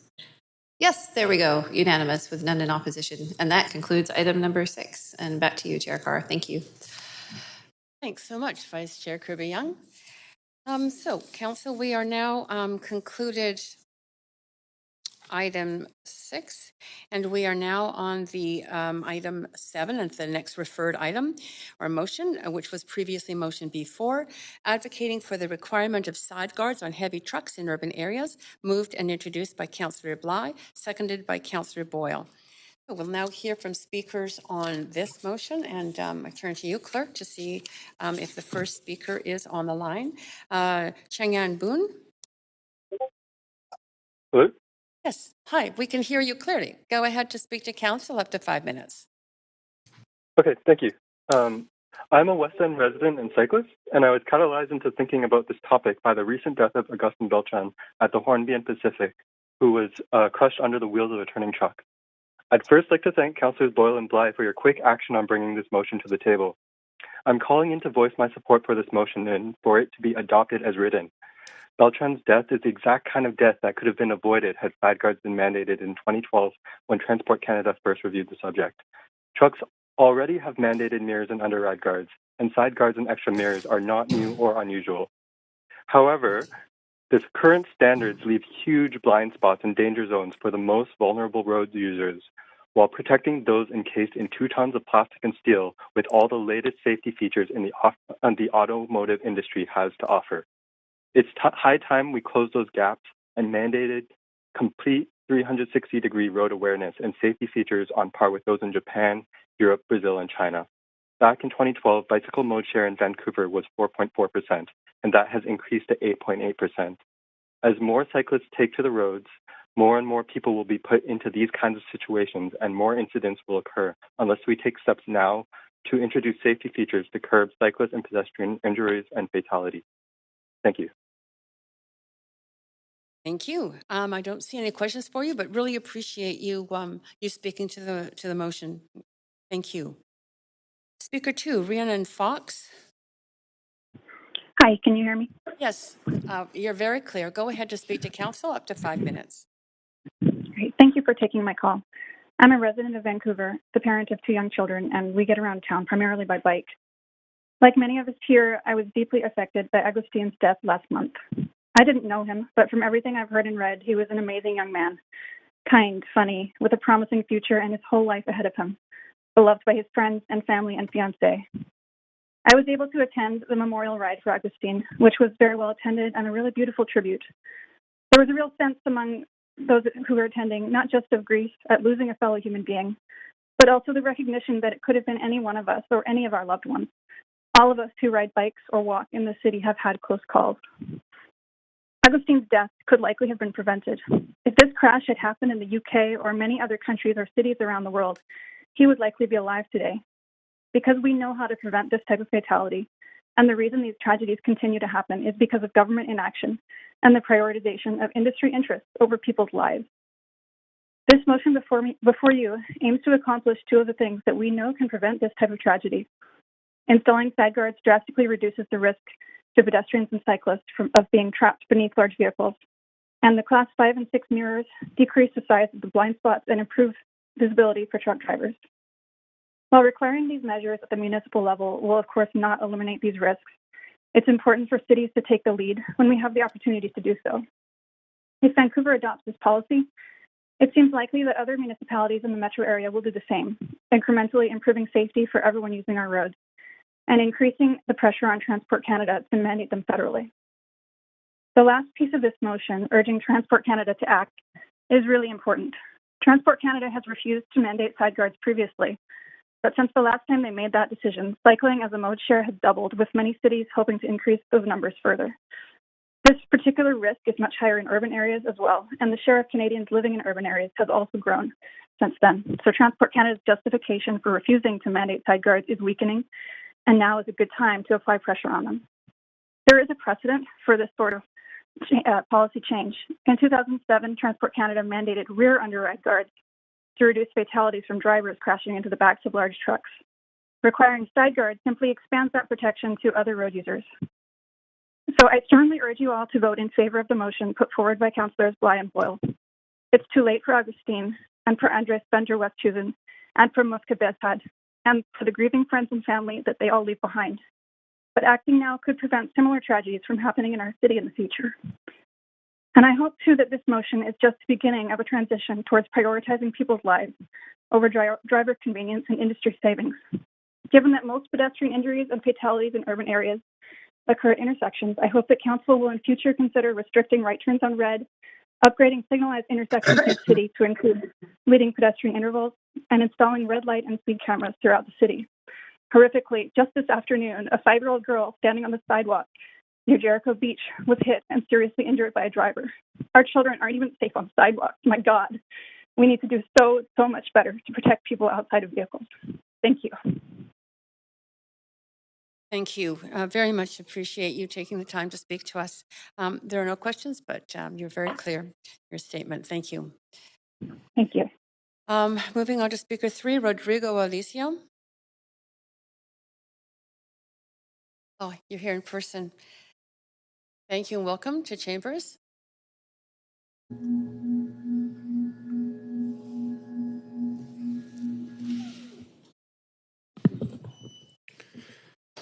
My name is Rodrigo Alessio. My cousin Agustin tragically lost his life while riding his bicycle from his apartment to Stanley Park. Thank you for allowing me to be here. It is not in the best of circumstances, but it has a very strong significance for our decisions to come and live in this beautiful city. Thank you for the opportunity to speak on behalf of my wife, my 2 kids, my aunt and uncle, Beatriz and Ramiro, cousins, Maria and Paulina, their partners, Eduardo and Rodrigo, and new baby-born niece, Lorenza, my entire family as well, which includes Renata, Agustin's partner. She will be speaking shortly after me. Thank you, Councillor Boyle and Councillor Blythe. Thank you for listening. It is overwhelming to be here and to be able to address this issue to representatives who actually care. Where we come from, this is particularly rare. Agustin was a fantastic young man with great potential and with no doubt would have continued to make everyone's life better every day. He was actually working and investigating on the impact of bike lanes in economics. He was a PhD student in UBC economics. We came to this country and to this city because we want to have a better quality of life. It was certainly the best fit for us. Agustin understood that to his core. He truly believed we were going to have a better, peaceful life. He even saw it in my children's day-to-day. Ironically, one of the reasons we gave people back home as to why we were living here was, back in Mexico, we couldn't peacefully ride a bike through the city, even in our own street. Life, go figure. Accidents happen. This, pending police investigation, was a terrible accident. And accidents will continue to happen. But our intent is to fully support this action and this motion from preventing people from dying, from preventing people and families on suffering loss from inaction. So no one, in what I hope is the very near future, will have to feel this way, having to give his parents and the whole family the very worst news, or listen to my 3-year-old say he misses his uncle Agustin. Side guards on that truck will have saved Agustin's life. Side guards could save your life, your cousins, your partners, or your children's life. Let us prevent this from happening to anyone else. Riding a bicycle in the city shouldn't be life-threatening, so we fully support this motion. Thank you very much. Thank you. If you don't mind staying at the stand, you do have some questions from councillors. Of course. Great. Over to you first, Councillor Boyle. Thank you so much for coming in and speaking. I just wondered if there was anything else about your cousin that you'd like to share with us. Of course. Agustin was a terrific person. He was kind. He was incredibly smart. He had a a way of seeing life that is not common. He really understood what life was about. He really was thoughtful, and he knew that living his life with all his potential and a very good day to day was the best fit for him. He understood, like not many people do, what life was about, and it was about cherishing every moment. This type of things, accidents do happen, like I said, but for it to happen to Agustin, it's a terrible, terrible loss, because a really magnificent life was lost that day. Whenever someone loses his life, everyone says how great they were. In this case, he really, really was. He was an exceptional young kid. And yeah, he was truly something. Thank you. Thank you for sharing a bit more of him with us. And please pass along our love and our heartbreak to your whole family too. Of course. Thank you very much for everything you've done. More questions? Councillor Bly. Thank you, and thank you, Rodrigo, for being here and standing up and speaking. I know this can feel nerve-wracking under the best of times, but to be here in honor of your cousin, Yeah. Yes. Augustin, I just really want to acknowledge the tremendous strength that takes. I understand that there was a memorial ride concurrently in where Augustin was born, and I wonder, could you tell us a little bit about that ride and what that meant to your family and the community?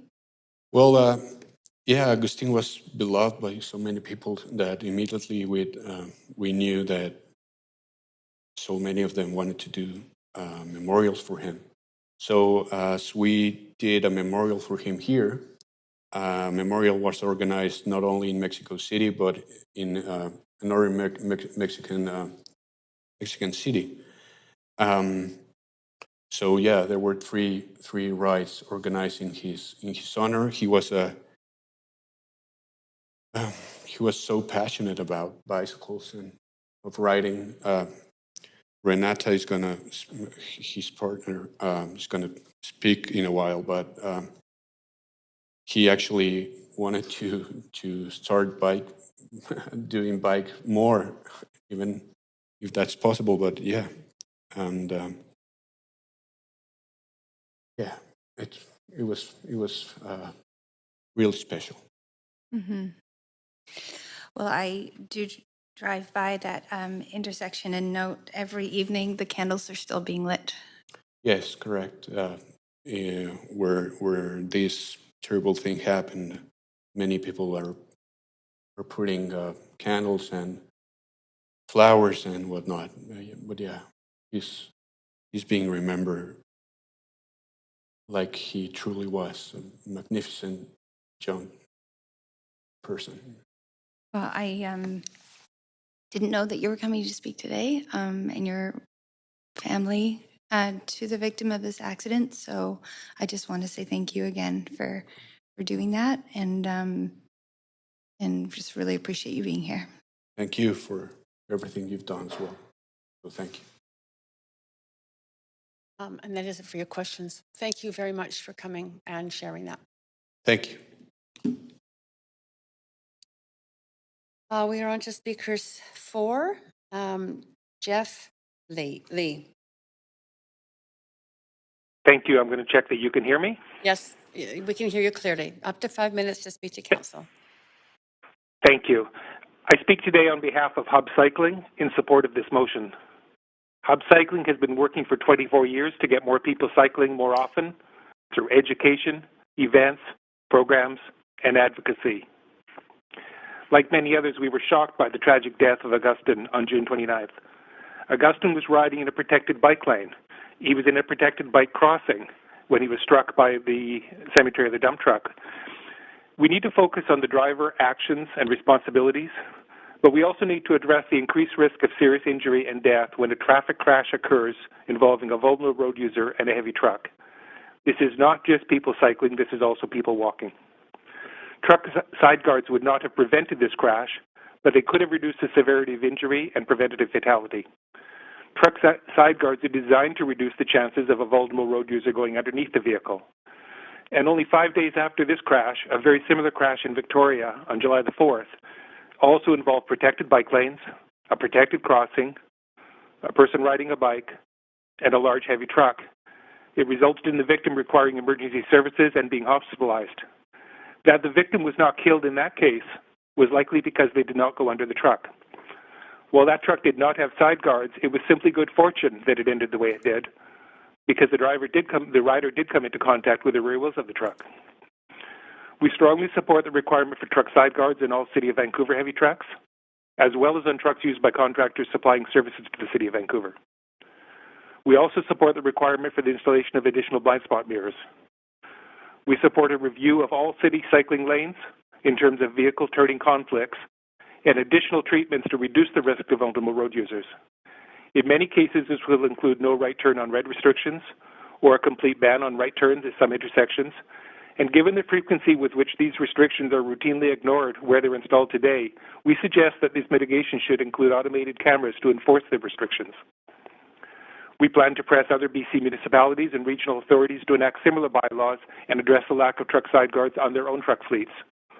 One example of that is Metro Vancouver, who are just about to commence the construction of a new water supply main under Stanley Park, and who plan to have a large number of heavy dump trucks operating in the park over a course of several years, alongside people walking and cycling through the park.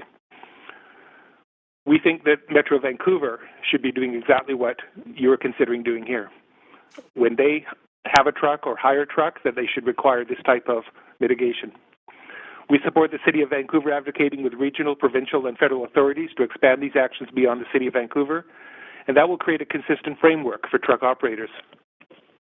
We support the City of Vancouver advocating to ICBC and truck driving associations to deliver increased driver education to better inform drivers of their responsibilities regarding vulnerable road users. Moving to zero traffic fatalities, as we have committed to do, requires that we act. That action needs to start at the local level. It's been too difficult to get this passed at the federal level. This motion sets out to do this at the local level, and that's the way we need to start and build from there. We thank you in advance for your support of this motion. Thank you. And you do have questions, but Council, before we move to questions to the Speaker, we are running close to 5 o'clock. We have one speaker here and another additional speaker in chambers, and I believe 2 online. I leave it to you to decide whether you want to finish speakers, hear the speaker in person, and then take a dinner break. It's up to you. Can I move a motion, Chair? Yes, you may. Go ahead. Could I move a motion that we finish with this speaker, hear the speaker in person, and then hear the other speakers after dinner? That's your motion. That's my You've just tabled it. I'll test for consensus. All those in favor? Does everybody Chair- understand that? We would be. Chair, I have this is Councillor Boyle. Sorry, I was on the list to move a motion, but since there's one on the floor now, I have a point of information, which is I'm just hoping, because I'm not there in person, if we can confirm that there's just one speaker in person, and you said there are 2 on the line. Correct. That's right. Yes. Okay. And the motion right now that was just moved was to, I'm sorry, Councillor Boyle, I assumed you were going to maybe ask questions of the speaker, but the motion on the floor is to finish the questions to the speaker, if there are any, on the line, and to hear the speaker in person and then take our dinner break. That is the motion on the floor. You're free to amend it. You're on the queue now. My preference would have been to extend to hear the rest of the speakers and then break, but I can live with what's on the floor. You can, okay, That's fine. So again, council will, oh, all of you are to speak to this. Okay. Recognizing time there. Councillor DiGenova, is this to your own motion? Yeah, just Go wanted ahead. to note also that I was trying to be able to hear the speaker in person. I do have parenting responsibilities, and that includes daycare pickup. We can't really be changed. And if everyone else wants to hear the other speakers, that's fine. I won't be able to stay for that. Okay, we have 1 minute and 1.5 minutes left. Thank you, Councillor DiGenova. Councillor Dominato? I was going to propose an amendment, which was to hear the remaining speakers and then recess for dinner. Okay. Oh, I'm seeing. So we would have to, I think, defeat the first one and then move on to the second amendment. Is that, I mean, or is it an amendment to the amendment? It's just to amend. Right. We're in an amendment to the amendment, and I'm going to test for, I'll just say yay to, or nay, to the amendment by Councillor Dominato. All those in favor of hearing speakers and then break for dinner, say yay. Yay. Any opposed, say nay. Okay, so we have an amended motion. I have to go through with this again. And all those in favor of that amended motion, say yay. Yay. Yay. Any opposed, say nay. Okay, we will hear the rest of the speakers and then break for dinner. So thank you, Council. We are now on to Brenda Sam Kirk.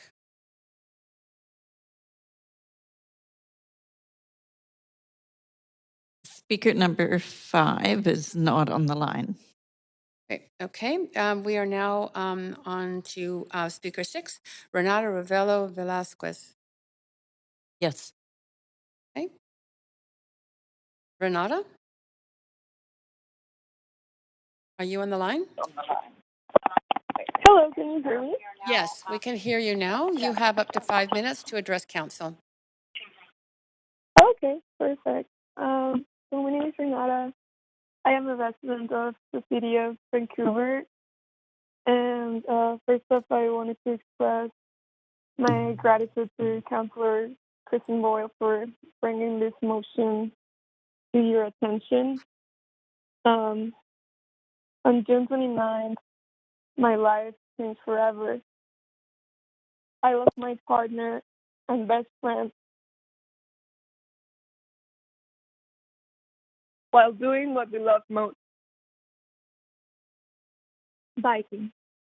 Coming from Mexico City, a place that faces multiple mobility challenges and that does not prioritize cyclists nor pedestrians, we were extremely excited to move to Vancouver, a city that, from our perspective, is one of the best places for active transportation. We bike everywhere, to work, to the supermarket, to parties, and we were about to start training for the Gran Fondo of Whistler. We were so excited about biking that Agustin even wrote his master thesis on the benefits of protected bike lanes to reduce traffic. We have already heard about the benefits of sideguards, and I appreciate the technical knowledge of the previous speakers. I can only speak from my perspective. Having witnessed the accident from a few meters away, I know that Agustin's life would have been saved if that truck had had sideguards. It is also possible that other things would have saved his life. Bicycle traffic signals, clear regulations on the right-of-way, and not allowing heavy trucks inside of the downtown area are just a few others. There is nothing I can do to bring Agustin back to life, but we can all do something to prevent this from happening to anyone else. Council, I urge you to approve this motion and to continue working on making the streets safe for everyone, particularly for pedestrians and cyclists. This will not only save lives, but will benefit the city response to climate change by moving away from car-centric planning. I am looking forward to getting back on my bike, and I trust that you will do what it takes to make me feel safe again. Thank you. Thank you. Yeah, you do have some questions, if you don't mind staying on the line. Councillor Bly. Thank you, Renata. I just wanted to appreciate you for gathering up the strength to speak to council today after this devastating loss for you personally. I don't have any questions. I just really want to express my condolences for what you're going through and the loss. And we will be working hard here to ensure that we can take action to make our streets safer for cyclists. Thank you for calling in. Thank you. Thanks, Councillor Bly. That is it for any questions or comments, but I just do want to say, I think on behalf of all of council, that we also express our sincere condolences to you, and really appreciate the fact that you did take the time and the energy to speak to us about this. Thank you. Council, we're on to speaker 7, Lucy Maloney. In person. Ooh, thank you. I'm speaking in support of the motion to require side guard and mirrors. It's very hard to follow, Renata. Excuse me. On City of Vancouver vehicles and contractor vehicles. I would like to start by again offering my heartfelt condolences to Agustin Beltran's partner Renata and his family and friends, many of whom I had the honour of meeting and working with in organising the Vancouver Memorial Ride for Agustin, which took place the weekend after his death. It's easy to think, why would this small step make a difference when the City of Vancouver trucks are only a small percentage of the large trucks on our roads? But I assure you that this measure will show strong leadership and has already started resonating outwards to other municipalities and within the trucking industry. On the morning of Agustin's death, my husband cycled through the intersection of Pacific and Hornby about 45 minutes after his crash. He pulled over and called me shaken and upset. I regularly ride through this intersection with my daughter on the back of my cargo bike or on her own bike. My 13-year-old son rides through this intersection on his way downtown. The Vancouver cycling community rallied together to comfort each other and show support to Agustin's partner, friends and family, because we all have stories of close calls like this.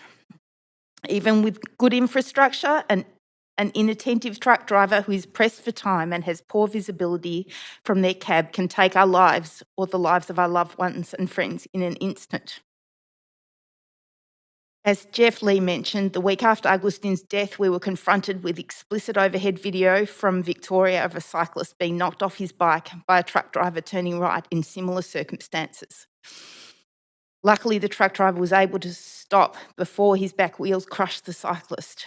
We need to do everything we can to compel trucking companies to install side guards, mirrors like you see on school buses, and trucks designed to maximise visibility through large, low windows and flat fronts. We need trucking companies to take driver training seriously and to develop a safety culture in which drivers know that driving slowly and carefully is more important than anything else. If large trucks are to be allowed to use streets like Hornby Street, trucking contractors should be required to develop and implement safety plans to identify and mitigate potential hazards like the danger of pulling left and then turning right across vehicle lanes and across a bike lane. The death of a person riding a bike is often the catalyst for safety improvements in cities. That is a good thing, but let's do everything we can to prevent the deaths of people using our roads, people in cars, on bikes, walking, using wheelchairs and mobility scooters, and the other forms of micromobility that people are using now and that emerge in the future. We are seeing the effects of catastrophic climate change now, and we need to do everything at our disposal to address it now. This measure will help make people feel safer using sustainable and active modes of transport, which is one small way we can protect our children's future. The trucking industry in Europe and elsewhere that sideguards have already been required has survived, and lives have been saved.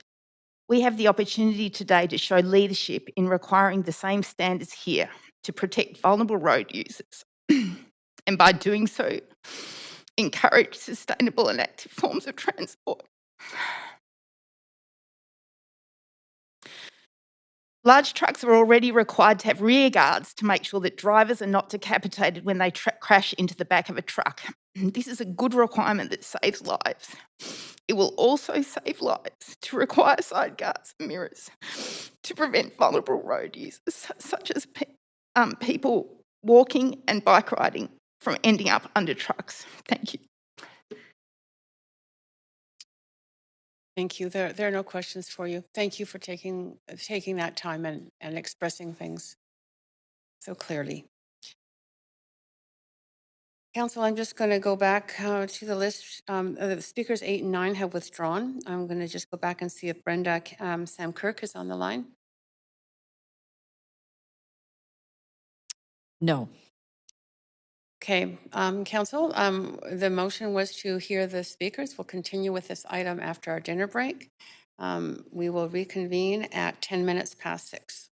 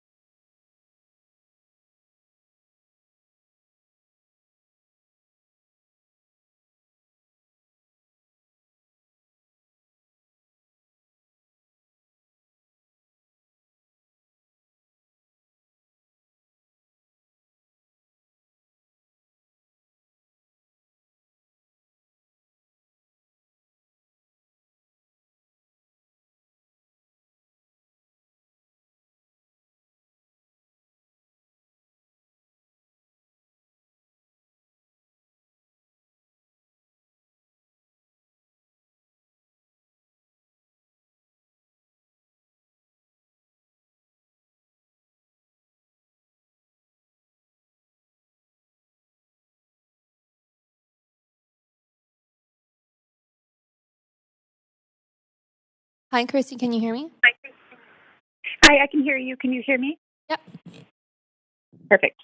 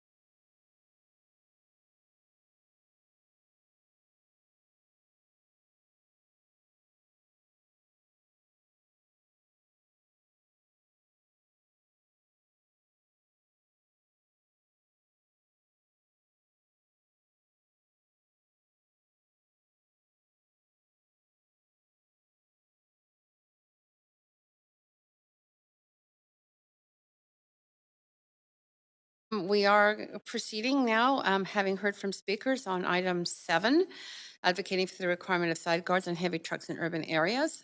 We are now going to proceed with the debate and decision. Councillor Boyle.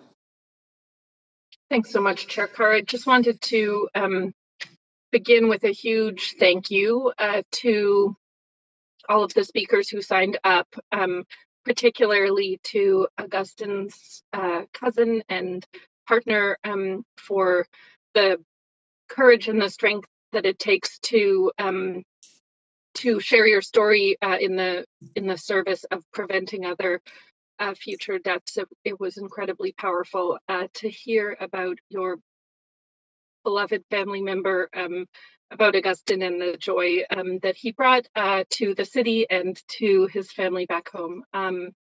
So thank you for sharing those stories. And I also wanted to say a huge thank you to the cycling community across Vancouver who, as you heard, really pulled together after that death to support his family and to advocate for changes like this, which is really how this motion came about.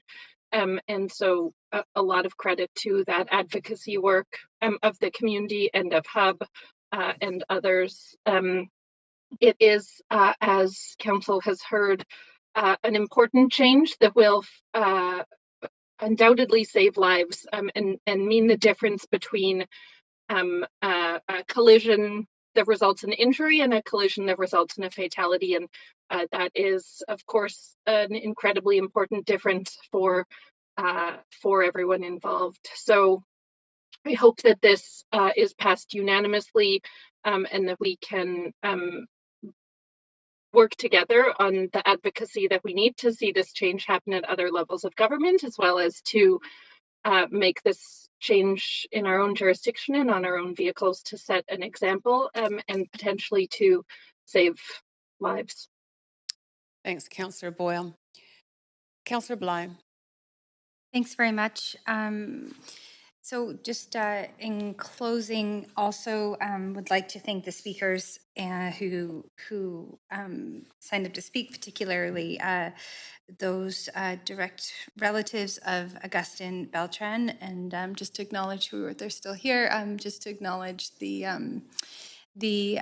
tremendous courage and strength that it takes to speak so soon after such a tragic loss. So just thank you very much for that. So where this motion came from is, of course, on June 29th, Augustine Beltran, who's 28 years old, a Vancouver resident and a PhD student at UBC, was tragically killed in a collision at the right-hand turn of Pacific and Hornby. And the call for action to protect pedestrians and cyclists can be taken by the city to prevent the severity of this awful accident and others like it by mandating the requirement of side guards on heavy trucks in urban areas. These side guards have been required in countries in Europe since 1989. They're also mandatory in Japan, China, Brazil, a number of other cities, including the city of Halifax, which took action in 2016 to mandate side guards on all city-owned and contracted vehicles after a tragic loss similar to this. And of course, we know that Vancouver's Climate Emergency Action Plan aims to have 2/3 of all trips in Vancouver be by active transportation and public transportation by 2030. And the city's Transportation 2040 plan also includes a goal of 0 traffic-related fatalities with an emphasis on vulnerable road users. So really, the support of this motion is taking that leadership role that our city can play in protecting road users from these tragic circumstances.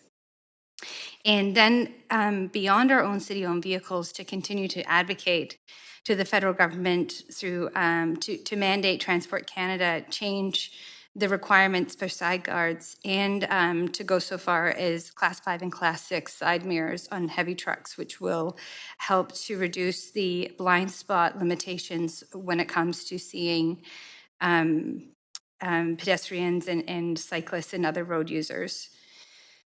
At the end of the day, through these measures, I think as council and as a city, we can take effective action to reduce the tragic circumstances that contributed to Augustine's passing and address accidents like it by better protecting the most vulnerable road users in Vancouver, which is essentially those that are not in vehicles. So, you know, I again like to thank Council for the consideration in this motion, and also our staff, who I understand are already working to review traffic planning in areas where right-hand turns intercept bike lanes at intersections with the report back to Council in the future. And that is work that's directed in this motion, but I understand that staff have already taken that initiative. So I just want to thank staff for that as well. So I'll leave it there. Thanks. Thanks, Councillor Bly. Councillor Boyle. Yes, thanks. Sorry, I also, Councillor Bly said all of that really well, and I also just wanted to say thank you to her. It was really great to work together on this and to work with folks from the community, but I think a good example of cross partisan collaboration, and really appreciate the opportunity to work with Councillor Bly on it. Thanks, Councillor Boyle. Councillor Wiebe. Yeah, I'd love to thank the speakers for speaking and just seeing that the amount of the community coming out and supporting. The city has a Vision Zero, which when you read, it says one fatality is too many, and it's something we strive for as a city, and so whatever we can do on that path. So we shouldn't have these conversations, but I do appreciate you spending the time to speak to us. Thank you. Thank you, Councillor Wiebe. I see no one else on the queue. Clerk, could you take us to a vote on this, please?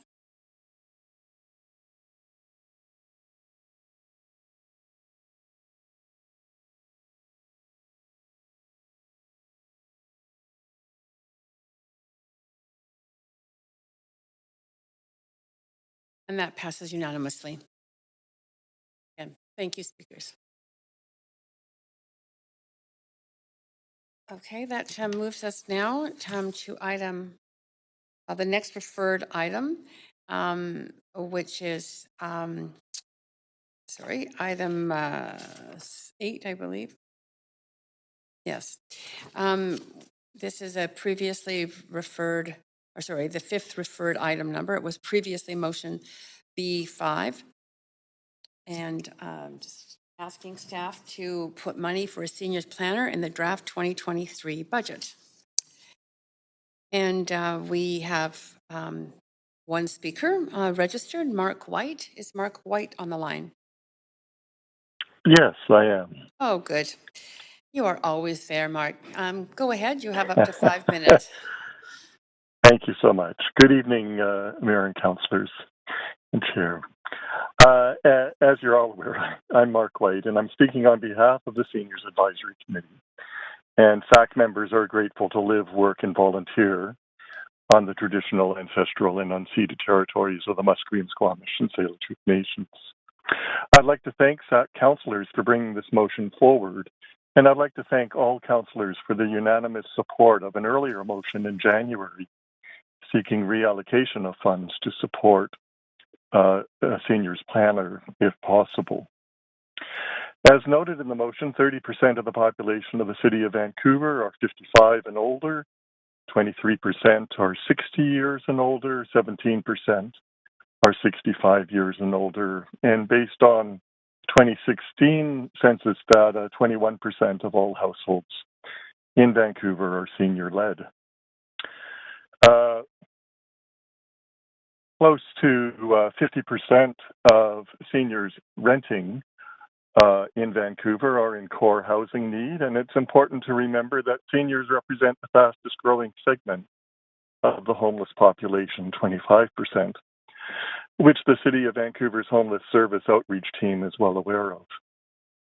The social housing wait lists for older adults have increased by 54% between 2014 and 2019, and individuals over the age of 65 represent 37% of the region's wait list. The City Equity Framework, as it currently stands, does not address discrimination of ageism, nor recognizes the importance of older persons and elders as a major target to address within current work on diversity, equality, inclusion, and reconciliation. Recent health and climate emergencies, such as COVID-19, have disproportionately impacted older persons, and these types of events have exacerbated the level of social isolation experienced by older adults as well as persons with disabilities. Under the watch of this council, the development of a comprehensive senior strategy was halted due to COVID 3 years ago, and other council priorities have superseded this important work. It's no wonder that 35 community senior serving organizations supported our last motion, requesting city staff to consider reallocation of funds to support a seniors planner, and why we, the seniors community, is running out of patience.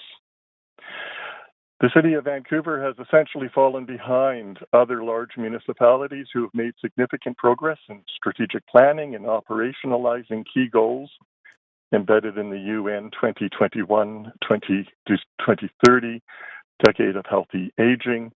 The City of Toronto is well ahead of Vancouver.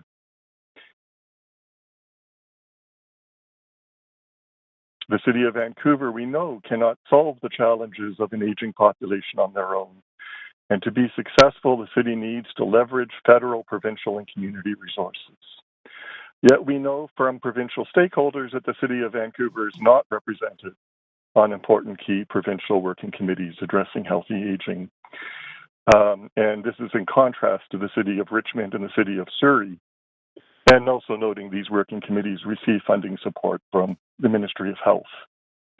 We believe the City of Vancouver could be doing better, should be doing better. We need innovation, real dedicated planning, and a comprehensive senior strategy with timelines, actions, and accountability metrics. We urge your support for this motion and your strong recommendation that the incoming council consider the opportunity of having a well-resourced seniors planner team working with community partners to get Vancouver back on track, becoming an innovator and leader in supporting healthy aging in the context of creating complete communities. Thank you very much. And thank you very much. It's very clear, and I'm not seeing any speakers or any questions for you, but Mark, thank you again for your diligence and all the work you do for the Seniors Advisory Committee in the city.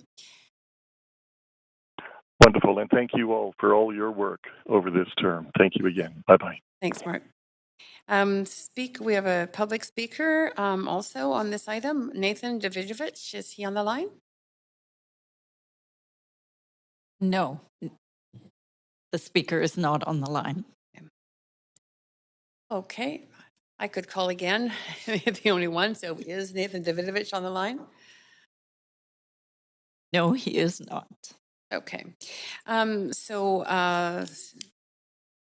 Council, that's the end of our speakers list to this item. So I'm looking for either debate or movement to a decision. Councillor Swanson, to the item. Thank you.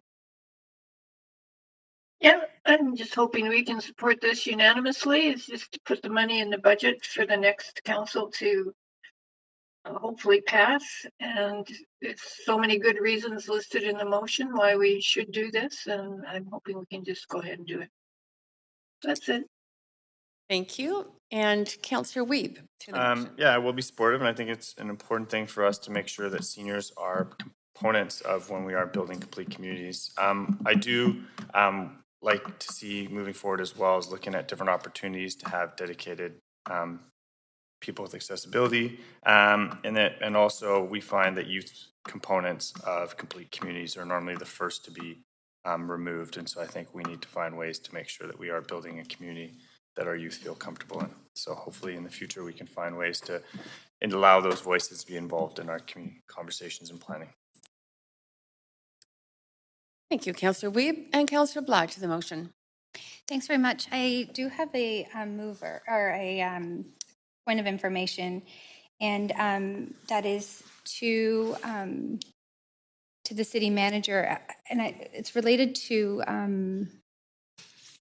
the funding of the seniors planner. I fully support this particular position and think we need it in the city. My question is, we heard during the accessibility strategy report that there was resource allocation from attrition from an open headcount that was reallocated to the accessibility planner. And I wonder if it would be helpful to have language that would ask staff to consider the same strategy for the seniors planner for the 2023 budget. And if that would be appropriate. City Manager? Thanks, Chair. Certainly, I think this is, we can bring back the options to council, whether it's a incremental budget or a reallocation of budget as is contemplated here. Those are both options that we can bring back to council for a decision at that time. Okay, with that, I would like to move the amendment, and I think that... just move us to an amendment. Oh, great. Thank you very much. Just a sec. Go ahead. Thank you. So the amendment simply states further that ACCS, Arts, Culture, Community Services, examined the potential for the further hiring efficiencies by redeploying internal headcount, as was done in the reorganization of the accessibility strategy, to identify a new funding for a new seniors planner. Actually, it just says funding a new, to identify, should say identify funding for a new seniors planner. I wonder if that would be appropriate to have the clerks make that change. Chair, what was your change? I'm sorry. Just to add funding for a new. Thank you. Funding for? Yeah. Let's just include those words, clerk. I'm happy to resend it if that's better process-wise, but it looks like it's up there. Thank you very much. And I fully support this work. I have spoken to Mark myself many times on this issue. I think that there's a ministry for seniors federally. Their seniors are a fastest growing demographic when it comes to homelessness. There are many challenges related to livability and accessibility and safety, food security, that would suggest that this needs to be prioritized. And what we continue to hear is, while we direct staff to prioritize this work, we also need to understand that there either needs to be some sort of reorganization of priorities, and wherever possible, particularly at this particular moment in time, there may be opportunity for a reorganization internally rather than adding additional headcount. So I was very encouraged by Sandra Singh, GM of ACCS, and the comments that happened automatically. So I deeply appreciate the staff's work in that regard. I just would like to have it named in this motion and hope that if that is the case, then that could be a benefit to all. And we could have the seniors planner funded internally. Leave it there. Thank you. And speaking to the amendment, Councillor Fry. Yeah, I just quickly in support of this amendment. I think it's always a good idea to look at how we can make budget efficiencies, but also I think within our own structure, how we can, rather than sort of silo off departments, if we can bring it from an internal perspective and really take some of our excellent staffing resources now and find before. I think that's a great option to explore. So just appreciate this amendment. That's it. Great, thanks, Councillor Fry. That's it for speakers to this. So I am going to move us to a vote, or I'm not, I won't. The clerk, please, could you move us to a vote? Thank you. This is on the amendment.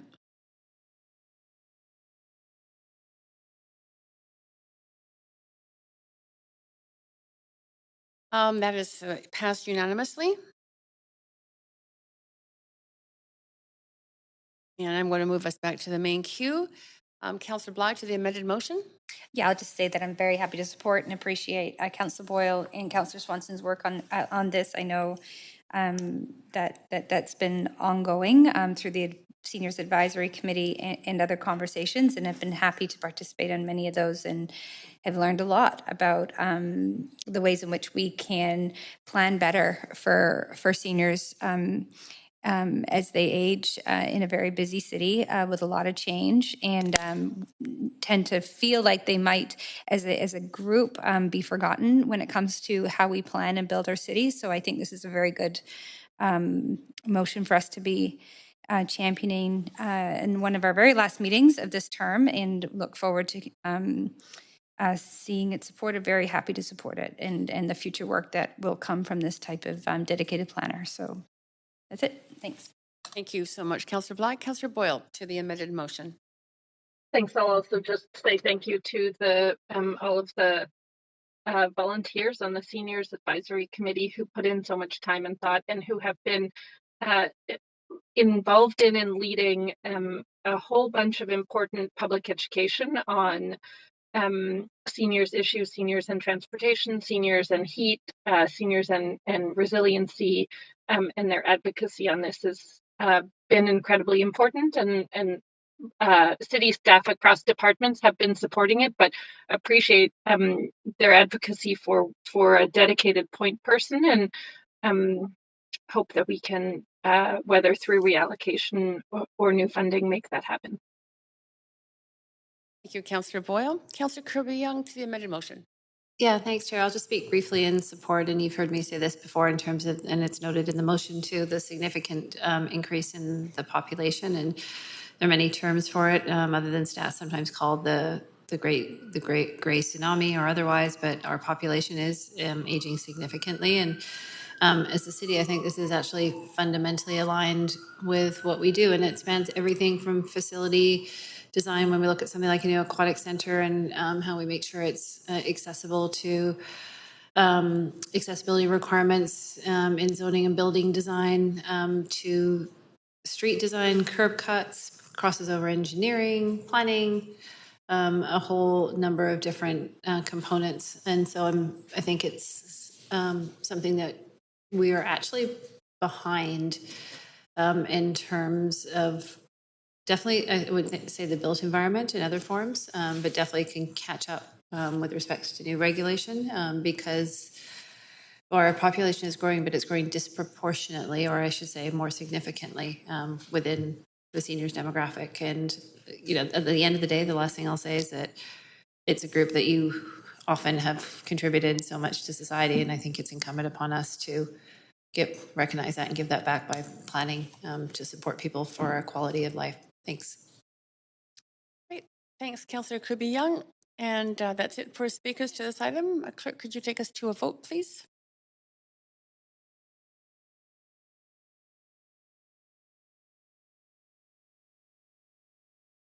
And that does pass unanimously. Great. Thank you, Council.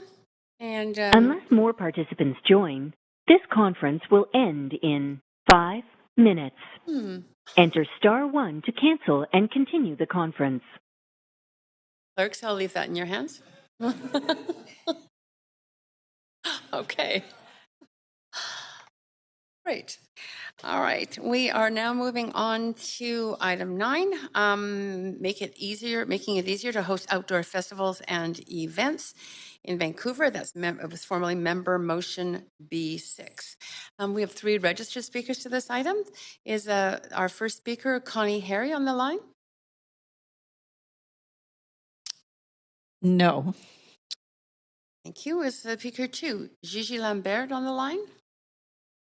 And no. And what about speaker 3 Juan Estrada? And no. I would note for you that we did send reminder emails for this item at 5:44 was the first one, and we sent a courtesy second one at 6:30. Thank you. I think that information is well appreciated by council and the public. I'm going to read those names once again. So is Connie Harry on the line, Gigi Lambert on the line, or is Juan Estrada on the line? No. Okay. Council, that closes the speakers list for this item, and we can now proceed with debate and decision.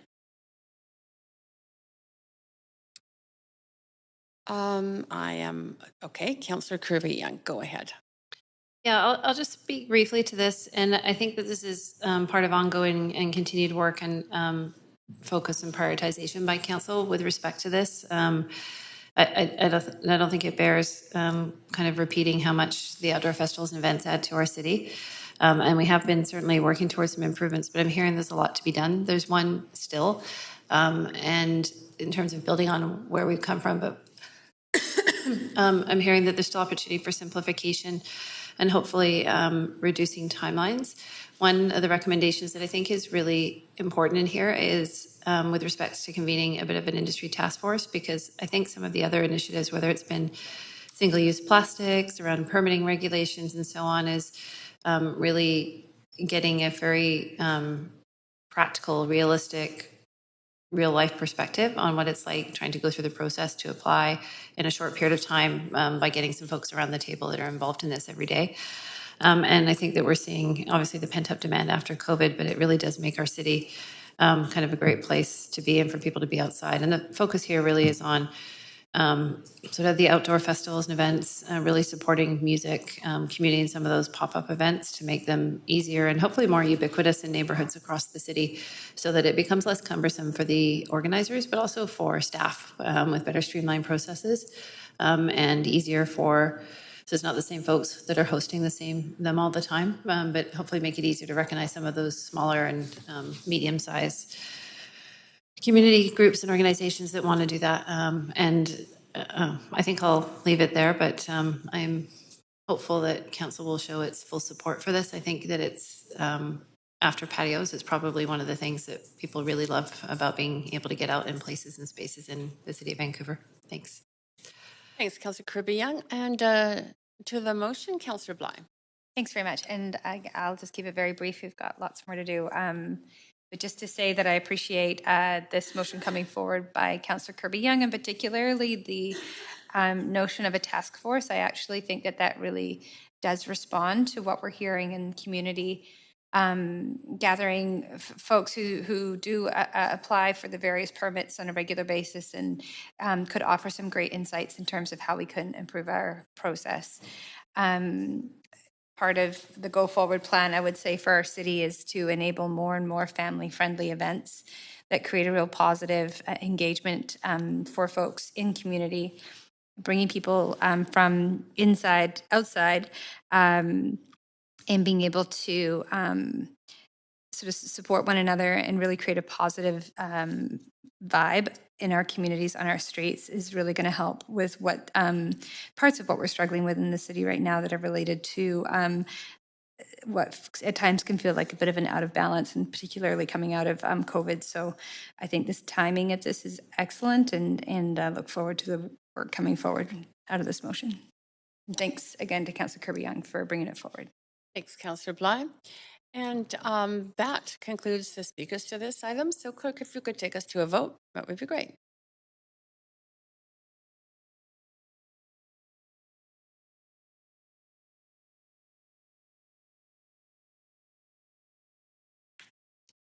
Councillor DiGenova on the line. Oh, okay, that's great. That has passed unanimously. We are moving now to item 10, which is for a Swimmable Vancouver, formerly member motion B7. And we have four registered speakers. Check. Four registered speakers to this item. Ms. Speaker 1, Karen Antoine on the line. Order the food. Yes, is this Karen Antoine? Well, then cancel the order. Potentially.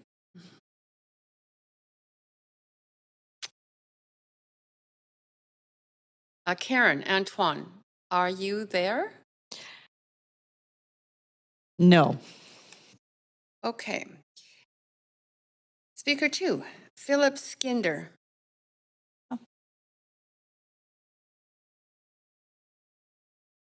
Speaker was to be in person, right. Chair Carr, but I'm not seeing the speaker, and the speaker is not on the line.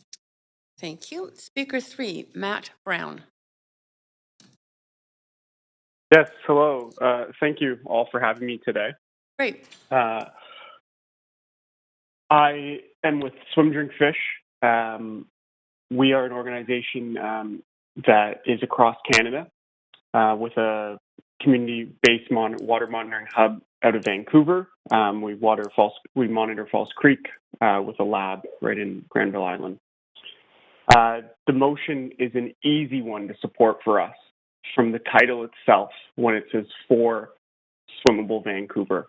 Our name, Swim, Drink, Fish, was born from the idea of we didn't want to see no swimming, no drinking, no fishing signs anymore.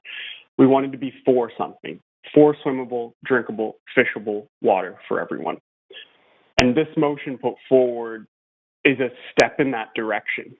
Vancouver as a city has already started to show leadership with other initiatives going forward. The treatment plant, Iona, and countless other ways to increase swimmability for its residents and visitors alike. But this one stands alone for us at Swim, Drink, Fish because it's the simple act of swimmable waters that goes really far.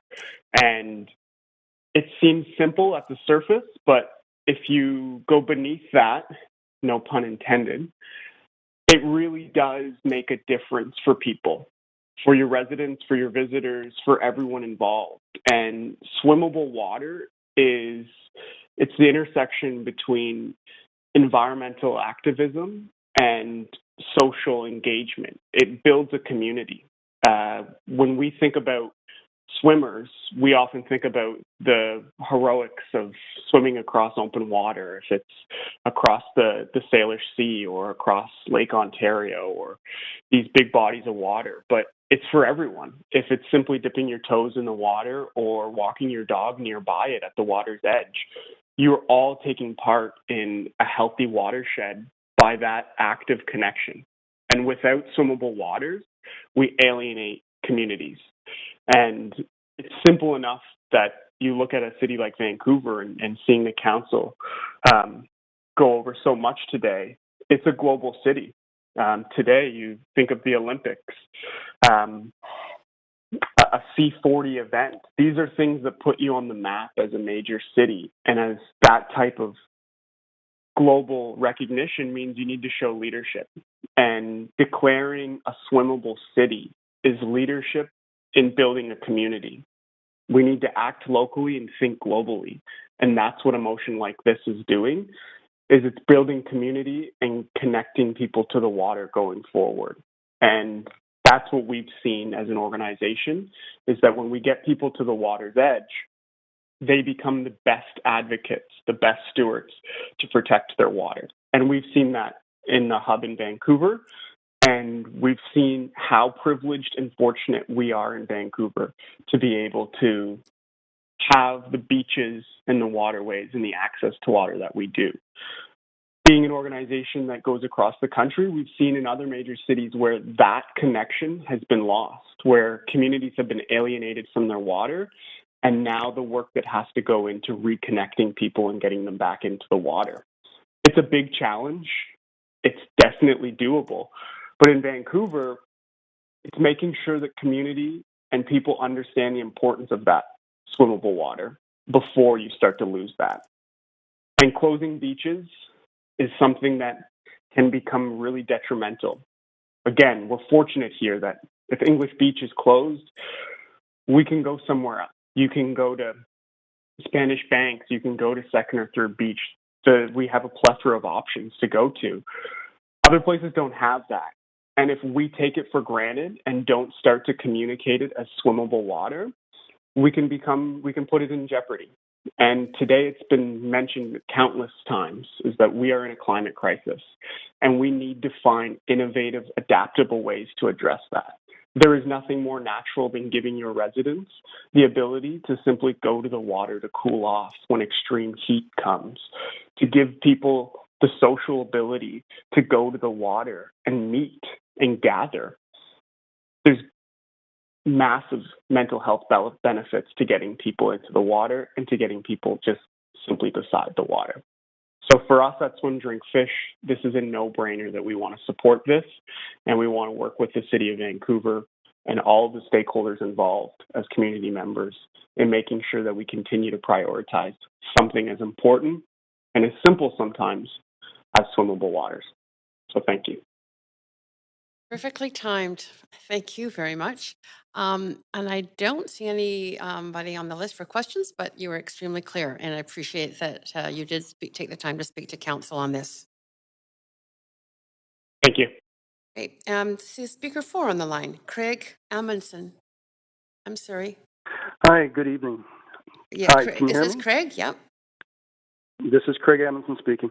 Yes. Thank you very much for taking my call. I've read through the motion and I am in support. I am speaking in support. I would also speak as somebody who's quite involved with the Vancouver Beach system, however, to say that we need actually stronger action, because if we do take all these steps, that still buys us access to the water, but for 3 or 4 months a year. Vancouver is underserved in its current aquatic capacity. It is years delayed in replacement projects and starting new projects. I'm not going to be so bold as to propose a friendly amendment. It certainly is something you're all well aware of. But there is the issue of, A, lack of aquatic space for, the hundreds of thousands of Vancouver residents who need and use the water. We are truly blessed when we have a fortunate summer, as sometimes we do. But we are also being put at risk. And we are being put at risk by what I can only describe as a significant and planned amount of minor cuts to the outdoor beaches and pools system, some of which are, of course, by happenstance. The damage to Kids Pool is, of course, not a planned event. But there have been attempts in the past few years to actually shut down beaches and remove lifeguards, and that has happened. Spanish Bank's extension has not had lifeguards on it since 2019. What is that but a budget cut? There have been attempts to remove lifeguards from Second Beach Pool Beach. In other words, keeping the lifeguards at the pool, but removing them from the beach as part of an aquatics management process. And then you come to a situation like we've had in the past 2 years with a potential of extreme heat waves, where you will have people at the beaches and in the water regardless of what happens. And I do have to bring up 2 specific events that I believe the council needs to hear about. First and foremost is the occurrence of June 26th of 2021. For reasons that I do not agree with, decision makers in the Vancouver Parks Board decided to remove lifeguards from English Bay Beach. Later that day, a young man drowned. His body washed up the next morning. Was he, in fact, a drowning accident because of the decision of the Vancouver Parks Board staff? I don't know. I can't put the claim on that right now. But having viewed the coroner's report, it's clear that the young man was swimming at a time when lifeguards would have and should have been on duty, but they were removed. We had another body wash up a couple of weeks ago at Second Beach, and there's no indication of what happened there. There's also been very little or no discussion about what happened with the body in 2026. The victim was a young man, a recent immigrant from Africa. He apparently enjoyed English Bay and was there quite a bit, according to his family, and they have no knowledge and they have had no communication from anyone in the Vancouver Parks Board about that. So that's a very specific message, but this is a grave concern that's going on amongst people who love the Vancouver beaches right now, including the staff. There was an incident a week ago Tuesday at Third Beach, which has become a regular event known as a drum circle, an event that's been growing and growing and has gone on for years without being permitted. On that evening, a man was found face down in the water. The lifeguards responded, had great difficulty getting through the crowds, and when they did, and in their attempts to revive them, they were harassed by members of the drum circle. A lifeguard, backing up her other 2 colleagues, was hit in the head by a glass bottle as she was trying to get equipment to the staff. The decision of the Vancouver Parks Board at the moment is to remove lifeguards from Third Beach during drum circle because it's too dangerous for the staff. Now, I don't disagree with that statement. It's getting too dangerous, but it really is a shocking statement to be in, where you have lifeguard staff removed for their own safety because, well, let's be honest, there's multiple levels going on here, whether it's the Parks Board Rangers, the Parks Board itself, the Vancouver Police, who is in control? And to remove lifeguards from the beach is going to cause more deaths like the 2 that I've currently mentioned. And the final statement I'll make is that the family of the young man who died last year has had 0 communication from the Vancouver Parks Board. Not one person has called them. And that is shameful. And I will stop there. Again, I support the motion. I support greater access and certainly more opportunities for people to swim in our natural waters. But at the same point, we are woefully inadequate in replacing the pools that are falling apart or that haven't been replaced yet.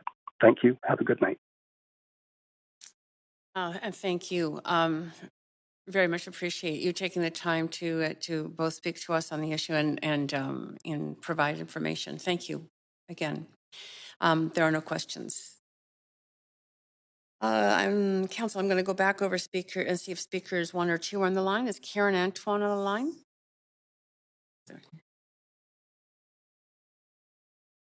Oh, sorry. There is a speaker 5. I'm sorry. Claire Nicole. Yes, hello. Okay, sorry about that. I just you're on the list that I had, but Claire, go ahead. You have up to 5 minutes to address council. We can hear you clearly. Wonderful. Thanks very, very much. First, I'd like to recognize and share that I live and work on the unceded territories of Coquitlam, Katzie, and other Coast Salish peoples. I worked as an outdoor lifeguard, beach lifeguard for 22 years, and I now work as a registered clinical counselor in Coquitlam.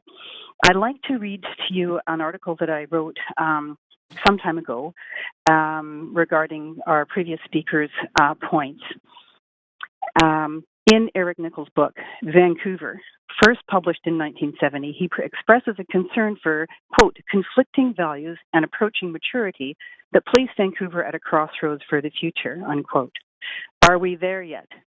Yes, and the treatment of the outdoor lifeguard system is a prime example. Born and raised in Vancouver, the extraordinary vistas of English Bay and the North Shore Mountains continue to amaze me. Recently, however, it's not the view that has me breathless. Other than Joe Forte's Day in February, when Vancouverites celebrate the city's first outdoor lifeguard, the focus on the outdoor lifeguard system has been myopic. From the acknowledgement of a historical legacy to a squinty, hand-wringing, finger-pointing contestation of an extraordinary inheritance, the outdoor lifeguards who work on the beaches and at the outdoor pools now barely warrant a shoulder check. Writing for the Recreation and Parks BC magazine in the spring and summer of 2018, Paul Fast reported, quote, if we really believe that recreation can be more than just physical activity, then we have to start recognizing the importance of spaces that embrace connection to nature, accessibility, equity, and social connection as their core values. We have to start applying effort, resources, and intention to imagining spaces that will support this broader mandate, unquote. Our beaches are show-stopping and can lead and embrace this shift, but to do so requires us to give credence to the role of the lifeguard to prevent injury and drowning, provide first aid, education, conflict resolution, and so much more as the city's ambassadors. Giving short shrift to the outdoor lifeguard system puts public safety at risk. Last summer, witnessed dozens of people smoking and drinking at Kits Beach, wading past families and their small children into deep water. A lifeguard has to wonder, who do you save? The person who has miscalculated their ability to drink a case of beer and swim out to the freighters, or a child who is now too far away to be reached in time? Do you know that under the current management, if a child is on the wrong side of the red and yellow flags, the lifeguards are not allowed to provide assistance? With astonishing foresight, Nicholl predicted, quote, nothing accelerates the depreciation of a great beauty more quickly than trying to satisfy too many admirers, unquote. Increasing beach capacity, yet forcing new and undertrained lifeguard teams to bear the safety burden has created what many local lifeguards feel is a deplorable public risk, one that inherently tarnishes not only these great spaces themselves, but also the legacy of the lifeguards who work there. The public may be surprised and maybe even outraged to learn there was a drowning, as the previous speaker had mentioned. It may be noted that decades have passed without a drowning at a guarded beach until last summer. Sadly, another person was found at the water's edge this summer at Second Beach, as the previous speaker mentioned. In last year's tragic event, It is understood in the lifeguard community that the outdoor guards had been directed to leave their posts at English Bay Station when the water was deemed unsafe due to high temperatures and high coliform counts. Instead of ensuring public safety by having lifeguards on hand, the lifeguards were removed entirely. Disillusioned and concerned, one of the lifeguards left a note to the public alerting them to the situation, and this same lifeguard faced backlash from the park board and the threat of being fired. The next day, a body was found by a member of the public, and 2 off-duty lifeguards assisted with the response. Following the incident, I'm told the same guards were reassigned to other locations. This drowning event did not even make the local news. The brother of the man who drowned was ejected from a park board meeting June 6 when the board ostensibly determined that after a year since the drowning, it was not his turn to be heard. Does this sound familiar? The city does not seem to recognize that the history of preventing drownings was the result of training and investment in the outdoor lifeguard system. Drowning is preventable. These inactions and actions demonstrate a profound disregard for public safety and ignorance of the life-saving work of the outdoor lifeguards. Those in charge of our city's beach aquatic programs who have no experience as beach lifeguards have demonstrated systemic mismanagement of not only of one of Vancouver's established legacies, but one of its most critical services. The outdoor lifeguard program is a mature and valuable system that is now at a crossroads, and the tide is coming in fast. If the city is serious about its commitment to investing in outdoor spaces, a good place to start would be renewing its focus on the positive contribution of the outdoor lifeguard program to our local beaches. I'd like to thank the council very much for their time. I hold this issue close to my heart. Obviously, I support the motion, and I am hopeful that council will investigate further to find out how further drownings can be prevented, and certainly by stopping the practice of taking the lifeguards off the beach. That's just...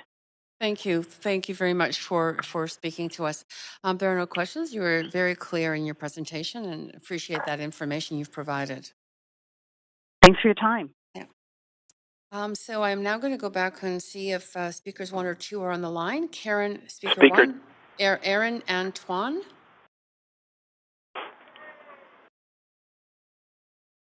Chair, we have a speaker on the line that we cannot identify which speaker it is. My name is Phil Skinder. Do you recognize, can you hear me? Yes, we're just trying to determine if Karen Anton is on the line first. No. So speaker number 2 would be on the line. Yes. Go ahead, Philip Skinner. Yes. Yes, we can hear you clearly. Go ahead. Well, thank you. Thanks for the opportunity to speak. My name is Phil Skinder, and I'm the director and head coach of the Pacific Swim Academy and the Pacific Lifesaving Club. I've got about 40 years of experience swimming, coaching, teaching, and education. I've coached from bubbles to Olympic level. I live in Vancouver with my wife and 3 children. I've submitted a detailed report and a constitution for the Pacific Lifesaving Club as background. I hope that you can use that as a reference. I'm going to speak in summary now. Prior to COVID, drowning was the second leading cause of accidental death in children under the age of 10 and the third leading cause among Canadians under 60. Tragically, less than 50% of children graduating elementary school in Vancouver know how to swim, and most of those who don't learn by grade 7 will never learn. It was a struggle to get life-saving accreditation and staff to teach and guard city pools prior to COVID. It's worse now. Courses fill up almost immediately.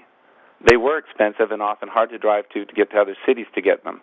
Case in point, one of my daughters is getting her NL in Maple Ridge next week. So it was bad, and it's getting worse every year. And then COVID hit, and pools shut down. With the closure of pools, lifeguards and instructors of lifeguards were forced to leave the profession to find other work. A cohort of children, therefore, received little or no access to swim lessons. Little instructor training was being conducted. And now there's a hangover effect. Many programs across the city are not running due to the lack of guards and instructors. Little training is going on. Programs are closing. So parents are scrambling to find lessons. Those with financial resources are paying up to $100 an hour to get private lessons, and those without resources lose out. This is not right. As a director and head coach and founder of the Pacific Lifesaving Club and the Pacific Swim Academy, I suggest there's a lot of solutions we can look at. I suggest we add more courses everywhere and however we can. Don't be picky. There are accredited private groups like the PSA who are affiliates of the Life Saving Society of BC. We can teach these courses at pools or beaches, but are currently prevented by the city from doing so. Please, lift this restriction now. We have never turned anyone away because of the inability to pay. If they are willing to do the work to learn, make it easy on them to do so. If people don't have the money to pay for the courses, give it to them anyways and deduct it from future income. Pools are over-programmed for public use and place the wants of adults ahead of the needs of children. We've run programs with 9 kids per lane.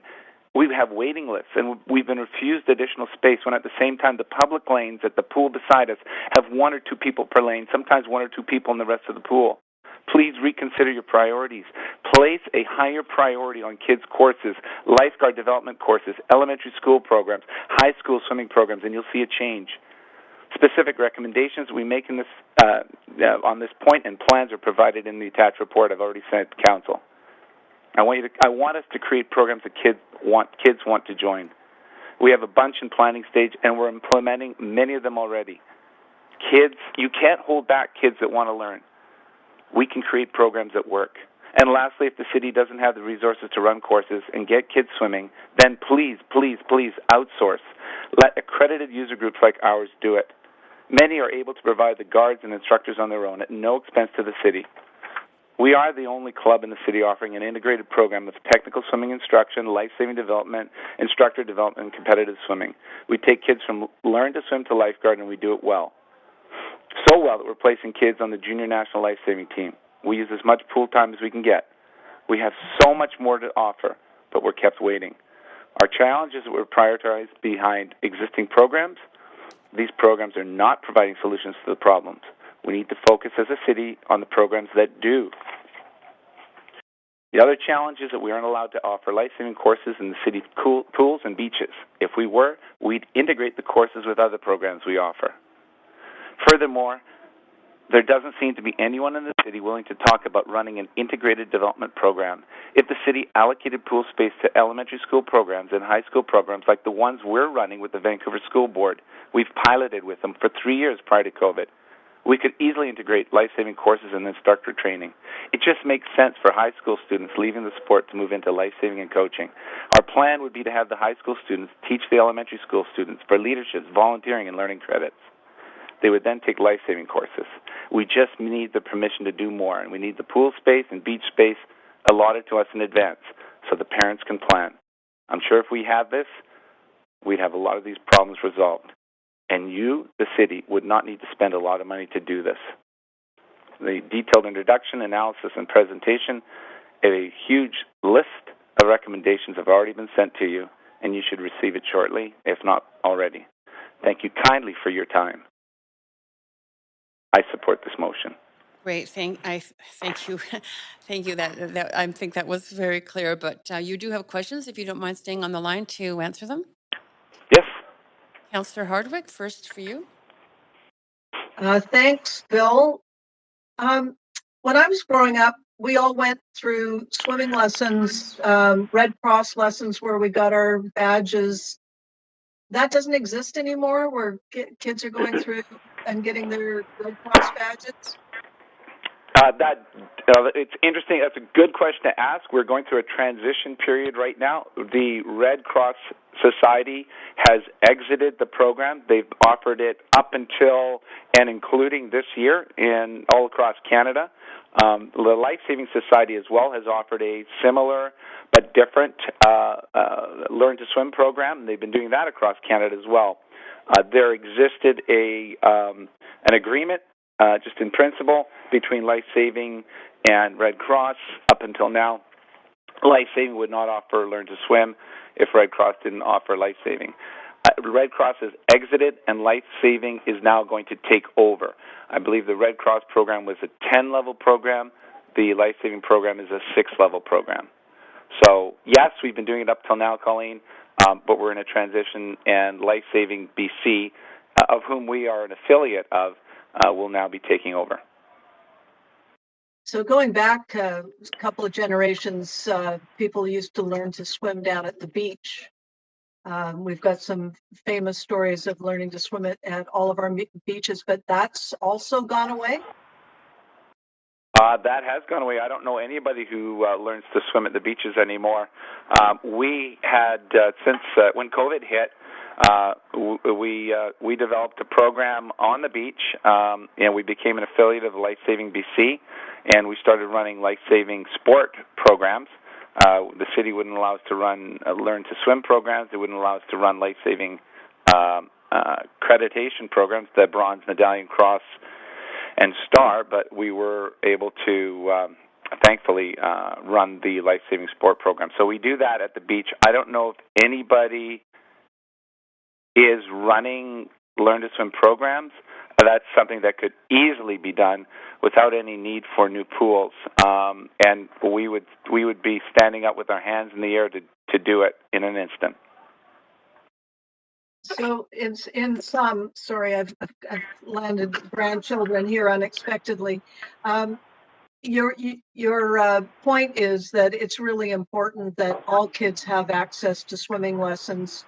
We do live on the side of the ocean, and what we've got right now is not serving us. Oversimplified, but that's the point, right? That is the point, and more than that, Colleen, I think that all the resources are there to make it happen. What needs to happen is the will to make it happen. As I've mentioned, I've reached out to Parks Board many times.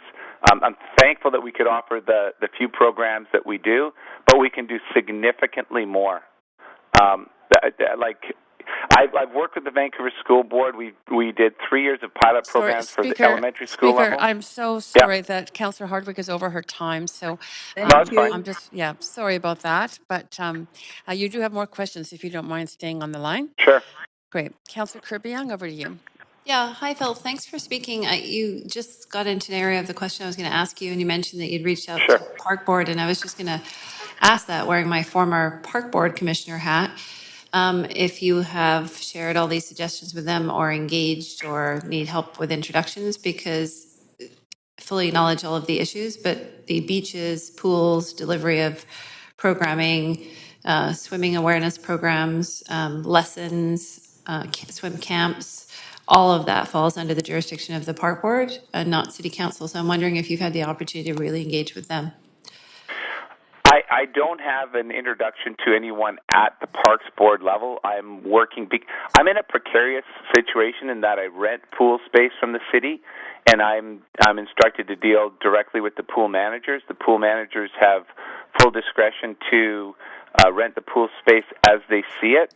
I do have access to Peter Siskakis and Tanya, Tanya Donaldson, but they are unresponsive to many of my requests. I sent an email out in April trying to confirm the license that we had to rent. We have to rent beach space to run a program. I haven't even received an email back from my April email, and then my June full-fledged request for a license to run the program this year. Okay, so they're unresponsive. Okay, so that's too bad. But if you want to email me or council, I'd be more than happy to pass that on and connect you, because that's really where this conversation needs to take place, because it's their job to deliver on those sorts of programs, recreation, fitness, and everything related. But I'd be happy to pass that on if you want to take us up on that offer. Sure. Okay, thank you. Great. Thank you, Councillor Kirby-Young. And thank you again, Philip. I appreciate you taking the time to be with us and to relay all that information. So that's it for speakers to this item, Council. We can move to a debate and decision. Councillor Wiebe, go ahead. Yeah, and I agree that there's a lot of the speakers spoke about stuff happening at Park Board. 100 years ago, Joe Fortes left, and I think his legacy needs to continue to be here in Vancouver. We heard from people that called into the motion that we have thousands of bathtubs where kids can learn how to do bubbles. We have lots of opportunities to increase the ability to create a Learn to Swim campaign here in Vancouver, recognizing that there's generations of new Vancouverites that don't have the same experience as I did in Vancouver and same opportunities. There's also, Park Board has done strategies on Trout Lake. However, it's the City of Vancouver's team and engineering that actually provide the healthy water. And so if we're going to create more primary contact recreational bodies, including the planning we're doing for downtown waterfront, planning we're doing for the Fraser River, as well as in Cole Harbour and in Falls Creek East, where there is, and in West, where their water quality has been swimmable, and we continue to allow paddle boarders and dragon boarders in that water, and there's an opportunity to restore the beachfront, which will bring in an opportunity to make the water clean enough to make it swimmable. I think on the east side of Vancouver, we have very few options for healthy water bodies, and I've now been elected 8 years, and we have less and less beaches that are lifeguarded. We have less and less opportunities to access water. And I think that we should be doing the opposite. We see cities around the world restoring their waterfronts and making them swimmable again, making them acceptable for their dogs to get in the water, making it okay to touch their toes in the water. And I think that's something that Vancouver needs to thrive. We have a great history that Joe Fortes has left. The death last year really kind of shook me that we need to make sure we're doing better and that more people in Vancouver get access to swimming lessons and access to swim. Thank you. Thanks, Councillor Weeb. And that is it for speakers to the item. So, Clerk, could you just move us, please, to a vote on this?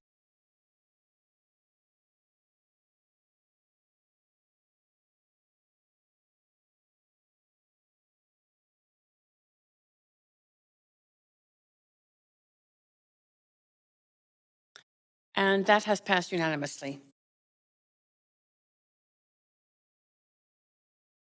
Great. So we are now, Council, on the last item of this standing committee meeting.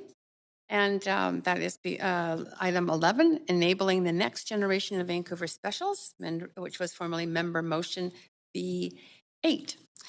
And Clerk, I'm going to start asking if we have the following speakers online. Speaker 1, Bryn Davidson. No to Speaker 1. Speaker 2, Chris Hill. Yes. Chris Hill? Yes, I'm there. Yes, great. We can hear you clearly. You have up to 5 minutes to speak to council. Go ahead. Appreciate it. Thanks, Mayor and Council. My name is Chris Hill, president of B Collective Homes, a residential design build firm in Metro Vancouver. I'm also fortunate to sit on the board of Pathways Canada and Safer Homes BC board, Universal Design. And I'm an active member of our local Home Builders Association in Haven. Calling in to support Councillor Weeb's motion, as it is a positive step forward to simplifying the building process. As we know, there's both a housing crisis and a climate crisis. Simply put, we need more homes that do less damage. In my opinion, the path to less damage is already clear. Zero carbon housing through electrification and clean energy. The use of low and potentially carbon storing materials and dramatically reduced operating energy via passive house or an equivalent. So the question becomes, how do we build more zero carbon homes? Zoning is the new green building. Most current buildings are one-off bespoke puzzles that are getting more and more complicated. This increased cost, time, and risk and strain on the complete system puts strain on the complete system from design, permit, and construction. This is where the Vancouver Special 2.0 can help. Quick, pre-approved plans available through the city for a number of building types. In my opinion, this initiative should not focus on single-family homes. In fact, let's stop building single-family homes, or at least create a fair lottery system to reduce the number of single-family homes built each year, as no matter how they are built, they do more damage to both the housing and climate crisis. More importantly, this initiative should look to the UDAs, the duplexes, multiplexes, and low-rise multi-unit options that can quickly increase the volume of homes available. In terms of sustainability, these buildings offer the greatest potential. Form factor, smart density, community, specifically the missing middle, provides a huge opportunity. Liability and risk need to be fully understood, and the implications of the Architects Act and the difference between a Part 3 and Part 9 building will be a critical barrier, but better understanding and will build to the potential of repeatable options. Repeatable does not need to be cookie cutter. Currently, the max when maximizing the FSR, the floor square ratio, most buildings are already boxes or at least very close to a box. Important note is the box is the best form factor for efficiency in regards to both cost, time, and energy. By changing the siding, roofing lines, architectural details, the doodads that get put on, the look of the home can greatly change. But the details inside stay the same. Consistency and repeatability allows industry to standardize and create better options. Off-site construction can focus on less disruptive technologies, less disruption to neighborhoods, and quickly erecting repeatable factory line panels. Minimal or no basement offers a reduction in the carbon-intensive materials and less taxing on the existing infrastructure, as perimeter drainage will be above the existing water table. Let's not increase the workload on our city staffers. Industry, if asked, is here to help. Like the design contest for the Vancouver Special is referenced in the motion, I know a number of firms that would jump at the chance to put their collective minds together. We need to see the permit times reduced. Imagine if a pre-approved plan could get us building in under a month. Instead of, at this point, it's always changing, sometimes 6 or even 12 months in permit times. Starting from scratch for each project does not make sense. I support this motion to explore a pathway for expediting the building permit and construction process for a new generation of Vancouver Specials. Thank you for your time. And thank you. You do have questions, and actually starting with myself. Very interested in what you had to say. I'm just wondering, first of all, if you have a sense of the availability or the supply of the kind of sort of factory line homes that you're talking about, and if they're if much of that can come from British Columbia. Right now, they're in a panel or factory line panel. There is 5 factories today that produce that. They produce about 500,000 square feet. It's still small and it's marketed in its infancy, but is growing quickly. And each quarter, each half year that passes by, more and more factories, if you will, are popping up. One of the problems in that industry, I would say, is they are currently focused on bespoke one-off customs. So every project is unique, which by the nature of a factory line doesn't work that well. And so I think a leader like Vancouver having a Vancouver Special option where you start to see repeatability makes a lot of sense. Right. Right. Are those factories in British Columbia or outside British Columbia? Those 5 factories are in British Columbia. Invermere, Squamish, Pemberton, Barrier, BC, and then there's one in the Valley. That's great. Could you tell me if there are the workers available that can install these buildings, these homes? I mean, we're looking at labor shortages. I struggle to hire carpenters on a regular basis, and it's a major issue that we're seeing in our industry across the board. This kind of house with an off-site pre-construction process is often a more desirable job for the individual in the factory, and there is still lots available for the installation of that product. The idea is to simplify how we build these houses. Great, great. Notwithstanding the permit times, which you've mentioned need to be reduced, and I think that's the whole point, not the whole point, but a key point of this motion. How long does it take to, and I appreciate you've talked about different forms, duplexes, sixplexes, multiplexes, et cetera, but in general, how long does it take to get a project from start to finish constructed? I mean, if you ask me right now, when I get calls from new clients, I usually tell them about 3 years. There's ways you can do it in 2 years, but realistically, more often than not, it takes 3 years at this point. One of the ideas within this, having a repeatable Vancouver Special-like entity, could reduce the design time or the early process and the decision-making there, which accelerates that process. Also, with having a pre-approved plan from the city, you're obviously going to reduce the permit plans. And then as this market grows, like we saw with the original Vancouver Specials, I think you're going to see industry backfill quite quickly. And I think it's a simple backfill. It's a lot simpler than what we're already seeing. The other part of our industry right now that we're talking about is there is a housing drop. There's a recession. There's inflation. Costs are skyrocketing. So some level of standardization is some way that we can control that. Awesome. That's great. I'm out of time, but thank you for those answers. And you do have more questions. Councillor Boyle. Appreciate it. Thanks so much. I am wondering, in particular, my interest in this is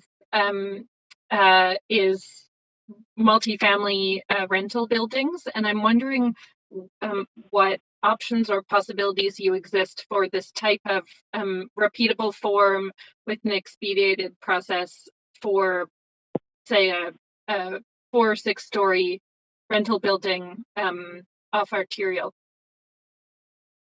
There's a very good Twitter debate going on this right now, and I learned a lot in the last couple of hours.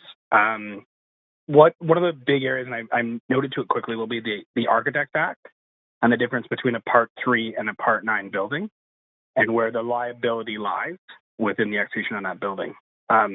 My expertise is definitely within the Part 9 area and what's allowable there, and what we kind of deemed through some interactions today is there's about a 5,000 square foot building is what would be allowed for under Part 9. Part 3 then brings in the Architects Act, which complicates the liability and risk in that place. I think that's where this needs further investigation and understanding that, and it does get quite complicated quickly. Okay, that all makes sense. So, what do you see this as most useful then for kind of lower density? I know ADUs are mentioned in particular, but multiplexes, I guess, what form do you see this? What part of the housing spectrum do you see this most likely meeting a need in? I think the low hanging fruit, and to get it going, is those small, like ADUs, duplexes, and within the Part 9 space. I think I would love to see an opportunity, and it would need to involve AIBC and more architects, which I am not, to understand the liability and risk. And I don't know if that means an internal City of Vancouver architect or where that risk lies. Then that could expand to that type of building type. The low-hanging fruit to get it started is the ADUs, the smaller buildings. What I don't want to do is kickstart a whole bunch of what was previously used with Vancouver Specials on single-family homes. That would be a negative. So we need that smart density. Okay, really appreciate those answers. Thank you. Thanks, Councillor Boyle. And that is it for your questions, but really appreciate you relaying all that information to us. Very useful. Thank you, Chris. Thank you. Moving on, do we have speaker 3 on the line, which is either Rohan Kulkarni or Sadiq Khan? Hi there. I think we are both on the line, actually. I was hoping that we could have both our lines open for our conversation. I will leave that up to the clerk to determine. Clerk? You have 5 minutes between the two of you, and it's okay. You're both, I think, are both our lines open now? Rohan, are you there? Can you hear me? Yes, I can hear Perfect. you. Yes, we can hear you both.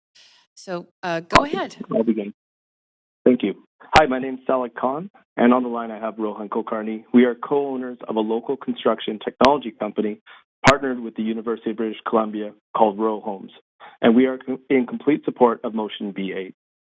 At Row Homes, we specialize in standardized foldable structures for use as accessory dwelling units, also known as ADUs, which can be installed in 1 week. Currently, we are servicing semi-rural communities throughout BC that are in desperate need of housing opportunities for their citizens. For example, in Sechelt, a population of over 10,000 people, there is less than 1% rental vacancy, with many community members having to leave due to a lack of rental options. Our first project in Sechelt demonstrated a solution for a repeatable and scalable model through gentle densification. Working with the District of Sechelt, we were able to obtain permits for 2 ADUs on a single property in less than 2 months. This allowed the homeowners to move in a tenant that is an essential healthcare worker within weeks of the permit approval. We are now in discussion with members at the district to implement a set of standardized floor plans to expedite permits. We have aligned our floor plans to meet the prerequisites for many of the 1,300 soon-to-be eligible lots in Sechelt. This will allow for a repeatable build process, which can directly contribute to their housing stock while retaining the existing character of single-family neighborhoods. By using the City of Vancouver's open data portal, we analyzed the ADU permit data and found that on average, it takes 23 weeks for permit approvals, and some permits take up to 2 years right now. In comparison, other major urban centers along the West Coast demonstrated the viability of preset floor plans, which expedited permits. Seattle's AD Universe and Los Angeles's standard plan program, which includes 58 standard designs focused on homeowner education, which streamlined the permit application process through standardized design. The City of Seattle saw increase of 80% in ADU applications from 2019 to 2020. And the City of Los Angeles increased its issued permits from just 80 in 2016 to up to 7,000 in 2019. From 2018 to 2020, California jurisdiction permitted the construction of 30,000 ADUs, of which 23 were immediately added to the state's housing supply. By implementing a solution that involves both private businesses and a streamlined permit application process, the city can address some of the housing affordability issues locally, as well as meet the rigorous standards of the STEP code compliance. We believe that standardized design, repeatable process for construction, similar to the methods of the Vancouver Special, is the path forward for solving some of the city's major housing crises. Thank you for your time, and we're open to any questions.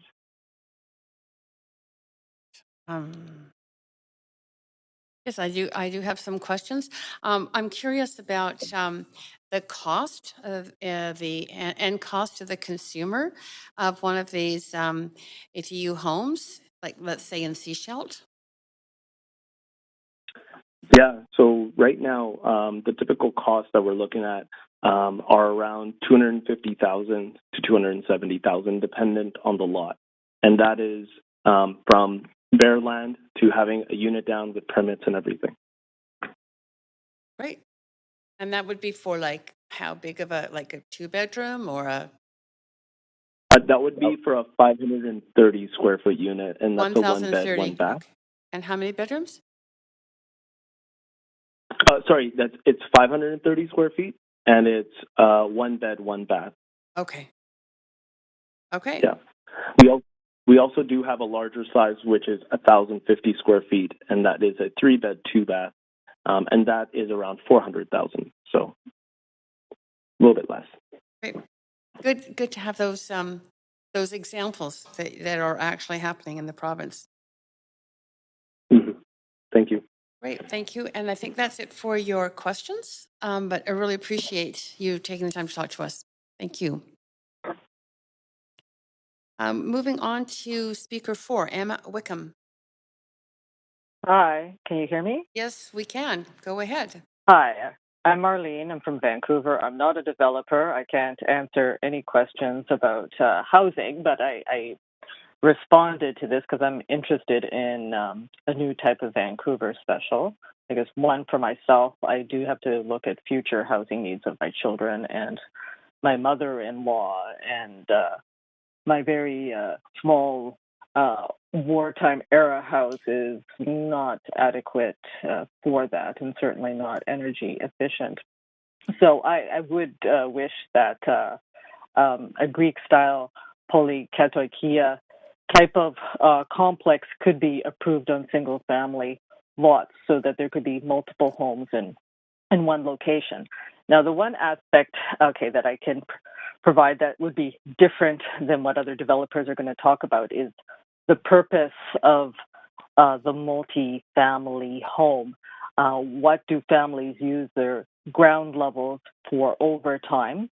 Some of the Vancouver specials in my area, they do have daycares on the ground level, and others will become kind of nursing home for their parents because they want to keep them at home and the parents aspire to be at home. So I think you need to have occupational therapists involved with the development of the new Vancouver special and then talk to families with the old specials about what type of modifications that they've had to do to accommodate, the aging family member. And this would either be like occupational therapists that are Vancouver Coastal that have had to do advice for modifications at home, people at George Pearson, or the independent OT consulting firms that have to do modifications for people that have become quadriplegic after WorkSafe or ICBC accidents. So this would involve you have to have adequate floor-to-ceiling height because you have to anticipate that maybe you're going to have to get a motorized ceiling lift. All right, you're going to have make sure that the rooms you have to have everything wheelchair accessible. You may not want to modify your kitchen for wheelchair height because it's kind of low, but you have to anticipate that there could be that need, and you'd have to make that modification. And okay, this is not a dream item in anybody's home. Okay, but this is what I would think would be useful for my future to deal with my mother-in-law or whatever I have to deal with, is kind of a nursing home style kind of multi-purpose washroom, okay, where there is no shower stall. You basically have everything is tiled. You have a drain in the floor, but you can wheel in, you can shower. And even it's practical, like for regular people, you come in from work, you're dirty, you need to decontamination, you just go directly in there. The kids are dirty, they go directly in there. They've got all their muddy gear, they go directly in there. A deep sink for cleaning everything, and I guess you could segment off where you'd have your toilet. But a multi-purpose kind of washroom shower area, I think, is useful for many aspects of life. And even if you did a home daycare initially there on the ground level, that would work out for that as well. So that, I think that would be my main thing, is you have to anticipate the multiple uses of that house over time and make it easy for people to adapt. And you have to have the skilled professionals that have that wealth of experience to know how you should be designing the house to anticipate the need. And that's all I have to say tonight. Thank you. That's great. Thank you very much. And that's it. There's no questions, but really appreciate you taking the time to talk to us. All right. Have a good night. Thank you. Speaker 5, Ken Toes. Yes. Can you hear me okay? You bet. Clearly, and up to 5 minutes. Okay. Thank you. Mr. Mayor and council members, thank you for the opportunity to speak to this issue today. As stated, my name is Ken Toes, and my company is Hewing House Modular Homes. I am not a resident of Vancouver. I currently live in Abbotsford, but I have been working here in Vancouver's west side, building single-family homes since 2008. A number of my staff, however, do reside in Vancouver. We are in support of the motion presented today by Councillor Wiebe to create the next Vancouver special in the form of an ADU, accessory dwelling unit, to address the housing affordability and climate crisis in Vancouver. A bit of background as to who we are. As I stated, we have been building single-family homes in Vancouver since 2008 with our custom division, Rockridge Fine Homes. We currently have projects in Kerrisdale and the Cambie area. Over the years, our clients have also hired us to construct site-built, standalone lane homes. And although this is a great option for an additional dwelling, the cost to build a small footprint home is extremely high and a very lengthy process in the city of Vancouver. In fact, the process to build a 600 to 700 square foot lane home is the same as building a 5,000 square foot home and requires almost as many trips to the site by subtrades and suppliers. Building a small lane home in the traditional site-built method can take 8 to 12 months, create parking issues, delays with weather, deliveries, waits for subtrades, and plenty of noise and dust for the neighbors throughout the build process. And all of this is after we have gone through the design, engineering, and permitting process, which is well over a 1-year process. If we were hired today to build a site-built lane home, the time to completion in the city of Vancouver would be a minimum of 2 years. We thought there has to be a better way. The past couple of years, we've been working on a modular design that fully complies with the BC Building and Vancouver Building Code, can be built off-site and delivered fully complete. Last year, we launched our new company, Hewian House Modular Homes, and we are currently building CSA 8277 certified modular homes in our warehouse in Chilliwack. Our designs fully meet BC Building Code, are very energy efficient, and use all locally sourced materials. We currently have 4 different models, 200, 300, 400, and a 600 square foot options, all equipped with a full kitchen and bathroom. Some benefits to this type of building are much less time spent on site. Typically, we would be about 1 to 2 weeks for our foundation installation. Our homes can be built on a concrete foundation or helical screw piles. The delivery and install would take about 1 week for a total of 2 to 3 weeks on site. Minimal waste. Our units are designed for maximum efficiency, and any leftover material can be used on the next project. No moisture during the build process. Our units are built in a climate-controlled factory, which also results in a high-quality finished product. Lead times. Our units are pre-designed, pre-engineered, and all material is pre-ordered. Because we have our materials in stock, we can build these dwellings in less than 1 month. Energy efficient. All our units are energy modeled and use only electricity. Top quality windows and doors, heat recovery ventilators for superior air quality, high performance tapes and membranes, as well as interior and exterior insulation make for an energy efficient and quiet environment. Many custom options such as green roofs, solar and water collection can be added, and these units are cost effective. Because we are building in a controlled environment, we can fix our price. There are no ballooning budgets. And lastly, beautiful. If we are going to build something, it needs to look great. The architecture of the building plays a big role in the acceptance of this form of housing. If you're interested, you can view our homes, floor plans, and learn more about our company on our website at Hewian House, that's HAUS.com. As stated in item number 6 of the motion, enabling the next generation of Vancouver specials, we think a pre-approved building form that meets all the requirements of the City of Vancouver to expedite the permitting process would be a great option to provide additional housing that is so desperately needed in our city. This has proven to work well in a number of cities in California and Oregon, and increasingly being adopted here in BC.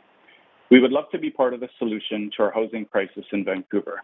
The addition of an accessory dwelling unit as a new form of housing is a great step in that direction. We believe in the generations to come, and constructing homes in this way addresses affordability and availability of housing while protecting our environment. Infill areas with this option can create income for homeowners or allow families to live together on the same property. As standard homeownership becomes increasingly out of reach, this provides an option for those looking to stay in the city instead of moving out to find more affordable housing. Thank you for your time and consideration on this important issue. Thank you. And I do have some questions for you. So you're talking, I think you said prefab were like 400, 500, or 600 square feet as optimizing. Correct. Okay. Are these units that you are installing, that you talked about the Canby area, are they the equivalent of a laneway home? So it replaces that kind of idea on a lot? It would, yes. We have not to date installed any in the City of Vancouver due to the acceptance of these type of pre-built dwellings. But we have built a number of them in more remote areas on islands, Salt Spring Island and Pender and areas such as that. Okay. And what would the typical cost of a, let's say, a 600 square foot modular home be? Yeah. So our units come fully equipped with, as I said, full kitchens and bathrooms, appliances, everything installed. So they're ready to go. Mm-hmm. And all our prices are on our website as well. But a 600 square foot runs approximately $260,000. And then delivery and install are extra because it depends where it's going. So there's some crane costs in there and delivery costs. Okay, and are they are the free prefab components built in BC? Yep, we are built in Chilliwack, BC. Yep. Great. So we're fully assembled. We deliver them. They're wrapped, and as we install them and unwrap them, everything is complete. Great. Thank you. That's it for my questions. Appreciate your answers and the time you've taken to talk to us. Okay, thank you very much. Yeah. Okay. Thanks. Clerk, do we have a quorum? Do we have quorum? We do. Okay. Thanks. Just looking at not so many people in chambers right now. And I'm just going to go back and see if Speaker 1 is on the line. Bryn Davidson? No. Okay. Then, Council, that ends our speakers list. So we are on the main queue for debate and decision. And Councillor Boyle, you're up first. Thanks. I circulated an amendment that is an addition to the motion. Yes, we've got it. Go ahead. Great, thank you.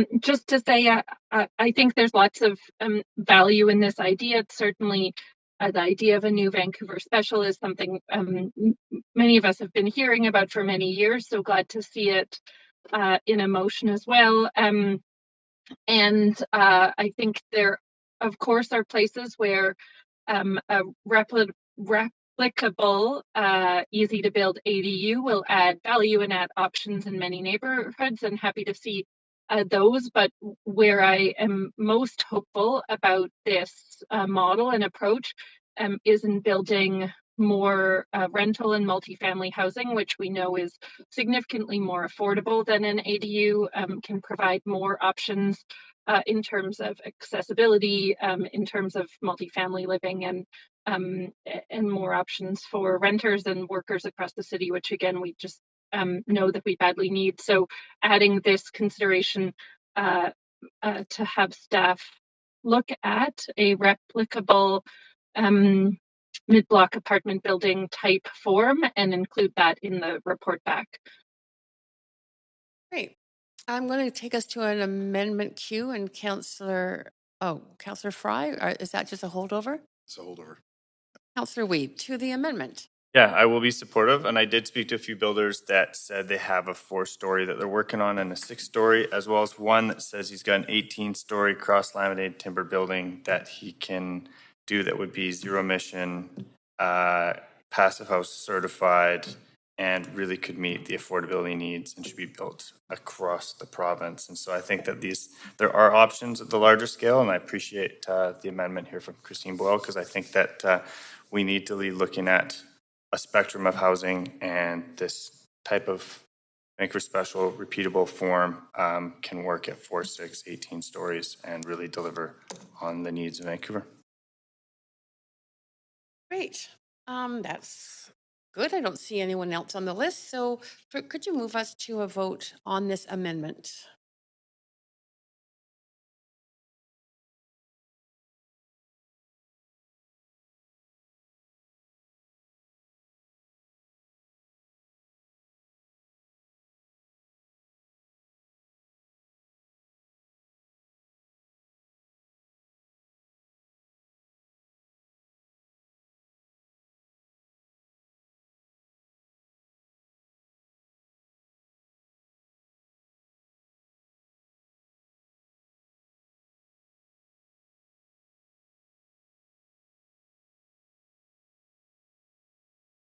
Okay, that vote passes unanimously.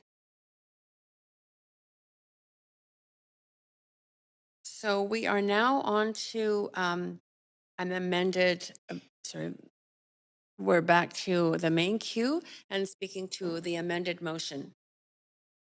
For those who just came in council, that's the amendment that just passed. And Councillor Boyle, go ahead. And nothing more to say. Happy to support it. Thanks, Chair. Great. Okay. Councillor Weeb to the amended motion. Yeah, it's too bad that our first speaker isn't able to be here, recognizing that he's talked about 8 plexes on single-family lots and 16 plexes that would not only be climate-friendly, reduce building times, could provide accessibility, great opportunities for co-ops, but are accessible. And I do have to commend the Persons with Disability Advisory Committee, who did talk about that when I was on the radio. I did not talk about the importance of ensuring that these repeatable building forms meet our accessibility guidelines and actually go beyond that, because it is important that when we are building new homes in the city of Vancouver, that they address a larger need that we have here, which is accessible units that are affordable, low energy, and really kind of meet some of the crises we're facing all at once. So this is something I know Council's been talking about for years. It's been something that we've had great conversations with builders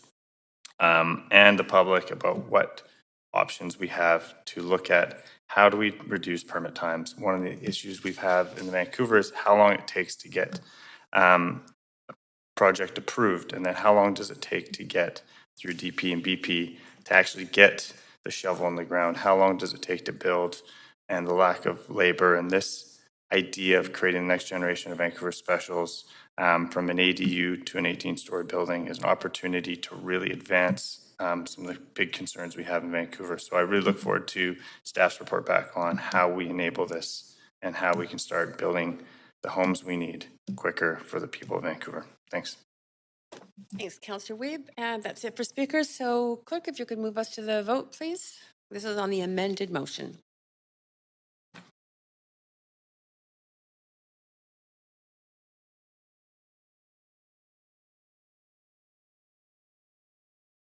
And that passes unanimously. Great. That concludes the last item of this standing committee. The standing committee portion of the meeting, therefore, is now complete. We will now convene in council with Deputy Mayor Kirby Young as chair to deal with the recommendations and actions from today's committee meeting, and then I think a whole lot of other things on the agenda. Council, I would really like to give the chair, the mayor's chair back to the continued chair of this portion of the meeting, Councillor Kirby Young, Deputy Mayor Kirby Young, sorry. And it will just take us a few moments to do that and clean my desk area because the mayor is away ill and he had been sitting at it. So 10 minutes, please.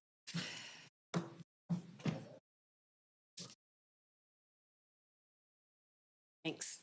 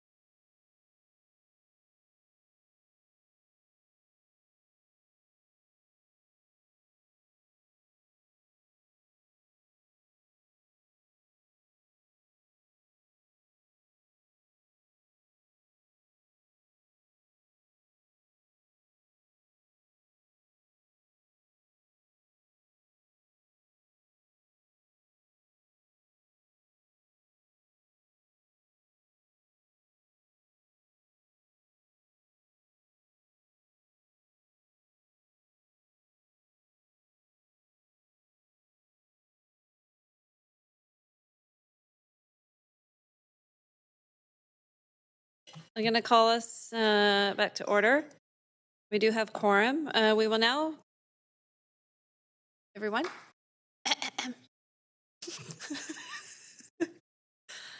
Everyone, we will now convene in council to deal with the recommendations and actions from today's Standing Committee on Policy and Strategic Priorities meeting. And clerk, may we have the roll call, please? Yes, Mayor Stewart is absent. Councillor Carr. Councillor DiGenova. Councillor Fry. Present. Councillor Swanson. Here. Councillor Hardwick. Present. Councillor Wiebe. Councillor Wiebe.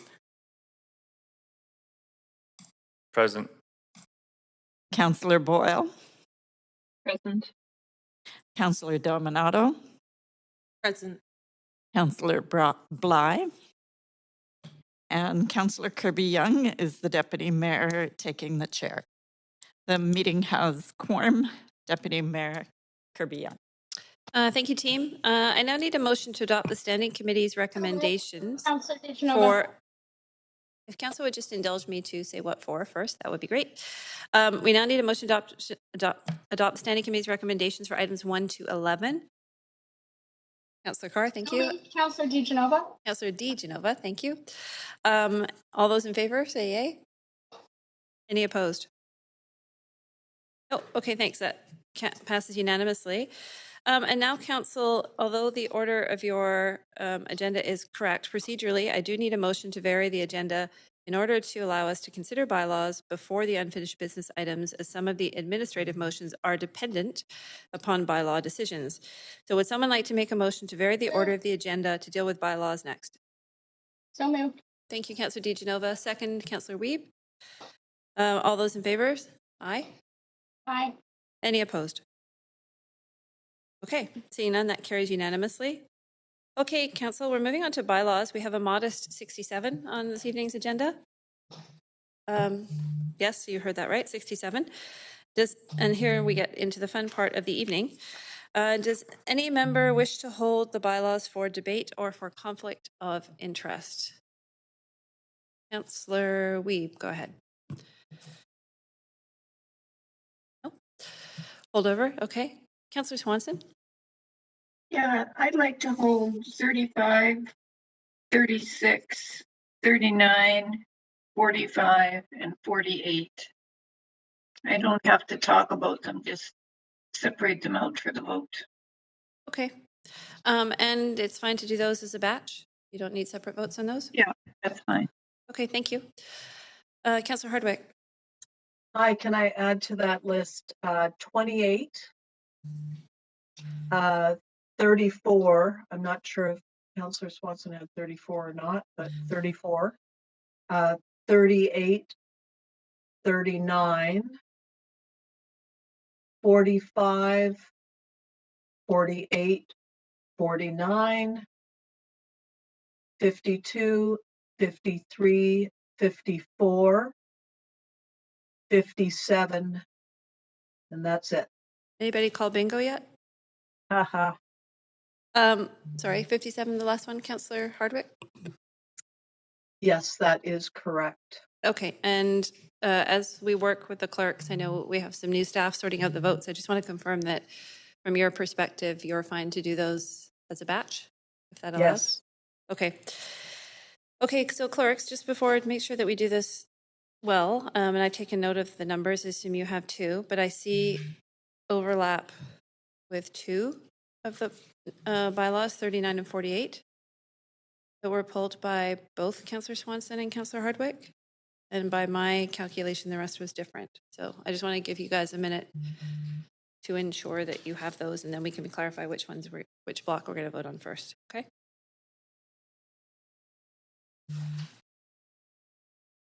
Just a point of privilege, I had 39 as well, called by both of them. Chair. Sorry, Councillor DiGenova, you are now requesting 30, you did hold 39. No, right? No, I'm just saying you didn't note that Councillor Swanson and Councillor Hardwick both held 39. Ah, thank you for that. Okay, appreciate it. Thank you.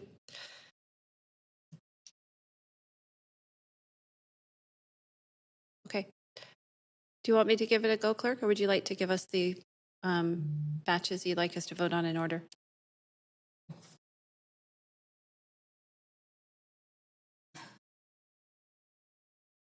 Okay.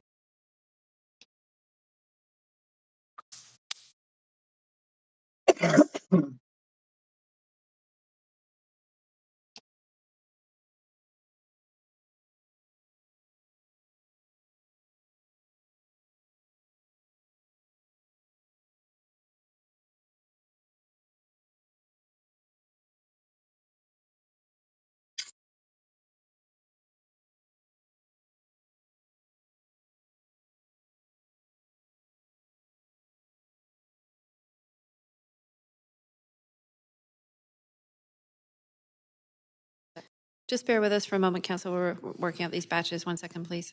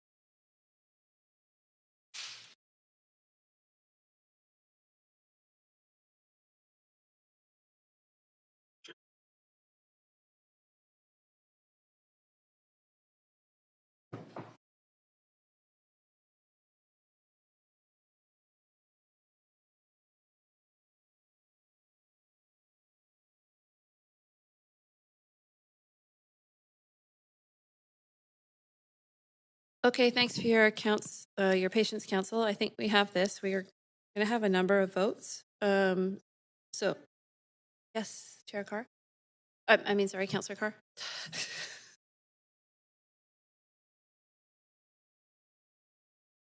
Thank you.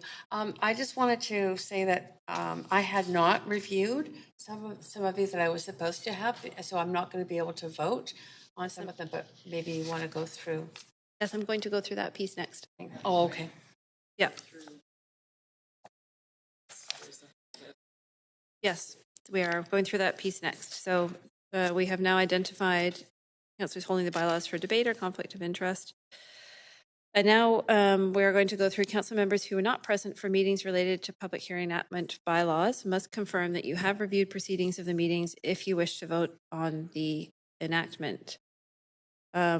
Also noting that bylaws 6 to 28 are subject to the approval of bylaw number 5, which I think suggests to me, staff, that we should vote on bylaw number 5 first. Okay, so I'm going to go through the ones, though, to ensure who is able to vote. Okay, so here we go. Bylaws 1 to 4.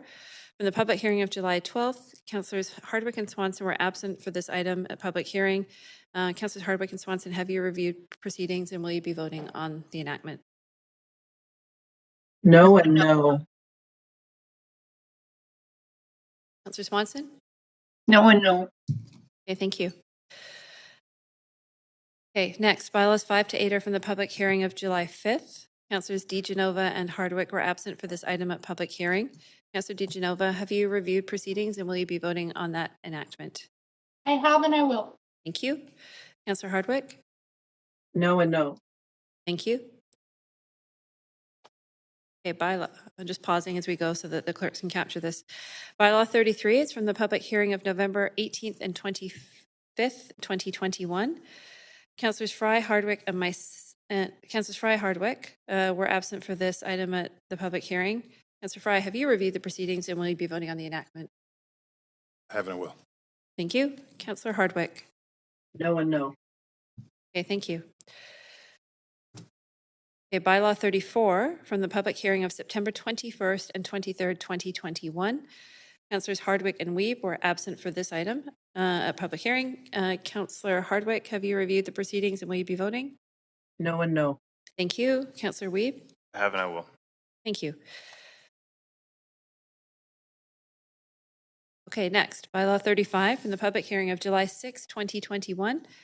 Councillor DiGenova was absent for this item at public hearing. Councillor DiGenova, have you reviewed the proceedings and will you be voting? This is on 35. That is correct. Yes, I have, and I will. Although I just wanted to note that the actual document doesn't state me for 35. 34, I've also reviewed, which I was absent for. Is that the one you're referring to, Chair? Because you said 35. I have you on my script here for 35, but let's Okay, just well, on the check. actual public document, it's 34. Okay, let's just take a moment and Thanks. check that with the clerks. 1 second. Okay, I'm being informed that you're saying that yes, you have and you will, so we're fine. Are you okay with that? I just want to make sure for the public record, though, it is 34, correct? Although I was there for 35, I know that for sure. I'm also looking at the public record, which does not indicate that you were absent for 34. It shows Councillor Hardwick, Wiebe, and Mayor Stewart for that one. Okay. Well, I have and I will. Thank you. Okay, wonderful. Thank you. Okay, so we confirmed that one. Now moving on, just looking to see staff are fine. We're all on the same schedule here. Okay, bylaw 38 is from the public hearing of November 16th and 23rd, 2021. Councillor Bly was absent for this item at public hearing. Councillor Bly, have you reviewed the proceedings? Thank you.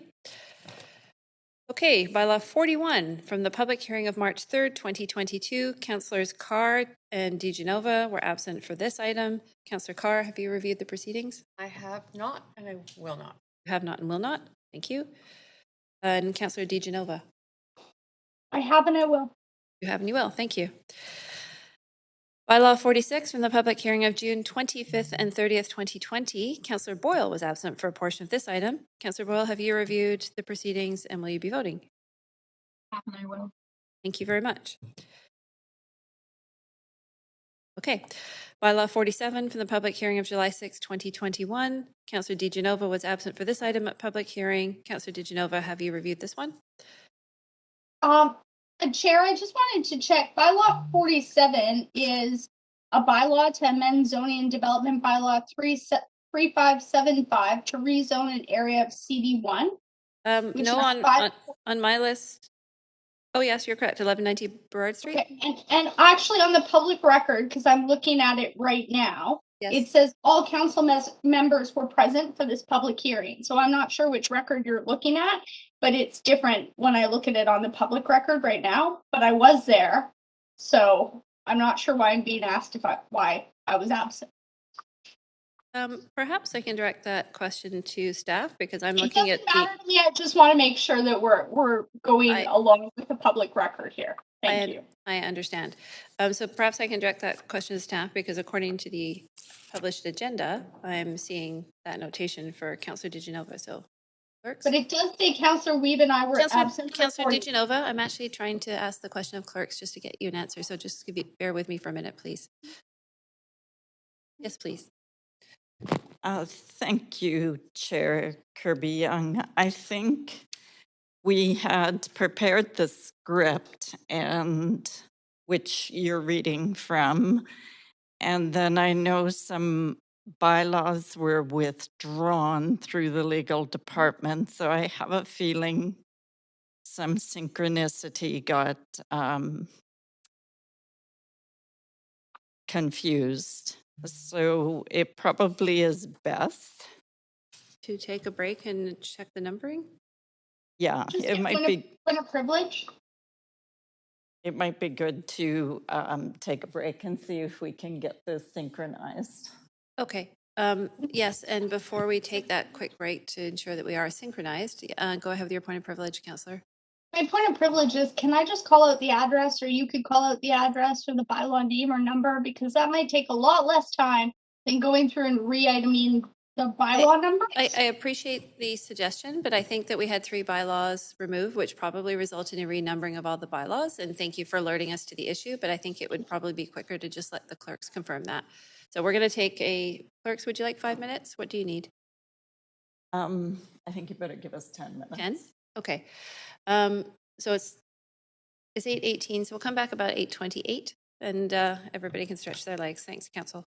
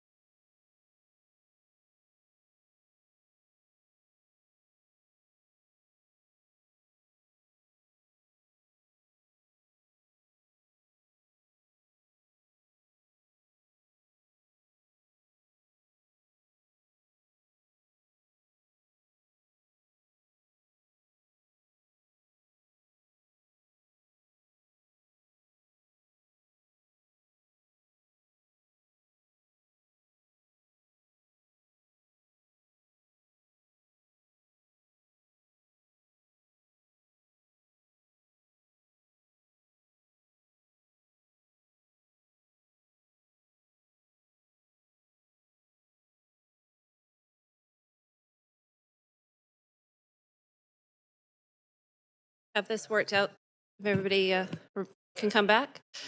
So we can go, I think we have this worked out so we can go through this smoothly. So just clarifying a couple of points of clarification before we continue proceeding through this. And Councillor DiGenova, to your question for bylaw 47, I think the clerks have sent you information affirming that you were absent for that item. Okay, so that deals with that. 47 on which list? Fair. It's bylaw 47, which is the item for 1190 Burrard Street.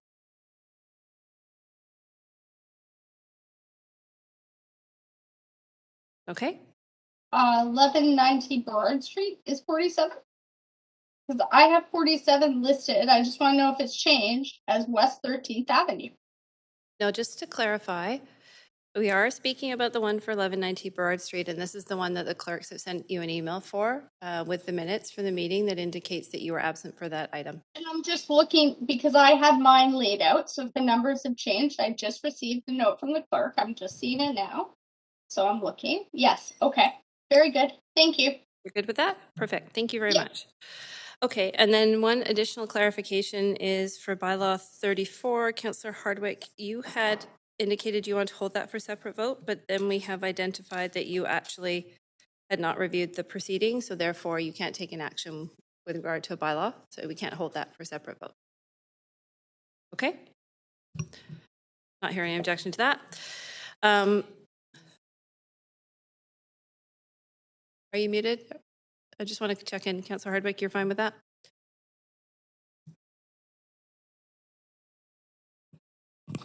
Councillor Hardwick's muted. Yes.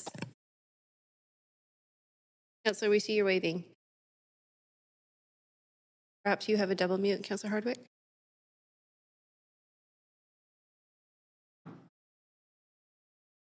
Okay, I'm going to continue through this list, and Councillor Hardwick, feel free to come back on while you work out that issue if you have a microphone issue. Okay, so bylaw 48 from the public hearing of September 21st, 2021, Councillors DiGenova and Wiebe were absent for this item at public hearing. Councillor DiGenova, have you reviewed the proceedings? And will you be voting? This is the RS1 to RM8A. Is that correct? Bylaw 48 I have as, and clerks can confirm. Councillor DiGenova, perhaps we can send you the updated list. That would be great. It would also be great if you post it for the public to see. It is the public, if you refer to the agenda document, I believe, I'm looking for confirmation from the clerks online, it is the public agenda. Okay, well, it says on 48, that's RS1 to RM8A, 1515 West 60th, the councillors DiGenova and Wiebe will need to review the proceedings. And I have. I'm just making sure it's the right one. Okay, I see your point. So I think there might be an error in the script. 1 second, please, Councillor DiGenova. Is this supposed to be bylaw 49 then? We're on the same page? DiGenova, I think you better go. 49. This is 49. Okay, so yes, bylaw 49. Thank you for pointing that out, Councillor DiGenova. I have and I will. I have and I will. Okay, so both Councillor Wiebe and Councillor DiGenova, they have and they will. And thank you for noting that discrepancy. Much appreciated. Okay, next is bylaw 51 from the public hearing of December 9th, 2021. Councillors Bly, Boyle, Dominato, Kirby-Young, and Swanson were absent for this item at public hearing. Councillor Bly, have you reviewed? You have and you will. Councillor Boyle? I have and I will. Thank you. Dominato? Myself, I have and I will. Swanson? No and no. No and no? Okay. Thank you. Bylaw 52 from the public hearing of July 7th, 2021, Councillors Boyle, DiGenova, Fry, Hardwick were absent for this item of public hearing. Councillor Boyle, have you reviewed? I have and I will. Thank you. DiGenova? I have and I will. Thank you very much. Have and I will. Thank you, Fry. Hardwick? Chair, on a point of privilege. Yes. Councillor Hardwick has just sent me a note that her laptop has crashed, but to go ahead without her. Okay, so Councillor, just Councillor Hardwick is willingly absenting herself in the meeting for voting. That is what she has sent me in a note, and I wanted Thank to you. share. Really appreciate that. Thank you. Okay, that's bylaw 52. Bylaw 63 from the public hearing of February 11th and 16th, 2021. Councillor Carr was absent from this item. Have you reviewed the proceedings, Councillor Carr, and will you be voting? Have not and will not. Thank you. Okay, so now we are going to vote and batch these ones, and I'll ask the clerks just to confirm as we go through. But first of all, we will be voting council on bylaws 1 to 27. So moved. Thank you, Councillor DiGenova. Second. Councillor Bly. I'm going to try affirmative vote. We'll try verbal. All in favor? Yay. Any opposed? Hearing none. Are you okay with verbal votes, clerk, just to confirm? Unless we have any nays, we won't trigger a natural vote. Is that fine? Looking for a nod. Okay, great. Okay, now we're going to vote separately on bylaw 28. Mover? So moved. Fly, seconded by Fry. All in favor? Yay. Yay. Any opposed? Hearing none. That passes. Bylaws 29 to 34. Move adoption. So moved. Moved by Councillor DiGenova, second Fry. All in favor? Yay. Yay. Any opposed? Hearing none. That passes unanimously. Bylaw 35. So moved. So moved. Moved by Fry, seconded by DiGenova. All in favor? Yay. Yay. Nay. Okay, we'll trigger a vote on that one. We can, clerks, move to a recorded vote.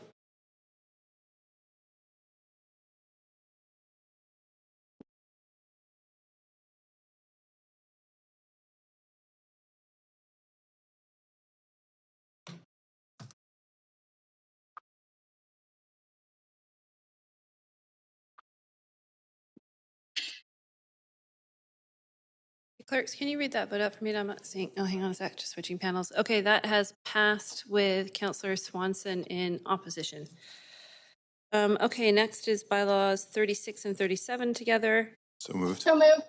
Moved by Fry, seconded by DiGenova. All in favor? Yay. I would like to vote for one, but not the other.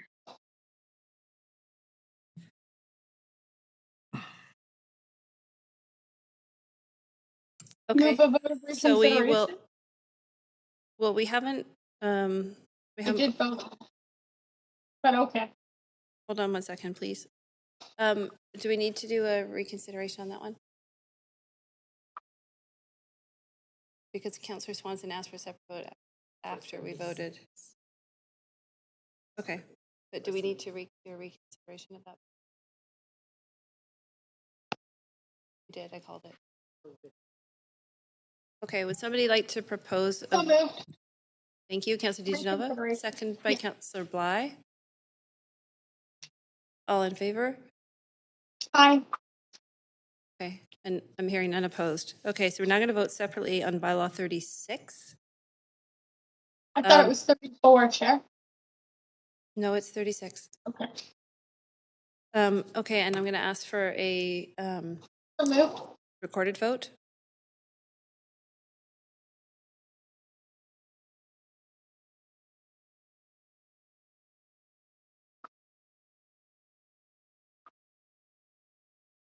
And that has passed with Councillor Swanson in opposition.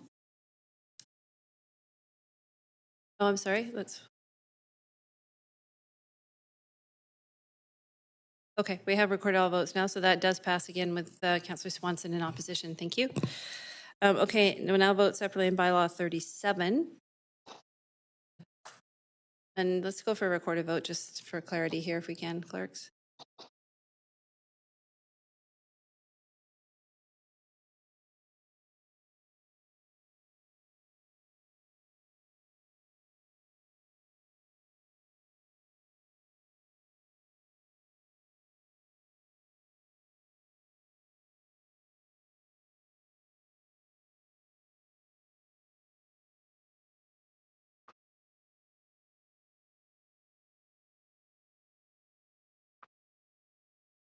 Not seeing votes yet recorded from Councillor Dominato. Oh, there we go.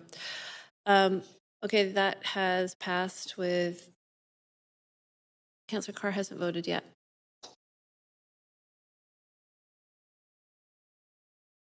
Okay, that has passed with none in opposition. Now we're on voting only on bylaw 38, and this one was pulled, so we'll go to a recorded vote. Thank you, Councillor DiGenova. And second, Councillor Carr. If trigger the vote, please, staff.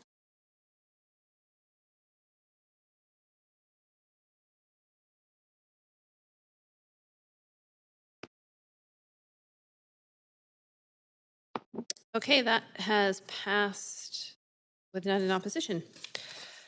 Bylaw 39, mover. So moved. Sorry, Councillor Bly, I can't hear you. Do you want to put yourself on if you have a question? I guess it's just a point of procedure. I'm just wanting to get clear. Are we going one by one for the balance of the bylaws? No, we have some groups, but unfortunately some of them were pulled by Councillor who's not here now, but because they're upheld, we're having to go through these batches of votes. Thank you. Some of them will be grouped, but some are individual. Okay, thanks. Adoption of 39. We will not be going through all 67 individually. Okay, so bylaw 39 moved by Councillor DiGenova, seconded by Councillor Carr. All in favor? Aye. Any opposed? Okay, now we're voting on a batch, excitingly, of bylaws 40 through 44. Procedure? Point of privilege. Just 1 second. I heard Councillor DiGenova first for point of procedure. Go ahead. It's okay. I just wanted you to know people were on the queue. Okay. Councillor Hardwick, go ahead. I just want to let you know I'm back. Sorry, I had a complete crash of my computer there. Okay. And I'm just concerned. I had gone through and marked all of my notes on the bylaws, and then I've realized that they've been renumbered because several had been crossed off the list. So I have to go back in and double check. The numbers that I gave you were based on my old list, and they may be incorrect. Apologies, but so Councillor Hardwick, I'm just verifying you were not working off the latest, this one that's posted online? no, I'm surmising because I see that there were three bylaws that were deleted from the list, and so my numbers are wrong. Okay, so we have voted up to and concluded bylaw 39. I'm going to take another recess and ask you to work with the clerk to identify the correct numbers for everything from bylaw 40 onward. And if you feel you can do that quickly, can we do that in 3 minutes? Is that reasonable? Alternatively, I could just not vote. No, you're entitled to vote. I just don't want to go through all the renumbering. I appreciate that. And okay, so let's take a 3-minute recess. We'll come back at 8:46, and I'll let you and the clerk do that together offline. Okay, thanks. Thank you. Speak.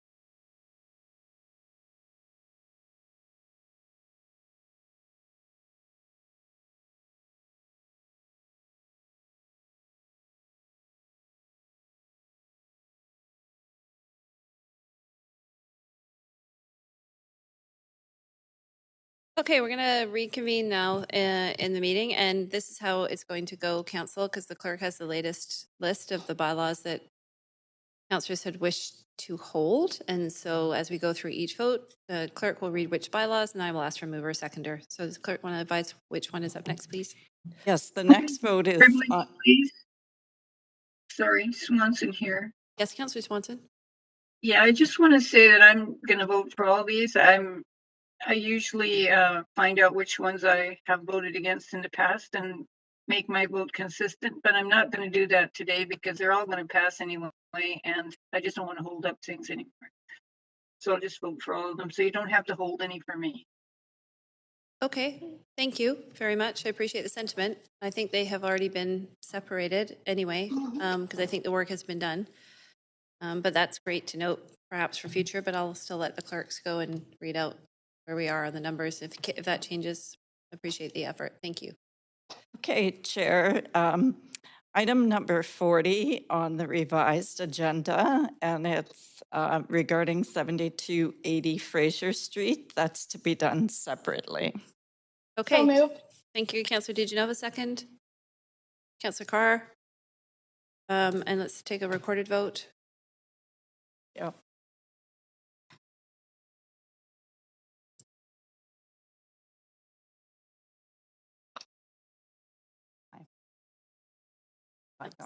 And are we marking Councillor Bly as absent now? I just want to confirm because I'm showing her as not voted. Yes, great. Thank you. Okay, so that has passed with Councillor Hardwick in opposition.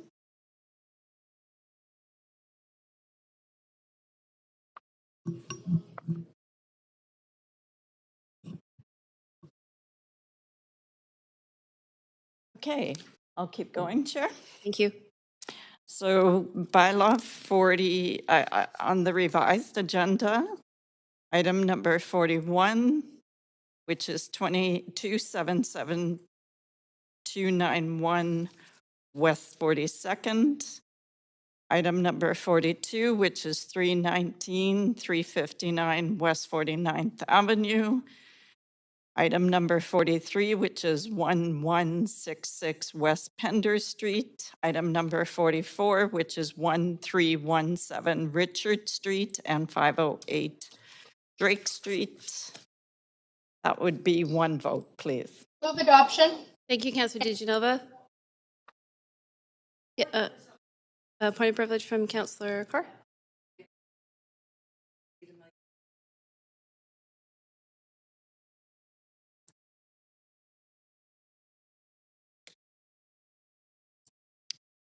So to reply to that point of privilege, any councillor who has indicated they are ineligible, that will be marked in the minutes. Thank you, Councillor Carr, and thank you, staff. Okay, so we had that moved by Councillor DiGenova, seconded by Councillor Carr, and we'll take a recorded vote, please.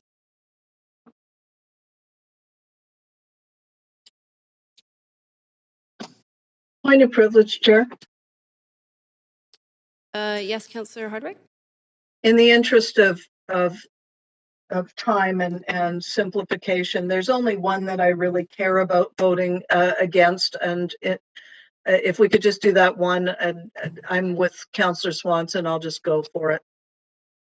Okay, thank you. Which one is that one? 1477 West Broadway.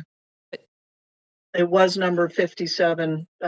Whichever one that is the one that I would like to vote against. The rest of them I can go along with.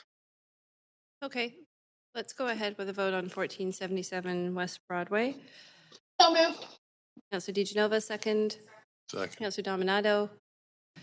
Recorded vote, please.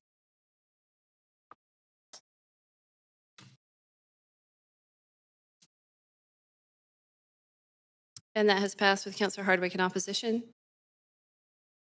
Now give clerks a moment to read the numbers for the remaining items that we can vote on as a batch. Yes. So for on the revised agenda that was provided to council and provided for the public, we have Item number 45, 46, 47, 48, 49, 50, 51, 52, 53, 54, 55, 56, and 57. Move Skipping. adoption. Thank you. Moved by Councillor DiGenova, seconded Councillor Dominato. All in favor? Any opposed? Hearing none opposed. Okay, I believe that completes the bylaws. No, No. sorry, Chair Kirby-Young, we still have item number 50 on the revised agenda. We still have item number 59, 60, 61, 62, 63, 64, 65, 66, and 67, please. Move adoption. Thank you, Councillor DiGenova. Second, Councillor Dominato. All in favor? Aye. Yay. Any opposed? No. Okay. That has passed with none in opposition. Anything further, clerks, on bylaws? That's it? Okay, thank you. I appreciate the offers from councillors at the end. I might say that's a learning opportunity for council to decide whether or not you feel super strongly about holding something, because we probably spent about an hour going ahead and going back and forth on that. So it's just something I'm noting. I think that's an opportunity for us to think about. But moving on with the agenda, now moving on to unfinished business. And at the council meeting on July 19th, 2022, due to time constraints, council referred the following items to the council meeting following the Standing Committee on Policy and Strategic Priorities meeting as unfinished business. And that item was consequential amendments to the Oak Ridge Design Guidelines. So at this point, does any member wish to declare a conflict of interest on this item? Move adoption. Chair? Just one moment, please. Councillor Hardwick, I have you on the queue. I just want to confirm that's a holdover.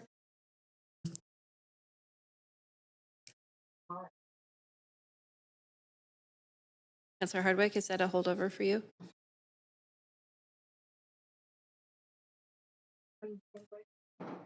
We've lost Councillor Hardwick now? Okay, but it doesn't appear to be a technical difficulty. Okay. Are there, okay, and before we move on to moving, just hold tight for a second, Councillor DiGenova, because this I'm item just wasn't... on to move adoption and try and expedite this, Chair. Yes, I just need to complete the order of business, which is to, since this was an unfinished item, to ask council if they have any questions of staff at this point. And I'm not seeing any, so thank you. Moved by Councillor DiGenova. Second? Seconded by Councillor Carr. Any discussion? Okay, all those in favor? Okay, any opposed? Okay, I'm not hearing any. Okay, we are now moving on to approval of form of development.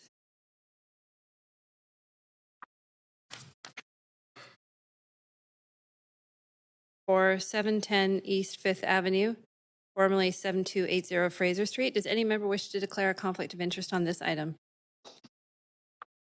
Move adoption. Hearing none. Are there any questions to staff? Okay, moved by hearing none.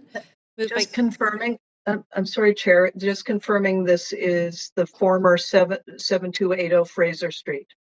This is the former 7280 Fraser Street. Thank you. Okay. So moved by Councillor DiGenova and seconded. That was seconded by Councillor Carr. Any discussion, council? No. Okay, I'm going to try a verbal vote first. All in favor? Recorded vote, please. Recorded vote. Okay. A moment.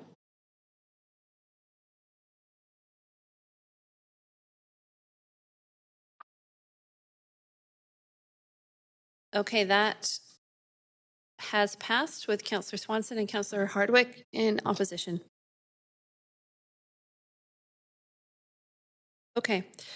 Now to item 3, which is update to various land use documents to align with the updated zoning and development bylaw. Does any member wish to declare a conflict of interest?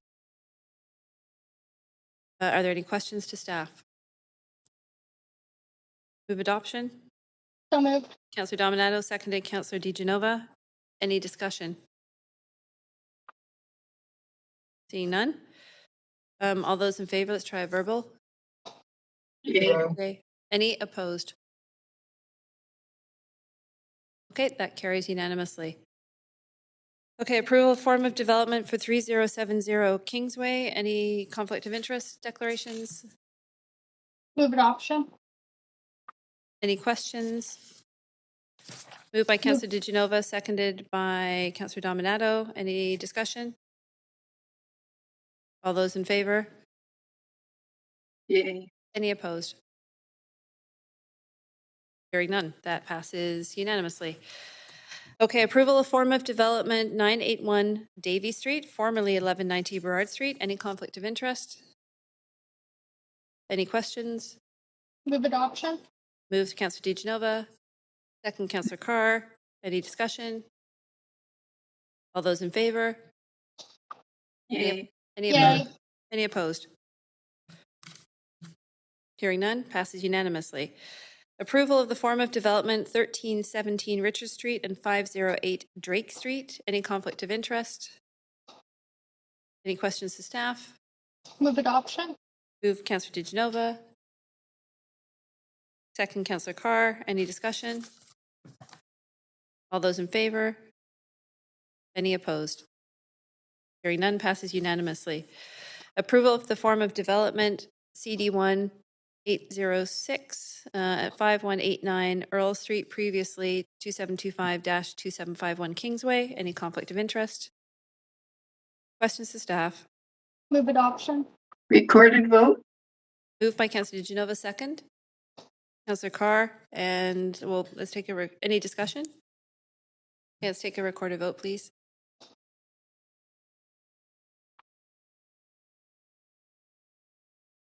Passes with Councillor Swanson and Councillor Hardwick in opposition. Next is approval form of development 550 West 13th Avenue, formerly 546 West 13th Avenue. Any conflict of interest? Any questions to staff? Move adoption. Councillor DeGenova, second. Fry. Any discussion? All those in favor? Yay. Thank you. Any opposed? Okay, next is the approval of the form of development for 1166 West Pender Street. Any conflict of interest? Any questions to staff? Move adoption. Thank you, Councillor DeGenova. Second, Councillor Carr. Discussion? All those in favor? Yay. Yay. Any opposed? None. That passes unanimously. Approval form of development 1980 Foley Street. Any conflict of interest? Questions to staff? Move adoption. Councillor DeGenova, thank you. Oh, questions to staff? Sorry, Councillor Wiebe. Since we're at the last meeting, I'm just wondering if there's any impediment or if the parking lot or building goes on to the covenant for the China Creek Greenway. I'm wondering if staff. Hi, Councillor. There's no encroachment into the SRW for public rights access for under the China Creek. And then that includes the underground? There is some underground, but that encroaches, but not into the China Creek water area. So there maintains a lot of at-grade terra firma. So for rainwater management, can soak in, mature trees can grow. So there's ample opportunity in the future should we want to daylight it as it goes through the property. Great answer. Thank you very much. Mm-hmm. Okay, that's all, Councillor Wiebe. Okay, and have you moving Councillor DeGenova? And second? Councillor Carr. Any discussion? All those in favor? Yay. Yay. Thank you. Any opposed? Okay. Now on to new business. We have a number of requests for leaves of absence as follows, and I will read them out. Councillor Boyle for meetings on July 28th from 9:30 a.m. to 1 p.m. for civic business. So moved. Genova.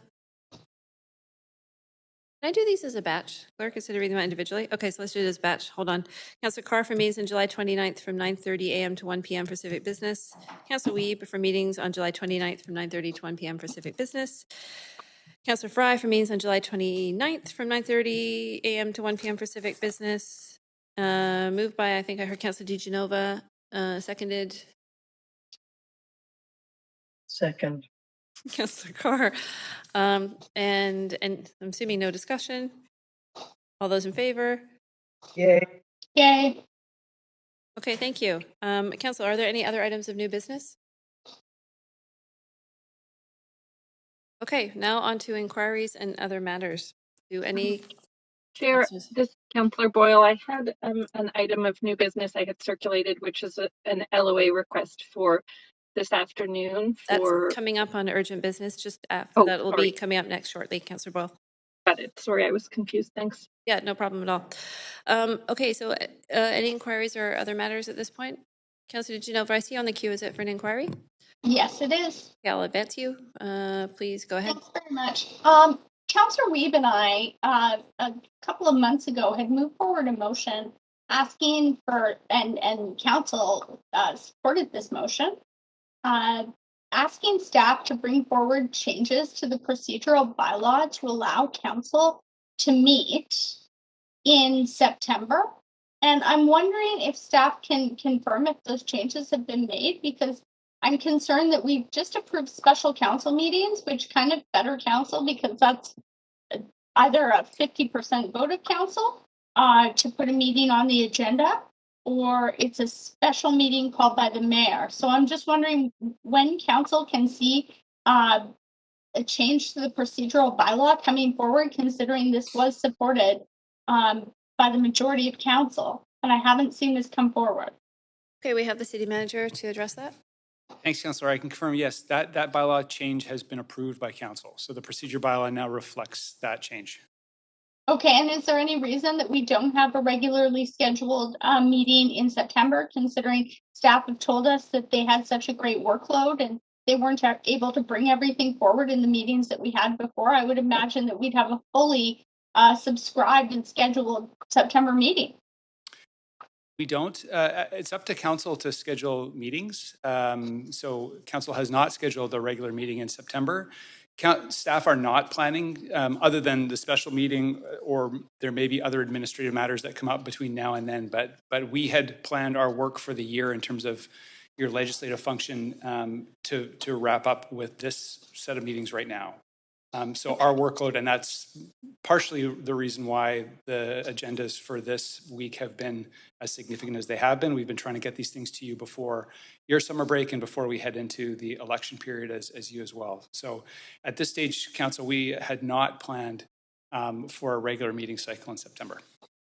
And can I just ask, city manager, I'm just wondering, Paul, if you could also elaborate on whether or not, now that this change is made, staff will regularly schedule council meetings up until September in the next council term, as that change has been made. So you would schedule that for the next term, correct? Well, that will be up to council. I mean, ultimately, council does set your meeting schedule. So that would be at the discretion or wish of the future council. But that option now exists for council under the bylaw. What I'm asking though is the change has been made, so you would consider the last council meeting to be in September, that there would be no reason that you know, as long as the election was in October, that you couldn't meet after August, which is what previous councils had done, and the motion co-submitted and passed by Councillor Reeve and myself had said. Is that correct? That was council's direction to staff. So, Councillor, just to be clear, council sets the meeting schedule, staff propose dates, but ultimately they're approved by council. So if the future council wants to meet in the September for the next election, council now has that option, and staff would be happy to oblige with the logistics around that. Okay, and can I just ask then, when did council vote on a meeting date for today? Did we vote on it? Because yes, I know it's been scheduled, but I don't know that we voted on the actual. I mean, we voted on a schedule, but then council had suggested an added meeting. I'm just wondering, would that be added as per the new update to the procedure bylaw? I think I can address this question and assist, if you don't mind, City Manager, jumping in, is that we regularly get a report in the fall typically that sets the council meeting agenda for the year, and we approve the entire schedule. And then from time to time, sometimes staff come forward with a change as warranted to that schedule that council approves as needed. And just let me finish for a second. Yeah, but I have 1 minute left, and I really need. I will indulge you for time. And then council, and then in addition to that, the clerks schedule reserve dates as needed. And again, we get those in the form of updates to council to the previously approved meeting schedule pursuant to the procedure bylaw. But go ahead if you have any further questions. No, I understood all of that, but I also understood there was a motion by council that was very imminent and it was quite recent. And what we had heard from staff was that. So my next inquiry is regarding the public safety meeting that was supposed to be scheduled for June. And I understand council received a memo. Can you please share with us, Paul, as to whether or not, I'm asking the city manager this question, is that publicly posted for the public to access? And I say this in light of the fact that we know that there was an attack on a toddler and their parent in Chinatown just recently. So and there was a stranger assault that had turned into a homicide. So I'm wondering when this public safety update will come to council, even if it's not this council. So yes, we did provide that report back by way of a memo to council. You would have seen that, and as we previously indicated to council, that memo is available publicly. It was posted right away. Okay, so it's posted, and the public can find that in the area on our website where memos are publicly posted. But is there a reason? Can you just share with me? That was my question as to why, even though we'd asked staff to report back to council and I'd asked a question, I rolled back the tape. Staff said they'd come back to council at a meeting with this. Why did staff not come back at a meeting to council with an update on any recommendations? Because the memo does suggest recommendations. So the memo does not present any decisions for council. Obviously, we don't provide those seek direction through memos. So it was a report back on the outcome of that process. At this time, there was no decision that staff were seeking from council. So given the other demands on council's time, and this has been the case with a number of other motions that council's passed as well that we're reporting back by memo, where staff are not seeking any decisions or there are no specific recommendations for council to contemplate. Thank you, City Manager. I have been generous with time, so I'm going to leave it there. That's all from me. Thank you very much. Okay, so we are on the home stretch. So I just have some additional urgent business, unless there's any other inquiries. I'm not seeing any on the queue.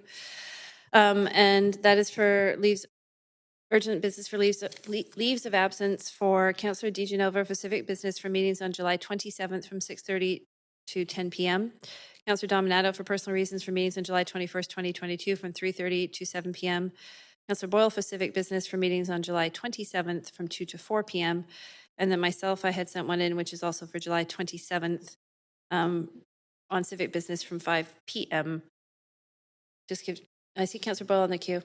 Go ahead, Councillor Boyle. Any additions to that? Yes, just that I needed to add. Oh, sorry, retroactive. Is it the 1 to 4 p.m. today? Yes, exactly. Okay. Thank you so much. So moved. Sorry. And then also additionally, there's a retroactive for Councillor Wiebe from 1 to 4 p.m. Moved by Councillor DiGenova, seconded by Councillor Fry. all in favor? And none opposed. And just before we adjourn, I would like to give a heartfelt thank you to all of our city staff clerking these meetings. They have been fairly long throughout the council term, but they have also been complex, and I think tonight evidenced that, and I'm grateful and very appreciative, and I think all of council is. So I just want to give a shout out and thank our staff and our team. And I would also like to say, although I know we are tired and beleaguered, that this is the end of our 4-year term. We have a number of public hearings and holdover dates coming up, but this is our last officially scheduled council meetings. And I think that that is a bit of a momentous moment, and a lot has happened in 4 years. So I just want to express appreciation to everybody. We'll use the paddling analogy who has pulled together from today. And I think we'd be remiss if we didn't acknowledge this moment and just send, I guess, a note of gratitude and appreciation. It has not been an easy term, but I think all of council, and I'm going to speak on our behalf, have been very grateful for to our city manager, Paul, and all of our staff for all the work that they have done. So thank you for that. Can I have a motion to adjourn, please? Motion to adjourn? Second. Excellent. All in favor? Yay. Thanks. Have a good night, everybody.